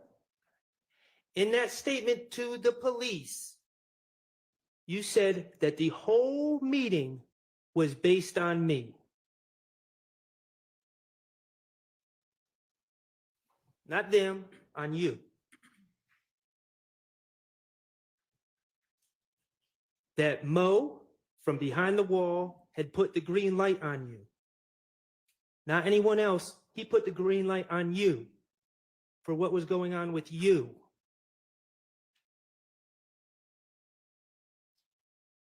The guy who stole from Donovan Thomas. The guy who shot up the studio with Rich Homie Quan and Donovan Thomas in the studio that night.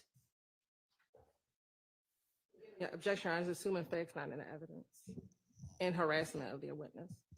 Overruled. Harassment? You've told the police at that meeting, Donovan Thomas went whoop, approved of the orders to kill you. You told the police that the gang members handed out guns to younger people. And the plan was to trick you to come to the gas station. And the only reason you weren't killed is because someone told you about it.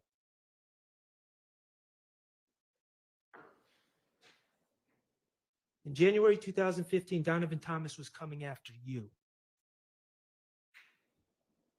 Objection, speculation, again, assuming facts not in evidence. Sustained. Mr. Copeland, you're not the type of guy to back down, are you?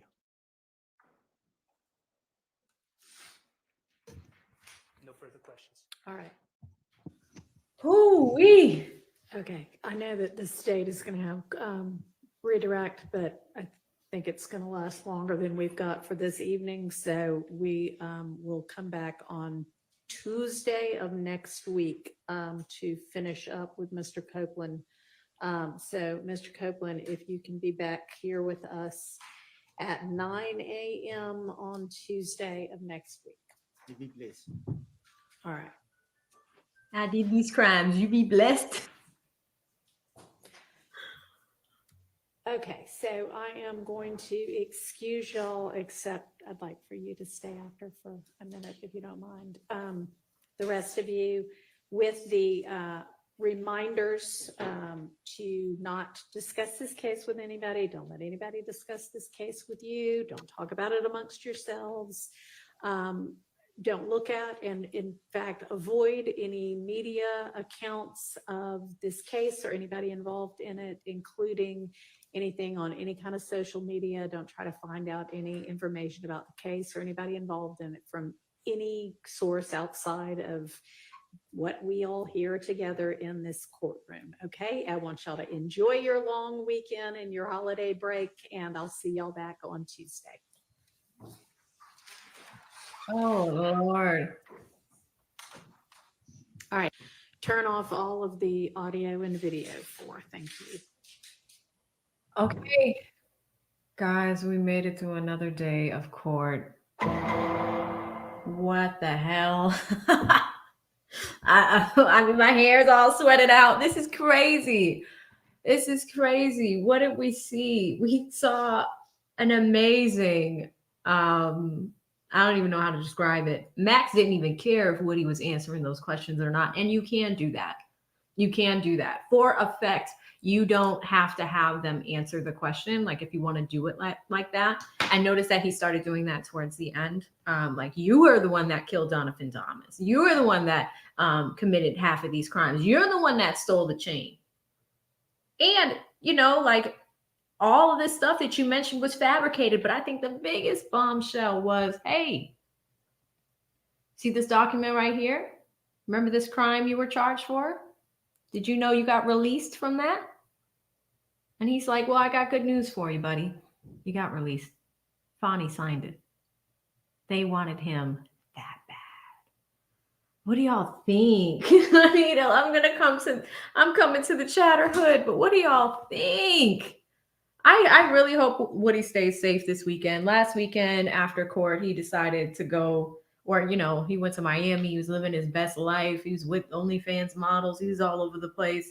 I really hope he stays safe this weekend because one never knows. I have like 100 super chats to go through, but we're going to get through them all.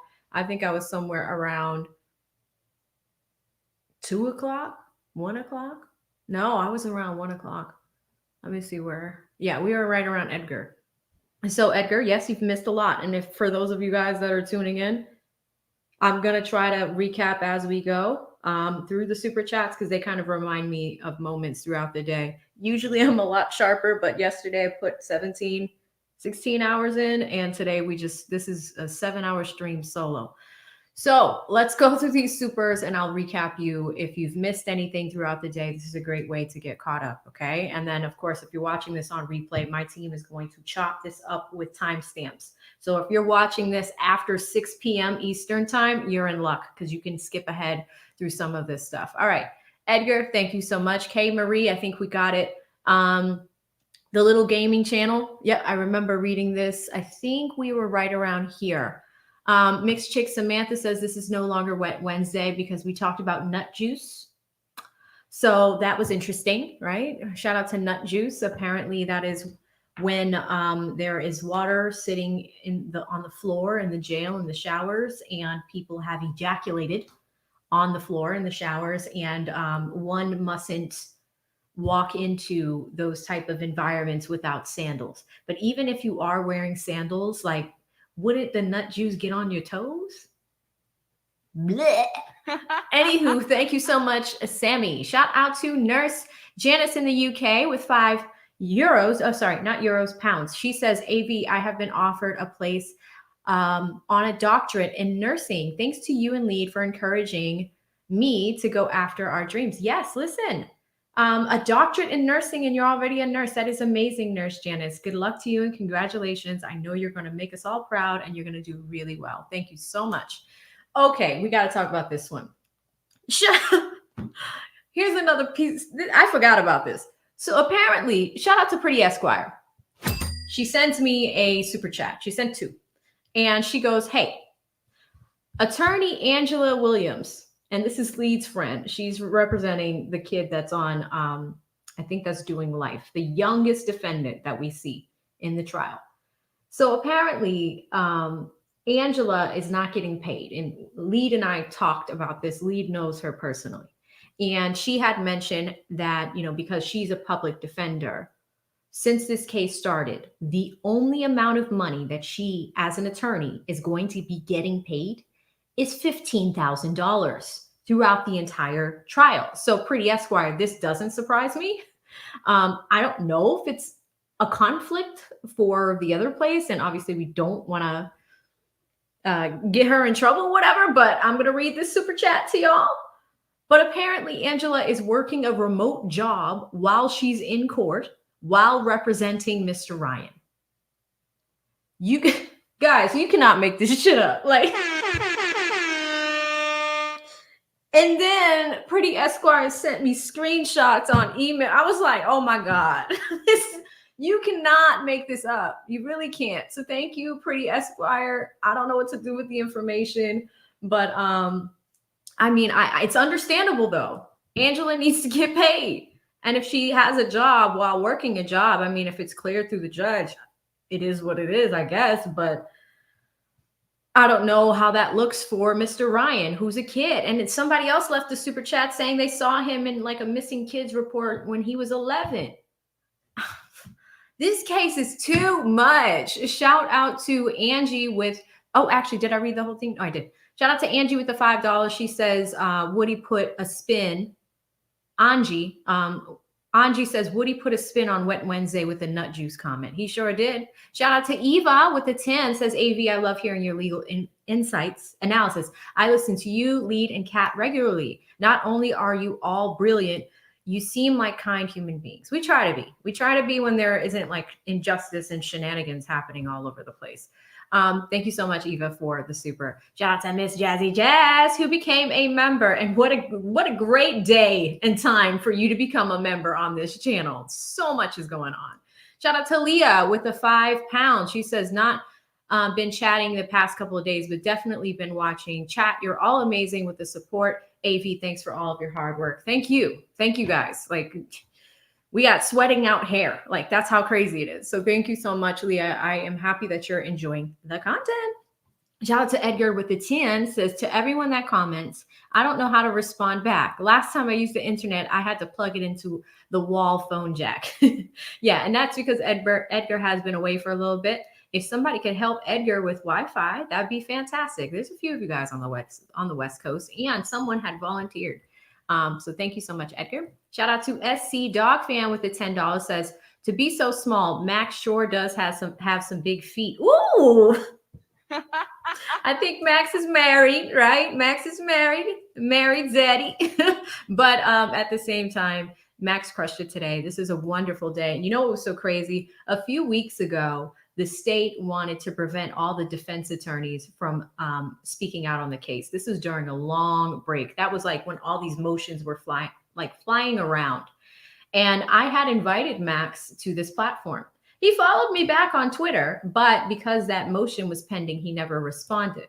And I think he liked the message. So I sent him a DM and I was just like, hey man, I'd love to have you on the channel. My folks love you. It'd be great to have you on to talk about the case. He had done an interview on another channel, so I was trying to get him over here.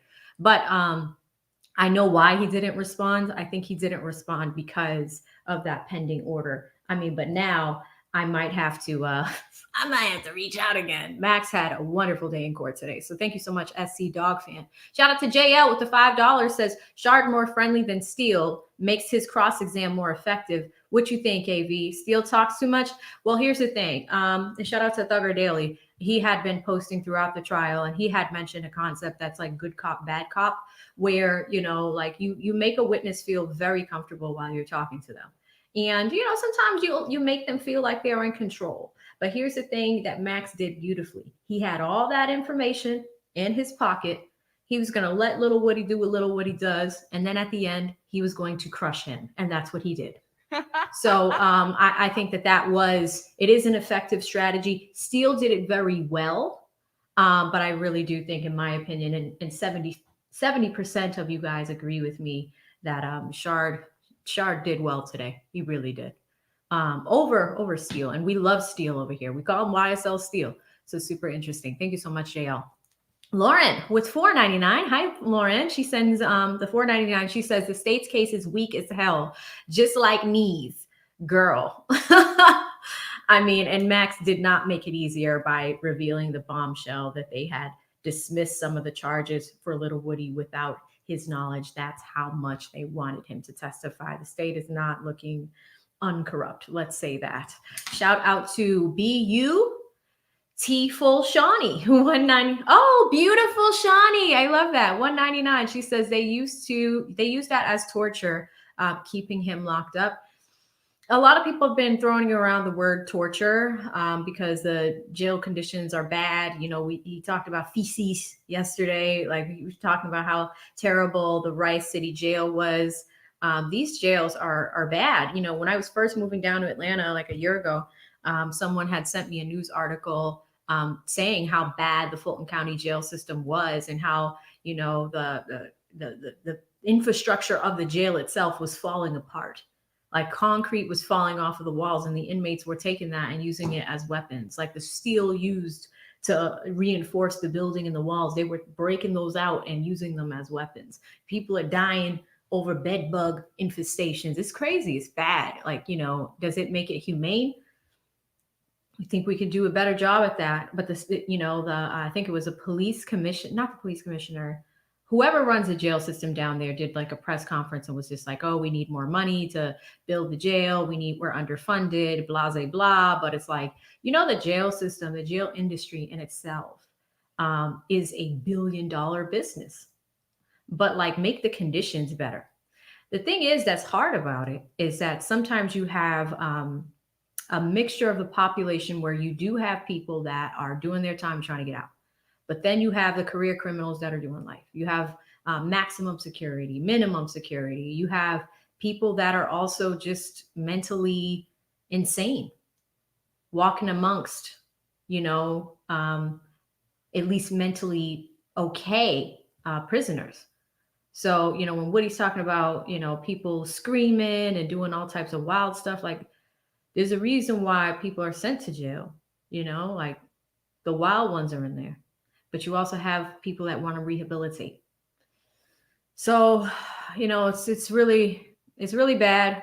Jails in itself in America and across the world could use some reform. But there is a difference between the mindset of people that want to do their time and go home and the people that are in there and they have no other option. Like sometimes homeless people will, commit misdemeanor crimes just so they can have a place to sleep and a place to go and a shower and a bed. That's the world we live in. So crazy. Shout out to Copper Rabbit with 1999. Copper says, don't the crimes for immunity have to be spoken? Well, they have now. If they aren't mentioned, that they can't be tried. Yes.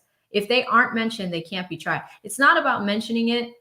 He has local immunity. He has immunity in the state of Georgia. Does he have federal immunity? Absolutely not. The defense is going to do him a favor. Yes. They did not. I don't see the full scope of immunity. Yeah, well, it works twofold. And this is why the judge, before Lil Woody got back on the stand, she wanted to make sure he understood it. Like, okay. And she validated with the state, like the way you guys explained it to Lil Woody was legally wrong. It was incorrect according to the law in the state of Georgia. So she needed to make sure, number one, they made that correction. He understood his rights. And a lot of you guys were asking where Lil Woody's attorney was. He was in the courtroom. But here's the thing. Lil Woody is not a party to the case. So the attorney can't stand up and object. The attorney really can't say anything. He's really there to support Lil Woody while Lil Woody's on the stand, and they can only talk to each other during the breaks. So that's why the immunity is important. But the attorney would talk to Lil Woody through the breaks. And you guys noticed that Lil Woody would also say, hey, can I have a break to speak to my attorney about something? Let me run something by him, so I know how to answer the questions. I mean, I don't know how effective those conversations were because Lil Woody got caught in his emotions a few times when he didn't say yes or no to questions. He said, prove it, which is still an acceptable answer. So crazy Copper Rabbit, but thank you so much. Shout out to Edgar with $9.99. He says, I give up. I need to hire somebody to teach me. Any volunteers? And I think you did get one. Shout out to JoJo who gifted 587 memberships. Thank you so much, JoJo. Very sweet of you. I appreciate that.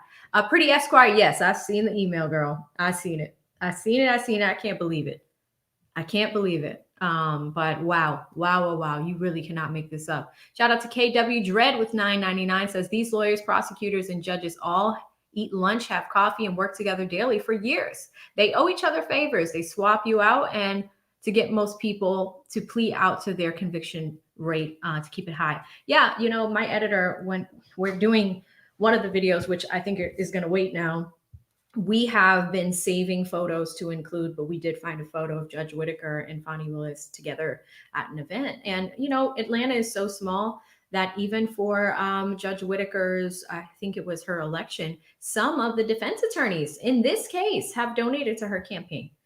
So you're going to get crossover, but thank you so much. They do work together. A lot of them have in the past. I think Whitaker used to work as a prosecutor at one point, so she knows some of these prosecutors are people that work at the prosecution's office from her time. Shout out to Edgar with $9.99 again. Says anyone struggling with substance abuse, call Hope Detox in California and tell them Edgar referred you, no matter what state you live in. Very sweet of you, Edgar. Thank you for doing that. And thank you for the super chat. Dub Rightside had gifted y'all 10 AV memberships. We talked about that. TLGC, $10 says screaming at Woody, cursing at him, and talking to him like a hoe. Shake my head. Yeah, this is when This is when the detectives were like, you know, like kind of bossing Woody around to get information. Then we found out that half of that information he gave them was entirely false. And they built their case on false information. Wonderful, wonderful display of resources, huh? Wonder how the taxpayers feel. Shout out to Friendsgiving. Again, thank you so much, sis. I shouted that out a little bit earlier today, one of our stream sponsors. Shout out to Cupcakes with the 20. She says, what you mean? Folks got a problem with you eating food on your platform. Here's a little something. Go get some more food. Feast away, AV. We got your back, sis. Thank you, Cupcakes. Very sweet, super sweet of you. Yeah, you know, I think I tell you guys, like, you can't stop the negative comments. They're gonna show up. There's nothing we can do about it. You know, if somebody doesn't want me to eat for 8 hours and just sit here and talk, that's a really big reflection on, in the words of Miss Love, the talker, or, you know, the person that said that. That's okay. Maybe they come from a culture where it's rude to eat in front of others. I don't know. But at the end of the day, this is not a big TV studio. This is a one-man production band. And, you know, I have people that help me, but they are not on site. They are remote. So, you know, it is what it is. Thank you so much, Cupcakes. Shout out to Nasir Puto with $4.99. He says he's doing fine, humanizing Woody for the jury. He had no choice. Pause, though. Yes, that's right. That's right. There was a lot of pause moments today. Thank you so much, Nasir. It's good to see you on my side. Shout out to Gail Mary McQueen. She became a member. Welcome to our squad. Welcome to the community, the Chatterhood. Shout out to Dallas with the $10. Says, oh, the state, the investigators, 12, and Glanville are a bunch of cornballs. And don't forget YSL Fanny. And dude, wrap it up already. Yeah, the Shardt was a little slow towards the middle, but I think he was focused. He knew exactly what was going to happen at the end. He prepared for his cross-examination, so he knew where he was going to land the plane. And boy, did he land it. He landed it. Thank you so much, Dallas, for the super. And I think I saw that you were in the Atlanta area, so good to see you over here. Shout out to Cindy with the 5. Says, in my opinion, Woody is responding to being treated as a human. The state wasn't even smart enough to act like they cared. They did everything in their power to win this case. And they are doing everything in their power to win this case without caring about the people that they're running over to do it. And at the same time, like, you're protecting someone, a convicted felon, right? You're also treating that felon like shit, to be honest, to get what you need to win this case. It's crazy. And some of these guys, like, I mean, I'll be honest, I think some of these defendants are innocent. Maybe not innocent of everything, but at least the overt acts that are attached to them, you know, which we're diving deeper on. Like, I really want to do a video. It's up here. I really want to do a video breakdown on each defendant and each overt act that is attached to them, because some of them just have one. Some of them just have, in the indictment, some of them just have RICO, which is the first overt act. That's it. That's it. Nothing else. Conspiracy to commit RICO. Y'all saw Gunna get the hell out of there. He had Donald Trump's attorney, Steve stayed out. He was out. He was just like, where's my plea? I'm good. I'm going to make my money. I don't care what it comes along with. I'm not getting caught up in that. So crazy. Thank you so much, Cindy. I appreciate you. Shout out to Lady Libra with the 10. Thank you so much, Lady Libra. She says, keep up the great work, AV.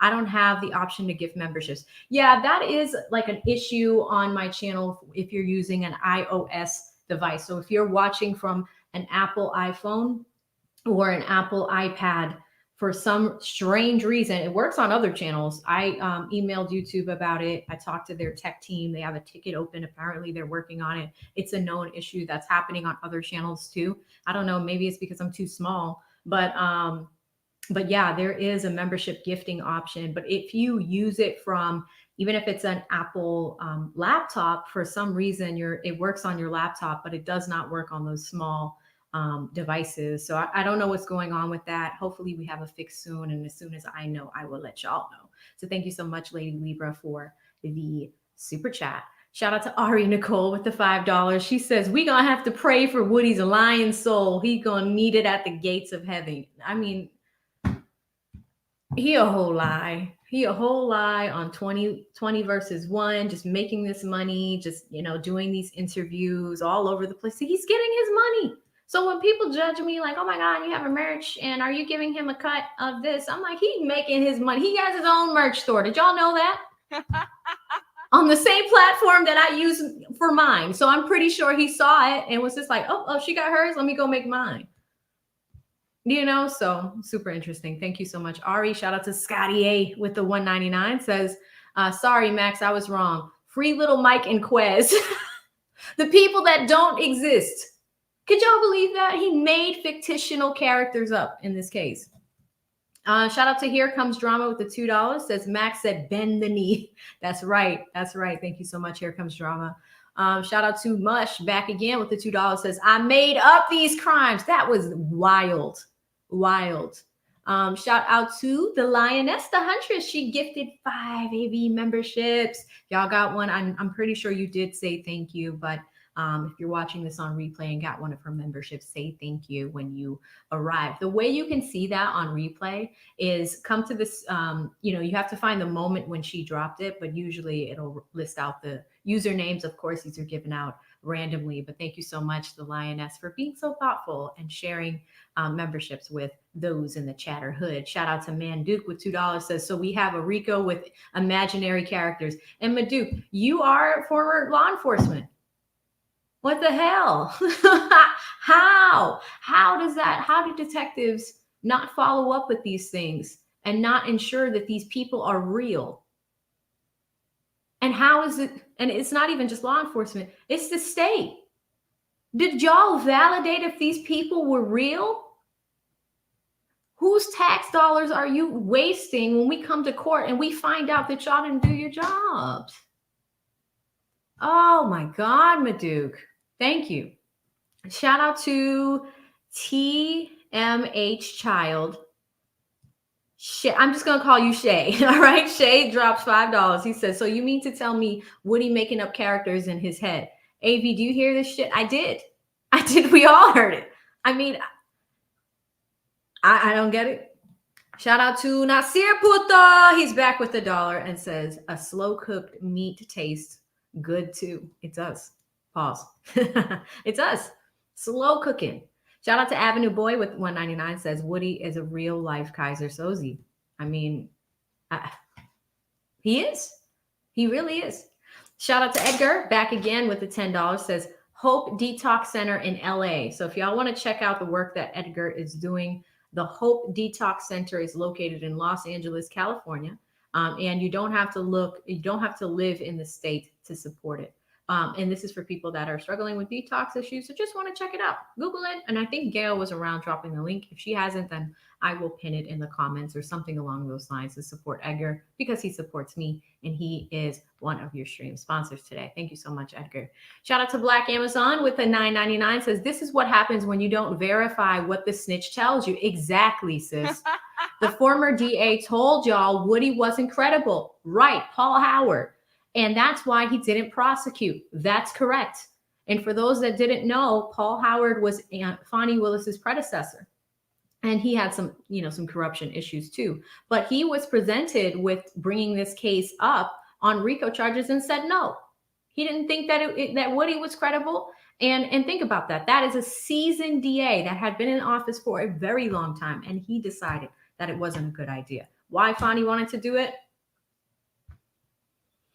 I mean, of course, like DAs want to find justice for families because there are victims of crimes in this case, but it would have been better. I'm telling you guys, it would have been better to prosecute those crimes individually instead of doing it like this. So there were better options. Shout out to Audrey with $9.99 says Woody could be an author for Fannie. That was cute. That's right. He totally can. Shout out to Lady BC40 with the $5 girl. I don't even, when was this? 3:30? There were so many moments. I don't even know what hand, like that's the emoji of the day. That's how I feel today after this stream. Like, oh my God. Kabasa Namon, oh my God. Face palm is what that means. Important. Cape Verdean Creole. Shout out to Sammy with $4.99. She says Max did his thing. Wow. Yes, he did. Yes, he did. Shout out to SC Dog Fan with another 10. Says time for Fulton County to release the A&E's first 48. It's a joke now. It's insane. It's insane. Thank you so much, SC Dog Fan. Shout out to Mitch Evans with 199 says AV get lead on the call now. Call me now. Yeah, I haven't heard from him. Usually right around this time is when he'll text me if we're gonna go live. Yesterday we went live around 6. I'm gonna need a little bit of a break. So if he does, I might take a few hours and then join a little bit later. But we will see. Thank you so much, Mitch. Shout out to Jay with the 2 says, say it with me now. Hashtag in Woody we trust. Do we? Imagine if we did, you and I, dear viewer. Imagine being friends with Lil Woody. Imagine trusting Lil Woody. I mean, what did he say yesterday? He said, as far back as I can remember, I always wanted to be a gangster. I don't want him as a friend. I don't want to trust him. I don't know about you, Jay. I don't want to trust him. Shout out to Demi with the 999 says, my tummy hurts. Oh, I can't testify. In AV's Woody voice. My tummy hurts. Oh, I can't testify. Thanks, AV, for your knowledge, patience, and entertainment. We all appreciate you, and I appreciate you guys. You locked in with me all day. You could have been anywhere. There's so many choices of people that are streaming this. The fact that you chose me, it really means a lot. Whether you gave or whether you didn't, whether you liked, whether you commented, participated in the chat, had a laugh, made a knee joke. You chose the great place to be. So thank you so much, Demi. That was very nice of you. Shout out to Justice for All. 499 says props to Woody for learning to ask for a lawyer. It's about time. If he did that in 2015. Justice for All, totally agree. Shout out to Kelly Kell. 199 says it is wild in here. What did I miss? Kelly, go back. Just go watch the whole joint. This whole thing. This might be one of my favorite episodes of the year. Even though it was wild and I'm exhausted, it was worth it. It was worth it. So thank you so much, Kelly Kell. Shout out to Patches with $2 says, love smart young women. Rise to your power. Thank you so much. I am, and I will do my best to make y'all proud. Thank you so much, Patches. Appreciate you. Shout out to James with $4.99 says, any chance the defense has a complaint going, the state subpoenaing the jury? Okay, any chance if the defense has a complaint going to the state subpoenaing perjury? I don't know if that's worded correctly. I'm trying to spell check for you. Seems they should have known some of what they were claiming was false. Oh, you're saying, can they go after the state for perjury? They could, but I think it would probably be better to do like a bar complaint or something along those lines. Or, obviously there's motions for mistrial to raise any complaints or any issues within the trial that happened. Judge Whitaker is denying a lot of that. So it would have to go up on appeal. But, I think Brian Steele had threatened at some point. I could be wrong. I feel like this is true though. That Brian Steele wanted to put in a bar complaint against Love. And a lot of normal everyday people can put in bar complaints. So I wouldn't be surprised if that's on the way at some point. Thank you again. Shout out to AA with $4.99 says, is this a weekend cliffhanger for the jury? Last day of the week? Yes. The jury's not coming back till Tuesday. So this is a cliffhanger. A long one. They're going to be hanging, just swinging there, So we will see what happens on Tuesday. But yes, that answers the question, AA. Shout out to D with $1.99 says, Kaiser Soze Woody. Oh my God. I don't even know how to describe this man anymore. Shout out to Edgar with the $9.99 says Woody has lost all credibility. The jury cannot be expected to figure out if or where, if he's a compulsive liar, is telling the truth, especially on such a big case, sometimes Edgar's supers come in with doubles, but yes, he says Woody has lost all credibility. The jury can't be expected to figure it out. Where there's a compulsive liar is telling the truth, especially in a big case. Gotcha. Thank you so much, Edgar. Shout out to Lamont with the 10. Thank you, Lamont. He says, Germany in attendance. Germany, did y'all see that? Enjoying the latest episode of Law and Order, Georgia. Yes, you cannot make this up. I can't even imagine writers trying to write this. We should make a documentary, y'all. When this case is over, we should do a documentary. Y'all have to help me make it. Y'all have to help me make it. I mean, there's so much here. Where do we start? Where do we start? Shout out to Mixed Chick Sammy with the 10, says, does the state have those fake people on their witness list? I'm so done if they do. Sammy, come here. Imagine if they do. Like, imagine. I don't think they do. But knowing them, that sounds like something they would do. So thank you, Sammy. Shout out to Chris Woods with the 20. Chris says the judge has to know this trial is a shit show. Yes. Can she just dismiss the whole case with prejudice? I wish she would. And let those boys go. Yes. And give the jury some money for all the time wasted. These people deserve to be paid more. They really do. And look at Chris over in the picture fishing. You got to check out Money Bass. He came up in me and the lead attorney's mastermind, and I learned about Money Bass. He's a YouTube content creator. I saw one of his streams on Sunday. Money Bass was fishing, and he had a panel of people fishing with him, and they were live streaming. It was the coolest thing ever. They were on Lake Lanier. I was like, oh, Money Bass, for Halloween, can y'all do an episode? Y'all should go fishing on Lake Lanier on Halloween because it's haunted, right? That's the rumor.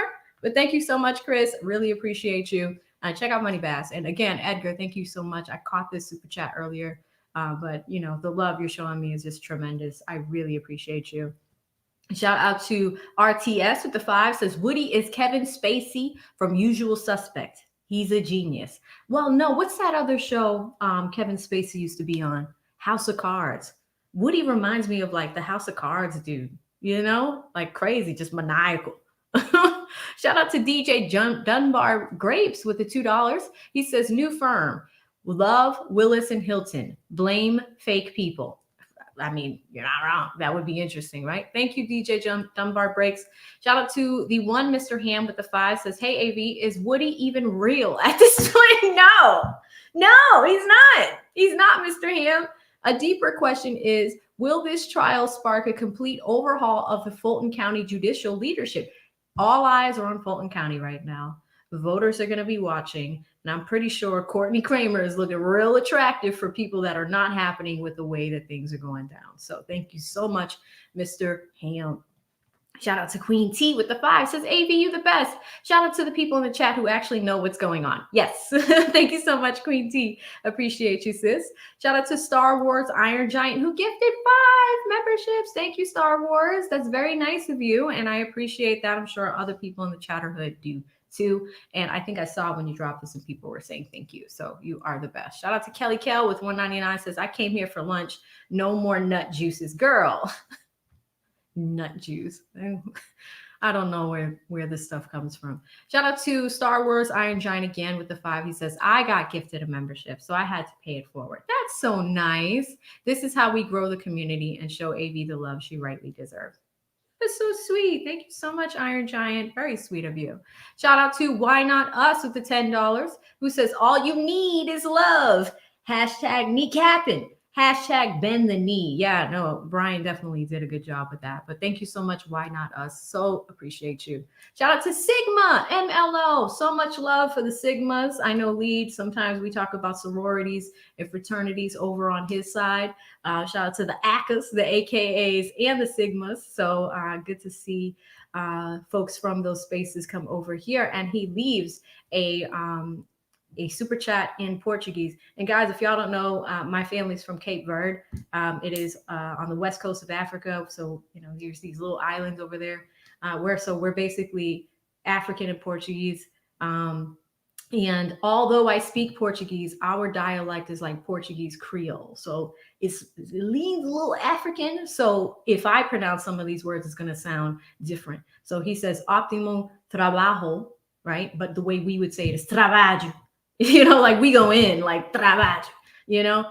And then he's saying that he adores the content. He appreciates the content and he appreciates the hard work of the content as well. So thank you so much, Sigma MLO. Very, very sweet of you. And look at you, multilingual. I love that. Thank you so much. And then shout out to DC. I think she put a translation in the chat, but I'm just letting y'all know what my what my heritage is, because everybody's like, oh, you're so light skinned. I'm like, if you don't see my family pictures, like I was the runt of the litter. I came out the lightest.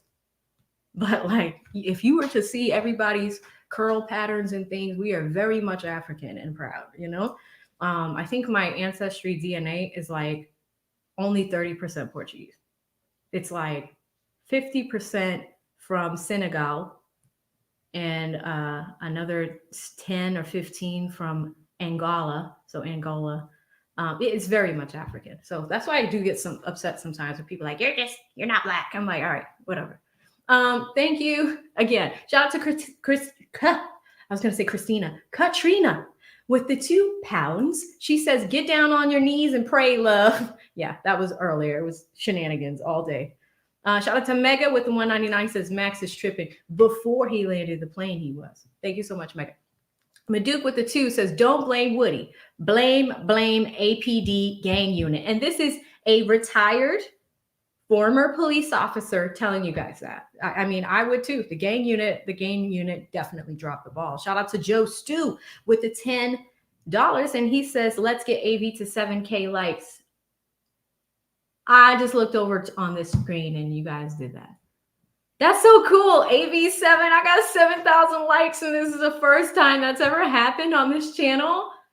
Wow, y'all are awesome. Thank you so much. Y'all got me 7,000 likes. This is a record. This is a record on my little channel that could. Thanks. And thank you to Joe, who predicted that. He called that y'all were about to do that. So thank you so much. Shout out to Petty Pendergrass, who became a YouTube member. Thank you so much for doing that and joining me on my side. I see you on lead side all the time. So it's good to see you join over here. Star Wars Giant is back with $2, says, finish him with the Mortal Kombat voice. And that's the thing. I was joking last night and I was like, okay, well, we're going to do cross-examination tomorrow.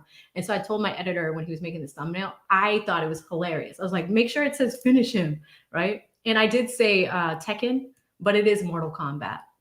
And so I had him make that and it came through this morning. I was like, oh my God, it's perfect. I can't wait. So thank you so much, Iron Giant. Really appreciate you. Shout out to AB with 199. And he says Max Cross was a master class in slow burn, slow cooking, just slow cooking. Y'all ever go to the grocery store and you see those like rotisserie chickens? That's how Max was cooking Woody today. Shout out to Sam W with the 2 says Mortal Kombat. I know I made a mistake. It happens. Thank you, Sammy. Shout out to David with the 5 says Max with some sweet chin music to Lil Woody's chin. He's proven it. Yeah, he did. Thank you, David. Shout out to Ash with 199. Thank you, Ash. No comment, no question. Pure love of the game. Appreciate you, Ash. Shout out to Mega with 199. Says Max is repeating information that we heard already. Well, now we know, Mega, that it was for a reason. Nikki gave y'all 5 memberships. Thank you, sis. So appreciate you. Mike Kennedy with the $2. He says Max got the candy, now throwing the wrappers away. He did. And Michael, I did see another one of your comments about like what gear I use. Maybe for my members, what I'll do is a little studio tour one day. But I also do have a link in the description to an Amazon store that has every piece of equipment that I use. I think I need to add a few things, but if you want an idea, that's where you can find it. So thank you, Mike. Shout out to Edgar again with $9.99. Says Woody forgot that I don't recall they're wearing him out. Yeah. Did y'all notice he didn't say I don't recall that much today? He went with the yes. He went with that for most of the day. He didn't really go with I don't recall. And yeah, he got worn out. And notice that when you're a witness and you're in the afternoon session, you're fatigued from the day. So what I've noticed is that Woody typically snaps around 3 p.m. That's just the time. So thank you so much. Great observation, Edgar. Shout out to Janice with the $10 super sticker. You rock, Janice. Thank you so much. Really appreciate you. Shout out to Chris with $9.99. Says Woody going to need witness protection. Yeah, I agree, Chris. But sad part is they will not give it to him. Yeah, you could see it in the interrogation footage. They were trying to convince him to go into it, but the issue is that Woody is so far into Mechanicsville, he's always going to go back. Even Thug's sister said that on the phone. She's just like, we're trying to get you out of this stuff. But you know, when they were asking for the bail money for Deshaun, They were like, we're trying to get you, like, keep you away from that. Doug wants you away from that, but you keep going back to it. So can you take the streets out of somebody that's that far into it? So I don't know, but agree with you, Chris. Thank you so much. Shout out to Deshonda with $4.99 says, Mr. Copeland is gone. That is officially Woody on the stand. Yeah. Ain't no Kenneth Copeland anymore. Thank you, sis. Shout out to Starfire Awakening with $1. No comment, no question. Pure love of the game. I like that flower. Shout out to Edgar, $9.99 says, as soon as this case is done, the DA is going to find a way to pin something on Woody. Fannie is not going to let him get away for not coming through, especially if the case is lost. You know, I was on that same line of thinking, Edgar, until Max revealed that she's making some of his crimes go away. And that doesn't surmise. I forget that I dig into really good stuff with research. Y'all go into my channel. I did a stream. It's probably like when I was coming up. I did a stream like 2 months ago, and it was about Fannie. And it was about this woman. She is a Georgia state representative. Her name is Misha Maynor. She works for the Georgia House of Representatives. She works for the government. She had a stalker, a full-blown stalker. This woman is I think she had gotten divorced, and she's a mother, she has kids, and she had a stalker. This man used to like stalk her all the time. He used to be outside of her house. He used to call her all the time. Like, she would be with her kids and she would be afraid because she had a stalker. She reported this mess to Bonnie Willis's team, and they would like drop charges. They would, the guy was in jail, and then they would release him, make some of his charges go away. And she complained. She went to the press. She's like, what the hell? So in Georgia, not even your representatives are safe. And I could not believe, I was so perplexed that the DA's office like dropped some of those crimes, gave the dude probation. And guess what happened after they gave it to him? He started stalking her again. So I think some changes need to be made in Fulton County. I wouldn't want that happening to me. It's like, it's wild. So thank you so much, Edgar. Shout out to PYT from NY to Washington to WA, $4.99. I hope I got that right. She says, oh, Ish, love sat all the way back in her seat. Did y'all see when she was, girl. Shout out to JC who gifted a membership. I appreciate you, JC. Thank you for doing that. Shout out to Edgar with $19.99. And he says, for anyone who ever considers working with the DA, just remember that at the end of the day, they're going to throw you in the fire. The police or the DA are never on your side. They aren't. They aren't. I mean, especially if you're the one that is convicted with a crime. I always tell people I'm not a lawyer yet, so this is not legal advice. But if you ever find yourself in a criminal jam, just ask for an attorney. It's just better if you have representation. Even if you can't afford one, like ask for a court-appointed attorney. A lot of people don't realize y'all have so many legal resources out there that you don't use. You know how you do your benefits at work if you're in corporate America? Usually it's open enrollment in October. This is a tip. But a lot of companies offer legal insurance. It's like $4 and it comes out of your paycheck every week or every 2 weeks or whatever you get paid. I used to have it. I loved it because what it does is whenever you need a lawyer, you call and you find the topic or whatever. And because it's coming out of your paycheck, you have legal insurance. So if you want a lawyer to sign a will, attorney, or if you're buying a house, or if you have aging parents, estate planning, all of that, for $4, and this is not even a sponsorship, I'm just giving y'all a tip. Use it. I've used it for the last 3-4 years, but now that I work for myself, it's a little different, and before, I came into the legal game, like now I have friends that I went to law school with, so I can call them for help for my stuff. But y'all don't even know that you have that available. So many states have free legal aid, like legal aid clinics. You just got to know where to go. But you all have an opportunity to have legal representation for whatever you need. It's there. It's not, and those are inexpensive ways. And anywho, thank you so much, Edgar. Really appreciate that. Shout out to Lacey with $1.99. She says, I've been saying this forever. Woody or Threat did it. Lacey, I don't think you're wrong. The story is starting to shape itself up. So thank you, Lacey. Really appreciate that. Shout out to Patricia, who became a member. Thank you, Patty. Welcome to the squad. Sammy's back with $10, says, remember, Steele pulled up the documents about Woody being charged for nuts, I'll say it, nuts murder, right? That was filed in 2015. Max sealed everything up. Woody did it. I mean, Sammy, that's a great observation. I forgot about that. I'm gonna have to put it in the video. But yeah, guys, yesterday, Brian Steele, remember at the end of the day, you know somebody is an OG when before they turn the page, they lick their finger and then they turn the page. He was turning the page. He's like, you remember this page? You feel it? You feel the seal, right? That's a notary seal. You see that's your name, right? You see the indictment number up top. Is that your signature on the bottom? What is this document, Lil Woody? Oh, it's an indictment. Okay, what's an indictment of? The murder, it's the murder of Donovan Thomas, right? You were originally charged with that. Boom. So they did that very well. Thank you so much, Sammy, for that observation. Great job, by the way. Shout out to Kelly Kell with the $9.99 says, I keep hopping in and out and I'm lost. Girl, you just have to watch the whole thing. Skip over the breaks, skip over the supers. I'm going to cut this up for y'all, but go back and watch because it's just worth it. Today was a movie. Anyway, she says, praying you're on replay tonight, but also you should get sleep. Yes, I need it. I'm mixed, but grew up in cornfields. I don't have the street smarts needed to follow this. Yeah. Well, there's a big guide. You have plenty to watch today. Shout out to Tom US9 with $4.99 who says, will there be any reprimand for the state lying to the judge about Woody's immunity? There should be. Whitaker asked them point blank in court about federal charges. Yeah, Tom, I've been screaming on the mountaintops about that.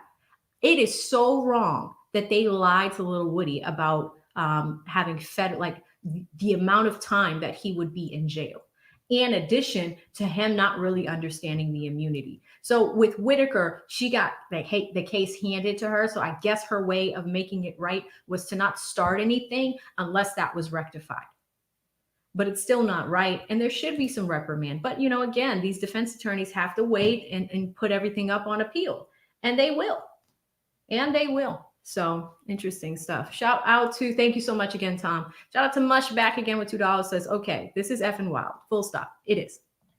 Shout out to Lacey, $4.99 says, come on, y'all. Y'all had to, y'all had to have already known it was Woody who killed Nut, right? I can't be the only one saying this from the jump. Or was it threat? Not surprised. I think we have a poll. We had a poll a little while ago. It's gone now, but thank you so much, Lacey.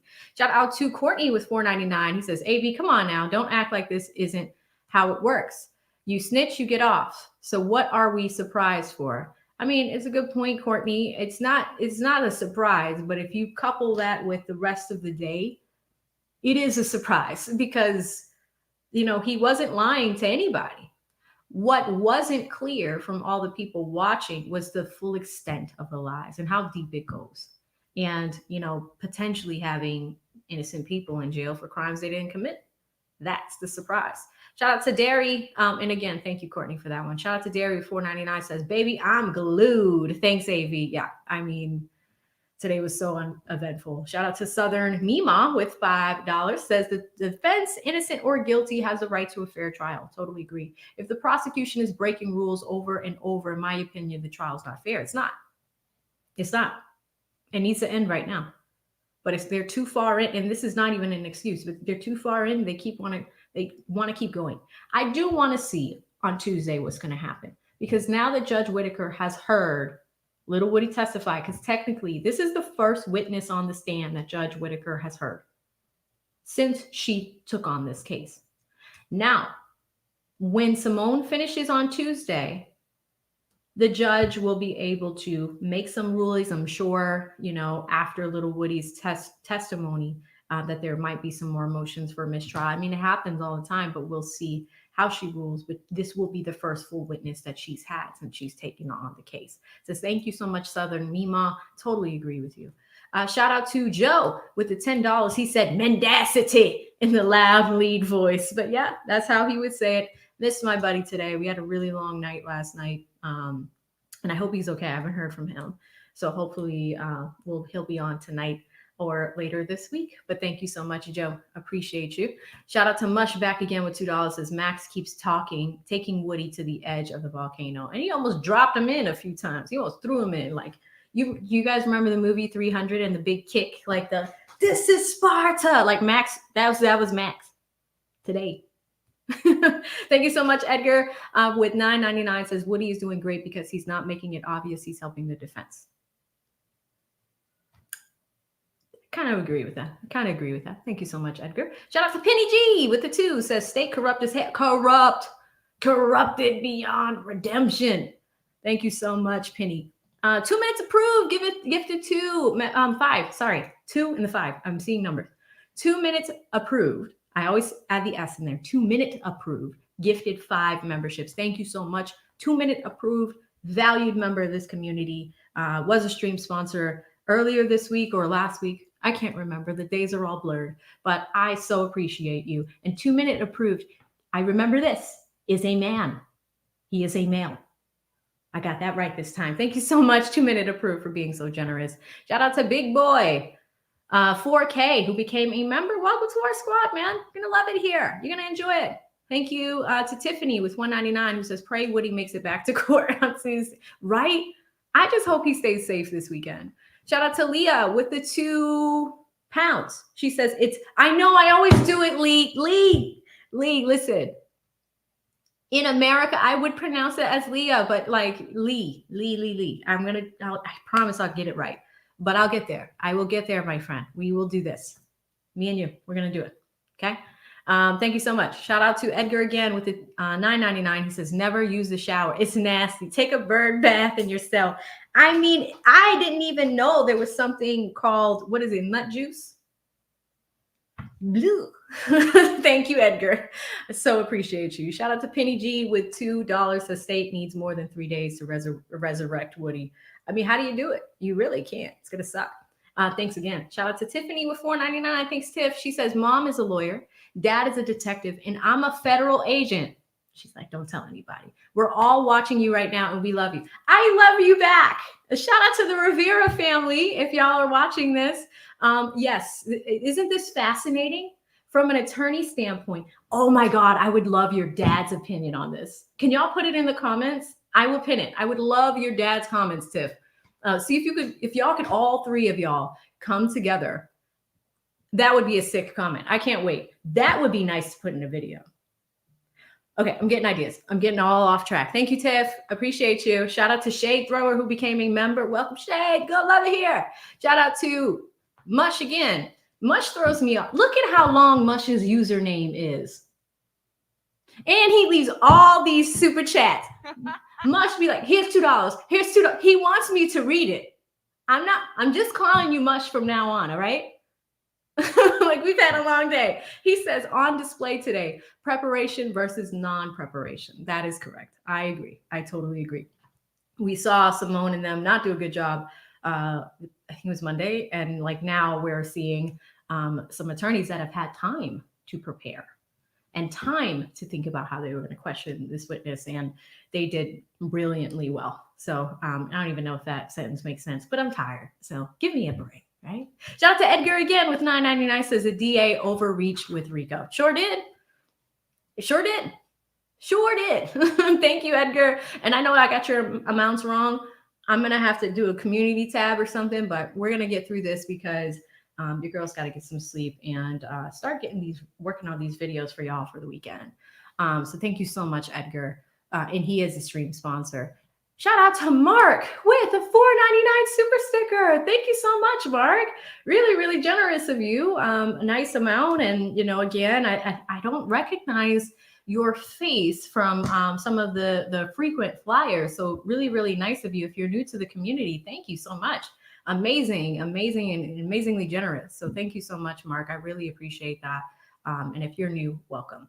Shout out to Free Melly with $9.99 who says, Woody is a real slime. I think what did he say? What did Brian ask him yesterday? As far back as I can remember, I always wanted to be a gangster. I really think he's like more into the street stuff than he lets on. I mean, but it's all over his Instagram. I remember doing recon on this. when me and Lead first started covering this case, and like, you know, some of the songs, like "You ever shoot a dude in the head?" Hell yeah. I don't know if those are the lyrics, but it was like something that was just like criminality personified in a song. I know we can't use lyrics as evidence, but I saw like dozens of pictures with the money phone, like stacks, like he would hold up stacks of bread. And it's like, but you're also saying that you borrowed money or people would give you money to take pictures with. So whose money is it? Woody, whose money is it? So I don't know. Anyway, you see how I go far off track with super chat time? Thank you so much. Free Melly, appreciate you for the super. Shout out to I'm a fan, I'm a fan, I'm a fan. $2 says Woody is a real fuckboy. Do y'all remember that phone call this morning with Woody's sister? And she said, she was talking about who she was talking about. She said, he a real fuckboy. Sorry for the parents. I'm swearing a lot today. The wheels have fallen off of professionalism at this point. Thank you so much. I'm a fan. I'm a fan. I'm a fan. Shout out to Michelle. Hi, Michelle. How you doing? She sends 20. She says, wow, what a day. Michelle, look at my hair. That should tell you what type of day it is. Thank you, Michelle. I appreciate you. Shout out to Betty with the trays, with the $10. She said, shout out to AV's curl pattern. We're probably going to have to go natural tomorrow. I'm probably just going to have to go natural tomorrow, guys. Like, oh, wait, we're not streaming tomorrow, but on Tuesday, but for a few days because it gets really hot in here under these lights and things. But yes, thank you so much, Betty. I appreciate you. And she convinced me the last time this happened to just wear my hair curly for the summer. And I did for a few days and y'all loved it. So thank you, Betty. I appreciate you, sis. Hope you're having a great Wednesday. Shout out to K Tribe with $9.99. No comment, no question, pure love of the game. Thank you so much, K Tribe. Really appreciate you. Shout out to Lamont with the $4.99. Says Max for Attorney General. And Woody said, prove it, wild boy. I mean, prove it. It's an acceptable answer though. Shout out to my Mark App again with $4.99. Says, I didn't even know Woody was charged with Nuts murder. Did I miss that early on? Steele told us yesterday. I didn't know either. So we're just finding out. Shout out to for fuck's sake. He's back with $4.99. He says the nut juice Woody commented on is something I didn't ever need to hear. I mean, but it's real. Nut juice is a thing. And now we all know. Shout out to Danielle, one of the best researchers ever. She sends $20 and she says, theory, Woody's interrogation that was leaked confirmed to people close to Nuts' murder he did it. Threat was involved, knew that Woody did it. Whoever killed Threat in June, guys, wanted W, but they couldn't because of the case. So Threat lost his life. Yeah, and then we were looking at those Instagram photos of potentially Threat's face on the ground, on the concrete yesterday. So that was interesting. Super interesting. All right, this is the last one. I'm going to come to Cash Apps. If you guys could refrain from sending supers, I know you're feeling loved right now. I want to send the love. I appreciate it. But I do want to come over to this side because I haven't read a single Cash App all day. Shout out to Mush with the $5. He says, AV, I love that you called me Mush. It's short and sweet like you. LOL. I appreciate you, baby girl. Thank you so much. Thank you, Mush. I appreciate all of y'all that have gave to the stream today. Like sometimes. Oh my God. Y'all are going to make me cry. I haven't looked at my phone, but there's one special person that I want to shout out who I think is like on the stream sponsor level. Shout out to Roy Williams. He sent me $300 on the Cash App. And he says, he always says it. He says, please, no shout out. Just between you and I didn't read that because I clicked on it. I'm sorry, Roy. Keep grinding. Oh man, Roy. And then it's like this whole summer he hits me with that amount. I mean, y'all sure know how to make a person feel appreciated. Like sometimes it's just strange because nobody will walk up to you on the street and just be like, "Here's $300." We all have to earn it, you know. Thank you, Roy, if you're watching it. This is not even a shout out. This is gratitude and taking a moment to say thank you. You know, I know you don't have to do that.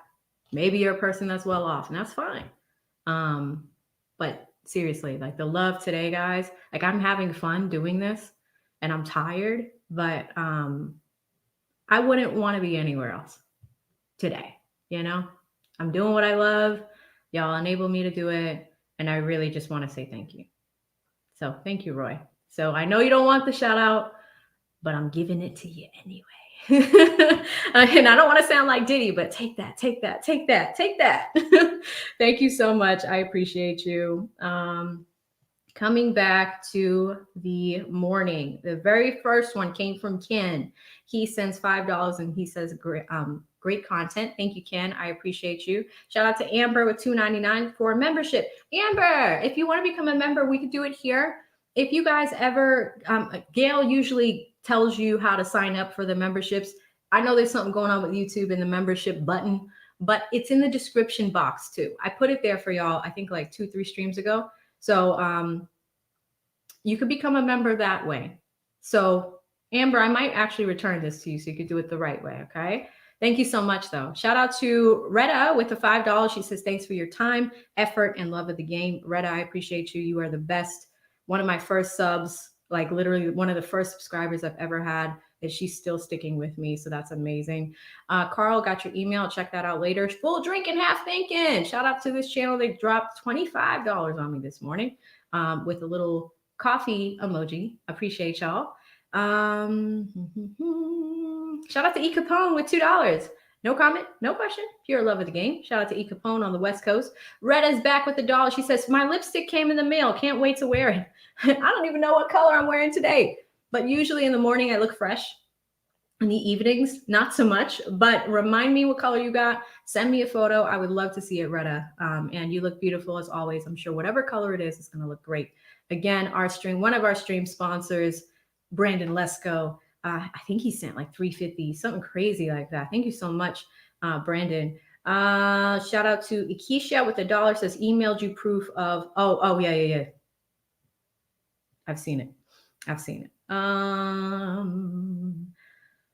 Michael Love, I made you a mod. Michael, he drops $120. He says congrats on 5K.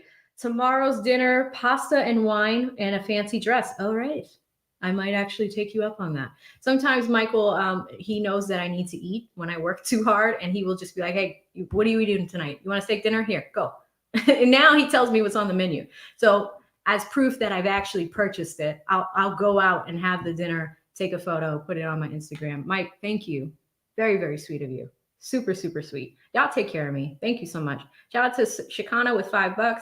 Says, you think Little Mike and Quez got some random arrests? How did he make that up? Roy,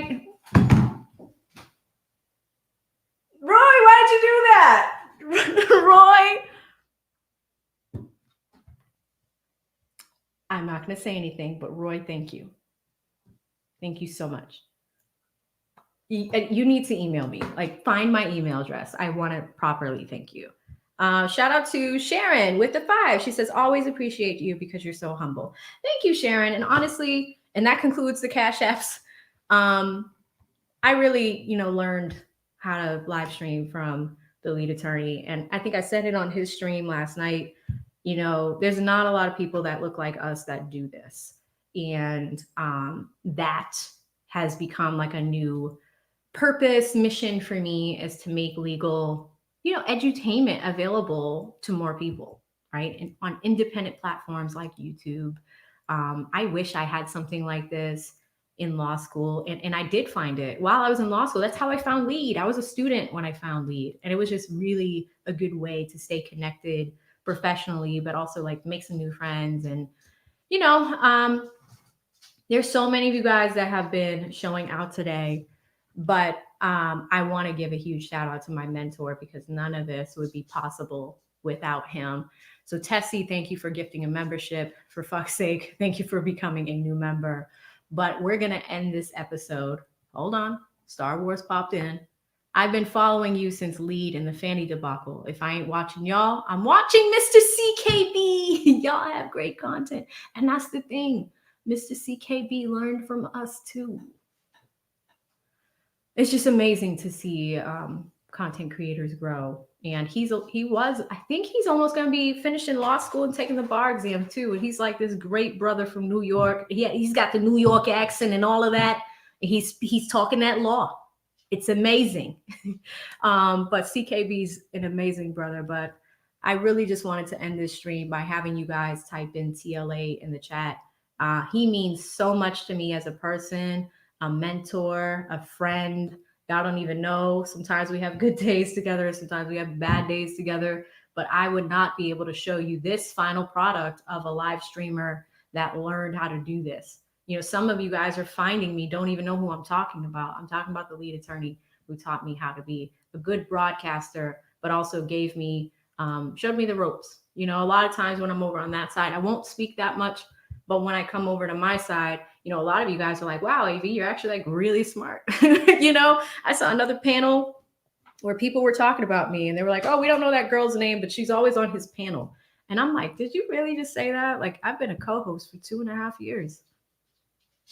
So, you know, YouTube can be a little lonely sometimes as far as the creator space. But as far as like my squad, you guys, y'all mean the world. And I learned how to show up for you guys from him. So for those of y'all that are typing in TL8 in the chat, it means the world. Thank you so much for doing that.